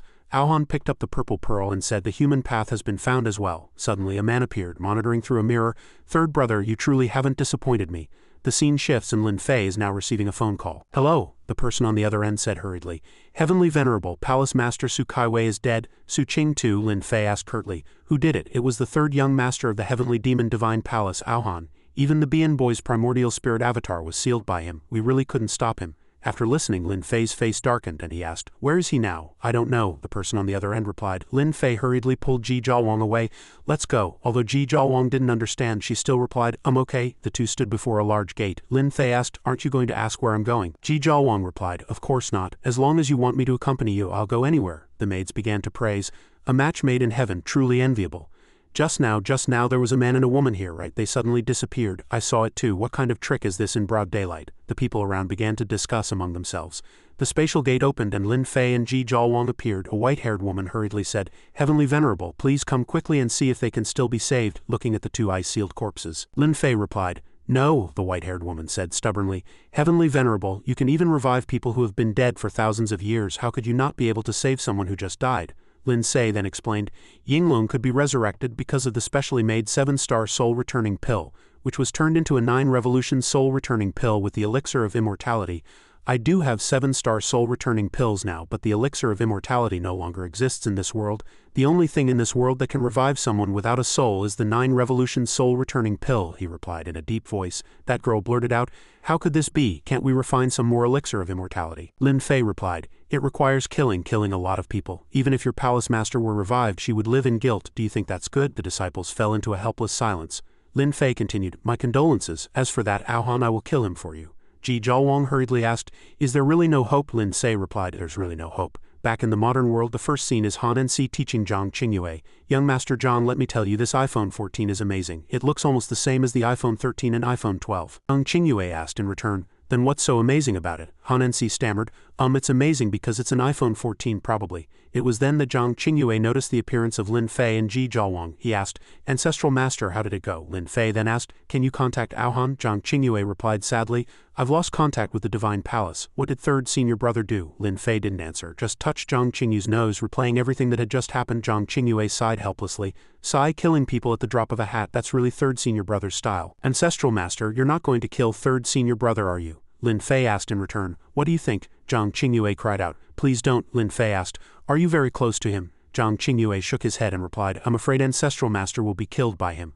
Han NC also broke into a nervous sweat upon hearing this and asked, "Is your third senior brother very powerful?" Zhang Qingyue replied, "If he doesn't use the heavenly demon rending the sky sword, his strength is comparable to mine, but once he uses it, it's like he's at the deity transformation stage." The maids' mouths dropped open in surprise. Comparable to deity transformation. Han NC thought, a mere third young master has the combat power of a deity transformation expert. Then how strong must the second and first young masters be? This is a great opportunity. He quietly asked Zhang Qingyue, "Is your sect still recruiting?" The man with glasses replied, "Your talent is too poor, but with the 6th young master as an intermediary you should be able to get a job as a janitor in the Divine Palace."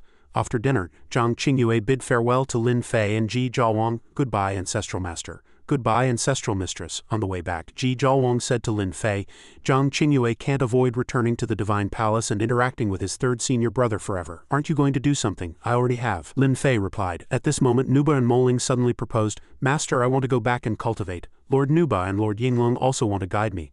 Can we go back first?" "You can," Lin Fei replied curtly. On the way back, the girls chatted. "Although the clothes in the store are beautiful, this way of shopping really isn't for me," Nuba added. "Those ugly female shop assistants almost made me lose control of my desire to kill." Moling replied, "Haha, calm down you two." From a distance, Wangling observed in secret. "Found them, one left." Yinglong sat in the car and said, "Next time I see that kind of shop assistant, I'll teach her a lesson." "Do you need me to kill her?" Nuba added. Wangling thought to herself, an ancient heavenly dragon, a drought goddess, and a descendant with the bloodline of a divine witch. At first glance they are indeed tough opponents. She slipped underground thinking arrogantly, "But these gods are no longer a match for me." Screech, the sound of a car braking sharply rang out. The girls panicked. "What's wrong? There's clearly nothing in front of us." Wangling suddenly emerged from the ground and said, "Long time no see, you two great gods," the girls blurted out. "Such strong stealth abilities." "It's Wangling." Wangling drew her red sword and shouted, "Please die here." Then she swung her sword and a stream of crimson chi immediately enveloped the red car. The car instantly exploded, throwing the 3 girls out. Moling hurriedly shouted, "Lord Nuba, I have the barrier talisman the master gave me, quickly." Then Moling quickly pulled Nuba inside. The two struggled to hold on within the barrier. "Wangling, just you alone." The golden dragon spat flames at Wangling. Wangling dodged the flames. Her eyes lit up as she said, "A world talisman. Interesting. If it weren't for that, the primordial spirit of the divine witch's descendant would have been annihilated 100 times over." "Be careful, that thing's stealth technique can hide all traces of its aura and it can appear from anywhere," Nuba said. Tightly gripping Moling's hand, Wangling and a crimson dragon swooped down. "She has a barrier talisman, but do you?" Boom. The red dragon shot a magic treasure towards Nuba and Moling.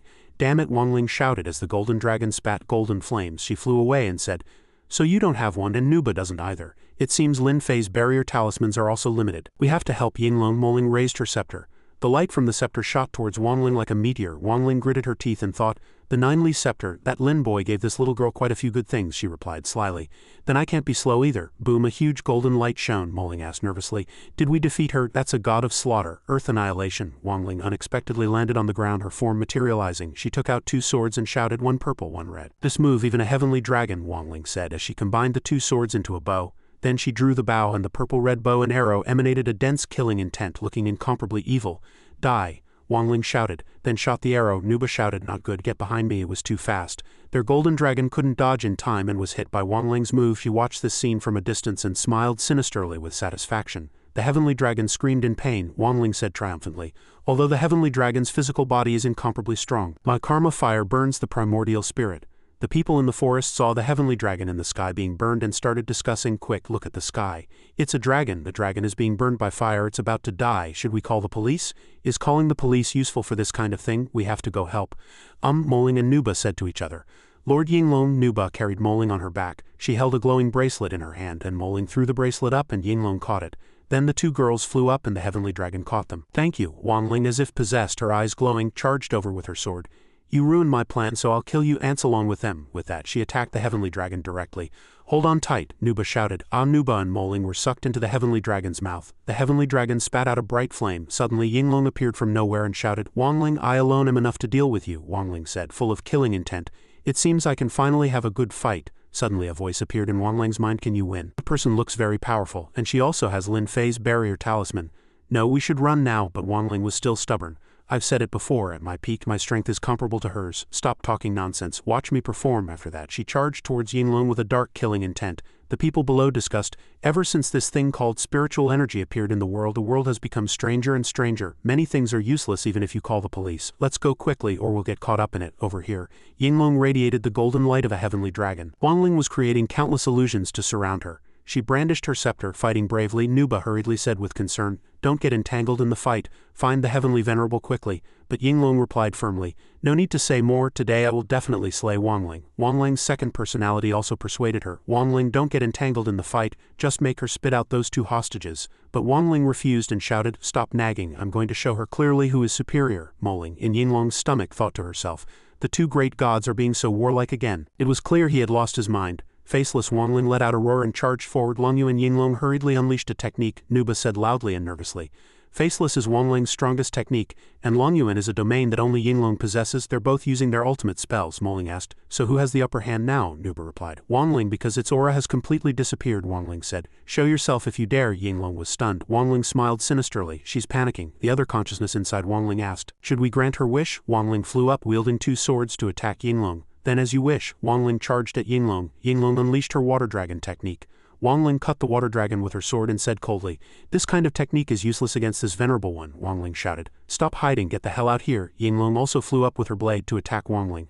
I never planned on hiding. Every one of Yinglong's strikes was aimed at Wang Ling, but Wang Ling seemed completely unharmed. It seemed Lin Fei's barrier talismans weren't omnipotent after all. Wang Ling swiftly dodged Yinglong's attack. Yinglong, you're much weaker now than you were back then. Wang Ling charged straight at Yinglong with her sword. How long can his barrier talisman block me? Wang Ling continuously attacked Yinglong. Fear grew in Yinglong's heart. This is bad, the barrier talisman is at its limit. Yinglong gathered a massive amount of power and sent Wang Ling flying. Yinglong said proudly, even without the barrier talisman, when have I ever been afraid of you? Wang Ling paused for a few seconds to think. Is she going to fight to the death?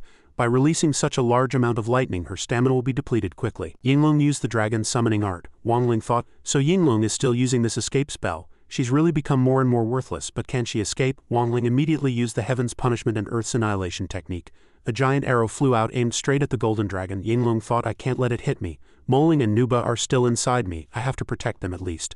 The voice inside Wang Ling roared, hurry up and finish her off. Don't let her escape. Wang Ling laughed. I've changed my mind. If even Lin Fei's barrier talisman can't block this venerable one's blade, then what do I have to be afraid of? Wang Ling flew up.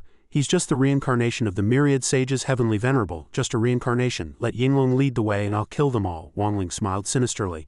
To avenge you, the scene shifts. Ji Zhaowang asked, what do you think of this? Does it look good? Lin Fei replied softly, you look good in anything. Ji Zhaowang said shyly. You're just saying that. People saw something strange in the sky, so they came out to look and discuss.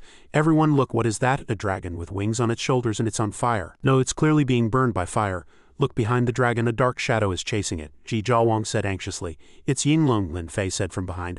I'll go take care of it. Wang Ling descended with a giant hand. The great god Yinglong of the past is nothing but a mudloach today. When I catch you, I will definitely skin you and pull out your tendons. Suddenly, Lin Fei grabbed Wang Ling's hand and said, Wang Ling, did you have a sex change? Wang Ling was both surprised and flustered. Wang Ling said angrily, are you brainless? This body is just the most suitable for this venerable one's soul. Lin Fei said, that's good. I thought you wanted to experience what it's like to be a woman. Just thinking about it is perverted. It's the heavenly venerable. We're safe. Wang Ling wielded her 2 swords and charged at Lin Fei. Cut the crap, I'm here to kill you. Revenge. Lin Fei remained calm and asked, Revenge? What revenge? Have I met you before? Wang Ling's eyes widened as she looked at Lin Fei and roared. Thousands of years ago, during the Great War with the demon venerable 6 paths of reincarnation, a single sword chi of yours directly destroyed this venerable one's physical body, forcing a shattered wisp of my primordial spirit to reside in heaven's punishment because of you. This venerable one was trapped in a weapon for thousands of years, unable to do anything, and was touched by countless people. Wang Ling went mad with anger, her eyes bloodshot. Do you know how painful that was? Lin Fei said boredly. I didn't notice at the time. Hearing this, Wang Ling became even more enraged. You think you can dismiss this venerable one with a casual "didn't notice"? Lin Fei asked. Then you can only blame yourself. Why didn't you dodge back then? It was just a single sword chi, Wang Ling thought furiously. Just a single sword chi? A sword chi of that level? No one could have dodged it, alright. Wang Ling shouted, I want to avenge Nightmare. You killed Nightmare. Lin Fei spoke to the soul inside Wang Ling. Oh, there's another soul. Are you the original owner of this body? That's right, I'd rather give my body to Wang Ling than not kill you. Lin Fei thought for a moment and said, Now I remember, that Nightmare was also a pervert. Wang Ling was furious, attacking Lin Fei with her dual swords. What do you mean also? You think this venerable one is a pervert? I'll kill you. Even with the dual swords in front of him, he remained calm and unafraid. Dual blades, and I'll have to take out my weapon too. 2 onlookers drinking beverages said, Look, it's a fight between gods. Lin Fei glanced over and thought, got it. Lin Fei held something in his hand and blocked Wang Ling's dual blades. Wang Ling asked in confusion, What is that? It can block this venerable one's heaven's punishment and earth's annihilation. It's a straw. The 2 onlookers suddenly found their straws missing and asked in surprise, where's my straw? Wang Ling went crazy, continuing to attack Lin Fei with her dual swords. You're looking down on me, aren't you? Use your immortal slaying sword. This venerable one is getting serious. Lin Fei asked softly, Since when did gods of slaughter care about martial ethics? Wang Ling gritted her teeth in anger. Wang Ling continued to attack Lin Fei. You asked for this. Wang Ling used the Azure Dragon Karma Fire. A fire dragon appeared in the sky and the crowd below was amazed. Is this a battle between cultivators? Should we call the police in this situation? Even a nuclear weapon? Probably. Lin Fei opened his mouth and waved his hand and the fire dragon was sucked into his body. Lin Fei burped after swallowing the fire dragon. I'm full, a bit bloated. Wang Ling was horrified. How is this possible? I can't even injure him a little. Suddenly, Wang Ling used Faceless, and Lin Fei was momentarily stunned. Ji Zhaowang said worriedly from below, Oh no, that guy's aura has disappeared. Wang Ling attacked Lin Fei from behind with her dual blades. Faceless can erase all existence. Even he can't sense our presence, tear him to pieces, but Lin Fei sensed it and he spun around abruptly. Wang Ling, you're too slow. This horrified Wang Ling. Lin Fei gently tapped Wang Ling with one finger, but it made her vomit blood. Then she was sent flying. Lin Fei said, It's the soul inside your body that's dragging you down. You still came looking for me like this. Are you looking to die? The soul inside Wang Ling separated and said, Even like this I can still kill you. So I was the one dragging Wang Ling down. As long as I can get revenge, what does it matter if I live or die? Covered in blood and in tattered clothes, Lin Xinyu said through gritted teeth, Wang Ling, kill me, you owe me. Do you think you can just leave? Lin Xinyu cried out. If you don't kill me, you're no match for him at all. Even if you want to die, can't you let me get my revenge first? This is my only wish. Can't you even grant me this? Wang Ling turned around. But Lin Fei put his hands in his pockets and said, You seem a little different from before. 3,000 years ago, you would have devoured her soul without hesitation. Wang Ling laughed. People change and so do gods. No, actually, neither of us should be called gods. Gods don't have humanity. You've gotten weaker too, Lin Fei replied. Is that so? Then if you devour her soul now, you might have enough power to fight me fair and square. Lin Xinyu's soul pounded on Wang Ling's head and said, I'll go die now. You go fight him to the death. Then Lin Xinyu's soul rushed towards the sword blade. Stop, you damn woman. Let go of me, let go of me. Wang Ling turned to Lin Fei and said, Heavenly Venerable, can I make a pact with you? If you win, please spare that blonde girl's life. She hasn't done anything wrong. All the sins are mine. If I win, I won't harm anyone around the Heavenly Venerable. How about it? Lin Fei said coldly. But you can't win. Wang Ling was stunned, fell into a painful silence, then lowered her head and pleaded, I implore the Heavenly Venerable to spare her life. Wang Ling will be eternally grateful. The girl's soul was restrained by the power, but she was still screaming. Get up, I don't need you to beg for me. Lin Fei said, You've already admitted defeat before even fighting. That's not your style. Wang Ling looked up at him. But I'm facing the myriad sages. Heavenly Venerable, Lin Fei said. Stand up. A god of slaughter dies on their feet even if they die. Wang Ling thought. He's not looking down on me, he agreed. But the girl's soul screamed, What the hell are you doing? Go kill him, go kill him. Wang Ling looked up at the girl's soul and said, If only we weren't in the same body. Wang Ling transferred her power and the girl's soul screamed, Wang Ling, what are you trying to do? Wang Ling's body gradually faded. Goodbye. The girl's soul cried out, No. Wang Ling's body dissipated just like that. Lin Fei stood with his hands behind his back and said, Divinity, humanity, there is no difference. The people below took out their phones to film. Why does the world look like it's the end of days? Quick, take a picture and post it on Moments. Ji Zhaowang was puzzled. What on earth happened? The blonde girl, Lin Xinyu. This venerable one won this time. Before, everything was under your control. But this time you miscalculated. You wanted me to devour you, so this venerable one will give you all of her soul power. From now on there will be no Wangling in the world, only you, Lin Xinyu. This venerable one deserves to die 1,000 deaths for her crimes in this life, but in the end I've had a good ending." Wangling's tears fell like rain. Lin Xinyu fell from the sky and the people below were moved, shedding tears along with her, a strange sadness lingering in their hearts. "How strange." Ji Zhaowang also wiped away a tear. Why am I crying too?" The green-haired man closed his eyes and asked, "Has another golden immortal realm expert fallen in the world, and even stronger than Guangchengzi? To the point of having their soul scattered and never to be reincarnated?" The man in yellow replied. "A golden immortal has fallen, a wound to the heavenly Tao. The heavenly Tao grieves with it." The man in white asked, "Who on earth died? Could it be Yinglong who is with Lin Fei?" Aohan said, "The Asura path delivered itself to my doorstep. Wangling has fallen." Lin Fei said, "You can go. As long as you don't bring disaster to the world, I don't want to kill you." Lin Xinyu lowered her head and said, "Stop your posturing. You killed Nightmare and forced Wangling to her death. Even if you're a god, I'll fight you to the death." Lin Xinyu flew up with her dual blades. "Go to hell." Lin Fei calmly used a spell. "It seems you still don't understand the situation." Then he attacked Lin Xinyu. A water dragon appeared, opening its large mouth as if to devour Lin Xinyu. Lin Xinyu rushed up with her dual blades to fight the water dragon, but she didn't seem to be a match for it, thinking, "What's happening? Just one move has drained all my stamina." Lin Fei choked Lin Xinyu by the neck. "Now do you understand?" Lin Xinyu shouted. "Kill me or cut me up, whatever you want. It's better to be dead, better to be dead." Lin Fei choked her with one hand and raised the other. Lin Xinyu closed her eyes and thought, "Nightmare Wangling, I'm coming to see you." But Lin Fei just flicked her lightly on the forehead. "Wangling entrusted everything to you, even getting on her knees for me. Not so that you could go and die." The old man with a beard attacked the pair of evil beast brothers.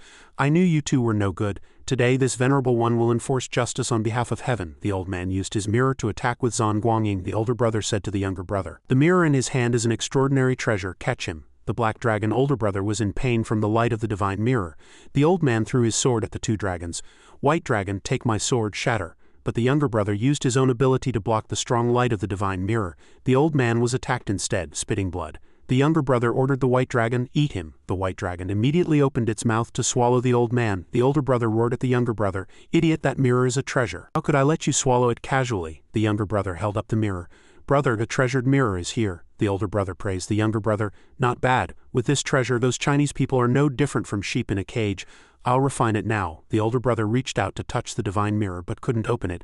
"This treasured mirror actually has that old fellow's restriction." "Ridiculous. Do you really think this kind of thing can stop me?" the older brother ordered. "Break that Chinese old man's restriction." The older brother picked up the mirror and said, "Now you belong to me." The younger brother asked, "Brother, should we go find Lin Fei directly and kill him as Lord Reaper instructed?" The older brother replied, "What's the hurry? Let's take our time. When we get to China, those ignorant fools, we can kill as many as we want. Since this old man has such a precious treasure, don't the other sects have even more treasures hidden away?" The younger brother agreed. "I understand, brother is more thoughtful. Let's go destroy the other sects and steal their treasures." The scene shifts. Ji Zhaowang smacked her lips and asked Lin Fei, "Those little guys should be fine, right?" Lin Fei replied that what happened with Wangling wasn't a big blow to her, but it was a pretty big blow to Yinglong. Zhaowang asked curiously, "A big blow to Sister Yinglong?" Lin Fei countered.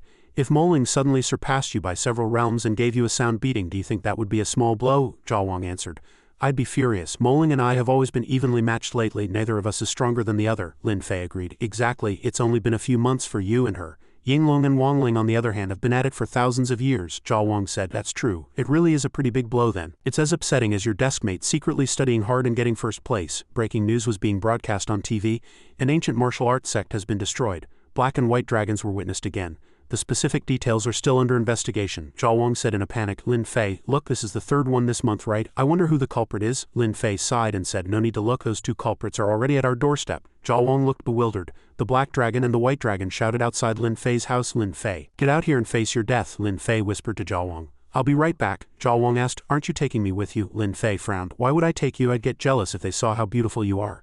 After saying that, Lin Fei disappeared and Zhaowang blushed, thinking, why the sudden confession? The younger brother said, "Big brother, that guy named Lin Fei is hiding. Let my dragon soul swallow him whole." As soon as his words fell, Lin Fei appeared. "You've got a big mouth for someone so small. Eaten too much garlic?" The younger brother roared angrily. "Say that again." Lin Fei crossed his arms and said, "Weren't the lessons of Asaka no Miya Fumimasa and Abe no Seimei enough? You're still actively seeking death." The older brother said, "Lord Reaper has personally ordered your death. We brothers can't let you live." Lin Fei provoked, "That guy has so many lackeys. What was his name again? Forget it, not important. You two were the ones who wiped out the ancient Chinese martial arts sects recently, right?" The younger brother said, "That's right, it's all the fault of those foolish Chinese people. They don't even have any decent treasures. We wiped out 3 sects in a row and didn't find a single treasure." Then the younger brother pointed at Lin Fei and continued, So we brothers came to kill you. Once we slaughter you, Yinglong's heavenly dragon soul will be devoured by our dragon souls. Then the whole world will belong to us brothers. The older brother said to the younger brother, don't waste too much breath on a dead man, let's send him on his way now and destroy this city while we're at it. The younger brother replied, you're right, big brother. It doesn't matter how many Chinese pigs we kill. Lin Fei gathered his power and said contemptuously, what are you dogs barking about? You want to destroy the city? Fine. The older brother was stunned. What's going on? The black and white dragons were being attacked. The younger brother said in a panic, the surroundings have completely changed. It's Shimada City. Shimada City, how can this be? Is it an illusion? We were clearly in China, Lin Fei said coldly. If I used an illusion, I'd make you two kill each other. Take a closer look. Where is this? The people of Shimada City hurriedly knelt down. Lord Ishan, Lord Ikon, big brother, be confident. This illusion of yours is quite realistic. It's a pity I have a dragon soul possessing me. A little trick like this can't fool me. The older brother used a move. Dragon soul possession, dragon soul overlooking the world, the younger brother said. Under big brother's overlooking the world technique, no illusion can hide. But both brothers were stunned because it really was Shimada City. How is this possible? It's not an illusion. We've really returned to Shimada City. Lin Fei asked, had enough of a look? Can we fight now? Let's destroy this city. The two brothers shouted. Everyone retreat immediately. Get out of here. Run, Lin Fei questioned angrily. Only when your own people are touched do you realize you shouldn't harm the innocent. Then what about the Chinese people who died at your hands? The two brothers panicked. Such strong pressure. This is, the older brother subconsciously looked down. Lin Fei said, what are you doing? All of you stand up, you bunch of bastards. A group of people from Shimada City knelt at Lin Fei's feet. The younger brother roared at the people of Shimada City. All of you stand up or you'll all die. The citizens begged for mercy. Lord Ikon, please spare our lives. We are absolutely loyal to the Shimada family. Ah, it's so hot. Suddenly, a beam of light blocked the attack aimed at the citizens. This is who is helping us. Someone is protecting us. Lin Fei was protecting the citizens of Shimada City. When we fight, why involve others besides they are your people? The younger brother said. Do I need a Chinese man to teach me what to do? Everyone in Shimada is my private property. If I want to kill them, what does it have to do with you? The soldiers of Shimada City flew up. Lord Ikon, Lord Ishan, we're here to help you. A mere Chinese man dares to lecture our Shimada City, then let him die here. The soldiers of Shimada City attacked Lin Fei along with the two brothers. The older brother asked, did we hit him? That guy isn't anything special, just someone who knows the body flicker technique. The citizens of Shimada City below pointed and whispered, was he protecting us just now? Yeah, he doesn't seem like a completely bad person, right? We don't have to be so ruthless. A soldier of Shimada City grabbed a citizen by the collar and roared, what are you trying to do? Are you trying to betray the country? Believe it or not, I'll kill you right now. You scum, I'll just kill you to get it over with. Suddenly, a beam of light shot towards the soldier. Ah, the older brother said, there's no need for the Japanese cultivation world to exist anymore. The beam of light shot towards the soldiers of Shimada City, making them scream for mercy. Help! Ah, why isn't this golden light killing those civilians? Quick, use the civilians as shields. Ah, a soldier immediately grabbed a citizen to use as a human shield. HMPH, the lives of you trash are meant to serve us, the citizens cried. I don't want to die, no, no, no, my lord, spare my life. But strangely, the beams of light were able to avoid the innocent citizens and only hit the soldiers. What? It can even dodge. The beam of light directly hit the soldier. Ah, the soldier fell to the ground on the spot. Lin Fei extended two fingers and ordered annihilate. The older brother's body suddenly shattered and then gradually disappeared.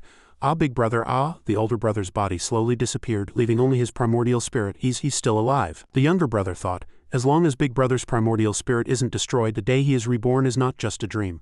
A giant hand suddenly grabbed the older brother's primordial spirit, thinking of taking the primordial spirit away? I'm afraid not. Lin Fei seized the older brother's primordial spirit. The younger brother shouted, Lin Fei, stop, I'll fight you, bastard, bastard, bastard, give me back big brother's primordial spirit and dragon soul. Lin Fei held up one index finger and said, world-suppressing heavenly lock. Instantly, the younger brother and the white dragon were bound by chains. The younger brother panicked. What is this thing? Lin Fei asked. Now what else do you have to say? The younger brother stammered. Heavenly venerable, don't kill me. It was me who was a frog in a well, it was me who was conceited, it was me who didn't know what's good for me. As long as you spare me, I'm willing to tell you a huge conspiracy in the Japanese cultivation world, Lin Fei said. An exquisite egoist, I don't like it. Your conspiracy, I don't want to know either. The younger brother, bound by chains, said with tears in his eyes. You'll want to know, you'll definitely want to know. Amaterasu Omikami has joined forces with our three great families, and is also summoning a great formation on the Onmyoji's territory, preparing to let Amaterasu Omikami descend to the mortal world. The citizens below panicked. Amaterasu Omikami descending to the mortal world? That's a god, how can she just be summoned like that? Is it true, or is Lord Ikon lying? Lin Fei asked. Is this the huge conspiracy you're talking about? The younger brother thought. Did he really understand what I said? Does he think that Amaterasu Omikami's descent, an event that could shake the world, isn't big enough? Please listen to me carefully. They're not summoning a clone but Amaterasu Omikami's main body. Lin Fei didn't seem to care much. He waved his hand and said, I know, it's good to let her witness the destruction of the Japanese cultivation world with her own eyes. The younger brother's heart went cold. What does he mean? He wants to destroy the Japanese cultivation world with his own power and even have Amaterasu Omikami witness it? Lin Fei then attacked the younger brother with a flick of his finger. I suppose you have nothing more to say. The younger brother also gradually dissipated. Lin Fei held the older brother's primordial spirit in his hand. A child asked mother. Will he kill us too? The mother said. Don't talk. When Lin Fei approached, the mother immediately hugged her child and said, Please don't. If you must kill someone, kill me.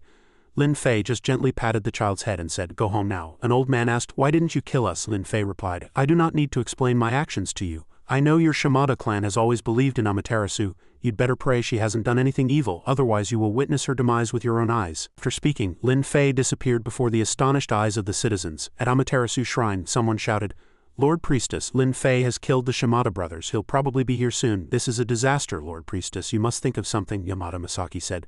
No need to worry. This is the peak of Amaterasu, not a place where common folk can come and go as they please. As long as we awaken the sealed soul of Yamata no Orochi below, killing Lin Fei will be a piece of cake. Yamada Masaki was the priestess of Amaterasu Shrine. The head of the Onmyoji, Abe no Seimei, said, Even if Yamata no Orochi only has its soul left, I'm afraid it won't be easy to control. Yamada Masaki reassured him. Your Excellency, please rest assured. Our Amaterasu peak absorbs the spiritual energy of heaven and earth all year round. We just need to work together to mobilize the spiritual energy and set up a great formation. Abe no Seimei pointed and urged. In that case, if not now, when? Everyone went to the place where Yamata no Orochi was sealed. Yamada Masaki said, This is the place where Yamata no Orochi is sealed. Let's break the seal together. Please cast the spell with me. Suddenly, a huge rock flew up from the ground. Kojiki suddenly spat blood. The green-haired woman shouted in panic. Kojiki, Yamada Masaki panicked. Oh no, Yamata no Orochi's soul is escaping our control. Everyone, don't inhale that black gas. Abe no Seimei said angrily. You bastard, what on earth are you leading us to do? A huge swarm of snakes appeared. It's out, Lin Fei said. If she dares to come, I'll turn her to ashes within 3 seconds. Zhang Xiaoling's master watched sadly as his disciple fought against the third young master, Aohan. Xiaoling needed to protect not only himself but also all the citizens and tourists of Mount Qingcheng. The citizens of Mount Qingcheng gathered together. Discussing amongst themselves, he blamed himself for not being able to protect his own disciple, becoming a burden to him. Quick, film it. Is it another fight between cultivators? It looks like a kid. It's so cool to be a cultivator. You can fly in the sky, the third young master, Aohan, said coldly. A reincarnated immortal is indeed extraordinary, to be so calm even when facing death. Zhang Xiaoling responded. I heard your excellency only kills 10 people a day. I wonder if we can discuss it. Aohan smiled contemptuously. Do you think you're buying eggs? Xiaoling pointed to himself and said, At any rate, you see me as a reincarnated immortal. Killing me is equivalent to killing 10 mortals. It's not a loss, right? If you only kill me today, not only is it not a loss, you might even profit a little. Profit my ass, I am the third young master of the heavenly demon divine palace. If you dare spout any more nonsense, I will slaughter all of Mount Qingcheng and fill this entire green mountain with human blood. Can't we discuss it? We're all cultivators. Can't we just talk things over? Aohan clenched his fist. Fine, as long as you can injure me in the slightest, I'll spare everyone on this Mount Qingcheng. Xiaoling became excited. Does a scratch count? Aohan didn't say any more and immediately prepared to make a move. Are you done fantasizing? If you don't make a move, I'll destroy this entire mountain. Xiaoling immediately drooped his head. Sigh, as expected, you can't reason with people from the demon palace. This is a conflict of religious ideologies. It can't be reconciled. The little boy also began to make a move, Heavenly King's command. Instantly, Xiaoling's spiritual energy was enhanced and radiated outwards. The citizens exclaimed excitedly, Look, something's changing, so amazing, green energy with dark clouds. Is this a battle between gods and demons? That's right, this is a battle between gods and demons. Whoosh, Xiaoling's spiritual energy gathered into his form. In the blink of an eye, the little boy's protective aura became enormous, and the sparkling little boy controlled it from the center. Look, it's just like Susanoo, a cultivator like him, Xiaoling's master, old Taoist Yi said in surprise. I've cultivated my whole life and never manifested a divine power, yet you've enlightened me. Truly worthy of being the patriarch's reincarnation. Aohan was expressionless. With just this little trick you can't hurt me. If you have any other moves I can wait for you to use them. Xiaoling joined his hands together to form a seal. HMPH, then you'd better watch closely. Whoosh whoosh, Xiaoling's manifestation turned from green to red, charging forward with a spear to attack. The great god of the 3 altars of the sea assembly is here. The remnant evil of the demon palace, face your death. Ha! A vortex of fire shot straight at Aohan. He just flicked his finger. Rumble rumble, a huge explosion occurred in midair, a pressure wave affecting hundreds of miles. Old Taoist Yi struggled to keep his balance and the civilians scrambled for cover in terror. Hold on tight, this is what happens when gods fight, mortals suffer, Xiaoling said worriedly. How could this be? It turned out that Aohan had blocked Xiaoling's spear with just 2 fingers. He said coldly, "Is this all you've got? Next it's your turn to take a move from me." Xiaoling was flustered, thinking, "It's over." Aohan threw a punch at the little specter. "With your meager abilities and divine form, I can shatter them with a single punch." Whoosh. Aohan's arm stretched, getting closer and closer to Xiaoling. The little boy struggled to block Aohan's attack. Bang! Xiaoling was sent flying backward, crashing heavily onto the ground. Xiaoling clutched his wound and stood up, thinking, as expected of a disciple from the heavenly demon divine palace. As expected of the myriad sage's heavenly venerable's successor, he's only learned 1/10,000th of it, yet he's already this strong. Aohan walked toward Xiaoling. "With my next move I will take your life." Whoosh! Aohan materialized a large blade and slashed at Xiaoling. "Divine form I've borrowed is that of the great god of the 3 altars of the Sea Assembly. Don't underestimate me." Xiaoling bit his lip, blood gushing out. He began to chant an incantation, "Borrowing your vital blood, borrowing your power," and a formation was formed. A force erupted from within Xiaoling, instantly neutralizing Aohan's move. Xiaoling transformed into a 3-headed, 6-armed figure. "Now it's my turn to take your life." The civilians of Mount Qingcheng were terrified. "Damn, that's scary. You guys really have no culture. This scene is perfect for us to compose a poem, then let's hear one." At this moment I can no longer suppress the flames in my heart. Whoosh whoosh whoosh, the poem echoes through the sky. The people next to him looked speechlessly at the guy composing a terrible poem. They immediately rushed up and ganged up on him. "Io, this is the only one I know. Isn't it fitting for the occasion? Io, don't step on my privates." Io, on the other side, Aohan praised Xiaoling with interest. "Interesting. Using vital blood to double the strength of a divine form, it would be reasonable to even record this move in the Divine Palace's archives." Aohan waved his hand. "Come on, let's have a life-and-death duel." Xiaoling charged forward without fear. "Slay the demons and defend the Tao." The two exchanged several rounds of blows. Xiaoling fiercely stabbed at Aohan, sending him flying into a nearby mountain, causing a huge explosion and kicking up a cloud of dust. Old Taoist Yi was overjoyed. "Great, that strike must have seriously injured that guy." Xiaoling frowned, sweat beading on his forehead. "No, that's not right. I didn't feel like I hurt him." Aohan emerged from the smoke and dust unscathed. "To be able to touch my protective demonic aura, you have some skill." Xiaoling attacked again. I can't give him a chance to turn the tables, although the divine form art is powerful coincidentally. "I know this move too. Your life is now like a candle in the wind. Next it's your turn to take a move from me." A cloud of black smoke obscured Xiaoling's vision.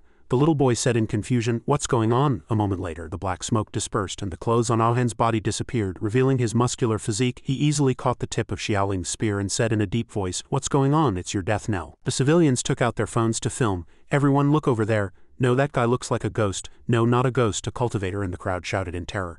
"It's a bloodline run. We'll die if we stay here." The others didn't believe him and even mocked him. "It's not like we've never seen a battle between cultivators. Why run? Coward. We ordinary people aren't afraid." Yeah, I don't believe he'd dare to touch me. Hitting a woman will be met with moral condemnation." Swish, as soon as her words fell, the woman's head fell from her neck, stunning the people around her. "Run, they really will kill people. Help, help." Only old Taoist Yi stood his ground, observing the battle. Xiaoling is using the spiritual energy of heaven and earth from Mount Qingcheng to support his manifestation, but that guy from the heavenly demon divine palace can manifest with his own power alone. Old Taoist Yi's face darkened. It seemed Mount Qingcheng was doomed today.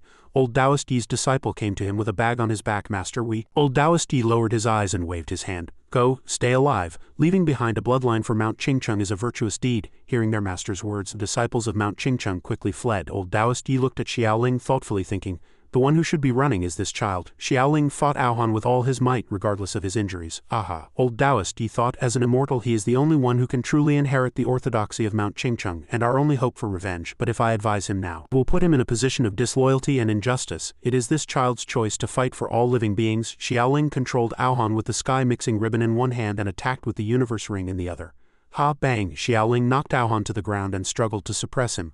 Unexpectedly, Aohan grabbed Xiaoling's weapon. "Do you think you can break my demonic body with this?" Peeved, Xiaoling spat out a mouthful of blood. Seizing the opportunity, Aohan punched him hard in the abdomen. Xiaoling's protective aura shattered and dissipated, and the little boy fainted and fell after defeating Zhang Xiaoling. Aohan looked around with a murderous aura. "He couldn't hurt me.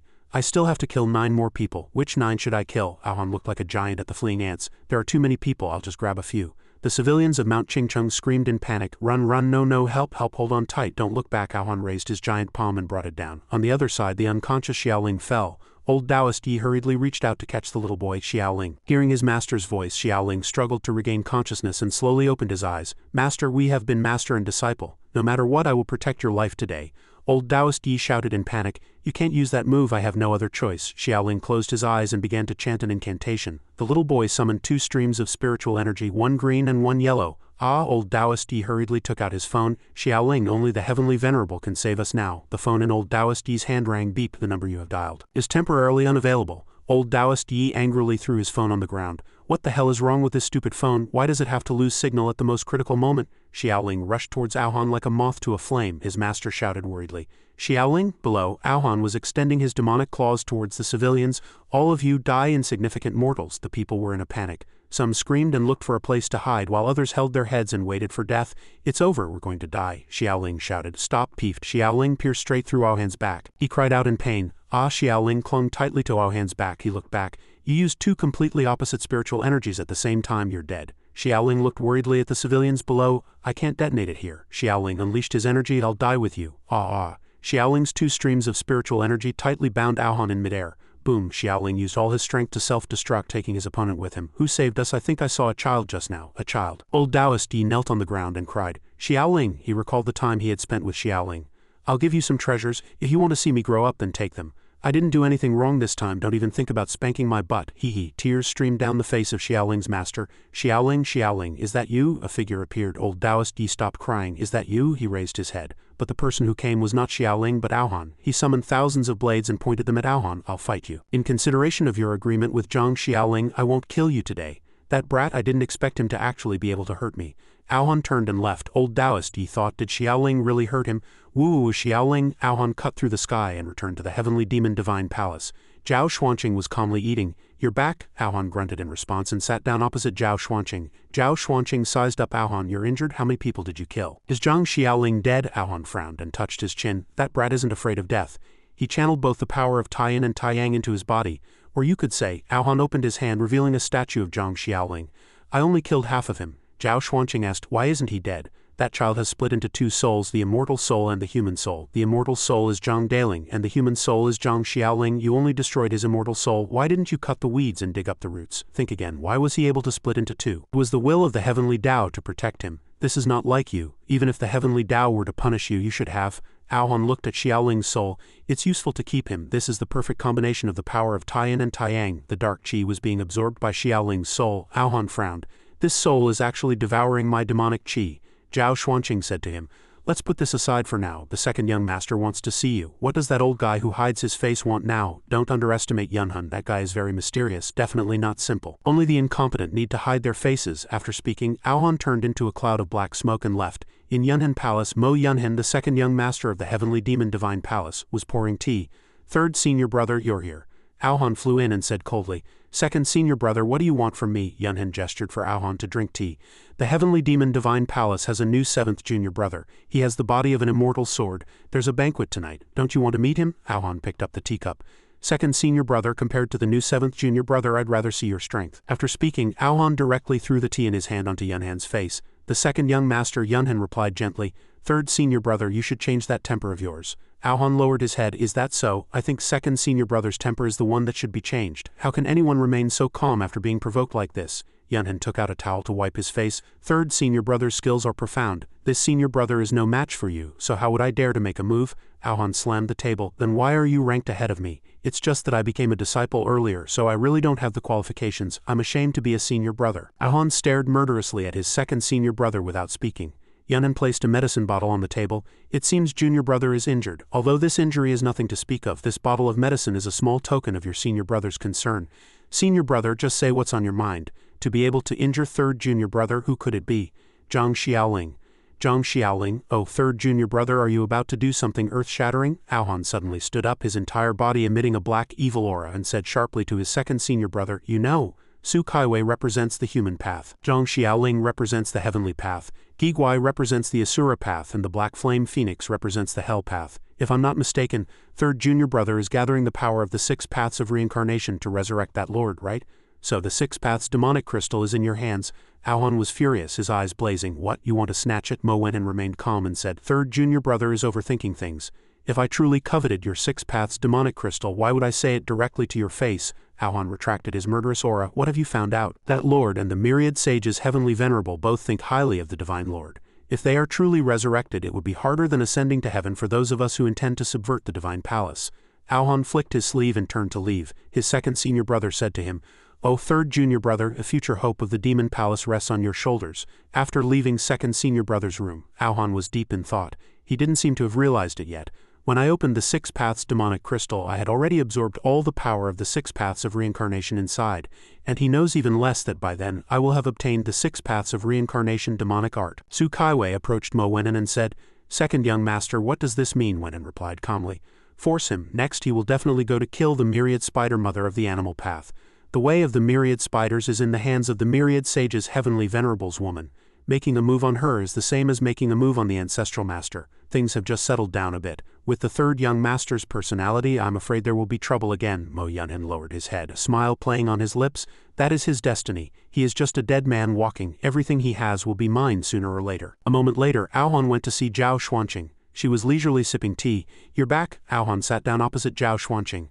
"I'm back, guy." Before he could finish, Zhao Xuanqing interrupted him and spoke via voice transmission. Aohan transmitted his voice to her. "Is something wrong? What happened? Mo Yunhan has already discovered what I'm doing, and he even knows I've gathered the human, heavenly, asura, and hell paths. How could Mo Yunhan know about the black flame phoenix of the hell path?" At this point, Aohan's anger caused his entire body to erupt with evil chi. It relies on the heavenly demon mystic light mirror which can see through all things. It suddenly disappeared once. It turned out that bastard stole it. He has a treasure in his hands. If you act so murderously, you'll definitely arouse his suspicion. What should we do then? Zhao Xuanqing slammed the table, stood up abruptly, and slapped Aohan across the face, scolding, "I told you before, I only allow you to kill 10 people a day at most precisely to change this impetuous temper of yours. You're so reckless and not the least bit secretive. Are you afraid others won't know your intentions?" Aohan seemed to understand the problem. "So you want to put on a show with me? Fine, let's act." Thinking this, Aohan grabbed Zhao Xuanqing by the neck and lifted her up.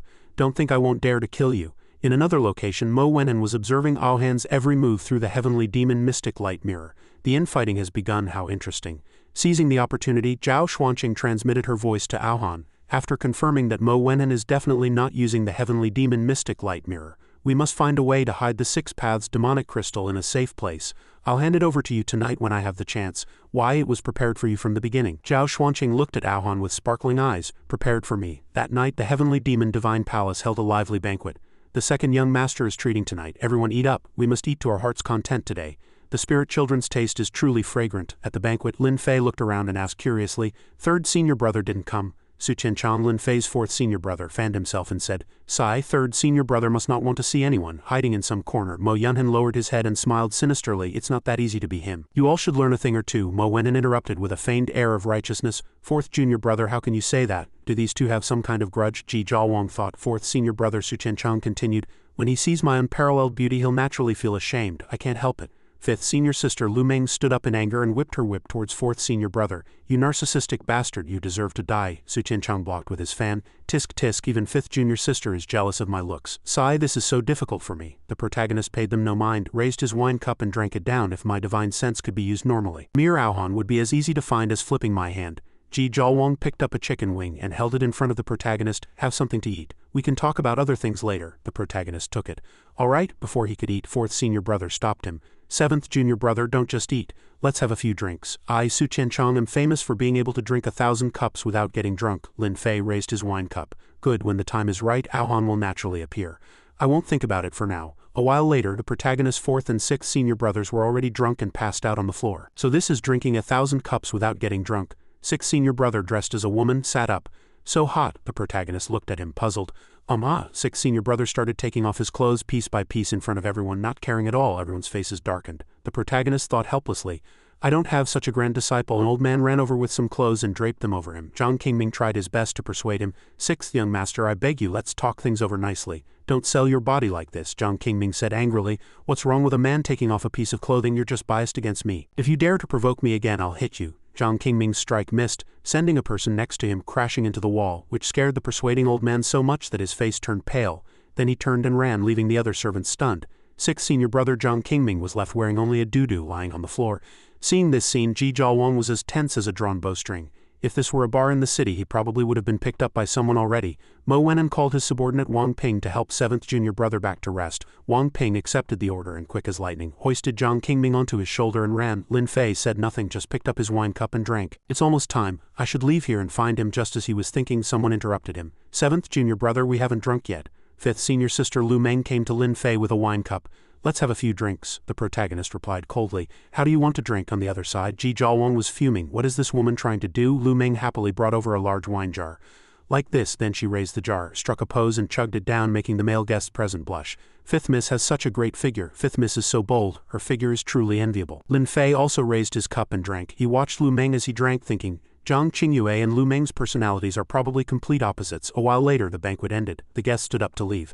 Second young master will be taking our leave then. I'll take my young master back first. Where's my young master? Lu Meng also staggered away. Second senior brother, I'll be leaving too. Ji Zhaowang walked to Lin Fei's side and asked, aren't you going to say goodbye? No need, I have something to do. Where are you going? Ji Zhaowang went back in a huff, cursing the protagonist in her heart. Damn it, he's actually making me go back alone. She recalled the protagonist's words, it's more convenient for me to act alone. You go back and rest first. Ji Zhaowang pouted, I'm a master too, why do I need to rest? Her anger turned to sadness. I just want to be by your side all the time. Suddenly a scream rang out, ah, startling Ji Zhaowang. She walked towards the source of the sound. What happened? A crowd had gathered ahead, discussing. It seems the fourth young master got drunk and went into the fifth Miss's room by mistake. He even took off all his clothes. Just thinking about that scene is exciting. After all, the fourth young master is also a handsome man. Hearing that Su Tianchang and Lu Yu were together, Ji Zhaowang's expression froze. Those two could sleep together. Ji Zhaowang squeezed through the crowd and approached Lu Meng's room. I'm so curious, how exciting was the scene? I want to see too. Nobody stopped my gossip. Before her was Lu Meng whipping about Su Tianchang. Bastard, look whose bedroom is this? Su Tianchang screamed in pain. Io. Ji Zhaowang's face darkened, full of disappointment. What the hell was I expecting? Su Tianchang was beaten black and blue by Lu Meng, crying for his parents.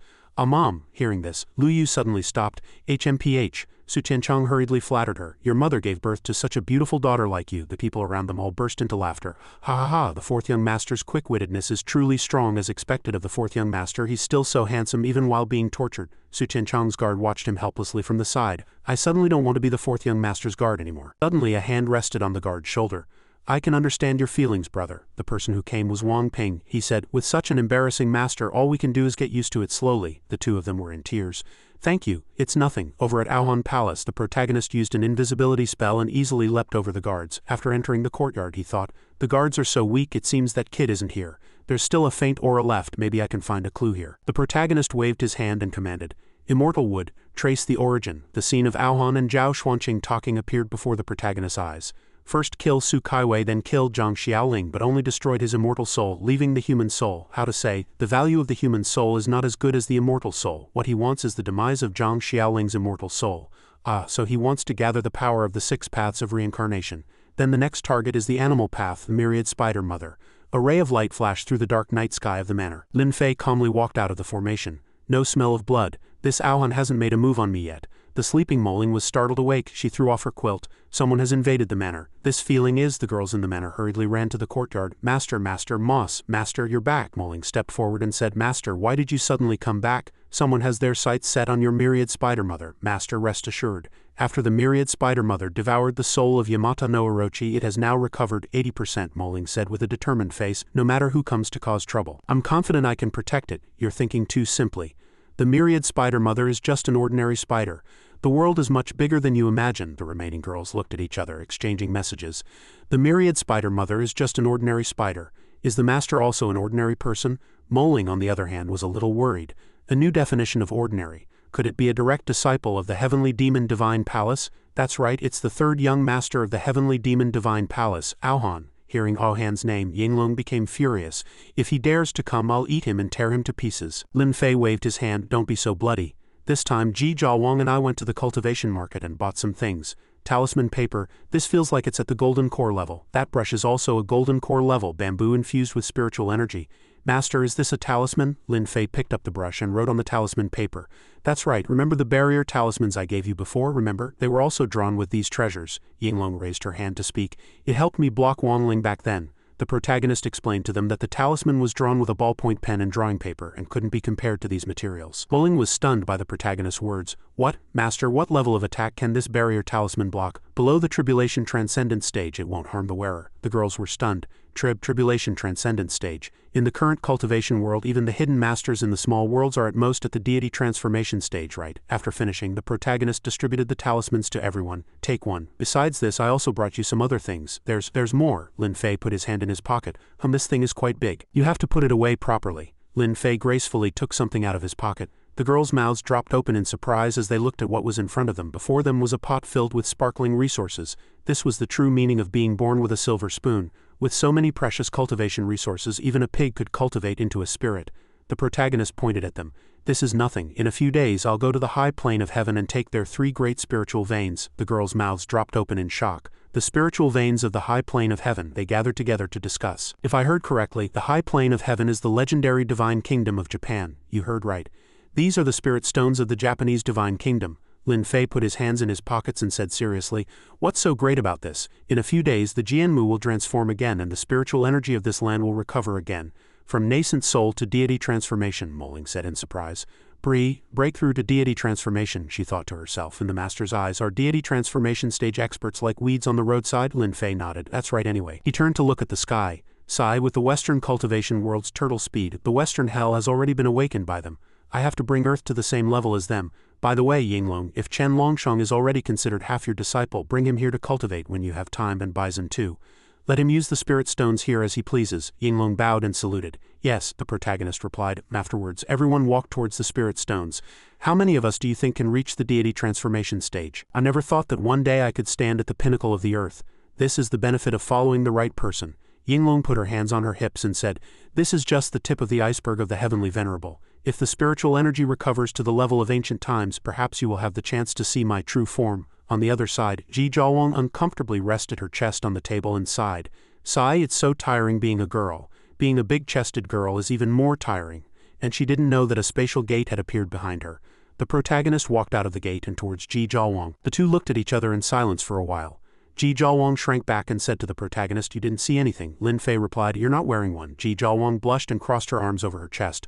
"My ancient clothes weren't designed like that. It feels weird to wear them with modern underwear, so don't change the subject as soon as you get back, okay? How's the matter with Aohan going? I haven't found him yet, just found some other news. Aohan killed Zhang Xiaoling." Ji Jiawang was stunned, her face pale. "He killed Zhang Xiaoling." Lin Fei said to himself, "That kid is the reincarnation of Celestial Master Zhang. I didn't expect him to also." Lin Fei bent down. "But he only killed the immortal soul part, leaving the human soul part. Now we can only find him as soon as possible. Kill him and see if Zhang Xiaoling's human soul part can still be saved. But now Aohan has disappeared without a trace. How can we find him? The heavenly demon mystic light mirror. As long as we find it, we can find Aohan. Can this mystic light mirror find Aohan?" The protagonist reached out to touch the spatial gate. He said to Ji Jiawang, "Not only that, it can also see anything we want to see in this world. Can see anything you want to see." After speaking, the protagonist walked into the spatial gate. Ji Jiawang thought of the scene of her taking a bath and blushed. Then wouldn't that mean Ji Jiawang was sweating profusely and slammed the table with determination. "I've decided I won't take a bath from today on. Until Lin Fei finds it." From the spatial gate, the protagonist gracefully walked out. There are no suspicious people in the Heavenly Demon Divine Palace. Most people here have no need for the Heavenly Demon Mystic Light Mirror. Except for one person, Lin Fei used an invisibility spell to arrive at Yunhan's bedside. It was him, the second young master, Mo Yunhan. Whenever he encountered him, that feeling of being watched would immediately disappear. Mo Yunhan opened his eyes and shouted, "Who is it?" Mo Yunhan sat up abruptly and attacked the shadow. "Die!" The shadow easily deflected Mo Yunhan's move, startling him. To be able to block my moves so casually, and this person's demonic chi is so powerful. Only one person in the entire Heavenly Demon Divine Palace can reach this level. Mo Yunhan hurriedly jumped out of bed and bowed. "Greetings, Master." This disciple was unaware of Master's arrival. "This disciple has offended you. Please forgive me, Master," he thought to himself. "It can only be my master, the Vice Palace Master Lin Kunping, who is in death seclusion." The shadow replied, "It's fine." Mo Yunhan looked up. "Master, why is your voice so hoarse?" "There was a problem with my cultivation. Never mind. Let me borrow the Heavenly Demon Mystic Light Mirror in your hand," Mo Yunhan thought. "Although Master is in death seclusion, he still knows the Heavenly Demon Mystic Light Mirror is in my possession. It seems the techniques of my Heavenly Demon Divine Palace are truly astonishing." Mo Yunhan obediently handed over the Heavenly Demon Mystic Light Mirror. "Master, here is the Heavenly Demon Mystic Light Mirror." The shadow channeled its power, drawing the mirror to itself. Lin Fei looked at the Heavenly Demon Mystic Light Mirror in his hand and thought, "He mistook me for someone else just because I used a bit of the Heavenly Demon Divine Art. This kid, who is thousands of years old, only has this much cunning." The shadow spoke. "What is Aohan planning?" Mo Yunhan clasped his hands and bowed. "Reporting to Master, third junior brother has the 6 Paths demonic crystal and is preparing to gather the power of the 6 Paths of reincarnation to resurrect the Demon Lord as expected. Nothing can be hidden from Master." The Heavenly Demon Mystic Light Mirror glowed and Lin Fei looked at it thinking, Did the ancient Six Paths demonic crystal leave behind a contingency after its fall? Aohan's figure appeared in the heavenly demon mystic light mirror. Mo Yunhen said curiously, "Why is he alone? Zhao Xuanqing is always with him." He pleaded with the shadow. "Master, please check on Zhao Xuanqing's situation." Just a second later, the heavenly demon mystic light mirror showed a scene of Zhao Xuanqing killing people. She was choking a girl by the neck, lifting her up. The girl screamed, "Ah!" Corpses were scattered all around. Mo Yunhen clenched his fists. The heavenly demon bone-sucking art. "She's actually harming fellow sect members, devouring their cultivation." He said this deliberately, because it was his master's taboo, and the heavenly demon bone-sucking art was a forbidden book. A corner of Mo Yunhen's mouth curved into a smile, thinking, "Aohan, your good subordinate is helping you walk into the abyss of eternal damnation. Harming fellow sect members is a capital crime that Master will absolutely not tolerate." Mo Yunhen continued to plead, "Master, Zhao Xuanqing has violated the Divine Palace's prohibitions and third junior brother knew but didn't report it, instead condoning it. How should this be handled? I'll leave this matter for you to handle." Mo Yunhen was overjoyed. This disciple obeys. Lin Fei thought, "You're very happy, aren't you? You directed a good show and just like me you're quite pleased." Lin Fei said to Mo Yunhen, "I'll be keeping the heavenly demon mystic light mirror for now. Do you have any objections?" Mo Yunhen's face turned pale and he couldn't say a word. But then he lowered his head and agreed, "Of course, this disciple has none." Lin Fei just let out a cold hum and left. Afterwards Mo Yunhen changed his clothes, waved his hand to summon Su Kaiwei and instructed, "Do not underestimate the enemy." Su Kaiwei bowed, "Your subordinate is here." Mo Yunhen turned and picked up his scythe. "Follow me to finish off third junior brother." He thought to himself, "Aohan, now your senior brother will show you just how big the gap between you and me really is. After your senior brother absorbs all your cultivation, he will carry on your legacy well." Back at Wuming Palace, Ji Zhaowang was lazily lying on a chair eating grapes, sighing, "So boring, why isn't Lin Fei back yet?" As soon as her words fell, Lin Fei walked out of the teleportation gate. Lin Fei took out the heavenly demon mystic light mirror and walked to Ji Zhaowang's side. "Are you bored? Do you want to watch TV?" Ji Zhaowang answered listlessly, "There's no TV here. Here it is. This TV is much more vivid and exciting than the ones that show movies in the outside world." As Lin Fei spoke, he infused spiritual energy into the heavenly demon mystic light mirror. Ji Zhaowang immediately perked up and ran to the heavenly demon mystic light mirror to look. "Is this mirror that amazing? Does it know that I'm the most beautiful woman in the world?" Hearing this, Lin Fei was momentarily speechless, not knowing how to answer this little girl. "That kind of boring ability only exists in fairy tales. We're going to watch Aohan," Ji Zhaowang said excitedly. "Are we peeping?" "I love peeping the most." Lin Fei looked at her, thinking, this girl seems to have quite a few bad habits. Is he just standing on the cliff enjoying the breeze? So boring.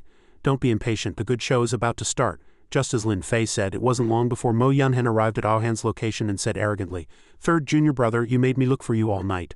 Lin Fei and Ji Zhaowang leisurely sat and ate sunflower seeds while watching the show. Mo Yunhen, the second young master of the heavenly demon divine palace, you sent him? Ji Zhaowang realized what Lin Fei had said and panicked. "You told him to go and he went? He's that obedient? Did you two make some kind of deal?" Sometimes status is more important than deals, but I'm also very curious. Between the second and third young masters of the heavenly demon divine palace, who is stronger? Over on Aohan's side he tilted his head, his gaze shifting behind him, and said in a low voice, "Mo Yunhen, you finally couldn't hold back?" Mo Yunhen landed and replied from a superior position, "Third junior brother, don't blame second senior brother for being ruthless, this is master's order." Aohan angrily turned to face Mo Yunhen. "He wants to kill me, why doesn't he do it himself?" Mo Yunhen smiled sinisterly. "Perhaps master needs to be in seclusion. After coming out of seclusion this time his condition is not very stable and his voice has become hoarse. Then I'll drain your power first and go kill that damn master." With that, Aohan attacked the second young master. Mo Yunhen waved his hand and Aohan's move was neutralized. "Third junior brother, it seems you haven't figured out the situation." Mo Yunhen transformed into a ghost god in front of Aohan. This surprised him somewhat. "Deity transformation, you've already reached the deity transformation stage. Third junior brother, didn't you ask me what qualifications I have to be your senior brother?" Mo Yunhen pointed to the sky and thunder suddenly rumbled in the night. A moment later a sword appeared from a crack in the night sky. Mo Yunhen said with immense pride, "This is the answer." Aohan also transformed, spreading his wings. "So what if you're at the deity transformation stage? I'll kill you all the same. Die." Aohan charged forward to attack Mo Yunhen. Su Kaiwei reported, "Young master, I'll go kill Zhao Xuanqing." "All right," Ji Zhaowang commented. "Not bad, this high-level battle is truly extraordinary. Even the special effects are very novel. Let them fight for a while, then I'll make my entrance immediately," Ji Zhaowang said in surprise. "You're going too?" Lin Fei stood up, his right hand opening a teleportation gate. "I came here precisely to kill that bastard." He held the peeled sunflower seeds in his left hand and poured them into Ji Zhaowang's hand, instructing her, "Don't get too carried away." On the other side, Aohan and Mo Yunhen were locked in close combat. Mo Yunhen frowned, thinking, he's only at the late nascent soul stage, yet he dares to fight me to a standstill. I absolutely cannot let this kid live.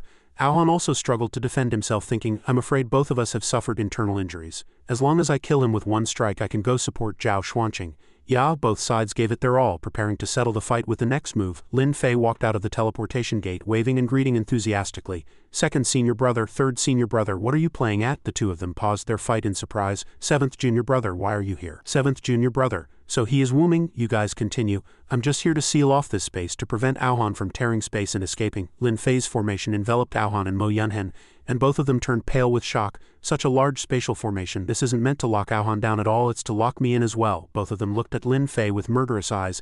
This kid wants to be the fisherman who reaps the benefits. We should kill him first. We're not fighting anymore. We're not fighting anymore. Not fighting is not an option. This space is already locked. If one of you doesn't die, you can't get out. Mo Yunhen sneered. Rather than us fighting to the death, I'm more curious now. Seventh junior brother, why did you appear here? Lin Fei smiled, turning back into the shadow from Mo Yunhen's room and said to him, Mo Yunhen, have you forgotten that I was the one who told you to come here? Mo Yunhen remembered and said in horror, your master? Aohan was also a little wary. Such powerful demonic chi, could it be that Master has taken on Wooming's appearance? Master, wrong. In terms of seniority, Lin Fei changed back to his modern appearance. It wouldn't be an exaggeration for you to call me Ancestral Master. Myriad Sages, Heavenly Venerable Lin Fei. There was never any Wooming. That was just an identity I fabricated to infiltrate the Heavenly Demon Divine Palace. Oh, by the way, the master who tricked you into handing over the Heavenly Demon Mystic Light Mirror and at the same time sent you to fight Aohan to the death was also me in disguise. Mo Yunhen was so angry he couldn't speak. You? He had actually naively thought it was his master wanting to grant him an opportunity. Bastard, Mo Yunhen, enraged, immediately conjured thousands of blades to attack Lin Fei. I'll kill you. Aohan analyzed that although the Myriad Sage's Heavenly Venerable's strength was rumored to have dropped to the nascent soul stage, he was still the Myriad Sage's Heavenly Venerable, so he had to join forces with Mo Yunhen to kill him first. Thinking of this, Aohan also charged into battle. Thus a dragon and 10,000 blades attacked Lin Fei simultaneously. He stood aside with his hands behind his back, observing the strongest killing moves of two deity transformation stage experts. The momentum is still quite impressive. But Lin Fei sighed, opened his mouth wide with a whoosh, and the spiritual energy of the two moves was sucked into his mouth. Nearby, Zhao Xuanqing and Su Kaiwei were fighting. After you drained all the demonic power from the three teams of the Black Wind Society, your strength has indeed become a little stronger, but boom, the sound of an explosion from behind caught Zhao Xuanqing's attention. She retreated and stopped. It seems something has happened on the young master's side. The second young master's aura is weakening, so Su Kaiwei hurriedly left. Second young master, Zhao Xuanqing, also followed closely behind. Aohan, you must not have anything happen to you. Inside the formation, Lin Fei lowered his voice and said to the two of them, First you killed Su Kaiwei, then you destroyed Zhang Xiaoling's immortal soul. You're quite the impressive one, aren't you? Aohan frowned. Winner takes all. I have nothing to say, it's just death. I won't kneel and beg you for mercy like that coward Mo Yunhen. If you want to make a move, then do it. Lin Fei lifted his foot, about to walk towards Aohan, when a black shadow appeared, blocking Aohan's path. The person who came was Zhao Xuanqing, she said urgently. Don't kill him. I'm willing to die in his place. Aohan pushed Zhao Xuanqing away. Get out of the way, this doesn't concern you. Aohan used the last of his strength to create a protective shield around Zhao Xuanqing. He clutched his wound, his face contorted, and said, I'll take responsibility for my own actions. I never expected you to have such profound cultivation, but if we were at the same realm I could definitely kill you. Is that so? Do you really think you can be compared to Lin Yuan at the same realm? Aohan analyzed Lin Fei's words, thinking the so-called Taiyan body, Taiyang body, and Saint physique are nothing in front of the Divine Lord. To him they are nothing. He is simply a being of overwhelming demonic might. Even those powerful figures became his disciples. Why? How can such a terrifying existence still be in this world? I was so close. Seeing Aohan staring at him without speaking, Lin Fei asked, Do you want to do it yourself or should I help you? Aohan replied, I choose to fight to the death. When I fought Zhang Xiaoling that time, I said beforehand that if he could injure me in the slightest, I would spare everyone on Mount Qingcheng, otherwise everyone would have to die. What? So I should thank you? Aohan glanced at Zhao Xuanqing with both sadness and worry. Despite his reluctance, he still made a decision. Aohan knelt before Lin Fei. If I can injure the Heavenly Venerable, I implore you to spare Zhao Xuanqing's life alone. All right, it's a deal. The price of burning my demonic blood, whether it's the peak of deity transformation or the tribulation transcendent stage, even you will surely be injured. Su Kaiwei stood aside and sighed. I never expected the third young master to reach this point, to try and injure a tribulation transcendent stage expert with a peak nascent soul stage cultivation. The third young master is truly a gifted talent. Tribulation transcendent stage, but I'm at the Heavenly Emperor stage now. Aohan was stunned. Heavenly Emperor stage. Thud. With just one hand, Lin Fei created a transparent wall, blocking Aohan's attack. He said to him, You are too weak. You should start over from the very basics. Lin Fei waved his hand, the barrier wall shattered, and Aohan was defeated and fell. Zhang Xiaoling's human soul and the treasures on Aohan's body all fell out.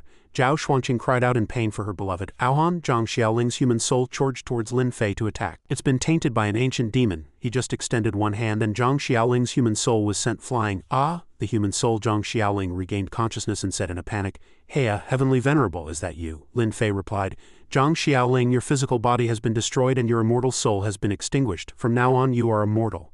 Zhang Xiaoling scratched his head and smiled. Immortal is immortal. Isn't it good to be alive? Lin Fei summoned a cosmic vortex in his palm. First I'll clean up the surroundings, then I'll go back and reconstruct your physical body. Thank you, Heavenly Venerable. Zhao Xuanqing and Su Kaiwei looked at the changing formation terrified. Oh no! Before they could finish speaking, their bodies began to be dissolved by the spiritual energy of the formation.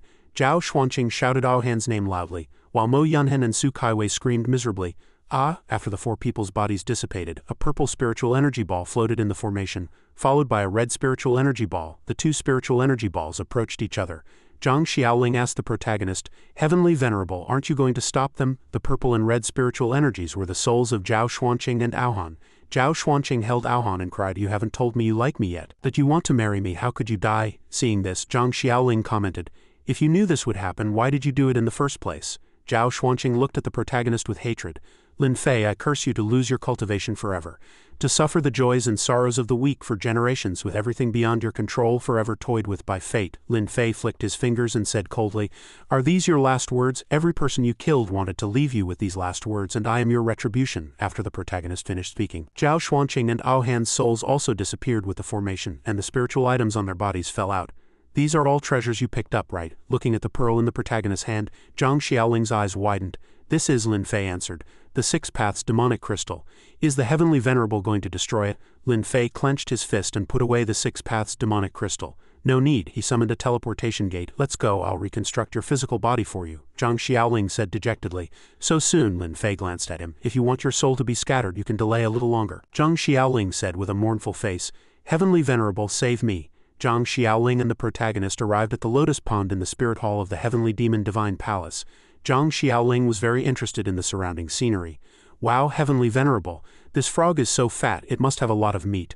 All the living beings here are nourished by the spiritual energy and are about to develop intelligence. When you eat it, it will even beg for mercy. As the protagonist spoke, he took a golden lotus root from the lake. Zhang Xiaoling imagined the scene of the frog still being able to speak after being put in the pot. Your grave is too smelly. He was so scared his face turned pale. Ah, what's this? Lin Fei used his power to carve the lotus root into the shape of a person. Zhang Xiaoling shouted happily, Is that my body? The protagonist answered. Yes, but not entirely. It's still missing something. Missing something, the protagonist extended his index finger. It's still missing the blood of an immortal emperor. The blood from the protagonist's fingertip flew out, emitting a dazzling light. This is the blood of an immortal emperor. Zhang Xiaoling covered his face. This pressure is about to scatter my soul. Lin Fei flicked the blood into the puppet, and it was immediately enveloped in spiritual energy, turning into Zhang Xiaoling's body. The protagonist crossed his arms and said, This golden lotus root body cannot compare to the reincarnation lotus root that was bestowed upon Taiyi during the primordial era. You'll have to make do with it. Zhang Xiaoling was sweating profusely, his face blank. A body containing such rich spiritual energy and he had to make do, a golden body with the bloodline of an immortal emperor, and it was just making do? Seeing Zhang Xiaoling's silence, the protagonist glanced at him. What, you don't like it? Xiaoling hugged Lin Fei and cried out loud. Woo-woo, Heavenly Venerable, you're too good to me. Xiaoling wants to recognize you as my adoptive father, is that okay? I was just doing it casually, is this necessary? Xiaoling recalled his various encounters with Lin Fei. He gently stroked the little boy's head and said, You're welcome. I'll come visit you again when I have time, we can chat. I'll guide you in your cultivation and give you Bodhi seeds. Don't blame me for giving the Bodhi seeds to someone else. He even spent a lot of money to help little Pudding. You saved my soul from the demonic path and reconstructed my physical body for me. Xiaoling made up his mind and said to Lin Fei, I really want to. The protagonist patted Xiaoling's head. All right, go in. Yes, Heavenly Venerable. Rumble. Xiaoling's human soul entered the golden lotus root, making a huge noise. The protagonist immediately set up a silencing formation. This is too much of a commotion, I'll block it off first. This is, after merging with the body, Xiaoling opened his eyes, his entire body filled with spiritual energy. Xiaoling knelt down to pay his respects to the protagonist and said something, but no one could hear it. Only then did the protagonist remember that he had forgotten to turn off the formation. Feeling like he was watching a silent movie, the protagonist snapped his fingers and the silencing formation dissipated. Zhang Xiaoling, the path of immortality is long, you must cultivate diligently in the future, and one day you will achieve enlightenment. Xiaoling bowed 90 degrees. Yes, the protagonist closed his eyes and dissipated his immortal soul. At this time he was alive again, like the Yaoguing fire chi. Lin Fei said to Xiaoling, if you achieve the status of an immortal in the future, will you be Zhang Daling or Zhang Xiaoling? Xiaoling hesitated for a moment, then clasped his hands and bowed. I will follow the will of heaven. Even if the will of the heavenly Tao is obscure and designates you to become Zhang Daling, you won't resist? Xiaoling said blankly. The will of heaven cannot be defied. Lin Fei patted the little boy's head. Is that so? As expected, everyone's choice is different. The protagonist summoned a teleportation gate. Let's go. Heavenly Venerable, where are we going now? Mount Qingcheng, the protagonist and the little boy. We're watching. Today I'll teach you a trick. Lanpanzi's Anywhere door. In the memorial hall of Mount Qingcheng, everyone had set up a memorial for Xiaoling, and the sound of crying filled the place. Xiaoling, why did you have to leave so suddenly? Junior brother Zhang, may you have a safe journey. Woo-woo junior brother Zhang, it's because senior sister is useless and can't avenge you. Woo-woo Xiaoling secretly hid in a corner watching his own memorial service, watching others mourn for him. This feeling is so strange. The protagonist walked to the little boy's side. Let's go, they're also sincere, Lin Fei shouted. Ichu, look who's here. The people in the memorial hall heard the shout and looked up. It's the Heavenly Venerable's voice. The Heavenly Venerable is only here now. If he had come earlier, junior brother Zhang wouldn't have. Xiaoling's master, senior sister and senior brother rushed out. Is this? Xiaoling happily ran over and waved. Master, senior brother, senior sister, I'm back. Xiaoling's master raised his hand to wipe away his tears. Xiaoling's soul has already been scattered. Perhaps the Heavenly Venerable created an illusion because he was afraid I would be too sad. Xiaoling's master bowed to the protagonist. I appreciate the Heavenly Venerable's kindness, but Xiaoling walked forward and grabbed his master's topknot. You old geezer, I'm still alive. Xiaoling's master, senior brother and senior sister were all dumbfounded. Hey, why does it hurt so much? It's a real person. HMPH, you still don't believe me, I'm still alive. Xiaoling's master pinched his face. Really? Xiaoling said affirmatively. Really? Xiaoling's master hugged him and cried out loud. Xiaoling, the protagonist interrupted. Xiaoling has 2 immortal souls within him. Aohan took the immortal soul, leaving his human soul, which is why he had a chance to live. In other words, the Heavenly Venerable killed Aohan and took back this kid's soul from him. And I used a lotus root to create a body for him, by the way. Xiaoling's master was so surprised he fell backward. Made of lotus root? Then I can't break you. Xiaoling smiled and raised his hands. My body has the Heavenly Venerable's blood. Immortal strength can't hurt me. I'm much healthier than you, old man. Then hurry up and thank the Heavenly Venerable. Lin Fei said nothing, walked into the Anywhere door and disappeared. The Heavenly Venerable just left like that? Suddenly, Xiaoling hurriedly ran away. Oh, by the way, master, I'm going down the mountain for a bit. Where are you going again? Little Pudding and the others must have heard that I'm dead. They must be so sad right now. I have to go give them a surprise. Lin Fei returned to the Wooming Palace of the Heavenly Demon Divine Palace, where Ji Zhaowang was sound asleep. The protagonist gently walked to Ji Zhaowang's bedside. Asleep. Ji Zhaowang woke up and sat up. When did you come back? I thought you weren't coming back tonight. Why aren't you saying anything? The protagonist jumped onto the bed. Say no more. Let's get down to business. Ji Zhaowang blushed shyly. Business? Lin Fei pressed Ji Zhaowang down. It's business, Ji Zhaowang shouted. You wait. After finishing their business, the protagonist sat up, got dressed, and said to Ji Zhaowang, next it's time to take care of business. Ji Zhaowang was a little unhappy. What business again? She thought to herself, having not slept all night. This guy's energy is too abundant. Lin Fei flicked his sleeve and stood up. The business is to rewrite the rules of the Demon Divine Palace. Rewriting the rules. In the main hall of the Heavenly Demon Divine Palace, all the disciples were gathered. Sixth senior brother Zhang Qingyue spoke up. This is the Heavenly Demon Mystic Light Mirror, of course we know, but why is it in your hands? And you called us here so early in the morning. If there's nothing, I won't let you off. A morning beauty sleep is very important for a handsome guy. I found this when I went to pay my respects to second senior brother this morning and found no one in his room. I pushed the door open and found it. The Heavenly Demon Mystic Light Mirror has been missing for many years. How did it appear in second senior brother's room? Sixth Miss Lu Meng spoke up. Then where is second senior brother? He hid our demon palace's treasure. Zhang Qingyue pretended not to know. I've looked for them. Second senior brothers Captain Mo Qingdi and third senior brother Aohan and Zhao Xuanqing are all gone. The fourth senior brother and fifth senior sister were surprised. What? They're all gone, the protagonist spoke up. The Heavenly Demon Mystic Light Mirror can reflect all things. Why don't we use it to find them? Fourth senior brother Su Qianchang walked to the Heavenly Demon Mystic Light Mirror. Seventh junior brother is right. Second and third senior brothers are very powerful. They should be fine. Shattered bones were scattered on the ground surrounded by bloodstains which were revealed in the Heavenly Demon Mystic Light Mirror. This, everyone's face turned grim. This is, they're dead, all dead. How could this be? How could this be? Second and third young masters were as strong as exiled immortals. How could they? Lin Fei said calmly. Did they kill each other? Third senior brother has the Heavenly Demon Rending the Sky sword. He comes and goes without a trace. Besides the Heavenly Demon Mystic Light Mirror, no one knows his whereabouts. And the Heavenly Demon Mystic Light Mirror just happens to be in second senior brother's room. Lu Ming lowered her head sadly. At this point, there's only one explanation. With their strength, no one in the world could have killed them both at the same time. It could only be that they killed each other. The people of the Heavenly Demon Palace were all stunned. The young masters actually killed each other. Does the Heavenly Demon Palace still have a future? We might as well disband early. We'll go our separate ways. Forget about this. Let's go, let's go. There's no point in staying in this chaotic Heavenly Demon Palace, Su Qianchang said in a daze. What should the Heavenly Demon Divine Palace do now? Zhang Qingyue held his head. Are we really going to disband? Fifth senior brother, someone is shaking the morale of the troops. How should we deal with it? Fifth, Miss Lu Yu took out her whip and whipped the troublemaker. HMPH, how dare you? We're not dead yet. With a light flick of her whip, she knocked the troublemaker to the ground headfirst and coldly warned everyone, anyone who dares to speak nonsense again will end up like this person. The rest were so scared they didn't dare to make another sound. Lu Meng announced, the Vice Palace Master is in seclusion. The first senior brother is missing. From now on, the Heavenly Demon Divine Palace will be under my... Before Lu Meng could finish, the protagonist interrupted her. In order, fourth senior brother should manage all the affairs of the palace and have the authority to decide everything. Lu Meng glared at Su Qianchang angrily. He's in charge. HMPH. The Divine Palace is finished then. Su Qianchang had a displeased look on his face. If it weren't for the battle with Wu Ming that exhausted my chi and blood, I would have had to settle things with you girl today. The protagonist looked at Zhang Qingyue. Sixth senior brother, who do you support? Lu Ming stood up. That's right, old six. Who do you support? Support your sister, our Demon Palace's spokesperson. In the future, you can have as many beautiful clothes as you want. You have to think carefully. I'll leave both of these positions to you, old six. Sixth senior brother Zhang Qingyue was sweating profusely, his face blank. My choice will affect the development of the Heavenly Demon Divine Palace. Zhang Qingyue clasped his hands and bowed. Fifth senior sister. Lu Meng smiled smugly. It's settled. I got 2 votes. Wu Ming can at most get half the votes. From now on, I, Lu Meng. Suddenly, Zhang Qingyue looked up and continued. Must act according to the rules. Lu Meng was stunned. What do you mean? Zhang Qingyue explained. According to seniority, of course, the fourth senior brother will be in charge of the Demon Palace. Fourth young master Su Qianchang looked at Zhang Qingyue with a smile and teased. Well done. Although you're a pervert, you have good judgment. Lu Meng clenched her fists in anger. Fine, I'd like to see what he does. The protagonist watched the show from the side with his arms crossed. Su Qianchang successfully took the position. It was time to push for a new event. Since all the Taoist sects in China are in decline, why not take this opportunity to ignite the fire of cultivation? Lin Fei stood up.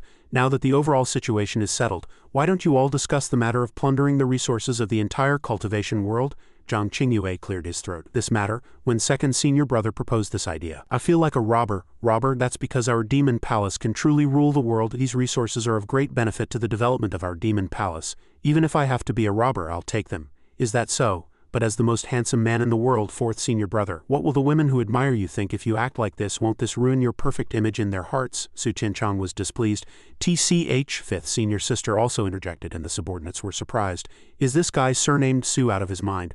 Who would admire someone like you? The young master wouldn't really give up benefits for such a small matter, would he? Lu Meng was firmly opposed. No, I disagree. Surnamed Su, I disagree with everything you say. Leaving them in the world is already the greatest kindness. We're just taking some cultivation resources. What's wrong with that? Besides, the so-called orthodox immortal families, if they were in our position, who wouldn't want to do the same?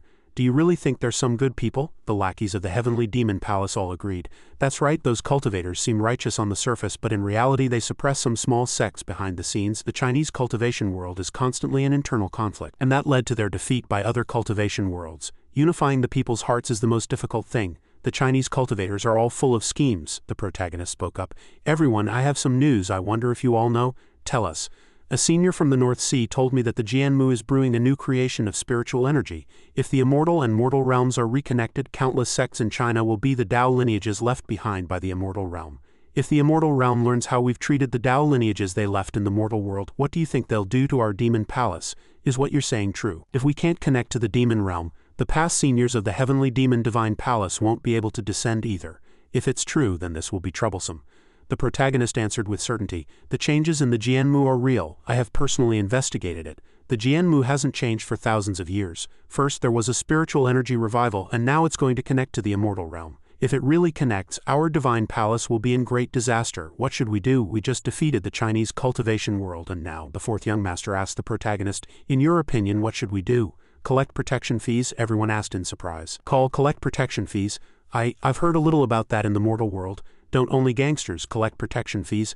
I thought the fourth young master, fifth miss, and sixth young master were out of their minds, but now it seems the seventh young master's mind has a problem too. Explain it to me in detail. This protection fee is completely voluntary, not mandatory. If they are willing to pay the protection fee, they hand over 1/10 of the cultivation resources they harvest each quarter. Any sect that voluntarily hands over resources will be protected by the Heavenly Demon Divine Palace if they request help in a crisis. We will accept all requests. In other words, we are indeed collecting protection fees, but it sounds reasonable. Continue. Lu Meng retorted Su Tianchong's words. How is that reasonable? Don't talk nonsense. Su Tianchong said to his junior sister in a teasing tone. Tisk tisk, could it be that you have long hair but short wit? Tisk tisk tisk. Lu Meng was fuming but couldn't find the words, so she rushed up and grabbed the fourth young master by the neck. If you talk in that snarky tone again, I'll wring your neck right now. Are you going to say it or not? Su Tianchong immediately answered obediently. I'll talk. Lu Meng let go. And Su Tianchong clutched his neck. Ahem, the meaning behind this is actually very deep. Every Taoist sect has a different origin. Some are weak and some are powerful. The powerful can bully the weaker sects and no one cares even if they wipe them out. By collecting protection fees, we are helping the weak against the strong, giving the weaker sects a pillar of support and making the powerful sects wary and afraid to act recklessly. This way, our Heavenly Demon Divine Palace becomes the powerhouse that maintains order in the cultivation world, not a band of robbers. Everyone clapped in admiration. So that's how it is. Fourth senior brother is so smart to be able to think so far ahead. Wouldn't our Demon Palace's reputation be turned around in an instant? Lin Fei continued.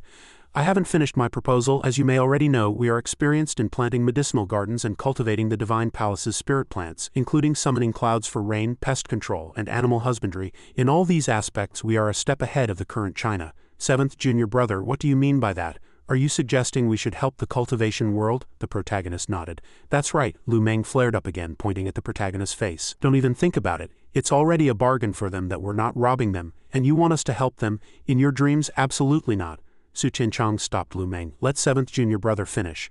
In modern society there is a national policy, the rich help the poor to eventually achieve common prosperity. The crowd once again showered the protagonist with praise. I've heard of that. Is it related to this? For these sects, an increase in their harvest of cultivation resources means we can receive more resources. I think this isn't hard to understand. Lu Meng stroked her chin and analyzed. If they have 10 copper coins, they can only give 1. But if they have 10 gold coins, they have to give 1 gold coin. That's quite a calculated move indeed. The protagonist gave his fifth senior sister a thumbs up. That's right, by helping them, we're also helping ourselves. It's a win-win situation. Not only will they have no complaints, but they will also thank our Demon Palace for being not only powerful but also benevolent. Seventh junior brother, I feel you're getting more and more interesting. Seventh junior brother, you're so handsome, your way of thinking feels so. Wang Ping whispered a reminder to the sixth young master. Yes, it's modern thinking, much more progressive than our old feudal ideas. Let's announce it then. Our policy of support plus protection fees officially begins now. That day, a piece of news that shook the entire Chinese cultivation world spread from the terrifying Demon Palace. The sect master of the Shushan sect stared at the notice from the Heavenly Demon Palace, stunned. The Demon Palace wants us to voluntarily pay protection fees, and as long as we do, that evil Demon Palace will even provide us with a sanctuary. An elder walked in, it's true. Moreover, for the first batch of sects that voluntarily hand over resources, the Demon Palace will also provide the seeds and cultivation methods for the 7-leaf Demon Heart Lotus. The Shushan elder was shocked. What? The Demon Heart Lotus is an important ingredient for refining the deity transformation pill, and they're providing it voluntarily? That's an immortal herb that has been extinct for 1,000 years. The middle-aged man from Shushan said, and after handing over the second batch of resources, we can also get the seeds of the flowing water spirit rice. The old man from Shushan's eyes lit up upon hearing this. What? There's also flowing water spirit rice? The middle-aged man clasped his hands and said, Sectmaster, what should we do now? The old Sectmaster thought deeply. The terms offered by this Heavenly Demon Divine Palace are too generous, but we are, after all, the righteous path. Paying protection fees to a demonic path, a person rushed in to report. The 9 immortals of Xianzhu have already sent the fastest master of their Wind Clan to the Heavenly Demon Divine Palace. Your disciple has found out that they seem to be the first sect to pay the protection fee.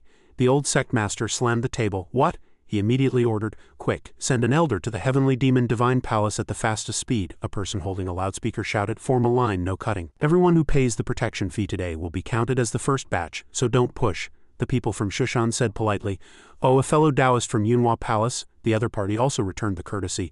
Oh, a fellow Taoist from the Shushan sect, are you also here to grab a spot in the first batch? The two sides looked at each other and spoke. Yunhua said, it seems you also understand the value of paying this protection fee. Shushan said, compared to the seeds they're giving, this insignificant protection fee of ours is nothing. A young man in a long robe next to them said, you're all lucky, it's all thanks to the 7th young master. If the 7th young master hadn't proposed this rule, we wouldn't be giving you such precious spirit grass seeds. The crowd started to praise Lin Fei. So it was fellow Taoist Wu Ming's proposal. I knew the Heavenly Demon Divine Palace couldn't be this kind. It turns out fellow Taoist Wu Ming is helping us. I declare that from today onwards, Taoist brother Wu Ming is my idol. but they didn't seem to know that the seventh young master Wu-Ming was Lin Fei, so they said sarcastically, "At the critical moment we still have to rely on fellow Taoist Wu-Ming. That so-called myriad sage Lin Fei is completely useless. Exactly what a coward. The heavenly demon divine palace caused such a huge mess back then. And we didn't see him come out to say a word." A young man knelt on one knee and reported respectfully, "Right now, everyone outside is saying that the seventh young master is a great philanthropist, while the myriad sage's heavenly venerable is just a coward." Lin Fei just gave a faint hum after hearing this. Zhao Wang thought to herself, "Good heavens, is this praise or an insult?" That young man also keenly sensed something was off. "Why does the seventh young master seem unhappy? I was hoping to get a reward, did I not say enough?" Thinking this, he added, "They all say that you, seventh young master, are a living Buddha, the idol of the Chinese cultivation world. It was you who single-handedly promoted the development of the entire Chinese cultivation world. As for that Lin Fei, he's just someone with the empty title of myriad sage's heavenly venerable. Some even say he's as timid as a mouse and not even worthy of being compared to you." After listening to the long speech, Lin Fei closed the book he was reading. Zhao Wang was a little flustered, thinking, "I have to say something else to change the subject or this will get awkward." Zhao Wang awkwardly pointed at the bird outside the window. "Wu-Ming, look at that bird outside." Lin Fei's face was grim. "What's wrong?" To be honest, Zhao Wang was a bit scared looking at him. His expression was terrifying, but she still tried her best to divert Lin Fei's attention. I wonder if that bird tastes good." Hearing this, Lin Fei said, "Then let's go try it." This left the talkative young man looking bewildered. What did I say wrong? From outside came the sound of people trying to stop them. "Wait, that's the eldest young master's Luan bird. We can't eat that, can we?" The purple-haired youth looked at the carriage and complained. "What is my status now? You still want me to ride in this kind of carriage?" The middle-aged man with a half-mask scratched his head and said, "Then should I catch a few immortal cranes to pull the carriage for you?" The youth tapped the middle-aged man's head with his fan. "Only the eldest senior brother's Luan bird is worthy of this young master's status as the #1 handsome man in the cultivation world." "Pig-brain immortal cranes are nothing," the youth said excitedly. "Go catch the Luan birds. I remember they're on the West Mountain, right? A carriage pulled by 9 Luan birds is what befits this young master's status." The middle-aged man tried to dissuade him. "You can't. The Luan birds are the eldest young master's only precious spiritual birds." When they arrived at the West Mountain, both were stunned. "Is this an illusion?" The middle-aged man even pinched himself to confirm. "Young master, your subordinate feels pain. It's not an illusion." Lin Fei and Zhao Wang were sitting and roasting bird meat. Lin Fei said with exceptional calmness, "Do you want to taste this Luan bird too?" The purple-haired youth was stunned. The eldest young master's exclusive Luan birds were actually being roasted and eaten by the seventh young master. Su Qianchang was surprised. "Even I only dare to use Luan birds to pull my carriage, but old Seven is actually roasting them." He pointed at the pieces of roasted meat with a pale face. "Old Seven, do you know this is eldest senior brother's Luan bird, although he's not in the palace right now?" But Lin Fei didn't care whose bird it was. He held up the roasted wing and invited, "It smells so good, want to try?" The youth looked at it, unable to say he wasn't tempted. Seeing his young master drooling with desire, the middle-aged man at his side soberly advised, "Wake up, young master. If the eldest young master finds out, there will be a great disaster." The purple-haired youth temporarily snapped out of the temptation of the roasted bird. "And no, I won't eat it, do you know? Eldest senior brother is very fond of these Luan birds. How could you kill them?" Lin Fei said matter-of-factly. "I didn't kill them. I just found 3 Luan birds and took 1 wing from each." The two men had the same thought. "This guy is a demon." After a minute of ignorant confusion, Zhao Wang also let herself go and started enjoying the meat. "Although it's strange, his big wing is really fragrant. The meat is also very tender. It's the best chicken wing I've ever eaten in my life." The more the youth watched, the more he craved it, his mouth watering. Lin Fei picked up the remaining wings and said, "Such a fragrant big wing. If fourth senior brother doesn't eat it, then I'll have to reluctantly finish it." The youth couldn't hold back any longer. Before Lin Fei could finish his sentence, he rushed up and snatched the remaining roasted wings. Since it's already roasted, it would be a waste not to eat it. He even excitedly took out wine to go with the meal. "How can you just eat meat? You need wine too. Come, seventh junior brother, let's have a toast." The middle-aged man watched the fallen fourth young master and thought to himself, "It's over, completely over." Lin Fei asked his fourth senior brother, "What are your plans next? The Divine Palace has abundant resources now. Aren't you going to take the opportunity to make a breakthrough?" The youth replied, "Right now, our Divine Palace's prestige in China has reached its peak since its founding. For the first time, we've transformed from a heretical sect into a national idol. How could I hide away and break through?" Zhao Wang inquired. "Then what do you want to do?" Fourth senior brother winked. "Of course I'm going out to show off." The people below looked up marveling. What a grand spectacle. Such a noble figure. Using 9 Luan birds to pull a carriage, it said that the current leader of the Divine Palace is the fourth young master, Su Qianchang. Could it be? The middle-aged man reported, "Young master, you're really in the limelight now." Su Qianchang sat in the carriage, fanning himself. "I heard it all, you don't need to repeat it. This kind of spectacle is what befits me." Lin Fei and Zhao Wang, however, were flying on a sword outside. Lin Fei, or rather, young master Wu-Ming, was very popular with the girls. "Hubby, that's my hubby. Wu-Ming, big brother Wu-Ming, the savior of the Chinese cultivation world. A true man, so handsome. I really want to add him on WeChat and chat. Fellow Taoist Wu-Ming, are you looking for a Taoist partner? I'm very proactive." Su Qianchang was both annoyed and dejected by the continuous stream of adoration for Wu-Ming. Su Qianchang hated having his thunder stolen the most. He pulled open the curtain.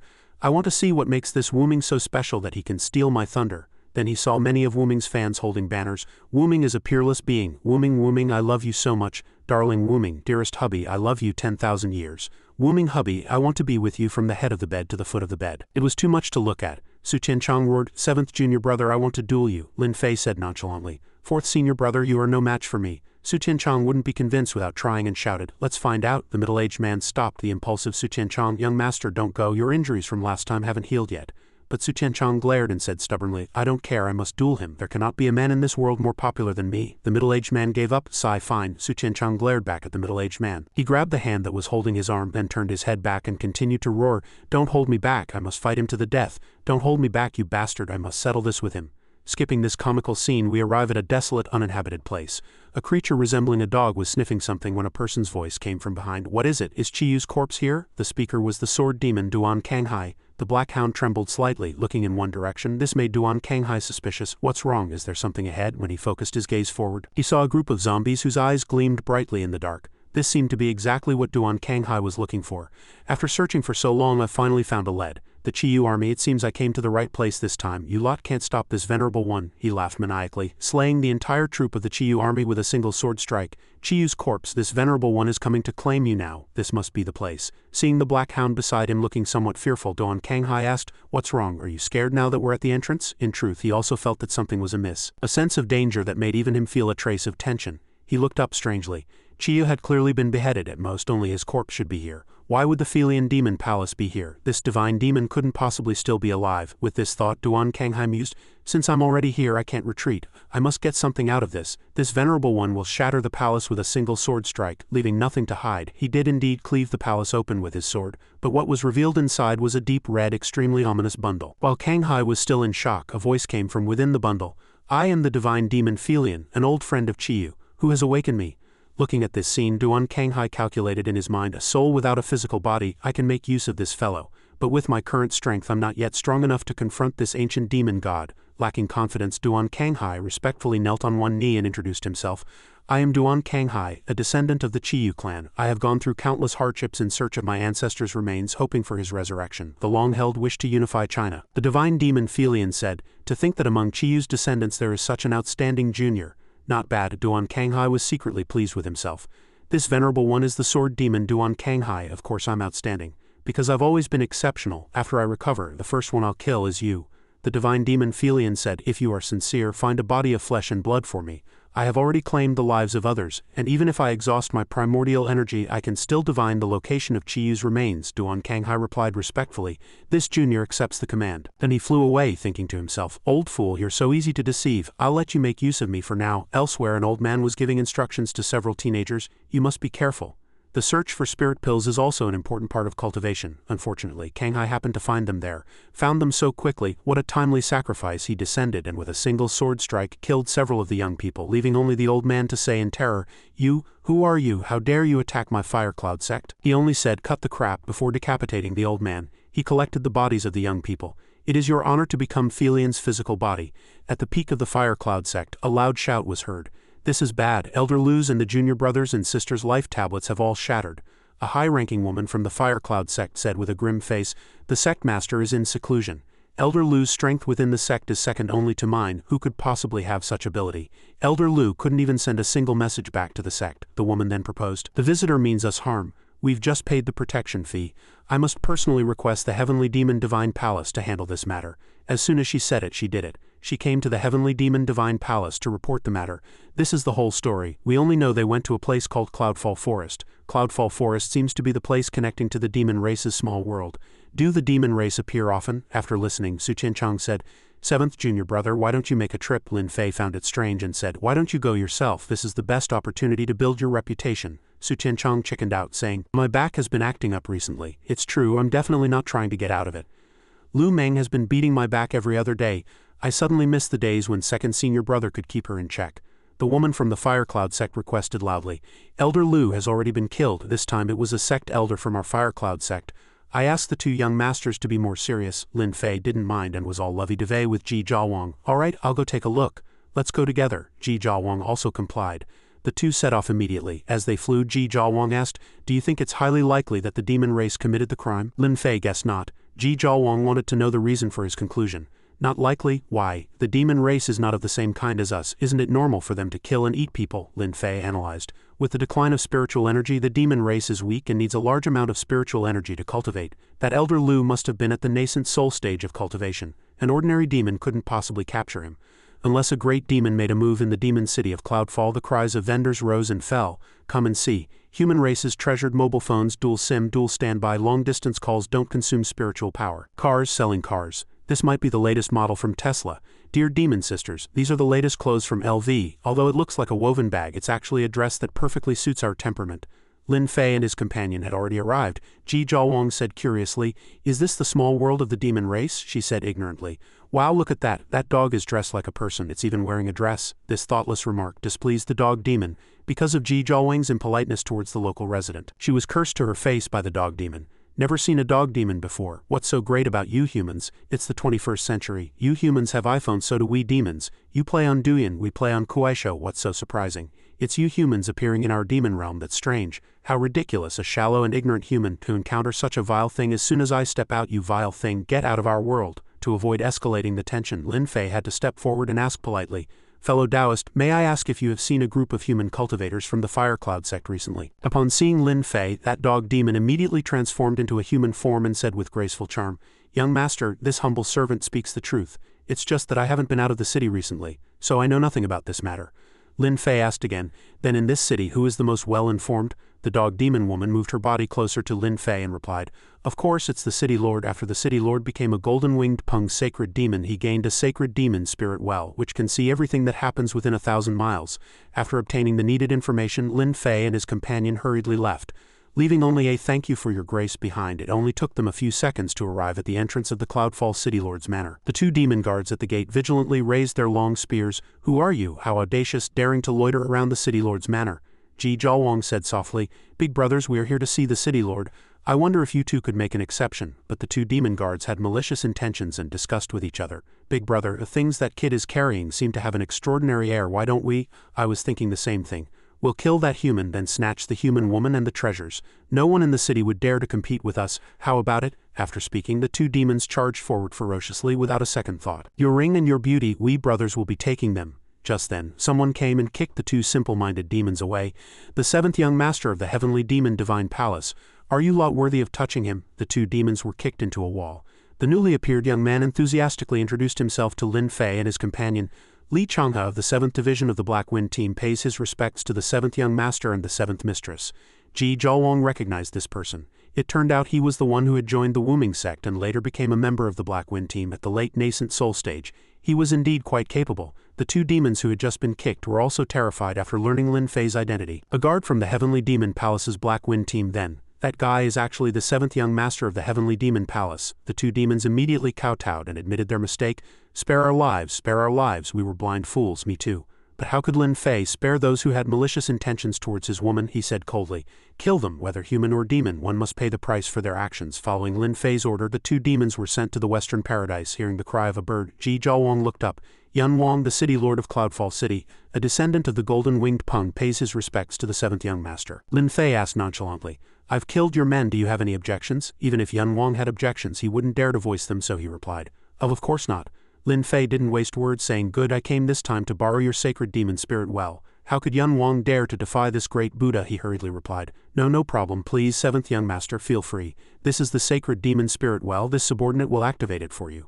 Lin Fei requested to find out the cause of death of the people from the Fire Cloud sect. Seeing the image of Duan Kanghai appear, Ji Jiaohang was surprised. "Hong Xiaowei, hasn't he been missing for a long time?" Lin Fei glanced at it and concluded, "No, he's been possessed." Lin Fei also secretly recognized that the aura of the possessor was that of the sword demon Duan Kanghai. "What is he trying to do?" Lin Fei continued to ask Yun Wang. "Investigate where he went." Yun Wang said with difficulty, "My authority only covers the range of the heavenly demon well. If it's too far, I won't be able to find it." Ji Jiawang said with disappointment. "Ah, it's that small?" Yun Wang defended. "Actually, the range of a city is not small at all." Lin Fei waved his hand to dismiss it. "It's fine. We can follow the tracks and find him ourselves." Watching Lin Fei and his companion fly away, Yun Wang said a few polite words. "If the 7th young master has important matters, Yun Wang dares not keep you. Whenever the 7th young master is free, you can come and visit, and let Yun Wang be the host. Hearing this, Lin Fei actually circled back and gave a thumbs up. Alright, I'll come visit after I'm done. Lin Fei and his companion were so overbearing and rude, how could Yan Wang want to entertain them? You're really coming? I was just being polite, please don't come, okay? My heart freezes just seeing you. Lin Fei and a group of people from the Black Wind team went to find Duan Kanghai. Lin Fei thought to himself, my divine sense is damaged and cannot be spread out. I must improve my spiritual energy in terms of orientation as soon as possible. Otherwise the wound on my great Tao will never be healed. Lin Fei turned to ask Li Changhe, have you found anything? Li Changhe reported, reporting to the 7th young master, this subordinate has found an abnormality. My divine sense coverage has been blocked and a blank area has appeared where I cannot probe for information. The young master sent this subordinate to ask. He must be testing this subordinate's attentiveness. Lin Fei simply said, lead the way. Li Changhe was secretly overjoyed, thinking, he actually let me lead the way. That must be it. The position of captain of the 7th division of the Black Wind team is still vacant. Perhaps it will be me. The heavenly demon Felion seemed to have been waiting for a long time and said, they're here, all smelling of flesh and blood. That's right. After Lin Fei and his group arrived and saw the heavenly demon, Li Changhe confirmed, this is the place that my divine sense couldn't probe. The heavenly demon Felion said, the Black Wind Society back in the day at the heavenly demon divine palace, the Black Wind Society shook the world. How did it become so weak now? A bunch of ants. You've come at a good time. After devouring your physical bodies, I can recover to the mid-deity transformation stage, Li Changhe said. Insolence, what fiend dares to speak so wildly in front of the 7th young master? After hearing this, the heavenly demon Felion commented, so this is a disciple of the heavenly demon divine palace, truly too frail. Fortunately, it's a rare opportunity to see an immortal sword body. It should have some flavor when chewed. After speaking, the heavenly demon Felion emanated an astonishing aura. Li Changhe asked with confusion, such a powerful oppressive feeling. Who exactly is this guy? Lin Fei told him. He is Felion. Li Changhe was suddenly enlightened. The ancient divine demon Felion. Felion laughed arrogantly. You recognize me? A pity your luck is bad. Today is the anniversary of your death. As soon as his words fell, he flew towards Lin Fei and the others. Lin Fei stepped forward and said, everyone stand back. Ji Zhaowang said calmly, let's go, he can handle it. She recalled what Lin Fei had said.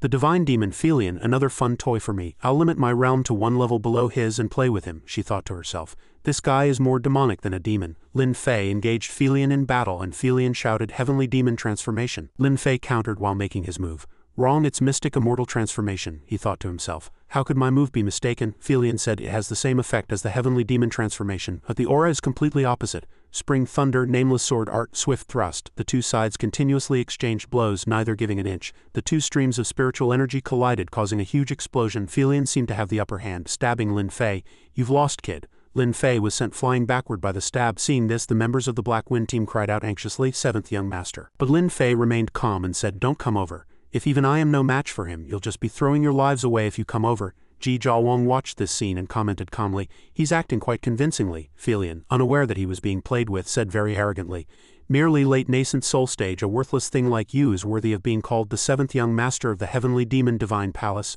The world is truly lonely these days. After killing you all, this venerable one will go slaughter the people of China. Felion mercilessly attacked Lin Fei and the others. Li Changhe was horrified. It's over. Isn't this the power of a divine demon? After 1,000 years of hard cultivation, I don't even have a sliver of strength to resist. Is this the monster the 7th young master has to face? A flash of blood-red light appeared. The nameless young master blocked the strong enemy's attack with his sword and shouted to the remaining people, run. The 7th team of the Black Wind team asked in surprise, 7th young master, why would you go this far for us? The nameless young master said righteously, because you are my subordinates. Except for the informed Ji Zhaowang, everyone in the Black Wind team was more or less surprised and moved. The nameless young master sacrificed himself for righteousness. Hurry, take my Taoist partner with you. Consider this the last heartfelt gesture I can offer you. Next, I will use all the skills I've learned in my life. If I cannot win, the revolution of China will depend on you all. Ji Zhaowang played along, but her acting was noticeably stiff as she recited her lines. Right, Wuming, you can't die, you have to live. Fortunately, at this critical moment, the members of the Black Wind team misunderstood. It's an emergency. The mistress has been frightened silly. The mistress is out of it. Our burden is even heavier now. Li Changhe didn't want to delay any longer. He set up a protective shield for everyone and shouted, 7th young master, I will definitely not fail your trust. He led everyone to escape the dangerous situation. And Ji Zhaowang still remembered to recite her lines. Wuming, don't die, I can't live without you. Li Changhe's mind raced. He had to return to the divine palace immediately. If he could find support, perhaps the 7th young master still had a glimmer of hope. Felion sneered, this is how pathetic you of the Yanwang clan are, always held back by the weak. My Chiyu clan respects strength above all. We would never sacrifice ourselves for the weak. Lin Fei calmly retorted, so in the ancient war, Chiyu suffered a crushing defeat, his body dismembered and sealed for thousands of years, wasn't it? Felion roared in anger. You're full of it. Fine, fine, this venerable one originally wanted to give you a quick end, but now this venerable one will let you taste what despair is. I am the ancestor of ancient gods with a vast bloodline. Even if I die from grievous wounds, I can still fight ferociously. Let me show you my true form. Felion transformed into a giant cockroach, a nightmare for countless people, scared now. This is the difference in bloodline, Lin Fei said with disgust. It's just a cockroach. Is this your true form? It's too ugly. Felion was furious with shame. What did you say? Lin Fei said pretentiously. Since you've revealed your true form, I have no choice but to reveal mine. Little bug, do you still recognize me? Felion didn't recognize him immediately, but pondered. Your attire, this form, why this venerable one finds it a bit familiar, as if I've seen it somewhere many years ago. Then it dawned on Felion. You are the myriad sages heavenly venerable. Felion seemed to be deceiving himself. No, that's not right. With the status of the myriad sages heavenly venerable, he wouldn't impersonate the seventh young master of the heavenly demon divine palace. You're a fake. You're using an illusion. You're trying to trick this venerable one, Lin Fei said. Is that so? The pressure of an immortal emperor. Surely you still remember it. Now Felion had no choice but to face reality. This is the pressure of an immortal emperor. Just a sliver of it renders me immobile. He really is the myriad sages heavenly venerable. But like countless others, Felion immediately knelt and begged for mercy. Heavenly venerable. Spare my life, heavenly venerable. Please spare my life. Lin Fei got straight to the point. Quickly tell me where Duan Kanghai is hiding, Felion thought to himself. Is that so? From what I know, the myriad sages heavenly venerable has always acted forcefully, never asking questions, always directly searching souls with his divine sense. Why is he asking me now? Could it be that the rumors are true, that the myriad sages heavenly venerable might have suffered internal injuries in his battle against the unique 6 paths of reincarnation demon venerable? Falling into his hands today, I will surely die. But if Chiyu can be resurrected, the Yanwang clan will see rivers of blood. I'd better lie to him to protect Chiyu. So Felion lied. He has already gone to find Chiyu's physical body. The location is probably in the Kunlun Mountains, Mount Yujun, Mount Washang, and a few mountains beyond. Felion didn't lie completely, but told a half-truth, thinking to himself, the matter is true, but the locations are all fake. Go search, waste your time. But Lin Fei saw through it sharply. You're lying, Felion said stubbornly. So what? If you're really capable, then search my soul with Chiyu's resurrection. And all living beings plunged into misery, this venerable one will die content, Lin Fei said disdainfully. Is that so? Chiyu and Duan Kanghai are nothing but chickens and dogs. Since you won't talk, then your soul shall be scattered. A giant palm phantom struck the cockroach. The impact was so tremendous that even Li Changhe, who had already fled some distance, could see it. Such power, the 7th young master must have been killed. Suddenly he heard the cry of a bird. Brother Changhe, that's a Luan bird. Could it be the 4th young master? Su Qianchang, sitting in a magnificent carriage, asked, Isn't that the 7th team? And Wu Ming's Taoist partner? They're all here. Then where is Wu Ming? Changhe hurriedly reported. 4th young master, quickly go and save the 7th young master. While investigating this case, this subordinate discovered it was related to the ancient demon god Felion. The 7th young master is fighting him and can't hold on much longer. Hearing this, Su Qianchang hurriedly shouted, Hangsho, bring everyone with me. Su Qianchang couldn't help but worry. The ancient demon god Felion, how did old 7 get into such big trouble? A character of that level, even I, just as he was rushing to the rescue, he ran into the very person who needed saving. Young Master Wu Ming was safe and sound, though his clothes were stained with blood. He calmly asked, 4th senior brother, why are you here? Su Qianchang looked at him, somewhat suspicious. This kid is covered in blood. Did he really fight the demon god Felion? To be able to fight that kind of thing, it's impossible to survive, right? The 7th team of the Black Wind team anxiously asked Wu Ming, 7th young master, are you alright? 7th young master, did you win? 7th young master, just now, Lin Fei fabricated. That guy named Felion seems to have some kind of hidden illness. Just now, at the moment of life and death, took the opportunity to play a famous song on my phone which disturbed his mind. Everyone was curious about the song and the hidden illness. Only Ji Zhaowang was listening to this play unfold, thinking to herself, I'd like to see how far you can take this deception. Wu Ming took out his phone. Listen for yourselves. Everyone heard a melody of wails and howls that was enough to cause a splitting headache. This song is called Tantric. Su Qianchang said, quick, turn off your music. That matter with the Fire Cloud sect, how did it lead to an ancient demon god? Lin Fei continued. It was Duan Kanghai's sword demon who attacked the people of the Fire Cloud sect. But he is attempting to resurrect Chiyu. Everyone was shocked to hear this. Chiyu, that's a monster that Emperor Yan and the Yellow Emperor could barely defeat by joining forces. Su Qianchang was very worried. No matter how many years Chiyu has been sealed, if he is resurrected, it wouldn't be difficult to flatten this world, Ji Zhaowang said casually. Then we just have to stop Duan Kanghai and prevent him from resurrecting Chiyu, right? Just then, Wu Ming coughed up a mouthful of blood, making Ji Zhaowang extremely anxious. This pair acted in perfect concert, with flawless coordination. Ji Zhaowang whispered, your acting is truly superb. Lin Fei also replied in a low voice, your acting needs improvement too. Su Qianchang hurriedly asked, 7th junior brother, do you know of any distinguishing features of this sword demon Duan Kanghai? Wu Ming took out a photo and said, what a coincidence. I saved a photo of his physical body before. His current body is called Hang Xiaowei. Su Tianchang lamented. I haven't been in touch with this world for a long time. 7th junior brother is indeed very familiar with these modern artifacts. Having a photo is good, but how do we find someone to draw it and distribute it to the various sect masters in such a small box? Booming and his wife said in unison, does it still need to be distributed? Su Tianchang replied, yes, but drawing it is a bit difficult. So Lin Fei took everyone to a print shop. It's actually not that difficult. The shop owner quoted, a total of 1,000 copies, 50% off, 500 yuan.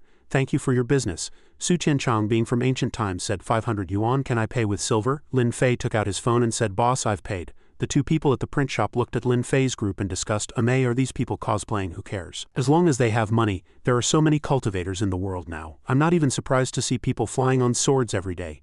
Su Tianchang said with great interest, your artifact is very interesting, can you give it to me? Lin Fei said. If you want it, go earn some money in the mortal world. Su Tianchang said disdainfully, TCH, I am Su Tianchang, the most handsome man in the world. I don't want this thing of yours. The middle-aged man pointed to a large billboard and said, young master, look at that person, so handsome. Su Tianchang's hair stood on end. What is that? Why is he so big? I want to be like that too. Ji Zhaowang said, that's called a celebrity. If 4th young master dresses up, he should look quite good too. Su Tianchang immediately perked up. Really? Then can you guys help this young master out? Lin Fei also seemed interested. It seems quite interesting. Ji Zhaowang asked in a low voice, are we going to give him a makeover? Step 1, a new look. Su Tianchang secretly convinced himself, my beautiful long hair, it's all for beauty. Step 2, clothes make the man. Su Tianchang asked Yuna customedly, is this okay? The middle-aged man expressed his thoughts. This subordinate feels that your previous look was better, young master. But immediately, a voice came. 2 young girls enthusiastically ran over and asked, are you a celebrity?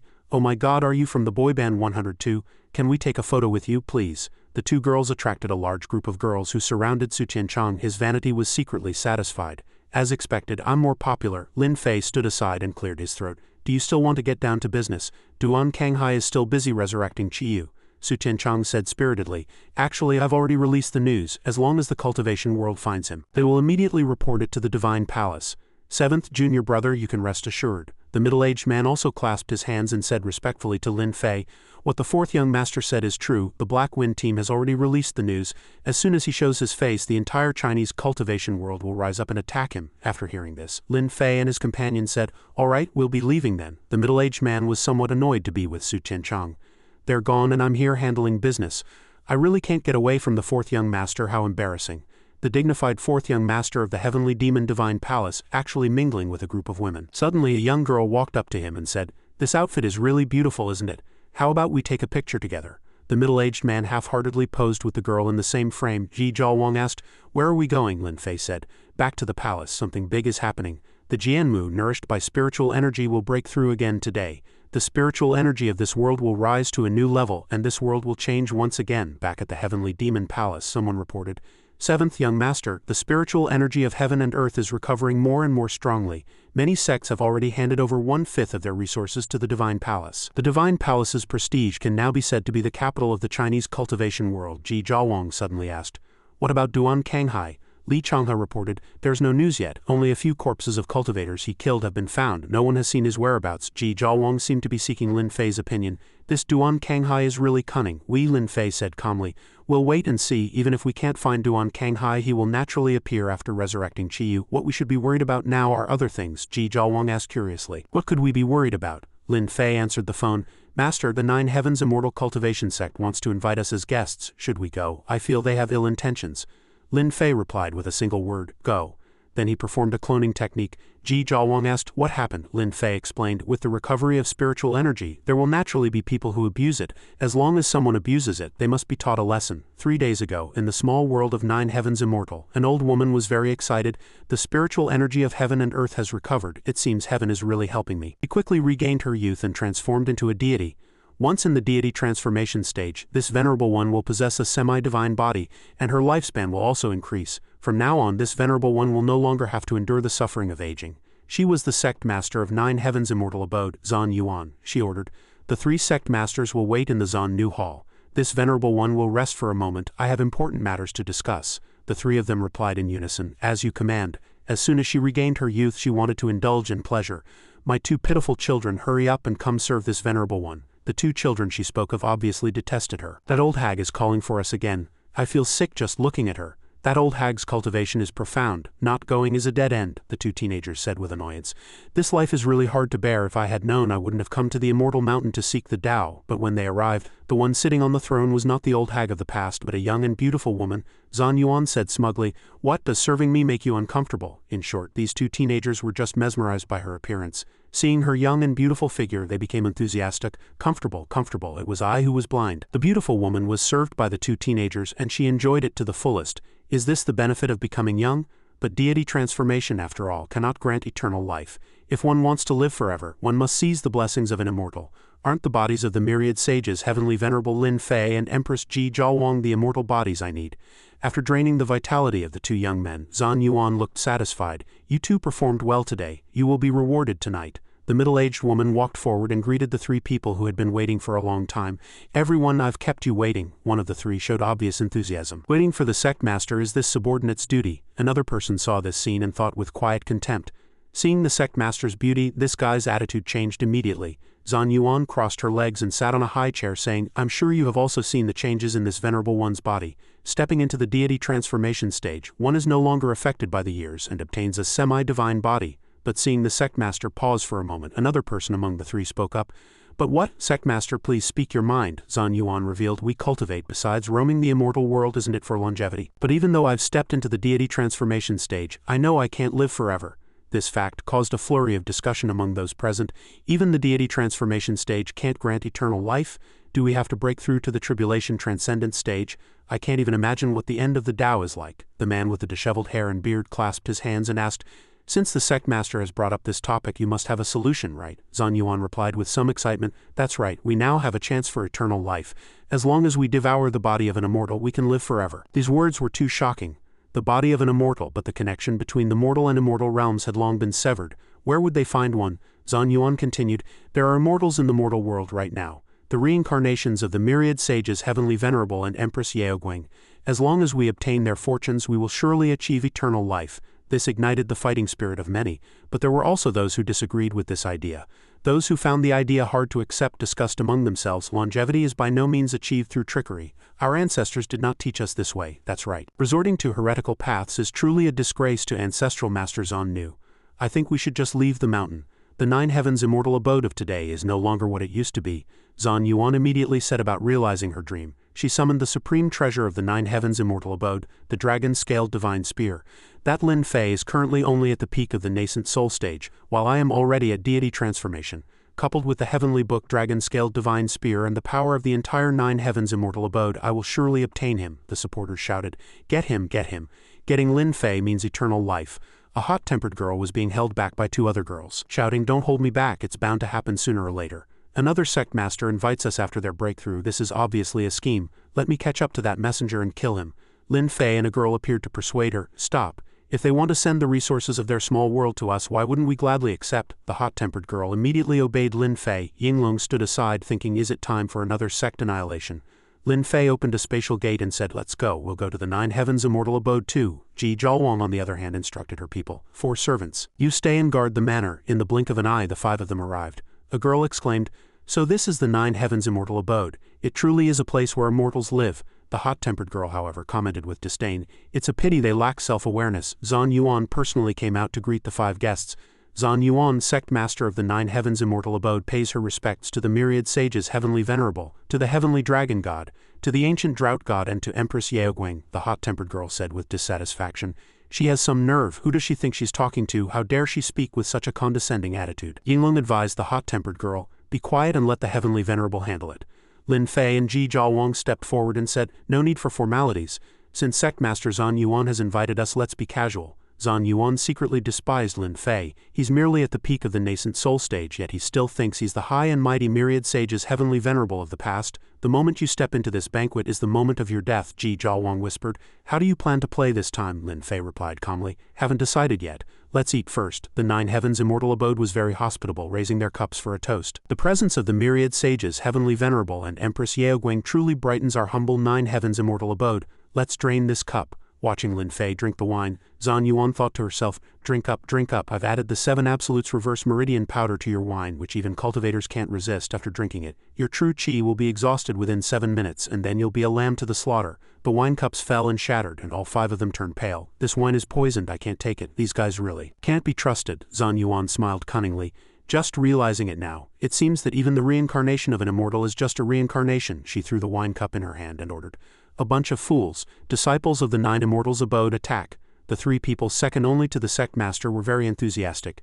Lin Fei, today is the day of your death. If you must blame someone, blame yourself for being the reincarnation of an immortal. The most lustful one besides the main business also noticed something else. Empress Yaoguang's body must be very delicious. Lin Fei's face darkened. What do you mean by this? Are you planning to kill me? I assume you already know my identity.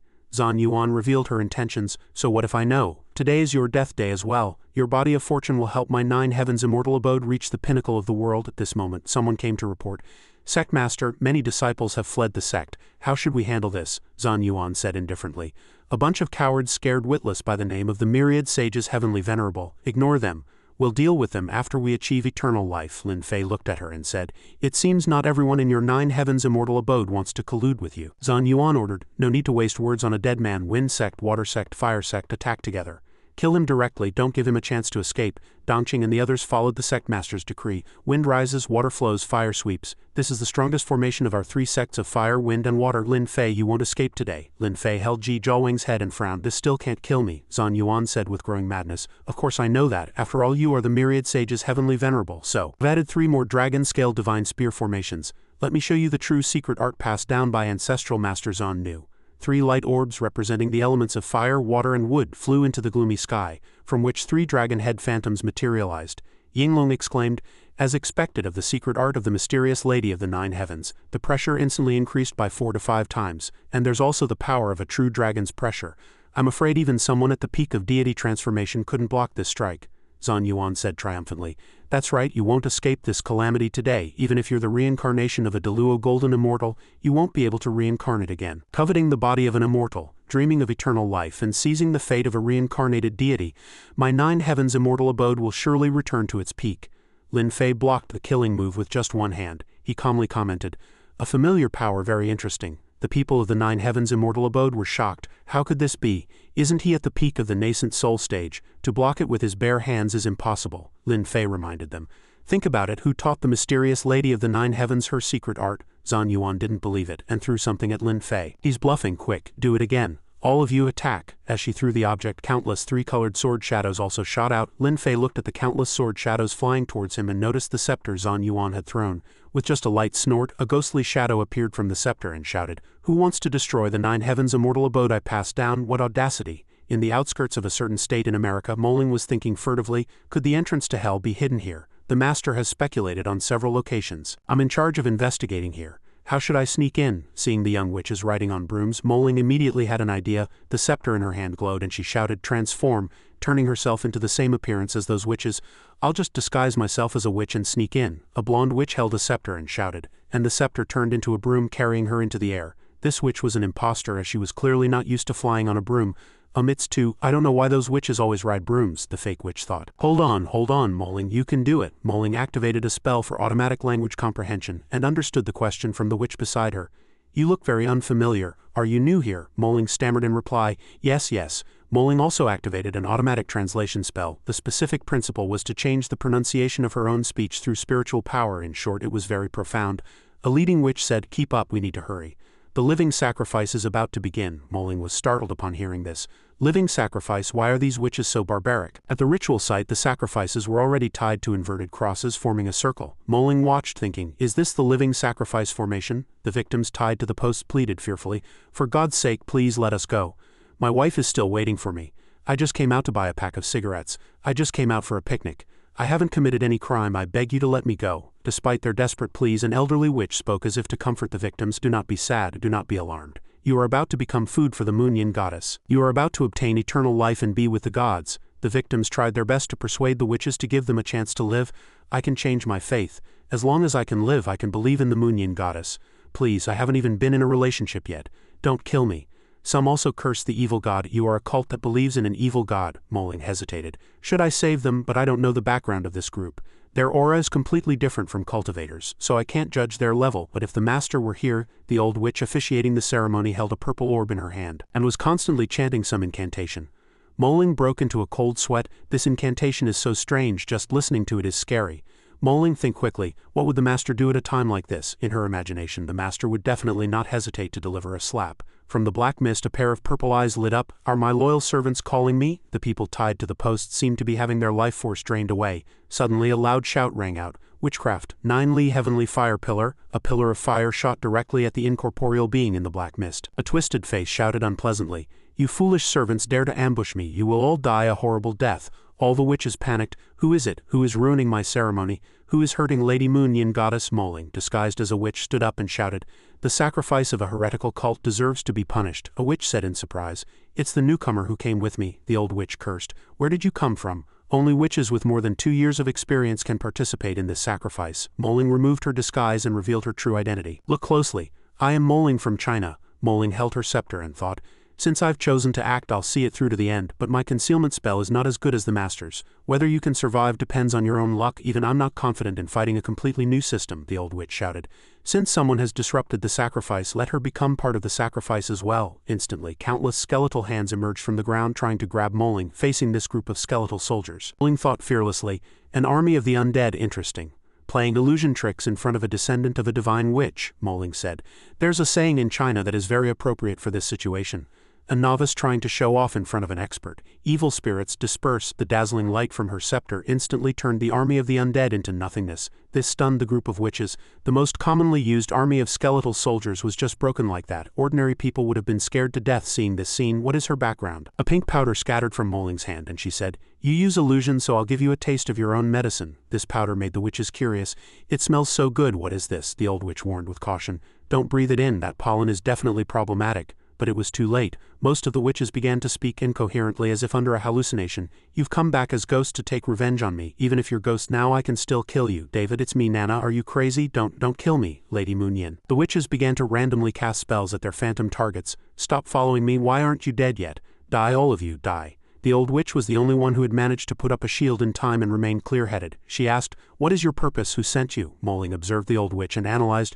"She's a bit strange. The scepter in her hand can actually protect her from the influence of the Lingshan immortal arts illusions. Perhaps defeating her will allow me to interrogate her about the entrance to hell." Thinking of this, Moling said one word, "Weak." The old witch blocked the spell, but it ended up hitting 2 young witches standing beside her. The 2 young witches were instantly robbed of their youth. The old witch shouted, "I'll make you talk, Quagmire." The ground beneath Moling's feet softened, and the old witch continued to cast her next spell. Ghost hands from the soft ground. Many huge green hands stretched out, restraining the young girl. The old witch said triumphantly to Moling, "Your things are no match for my scepter. It's a branch from the world tree. As long as you're trapped in my spell, you won't be able to use any spells." This greatly surprised Moling. A branch from the world tree? It's something from the Norse divine kingdom. Could it resist the divine power of the 9 Li scepter? "I really can't move," the old witch said smugly. "Chinese, you cannot break through magic. Tell me your true purpose and who is behind you, and I will plead with Lord Death to spare your life. It's just that you might become the new pet of those stinking werewolves, a tool for their reproduction." Moling showed no fear and even said as if in provocation, "Is that so? I can't use witchcraft. Actually, I'm not very good at witchcraft myself." The girl's composure made the old witch suspicious. "Why isn't this girl panicking at all?" Moling's body erupted with power. Breaking free from her bonds, she shouted, "I have my own strengths." Close combat. With that, she smashed her scepter at the old witch's head. With a single blow, the old witch was sent flying like a paper doll. The old witch cursed silently. "A sorcerer, how can she have such strong physical power?" A flash of light appeared, and the old witch was so shocked she couldn't speak. This is..." A massive specter appeared behind Moling. She said, "You'd better be ready for my next move." The old witch's face turned pale. Such a powerful pressure. Too strong. How could a physical attack like this be unleashed by a witch? Realizing she had no chance of turning the tables, the old witch prepared to flee. "This is bad. I have to run. I must report the news of a Chinese invasion to Lord Death." But how could that majestic specter let the old witch escape so easily? The specter killed the old witch with a single palm strike. Moling was almost exhausted at this point. That last attack had consumed almost all the spiritual energy in her body. She should be dead, right? But surprisingly, what was killed was a substitute doll that the old witch had prepared long ago. Moling was stunned. Not dead yet. Is this witch a turtle? The old witch's heart ached. Using this backup plan cost her 10 years of life and a large amount of voodoo doll alchemy materials, and it had to be used here. "Chinese woman, I will make you pay the price." Voodoo doll. A prop refined by a witch using black magic which can substitute for death once but requires a living person and 10 years of life as a sacrifice. Moling tensed up. She probably can't stand up anymore, right? I don't have the strength to fight her anymore. But fortunately, the old witch was in no better shape than her. "It's a pity I don't have the strength to fight anymore either." Woman, I will remember you. Sooner or later I will settle this score with you. With the last bit of her strength, the old witch turned into a black shadow and flew away from this place of trouble. Moling breathed a sigh of relief and said to herself, "That scared me. From the way she looked just now I thought she could still fight." At the same time, the other young witches also woke up from their hallucinations. They planned to surround and attack Moling. "She and the High Priestess are both injured and she made us go crazy just now. Now is a good opportunity for revenge. Kill her and use her blood as a sacrifice." Seeing this, Moling smiled contemptuously. "Even if you don't surround me, I would have captured you to ask about the location of the entrance to hell," the witches roared angrily. "You have no strength left. Surrender now or we will let you taste the greatest humiliation for a woman." Moling revealed a mark on her arm and said lightly, "Is that so? I have a friend who's about to starve to death." The mark glowed and a giant spider was released. All the witches screamed in terror. "Run, what is that monster? Damn it, why is she keeping such a thing?" The spider was released and hunted the witches present. Moling only left one person alive to question. "Do you really not know where the entrance to hell is? Everyone else said they don't know, but you're in charge. If you still don't tell the truth, then death is your only option." To save her life, the only surviving witch had to say, "I can divine for you. I'm the best diviner here. I will definitely be able to help you find the entrance to hell." The rescued people happily thanked Moling, who just generously told them, "You should go home now and be careful in the future." Moling thought to herself, "This translation spell is so interesting. It actually translated to engraved in the heart. As expected of a Chinese spell, it's truly faithful, expressive, and elegant." Suddenly, the divining witch tilted her head back and spat blood and her crystal ball shattered. Moling looked at it and came to a conclusion. "She's dead. Just divining the entrance to hell caused such a strong backlash I have to report to the master quickly." Lin Fei and Ji Jiawang seemed to have arrived at their destination. Ji Jiawang commented, "Such a heavy stench. It's the stench of a wild beast," she said strangely. "How can it be a person? I clearly smelled the stench of a beast." Lin Fei glanced at them and made a conclusion. "They are human and yet not human." The phone rang. Lin Fei answered it and heard the news. "Master, it's Moling. I didn't find any news about the entrance to hell here. My mission has failed." The people in front of them suddenly turned into werewolves. Lin Fei and Ji Jiawang remained calm. He said to the other end of the phone, "It's fine as long as you're okay. That's all for now. I have something to take care of here." Hanging up, "I'll catch a werewolf for you to ride later." A werewolf charged forward and was kicked away by Lin Fei, who said contemptuously, "You charged in before anyone else. Isn't that just being cannon fodder?" The kicked werewolf howled. Ji Jiawang found it very interesting. "It must feel great to kick these guys, right?" Seeing her so interested, Lin Fei asked, "Do you want to try?" Ji Jiawang replied a little shyly, "I don't want to kick, I'm wearing a skirt." Lin Fei then asked, "Then do you want to fight a few werewolves?" Ji Jiawang admitted, "I do want to." Seeing her want to fight but being shy because it was inconvenient, he handed her a sword. "Then you can use this." Ji Jiawang's eyes lit up. "The immortal slaying sword. Can I use it?" Even though a werewolf charged from behind, Lin Fei still said calmly, "Others might not be able to use it, but you definitely can." Ji Jiawang became excited. "Then I'll try." She struck a pose to draw the sword, her eyes shining. "It acknowledges me." Before the sword was even unsheathed, a sword chi was enough to push back all the werewolves. Ji Jiawang slowly drew the sword, and the impact it released was even more terrifying.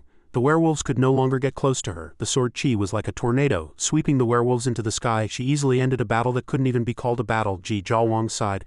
"The immortal slaying sword is truly extraordinary. It has such power even before it's unsheathed," Lin Fei said lightly. "An ancient fierce weapon, it can destroy the world. This is just overkill for a small task. There's still a wolf king over there. The battle isn't over yet." A muscular man shouted, "You all must die." This man was also a werewolf, but he had a pair of wings on his back. Ji Jiawang looked at him in confusion. "A wolf with wings," Lin Fei said. "A skywolf, the bloodline of the ancient wolf clan." The skywolf roared, "I want you to die." The skywolf's momentum was great, but Lin Fei and his companion didn't even pay him any mind. Lin Fei just instructed, "Don't kill him, leave him alive. We still need to ask about the entrance to hell." After agreeing, Ji Jiawang charged forward. Ji Jiawang leapt lightly, dodging the skywolf's fist. Lin Fei stood quietly on the side watching the battle. This was the sword art that Ji Jiawang was currently cultivating. He suddenly remembered the old days when he and she created an immortal emperor-level technique together. Ji Jiawang leapt up and kicked the skywolf fiercely on the back of his neck. The skywolf finally managed to grab the unsheathed immortal slaying sword in Ji Jiawang's hand and snorted coldly.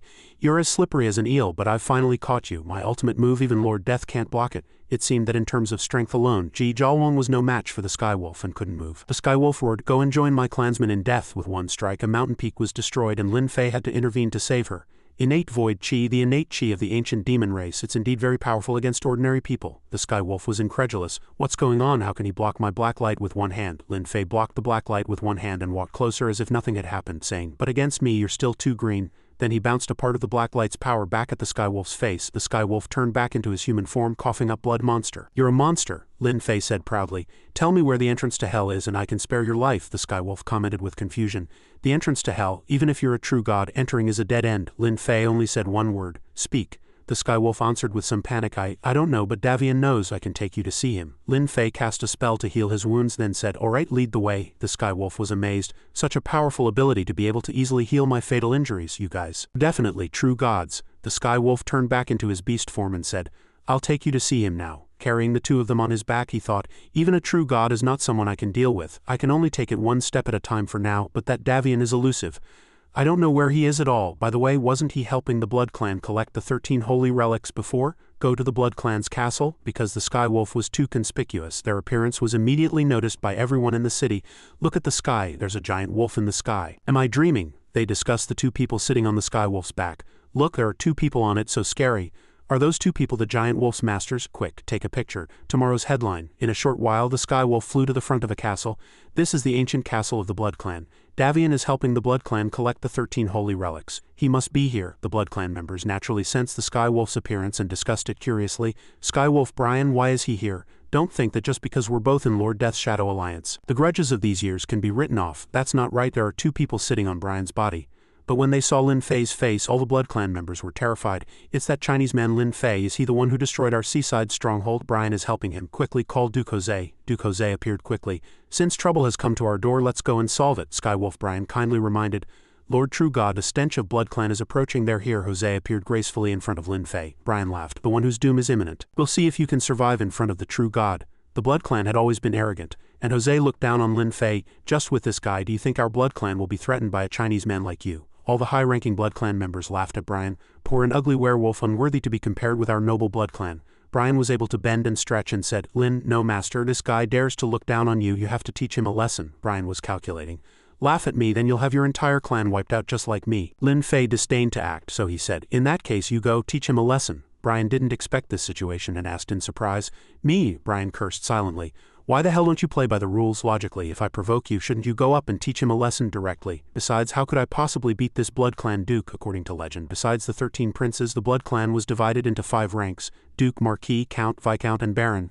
A duke was a terrifying existence comparable to a demigod. Not only did they have infinite lifespans, but they were also not afraid of sunlight, which was a natural weakness of the Blood Clan. Even ordinary silverware and holy water couldn't harm them. Brian honestly said, Master, I can't beat him. Jose thought this was a complete farce. The strongest Sky Wolf of the Werewolf clan actually submits to Immortal like a dog and even calls him master. He ordered 2 bat servants, kill them. A group of bloodthirsty bats attacked, drained their blood, Brian exclaimed. Master, the ones leading are 2 Blood Clan counts. Their strength is very strong, and there are thousands of Blood Clan members here. Ji Zhaowang grabbed Lin Fei's arm and said, Bats, they're so ugly. Whether it was because of the beauty's words or because Lin Fei himself couldn't stand the sight of these bats, he said, then let's wipe them all out, just leave one alive for questioning. With just a snap of his fingers, the menacing swarm of bats from just a moment ago was left with only screams. Ah, my body is disintegrating, what's going on? Help, save me. Jose lost his original composure and roared, Bastard, what have you done to my clansmen? I want you to die. Chinese scum. Brian watched with cold sweat. So fast, even I can't see Jose's movements clearly. But Lin Fei was able to deal with it calmly and accurately slapped Jose. Jose didn't even have time to react before he was knocked to the ground a little dazed. Lin Fei arrogantly ordered, Tell me Davian's whereabouts and I'll give you a quick death. Jose returned to his original form, a giant bat, and while moving away from Lin Fei he called for help. Princes, save me, Brian hurriedly advised. Master, kill him quickly. Don't let him succeed, he will awaken the Blood Clan princes, who are existences comparable to true gods, Lin Fei replied lightly. It's fine, he thought to himself. Awakening the Blood Clan princes is the purpose of me doing this. The Blood Clan princes hold the 13 Blood Clan holy relics, and within the holy relics are the keys of blood, which are the keys to open the gates of hell. Jose flew to a cemetery and chanted a string of obscure spells. Brian was anxious. If I let Jose awaken the 3 princes, that's 3 true gods. Even if this guy is strong, he's dead for sure. I can't die here.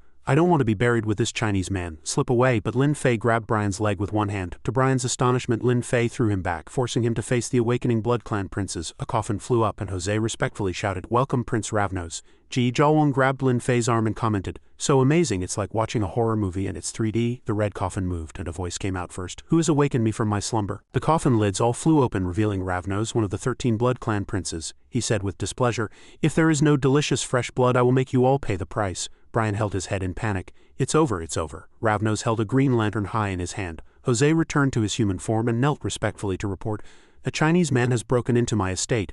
I implore your highness to kill him. Ravnos seemed very interested in Brian's appearance. Oh, and a werewolf, suddenly. Brian's eyes glowed with the same green light as the lantern in the prince's hand. Brian was controlled and attacked Zhaowang. Lin Fei stepped forward and slapped him so hard his neck twisted. Brian regained his senses and stammered, Master, Lin Fei didn't blame Brian. He pointed at the prince and said, I know that ghost lantern can make people hallucinate. It was what controlled you just now, Jose said. It's not over yet. The other two coffins also opened. The Blood Clan princes Asamite and Bruja also awoke. With 3 princes awakened, Jose seemed to have victory in his grasp. Chinese man, in the presence of the 3 princes you will die without a burial place. Not only Jose but Brian also thought so. He immediately switched sides and greeted the 3 princes. 3 princes, I am Brian of the Werewolf Clan now. Like the Blood Clan, I am part of Lord Death's Shadow Alliance. I am a friend of the Blood Clan. We are friends. Brian expressed his goodwill. Jose asked Brian contemptuously, Didn't you just call Lin Fei master? What now you know to side with us? Brian used all his eloquence to defend his predicament and took the opportunity to flatter them. That was just my plan. I pretended to surrender to lure the great enemy to the Blood Clan to be eliminated. It is precisely because I admire the power of your Blood Clan. Only a great race like the Blood Clan can make me admire them so much. Jose praised him sarcastically. Then you are truly an obedient dog. Brian also smiled fawningly. Lin Fei, like a judge, crossed his arms and said, Brian, I'll give you one more chance to choose. Come to my side and I can spare you, Brian roared. Get lost in front of the 3 Blood Clan princes. What do you think you are? Lin Fei asked in a deep voice. Have you really thought this through? Brian said firmly. I'd rather die than go over. The Blood Clan and I are allies, companions, and brothers. Don't even think about destroying the bond between us. After speaking, Brian complained to the 3 princes. 3 princes, don't underestimate that Lin Fei. He can summon a meteor to wipe out our entire werewolf clan. He is definitely a true god. Hearing this, Bruja also looked forward to it more. A true god, the blood of a god is truly something to look forward to. Let's see what a god looks like when he bleeds. Bruja attacked with his axe. Jose, like a product salesman, introduced the holy relic blood axe, and Lord Bruja's hand can increase his power by 3 times. How terrifying would it be for the power of a true god to be increased 3-fold? Moreover, the power of the blood axe is extremely terrifying. Even Lord Bruja will suffer a backlash from it. The torn flesh and skin are the power of the blood axe. Lin Fei didn't even frown and extended his hand over there. Jose and Brian smiled smugly. He's trying to block the Blood Clan's holy relic with one hand again. He's dead for sure. After a cloud of smoke, Jose celebrated in advance. Go to hell. After killing so many of our Blood Clan compatriots, this is what he deserves. From the dust, the blade of the holy axe flew out. Bruja was held in midair by Lin Fei, who calmly said, It seems you've lost in a contest of pure strength. Lin Fei prepared to return a palm strike. This is your reward for failing. Seeing his companion in danger, Asamite hurriedly played his harp, launching a sonic attack. Bruja fall back quickly. Jalwang was forced to her knees by the sonic attack. This music is too strange, I can't move. Lin Fei just used one finger and his body became heavy, sending Bruja flying. Lin Fei commented expertly, magic that can make people tired interesting. Bruja was sent flying and let out a long miserable cry, and then exploded in midair. The remaining 2 princes were greatly shocked. How is that possible? My music has no effect on him. Bruja's physical strength is the strongest among us, yet he was blown up by a single palm strike. Lin Fei snapped his fingers and said, Stop looking, you 2 can't escape either. The 2 princes moved quickly, turning and running without any regard for their dignity. Despite Jose's shouts, 2 princes, don't run, fight. In an instant, the 2 Blood Clan princes were turned to ash, and Jose's eyes almost popped out of their sockets. All the Blood Clan members were ashen-faced. Facing this reality, the princes were in the blink of an eye. It couldn't even be called a fight. The entire Blood Clan castle was in chaos. Run, even the princes can't deal with that Chinese man. We're all going to die. Seeing this, Jalwang pointed and said, Those bats are trying to run. Lin Fei raised his hand and said, They can't escape. We need light. Jose looked at the light shooting into the sky and concluded, This is sunlight. How is it possible to summon sunlight in the middle of the night? Although there was only one beam of light, Lin Fei retorted, Who said there's only one? The dazzling sunlight turned all the lower-level Blood Clan members below the rank of Duke to ash. Jose was the only one left to mourn for his clansmen. Brian the chameleon changed his tune in the blink of an eye and begged to submit to Lin Fei again. Master, you are too strong. I was just trying to be a spy to test their strength for you. I didn't expect you to be so powerful. Jose secretly admired Brian's ability to be so servile.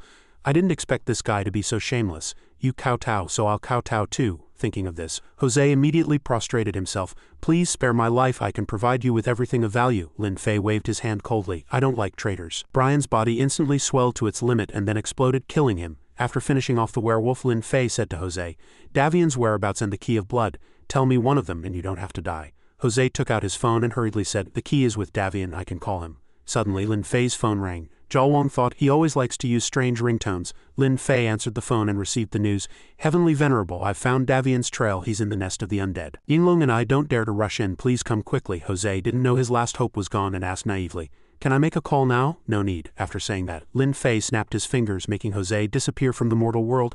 After destroying the Blood Clan castle, Lin Fei said, Let's go to the nest of the undead. Jalwang fully approved of Lin Fei's actions. When dealing with these blood-sucking bastards we shouldn't be soft-hearted. In the small world of the undead's nest, Yinglong and the other one hid in the shadows discussing these monsters are not simple and there are a lot of them. But the most troublesome one is the one in the middle. If anyone breaks in, that guy will definitely wake up. In the blink of an eye, Lin Fei and the other one had teleported there. Lin Fei asked the two girls, "What are you two squatting here for?" Yinglong and the other one reported respectfully, "There are many guards here. Rushing in rashly might lead us into their ambush. Heavenly Venerable, do we need to discuss a battle plan?" Lin Fei answered lightly. "It's already planned," surprised the two girls. "So quickly?" As expected, Lin Fei simply said, "We'll charge straight in." He blew a breath into the sky and lightning flashed, wiping out many of the undead. Yinglong and the other one were shocked, but it was also within their expectations. "As expected of your style," Lin Fei said matter-of-factly. "It seems he has finally noticed us." Yinglong and the other one were speechless. With such a huge commotion, even a blind person would have noticed. A foreign man appeared and greeted Lin Fei, "Long time no see." Behind the man stood a conspicuous coffin with obscure incantations flowing like a spring from both sides. Lin Fei knew what this was. So the 13 Blood Clan princes have a special coffin here. The origin of the Blood Clan. Cain, Zhao blurted out. Cain is the ancestor of all evil people in the Bible. Lin Fei corrected her. Yes and no, he is only the ancestor of Western evil people. A black-robed person following the blonde man greeted Lin Fei and said, "Boss, who is the visitor? All of our Windguard creatures have been eliminated." The blonde man raised his hand and said, "You guys continue the summoning ritual, awaken the Frostbone Dragon." Following the blonde man's command, the group of mysterious people chanted incantations in unison even more devoutly than before. A blue light shot towards a nearby lake, the beam going straight to the bottom. A monster's roar was heard and a western bone dragon creature broke through the ice and flew out, flapping its wings as it left the lake's surface. Yinglong found it hard to accept the existence of such a creature. Does such a filthy life deserve to be called a dragon? Hearing this, Lin Fei handed it over to Yinglong. "Then I'll leave it to you." Yinglong transformed into a golden eastern divine dragon and roared, "Long Yuan, come with me, I will let you know what a real dragon is." The hot-tempered girl also requested to fight. Yinglong has made her move, can I have the rest? Lin Fei pointed his finger and said, "You can, but Davian cannot die." Lin Fei tapped the girl's forehead. "The seal is broken, my power has returned." The girl's entire body was engulfed in blazing flames. She said with a look of intoxication, "It's been a long time since I felt so fulfilled, my whole body feels like it's been filled up." A black-robed person shouted, "Boss, what should we do? The aura emanating from that eastern woman is too terrifying." The blonde man Davian had to make a move. "It seems we can't wait any longer." He transformed into a skeleton wearing a black robe and holding a scythe. The undead discussed among themselves. The boss is going to make a move. After he transforms into the Grim Reaper, he's like a true god. A mere little eastern woman, she'll soon fall under the boss's scythe. Davian roared, "Offer your life to the true god." To the bewilderment and surprise of his subordinates, he took the lives of all the undead present with a single scythe swing, sacrificing them for the ongoing blood ritual. The fiery girl found it an eyesore and said, "These resurrected Blood Clan members are very powerful. I'll clear them out for the Heavenly Venerable first." Lin Fei said, "You deal with Davian, don't worry about the princes." Davian, like the Grim Reaper from mythology, roared to bring the life before him to hell. The fiery girl, having received Lin Fei's command, rushed forward to engage the enemy. Although the two sides were fighting fiercely, Lin Fei's state of mind was as peaceful as if he were taking a stroll. He commented, "Fighting is truly a boring thing. I don't know why Nuba." Lin Fei walked towards the coffins that were emitting a bloody aura. The central coffin made a sound. "It's the aura of a lowly human. Such a weak creature, truly a natural food source. Delicious fresh blood calls to me. It seems I can have a good meal." Lin Fei slapped down with his palm and the coffin, along with the individual inside, was instantly pulverized. The other princes who had just emerged from their coffins happened to see Lin Fei dusting off his hands. Lin Fei asked, "Who else wants to drink their fill of fresh blood?" Those princes immediately cowered and said, "The Blood Clan and humans should coexist peacefully. Our Blood Clan has always been like brothers to humans. We are close. Blood is thicker than water. How could we harm humans?" From the shattered coffin, a red mass of blood flew out and entered an unopened coffin. Seeing this, the princes discussed among themselves. The progenitor is about to be resurrected. The progenitor Cain was absorbing the prince's blood. The princes regained their confidence and rushed forward one by one to offer themselves as sacrifices. As long as the progenitor is resurrected, killing that eastern man will be as easy as flipping a hand. Progenitor Cain, show your greatness, awaken in blood and let the world be submerged in your terror. Lin Fei just sneered silently. Allowing the coffin to absorb the power of all the princes, the coffin opened, revealing a mummy-like figure wrapped in blood-red bands. Princes were full of hope. "Human, you're dead. Progenitor Cain is about to awaken. The end of humanity is coming." The avatar of a blonde foreign man sat up from the coffin and said, "From now on the world will become a paradise for our Blood Clan and a hell for humans." But when he saw Lin Fei's true face, he cowered. He became a coward, closed the coffin lid, and announced, "Close the lid for me. I'm not awake yet. I still want to sleep." Cain's face was pale as he tried to escape reality. "Close it, close it, close it. Damn it, why is that demon still here?" A hand forcefully pried open the coffin lid. The demon Lin Fei smiled friendly and said, "It's not easy to wake up once. Don't you want to play for a while before you go?" Cain was so scared he broke out in a cold sweat. He clasped his hands and begged for mercy. "Spare my life, myriad sages, Heavenly Venerable. Spare my life. I didn't wake up on my own, I was forced to. Those princes, seeing their own progenitor being so timid, discussed among themselves, what is going on? How could our great blood clan progenitor show such a cowardly expression? Could it be that Eastern man's illusion? They couldn't accept it and shouted hopefully, Progenitor Cain, wake up quickly. Drain his blood. This Eastern man is bullying our blood clan, he should be punished. Turn him into a dried corpse. Drain him. Faced with the shouts of his own clan, Cain was also in a dilemma, but he knew better than anyone that he couldn't win a fight, so he said, Heavenly Venerable, we are old acquaintances, I would never do such a thing to you. Cain panicked inwardly. Can you all please shut up? I'm about to be killed by you bastards. Lin Fei pretended to understand and said, It's fine, I understand you, Cain said cautiously. It's good that you can understand. I absolutely have no intention of causing trouble for this world. Seemingly in a good mood, Lin Fei habitually slapped Cain. As expected, Cain was also turned to ash by a single slap. I heard every word you said just now. Lin Fei collected Cain's blood, thinking, because you are the progenitor of the blood clan, this blood is still very useful. The princes had not given up hope. Progenitor Cain once killed his brother Abel and was cursed by Jehovah. If you kill Progenitor Cain, you will suffer 7 times the retribution. That is the power of divine punishment from Jehovah. The thunder of the Western god, which the blood clan had been anticipating, arrived.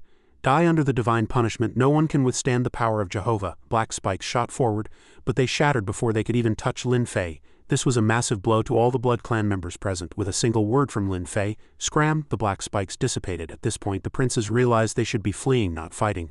Run, even the divine punishment can't do anything to him. Wait, my body is disintegrating. To Lin Fei, there was no longer any opponent in the world who could give him a real fight. That word scram was also meant for you. After the entire blood clan was wiped out, a key fell to the ground. Lin Fei picked it up. He had found the key to the gates of hell. Lin Fei looked up at the sky, at the Long Yuan domain. It seemed Yinglong had finished as well. Yinglong said with a choke in her voice, Heavenly Venerable, I won. Lin Fei asked jokingly, How did the frostbone dragon taste? Yinglong replied shyly, A bit tough. The two then looked towards the remaining battlefield. The Grim Reaper was fighting Nuba. Yinglong remarked, This Grim Reaper has some skill. Do you need help? Lin Fei gave an order. Nuba, this Venerable One permits you to use the 4 absolutes. After receiving permission, Nuba said, All right, thank you for your grace, Heavenly Venerable. She broke her limits.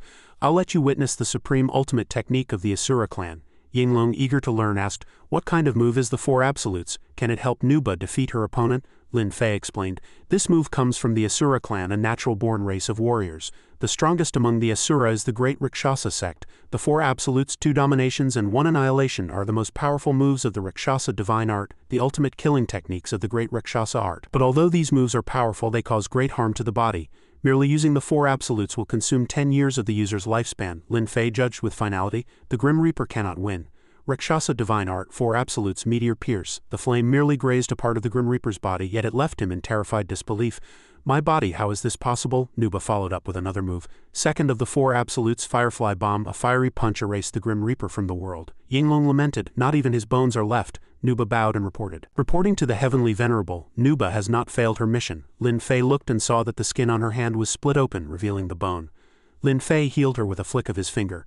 You won, but it wasn't a very pretty victory. Nuba said sincerely, Thank you, Heavenly Venerable, for healing my injury. Yinglong asked curiously, If the 4 absolutes are this powerful, I wonder how strong the 2 dominations and 1 annihilation of the Rakshasa divine art are, Nuba said. According to the records, there was indeed someone who used all the ultimate techniques of the Rakshasa divine art. That person was the first patriarch of the great Rakshasa sect. The first patriarch of the great Rakshasa sect once used this set of ultimate techniques to battle an immortal emperor. Yinglong grew even more curious. An immortal emperor, what was the result? Nuba answered with regret. He failed. The Asura clan, after all, is only a warrior race. They don't know much about Taoist arts at that time. Both were severely injured. Unfortunately, that immortal emperor from a multiverse got scared. He didn't want to die, so he pushed the flow of time. He used a despicable method to bring the patriarch's final day forward, causing him to die with resentment. Yinglong, empathizing, said angrily, Bastard, how could he be so shameless? Nuba said nonchalantly. He wasn't that much of a bastard. After all, that immortal emperor from another universe was casually killed by the Heavenly Venerable who happened to be passing by. The 4 of them arrived at a place with blue skies and white clouds. Lin Fei, holding the key, asked, The next step is hell, where's Moling? Zhao tried calling for a long time, but no one answered. It wouldn't connect. There was a signal, but no one picked up. Yinglong said worriedly, What's wrong? Could something have happened? In a certain park, Moling was bleeding from all 4 limbs, nailed to a tree. She was completely bewildered what was happening. She looked at the bloody hole in one of her hands. She clearly couldn't see a nail. She couldn't break free. She could only guess, could this be Western witchcraft? In a dark corner of a city in America, 2 homeless people were chatting. What are you eating tonight? I found 2 hamburgers in the trash. The old witch was hiding in a dark room, casting a curse on the girl. You destroyed my coven and ruined my substitute doll. Too bad I already got your blood. Your voodoo doll is complete. I'm going to burn you to ashes, Moling felt it indirectly. Oh, it's so hot, it's like my body is on fire, it's witchcraft, the caster is burning my substitute. It won't be that easy to burn me to death. Moling bit the tip of her tongue and used the blood as a medium to cast an ancient witchcraft curse. In the name of the way of the witch I curse Moling to neither live nor die, to become a cripple. The flames burned the girl's clothes and she screamed with all her might. The old witch also noticed something was wrong. It's been burning for 10 minutes, why hasn't the voodoo doll turned to ash? The old witch said cruelly. You want to resist death? Then I'll make your life a living hell. Moling was burned even more severely. On the street, someone pointed a gun at a passerby. Robbery, hand over your money. 2 young men nearby saw this and discussed, bro, let's find a chance to get some money off these scumbags. I think it'll work. At this moment, something was gradually covering the daytime sky. Someone asked in confusion, why is it getting dark so fast? Someone pointed at the sky and said, it's not getting dark, look at the sky. The people below were stunned when they saw giant mythical creatures flying in the sky. Lin Fei said to Yinglong, spread your divine sense, search this entire city. She should be here. Yinglong accepted the order and enveloped the entire city with her divine sense. Nuba said in admiration, as expected of Yinglong, it's a pity I don't cultivate divine sense, only my body. To be able to cast divine sense like this is truly amazing. Ji Zhaowang looked at Lin Fei and thought, if his divine sense wasn't damaged, covering the entire blue star would be a piece of cake. Yinglong reported, Heavenly Venerable, I found Moling. Moling had yet to escape the witchcraft and was enduring the torture of being burned. Yinglong saw this scene. She's over there. Ji Zhaowang was panic-stricken, while Lin Fei remained as calm as ever and said witchcraft. He flew down, cast a spell with his fingertip and used his power to sever the witchcraft being cast on Moling. Only then was Moling freed. Her vision was blurry. She saw Lin Fei and called out, Master. Lin Fei considerately took a piece of cloth to cover Moling's body and said softly, it's all right now. As Lin Fei cast a healing spell, Moling reported, it's Western witchcraft, it must be that witch who escaped who cursed me. After listening, Lin Fei tapped the girl's forehead and something emerged from between her eyebrows like a puppet. Moling was still a bit dazed. Lin Fei explained, this is the object carrying the curse. It invaded your soul through your blood, I've already taken it out. Lin Fei then created puppet strings to control the puppet, giving the witch a taste of her own medicine. The old witch was bewildered, what's going on, why can't I destroy this thing? The impaled doll broke free on its own, greatly surprising the old witch. What's happening, why is this doll moving on its own? The little doll's kick was powerful enough to knock out the old witch's tooth. The old witch cursed, bastard, what the hell is going on? The little doll nimbly dodged the witch's spells and stomped heavily on top of her head. Then it kicked her away, sending her crashing through the room's glass window. The old witch was kicked until she spat blood, flying out of the second-story window and landing right in front of the 2 young men from before. First there's a Chinese dragon and now an old lady is committing suicide. The old witch was surprisingly durable. As soon as she fell, she had the strength to get up, running and shouting, there's a ghost, one young man was puzzled. It wasn't an old lady committing suicide, but why did she run? The other young man pointed up and said, look up there, there's a toy, that doll is so cool. Wait, why is it moving? The little doll jumped down. The old witch was terrified, don't come over, don't come over. The doll crawled onto the witch's face while she screamed in panic, let me go quickly. The 2 young men were stunned and one even took out his phone to film this mysterious scene. Is it Halloween today? Why is there a ghost in broad daylight? Little doll glowed and exploded like a bomb. The 2 young men saw this and fled in panic. What on earth is going on? Don't worry about it, run, just run. Lin Fei, controlling it from a distance, easily took care of that witch. Moling's eyes sparkled as she looked at Lin Fei with adoration. As expected of Master, he's cool no matter how many times I see it. Lin Fei said, everyone's here. The 3 girls had just landed and Ji Zhaowang was the first to approach and ask, Moling, are you okay? Ji Zhaowang rushed up and hugged Moling. You scared me to death, I thought you'd been kidnapped by bad guys. Lin Fei, while reaching into his pocket, said, since everyone's here, it's time to go to the next attraction. Ji Zhaowang asked, where are we going on our trip? Lin Fei took out the key and answered, hell. A door appeared and at the entrance stood a ferocious 3-headed black dog on guard. Ji Zhaowang was dumbfounded. That's a place for fun? Ji Zhaowang looked at the scene and said, this is hell. Yinglong remarked, it looks a bit like China's 9 serenities of the Yellow Springs. Unlike the others, Nuba was interested in something else. Why do they keep dogs in hell? Moling seemed to have guessed something and asked, you don't have any ideas about that 3-headed hellhound, do you? Nuba licked her lips and said, to be honest, I've never eaten dog meat with 3 heads before. Lin Fei didn't hide the matter, so the people in the park saw it too. My god, what is that place? A 3-headed dog? Could it be hell? Why would it appear here? What's happening to this world? This is crazy. Lin Fei led the 5 of them inside. As soon as they entered, many skeletons eager for flesh and blood approached them. Lin Fei waved his hand, and the group of skeletons shattered. When the girls stepped in here, they all had a common feeling. The ground here feels a bit disgusting. This ground feels a lot like the Earthmen I killed in the great battle before. Yinglong was the smartest and she suggested, actually if you don't want to step on it you can fly. Except for the invincible Lin Fei, the girls were all affected by the pressure here. The 3-headed dog spoke, living people leave hell or die. The girls all realized they were no match for the 3-headed dog except for Nuba. She audaciously volunteered herself. Heavenly Venerable, I'll go catch it, I'll stew dog meat soup for you. Lin Fei had to act personally because he knew the girls couldn't pass this stage. No need, you are no match for it. Lin Fei commanded, move. The three-headed dog said fiercely, you want to die, then I'll grant your wish. All three heads opened their mouths wide, preparing to fire beams of light. Lin Fei said coolly, last chance, move. The three heads fired beams simultaneously. Fool, but you have no more chances. Lin Fei extended one hand and blocked the move. The remaining energy splashed out from behind. Yinglong commented. The fires of hell are no less powerful than the samadhi true fire, Nuba said. This three-headed dog has some skill. Moling was a little worried. Should we go help, master? Ji Zhaowang said with great confidence. Leave it to him, we'll only get in his way. Moling was surprised and said, Miss, you weren't like this before. You always wanted to do your best in many things. Ji Zhaowang said, like a girl in love, but I've met a man I can entrust myself to with peace of mind. Moling was secretly a little jealous. I really envy you, miss, to be doted on by the master like this. Lin Fei, like a spectator, commented. The three-colored fire of hell should be enough to deal with ordinary opponents. The hellhound was incredulous. What's going on? Why are our strongest three-colored flames ineffective against him? Lin Fei still calmly commented. Unfortunately for me, this fire isn't hot enough. What's going on? He can break our fire-breathing formation with a wave of his hand. My throat's formation is destroyed, my throat hurts so much. Lin Fei chose to display the power of China. Behold my friend's samadhi true fire used for alchemy. Of course this fire was several times more powerful than the Western Hellhound's fire. The three-headed dog screamed miserably in the flames. After the fire was extinguished, Lin Fei simply said coolly, it's cooked. Some of the girls were dazed. Company cooked. What happened? Some said ignorantly. It smells quite good. Nuba and Yinglong were particularly interested in this dish. The aroma of a three-headed dog when the Heavenly Venerable makes a move, it's truly extraordinary and so tempting. Knowing that some of his girls wanted to eat it, Lin Fei collected the Hellhound's corpse and said, we'll eat after we're done with business. Ji Zhaowang asked, you really want to eat it? Nuba replied, I do. Let's hurry up and get down to business. Now that there was no guard, the five of them stood in the air for a while. Yinglong spoke up, Heavenly Venerable, we went through so much trouble to come to hell to find the divine artifact, the Kunlun mirror. What if it's not here? How could an Eastern artifact be in a Western hell? Heaven knows only that Lin Fei was very certain there is no what if. Ji Zhaowang asked, should we open the door and go in? Lin Fei immediately replied, no need, someone's coming. The door opened automatically in front of the five of them. The inside of the door was filled with a thick bloody aura. This is hell. The five of them flew in. Moling instructed Ji Zhaowang, Miss, don't touch those flames. I've seen some movies that say the black flames in hell won't go out. Once you're on fire, the only way is to take off all your clothes. Ji Zhaowang asked, what if it burns a person? Lin Fei comforted her. I'm here. Yinglong said urgently, Heavenly Venerable, look at the sky. Lin Fei said he knew. That's Lucifer, the fallen archangel of hell. The girls were stunned. Lucifer, so this is the Lord of hell. Yinglong felt. If I were at my peak, I might be able to fight him. The evil spirits here have discovered 5 intruders. Lord Lucifer, can you give these people to us? They're all Chinese. It's been a long time since I've smelled the sweet scent of a living person.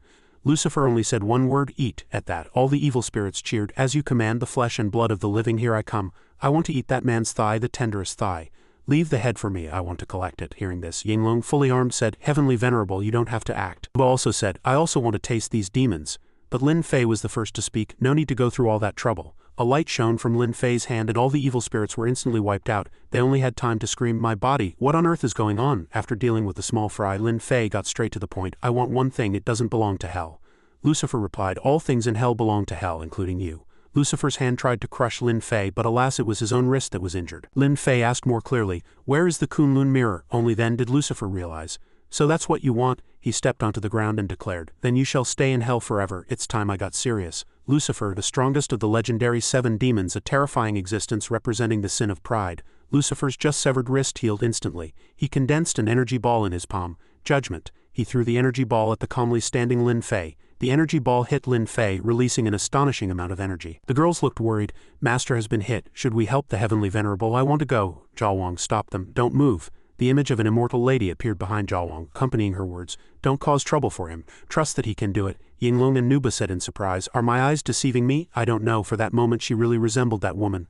Lucifer lost his just-healed hand again. The dust cleared and Lin Fei stood there calmly saying, and this is what you call pride. Lin Fei made a few slashes with one hand. Lucifer said to Lin Fei, you human, your attacks are useless against a god. Lin Fei retorted, is that so? Crisscrossing wounds immediately appeared on Lucifer's body, and he was cut into several pieces in his own astonishment. Lin Fei said lightly, I've destroyed your godhead. Go cultivate for another 100,000 years. Moling was stunned. One of the strongest angels of the 7 deadly sins, just like that. Lin Fei continued, don't be hasty. The other 6 have arrived. As Lin Fei said, 6 colored circles appeared in the sky. The remaining 6 deadly sins had officially arrived. The only female demon spoke up. It seems we 7 sin angels are about to become 6 sin angels. The other demons also said carelessly, humans and dragons are both delicious food.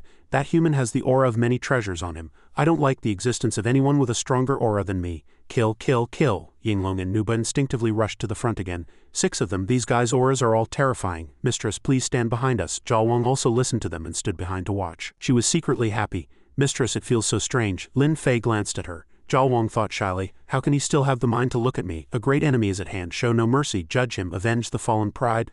The 6 sin angels attacked simultaneously. Lin Fei ignored the attacks of the 6, only thinking about how cute Zhao expression was just now. The girls exclaimed, Heavenly Venerable. Lin Fei calmly made a familiar flicking motion. A light shot out, no less than a nuclear explosion in hell. The explosion formed a huge mushroom cloud. The aftershock of the explosion was very strong. The girls had to resist with all their might to avoid being blown away. Yinglong transformed into her original form to block the aftershock for her companions. The girls grabbed onto Yinglong's fur and thanked her. Only Nuba grabbed Yinglong's eyelid, making her want to cry from the pain. Nuba, be gentle. Among the 6 demons, Sloth thought it was over and said, is it over? Then I'll be leaving. But Envy said, wait. He pointed and said, look, what is that? Why is its aura so similar to ours? Lin Fei had transformed into another form, the heavenly demon transformation. Hey, this move is indeed quite interesting. But it seems I can't control my strength, it's gotten a bit too big. Moling and Nuba were mesmerized by this scene. The demon god is so cool, so very cool. Only Yinglong didn't quite like this form. I still think the Heavenly Venerable's original form is more handsome. Zhao also showed interest. How did he get so big? Envy's eyes widened. He pointed and said, what on earth are you? How can you be bigger than me? I command you shrink down immediately. Lust, on the other hand, said with fascination, such a huge body, I wonder what it would be like to experience it. Wrath's mind was only filled with slaughter. Lin Fei grabbed the head of Wrath, who was charging at the front, and crushed it with one hand. Like a god or Buddha bringing salvation to all beings, Lin Fei said, thank me. From now on, Wrath will no longer be able to control you. The remaining 5 sins were all shocked. He crushed Wrath's head. This power is too astonishing. Greed spoke up. Stop looking, let's go. Do you want to die too? Lin Fei said. It's too late. Countless grieving souls poured out from between Lin Fei's eyebrows. Since you are the negative emotions of humanity, then experience the emotions of accumulated over hundreds of millions of years. Those things that looked like resentment entered the bodies of the remaining 4 sins. They inflated like balloons, stretching until they burst, leaving no bones. Lin Fei returned to his human form and threatened, Satan, if you don't show yourself, I'll spread this emotion throughout hell. A voice came from the depths of the darkness. Heavenly Venerable, you mustn't, you absolutely mustn't. The girls heard this and began to discuss, realizing that the voice came from all directions, neither male nor female, neither old nor young. It was the voice of the Lord of Hell, Satan. A chaotic mass was rising from the ground. A giant skeleton was gradually being filled out, forming a complete demon form. Moling exclaimed, what a terrifying aura, is that Satan? As soon as Satan appeared, he knelt before Lin Fei. Heavenly Venerable, please forgive me, I'm late. Please spare a way out for my hell. The girls were disappointed by this. The Lord of Hell is too obedient. Lin Fei asked, where is the Kunlun mirror? Satan replied, so you came for the divine artifact. I will personally lead the way for you. In any case, a divine artifact like that is not something I can control with my divine status. Satan led the 5 to the divine artifact, the Kunlun mirror. Eastern things are too powerful, even Western gods can't handle them. I can't be bothered to talk about it. Satan pointed at the mirror and said, Heavenly Venerable, look, that is the Kunlun mirror. It's truly too big, even I can't move it. Zhao was surprised. The Kunlun mirror is this big, it's like a city. Lin Fei recited a string of ancient words. The ancient words flowed into the Kunlun mirror, and the mirror slowly shrank until it was only the size of Lin Fei's palm. He said to Zhao, high-level divine artifacts all have a Sumeru mustard seed formation. If you like, I can teach you. Zhao shrugged and said innocently, it's useless for me to learn it. Let it be big when it should be big and small when it should be small. Lin Fei asked, what should be big? Except for Zhao, the girls all blushed. At a time like this, can you be more serious? The Kunlun mirror was incomplete with a noticeable crack on it. Satan hurriedly clarified, Heavenly Venerable, this divine artifact was already broken when it fell here. It has nothing to do with me, I can swear it, Lin Fei said contemptuously. I know you don't have the strength to break it. Lin Fei took out the key, opened the door, and returned to the mortal world. Zhao asked, the Kunlun mirror is broken, can you fix it? Lin Fei said, the great Tao laws inside have been shattered. Without the white dew immortal stone from the West Sea immortal realm, it will be extremely difficult to repair. Zhao realized that meant there was still a chance. Lin Fei said, the sky-mending stone can replace the white dew immortal stone. Zhao asked curiously, can the sky-mending stone still be found in the world today? Lin Fei said, when Nuwa mended the heavens, she refined a large number of sky-mending stones. After mending the heavens, 4 pieces were left over, and these 4 pieces are scattered somewhere on Earth. But before we look for them, you all need to raise your cultivation realms as soon as possible. This is the blood essence of the progenitor vampire. Absorbing it will be of great benefit to you. The meat of the 3-headed hellhound also contains extremely vast spiritual energy. Except for Zhao, the 3 girls and the 4 maids of the manor said in unison, thank you, master. Lin Fei opened the teleportation gate again. I'm going out for a bit. Zhao Wang asked, "Where are you going? Do you want me to come with you?" Lin Fei said. "I'm going to the high plane of heaven. There are a lot of resources there. I'll be back soon after I move them back." The others sat down to cultivate. While Nuba was eating roasted dog meat, the teleportation gate appeared again. The Heavenly Venerable had returned. Lin Fei walked out and said, "Move aside." Lin Fei held 3 colored ribbons in his hand and said, "These are the 3 spiritual veins of the sun, moon and stars from the high plane of heaven. Now I'll plant them in this manner." The girls exclaimed, "What abundant spiritual energy resources. If I can absorb most of it, perhaps my strength can be fully restored. Such abundant cultivation resources, it's truly wonderful to follow the master." Lin Fei announced that this mountain would be completely transformed. The girls discussed among themselves. "Truly earth-shattering, I can feel the ground changing," Zhao Wang said. "Even the smell of the air seems to have changed." Lin Fei poured himself a cup of tea, sat down leisurely and said, "Don't waste time, start cultivating." The girls answered in unison, "Yes." At the same time, Lin Fei took out the Kunlun mirror to examine it. "There's demonic chi in the crack. It was broken by the demon race. The only demons who could break it are those 2, but they've been dead for a long time. Unless someone like me has a 9-revolution soul return pill. I'll go to the Heavenly Demon Divine Palace to check. If it's Lin Yuan, there will definitely be traces there. If he really has been resurrected, that would be quite interesting. If the Heavenly Demon Divine Palace has the 9-revolution soul return pill, then the Scripture Pavilion will definitely have a record of it." The Scripture Pavilion of the Heavenly Demon Divine Palace. The 2 guards clasped their hands and bowed, greeting 7th Young Master. Lin Fei, in his identity as Young Master Wu Ming, commanded, "Open the door." Su Qianchong was already obsessed with his new appearance. He said flamboyantly, "7th Junior Brother, you're finally back. I've been waiting for you for a long time." Lin Fei also responded politely, "4th Senior Brother. What can I do for you?" Su Qianchong said cheerfully, "You've come all this way and you're still asking me what for?" Lin Fei replied with a straight face, "I really don't understand." Su Qianchong closed his fan and said, "You've come to the Scripture Pavilion, isn't it, to learn our Heavenly Demon Divine Palace's Supreme Heavenly Demon Divine Art Secret Manual?" He narcissistically ran a hand through his hair and said, "Now I will personally teach you as long as you're willing to ask me." Lin Fei wasn't interested. He pushed the door, wanting to enter the Scripture Pavilion. "No need, goodbye." Su Qianchong stubbornly blocked the way. Fine, you don't have to ask me. You can exchange it with your cultivation technique. That should be fine, right?" Lin Fei thought, if I don't exchange with him, he might keep pestering me. Anyway, that nameless sword art was created by me, it's fine to give it to him. Thinking of this, Lin Fei tapped Su Qianchong between the eyebrows. "This is the nameless sword art from my former sect." Su Qianchong's eyes shone like stars. He said happily, "Nameless sword art, good, a fair exchange." Su Qianchong said, "This is my Heavenly Demon Divine Art, take it." As soon as Lin Fei got it, he sensed something. In this original version of the Heavenly Demon Divine Art, there was actually this technique, Heavenly Demon Nirvana Art. Those who cultivate this art, even if their divine soul is completely destroyed, have a 50 chance of nirvana and rebirth. Lin Yuan's divine soul was completely destroyed. Could he have been resurrected by this? It only has a 50 chance of resurrection, but if the Golden Scale Dragon Abyss art is added, the chance of resurrection will increase to 90. But even with nirvana and rebirth, one still ultimately relies on the divine soul. If the divine soul is destroyed, nothing can be resurrected. I did destroy Lin Yuan's divine soul back then. Unless the power of the 6 paths of reincarnation is added, using it to cast a corpse technique to save his current self. If that's the case, Lin Yuan, I'm actually looking forward to seeing you again. But I can't be sure yet. After all, when Lin Yuan died, he never displayed the power of the 6 paths. Lin Fei asked, "Who is the lord of the demon realm now?" He thought to himself, "Perhaps there are other demons in this world who could destroy the Kunlun mirror." Su Qianchong was puzzled. "The lord of the demon realm is now the 7 Knights Demon Lord. Why do you ask?" Lin Fei asked curiously. "Is he very strong?" Su Qianchong replied, "I feel that the 7 Knights Demon Lord is no less powerful than Ancestral Master Lin Yuan. You'd better not provoke him."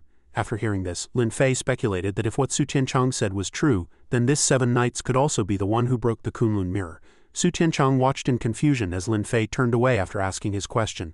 "Then why did you ask about him?" Su Qianchong said sulkily, "Stinking brat, you ignore me, I'll ignore you too." In a desolate place, a person was sitting quietly, absorbing the red qi from all directions. This person was the wanted sword demon Duan Kanghai. The black hound following him emerged from under the water. Seeing this, Kanghai said, "Found it." Chi's other arm, then he jumped to the spot where the black hound had poked its head out. He saw a red light. That's the place. As he got closer, he saw a spear. A group of undead soldiers said the Emperor's shadow army guards this place. The visitor should leave quickly or be killed without mercy. Duan Kanghai gripped the sword on his back. A few flashes of sword light wiped out hundreds of undead soldiers. He said contemptuously, "Useless trash that has been dead for years, you dare to clash with this venerable one?" The undead soldier riding a skeletal warhorse shouted, "Kill without mercy." The undead soldiers charged toward Kanghai, but they were wiped out by Kanghai with a single sword strike. Chiyu's arm, "This venerable one has finally collected it all." Duan Kanghai also took the opportunity to absorb the demonic chi from the arm. "This sweet demonic chi can help me reach an even higher realm, mid-deity transformation.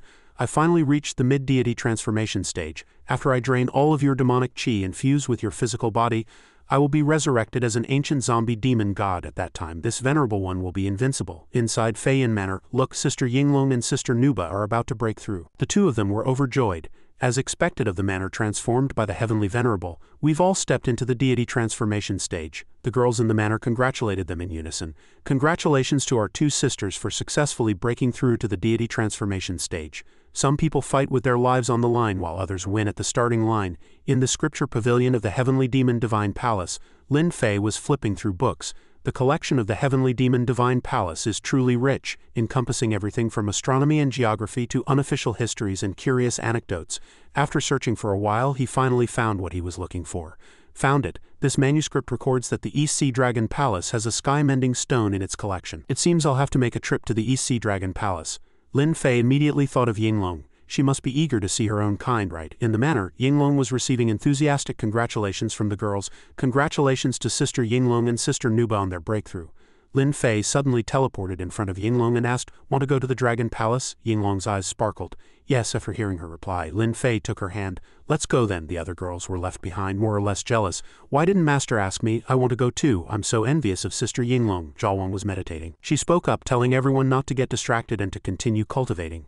But she herself was the most jealous one. "Going to the Dragon Palace without me. Just wait until you get back tonight. I'll deal with you then."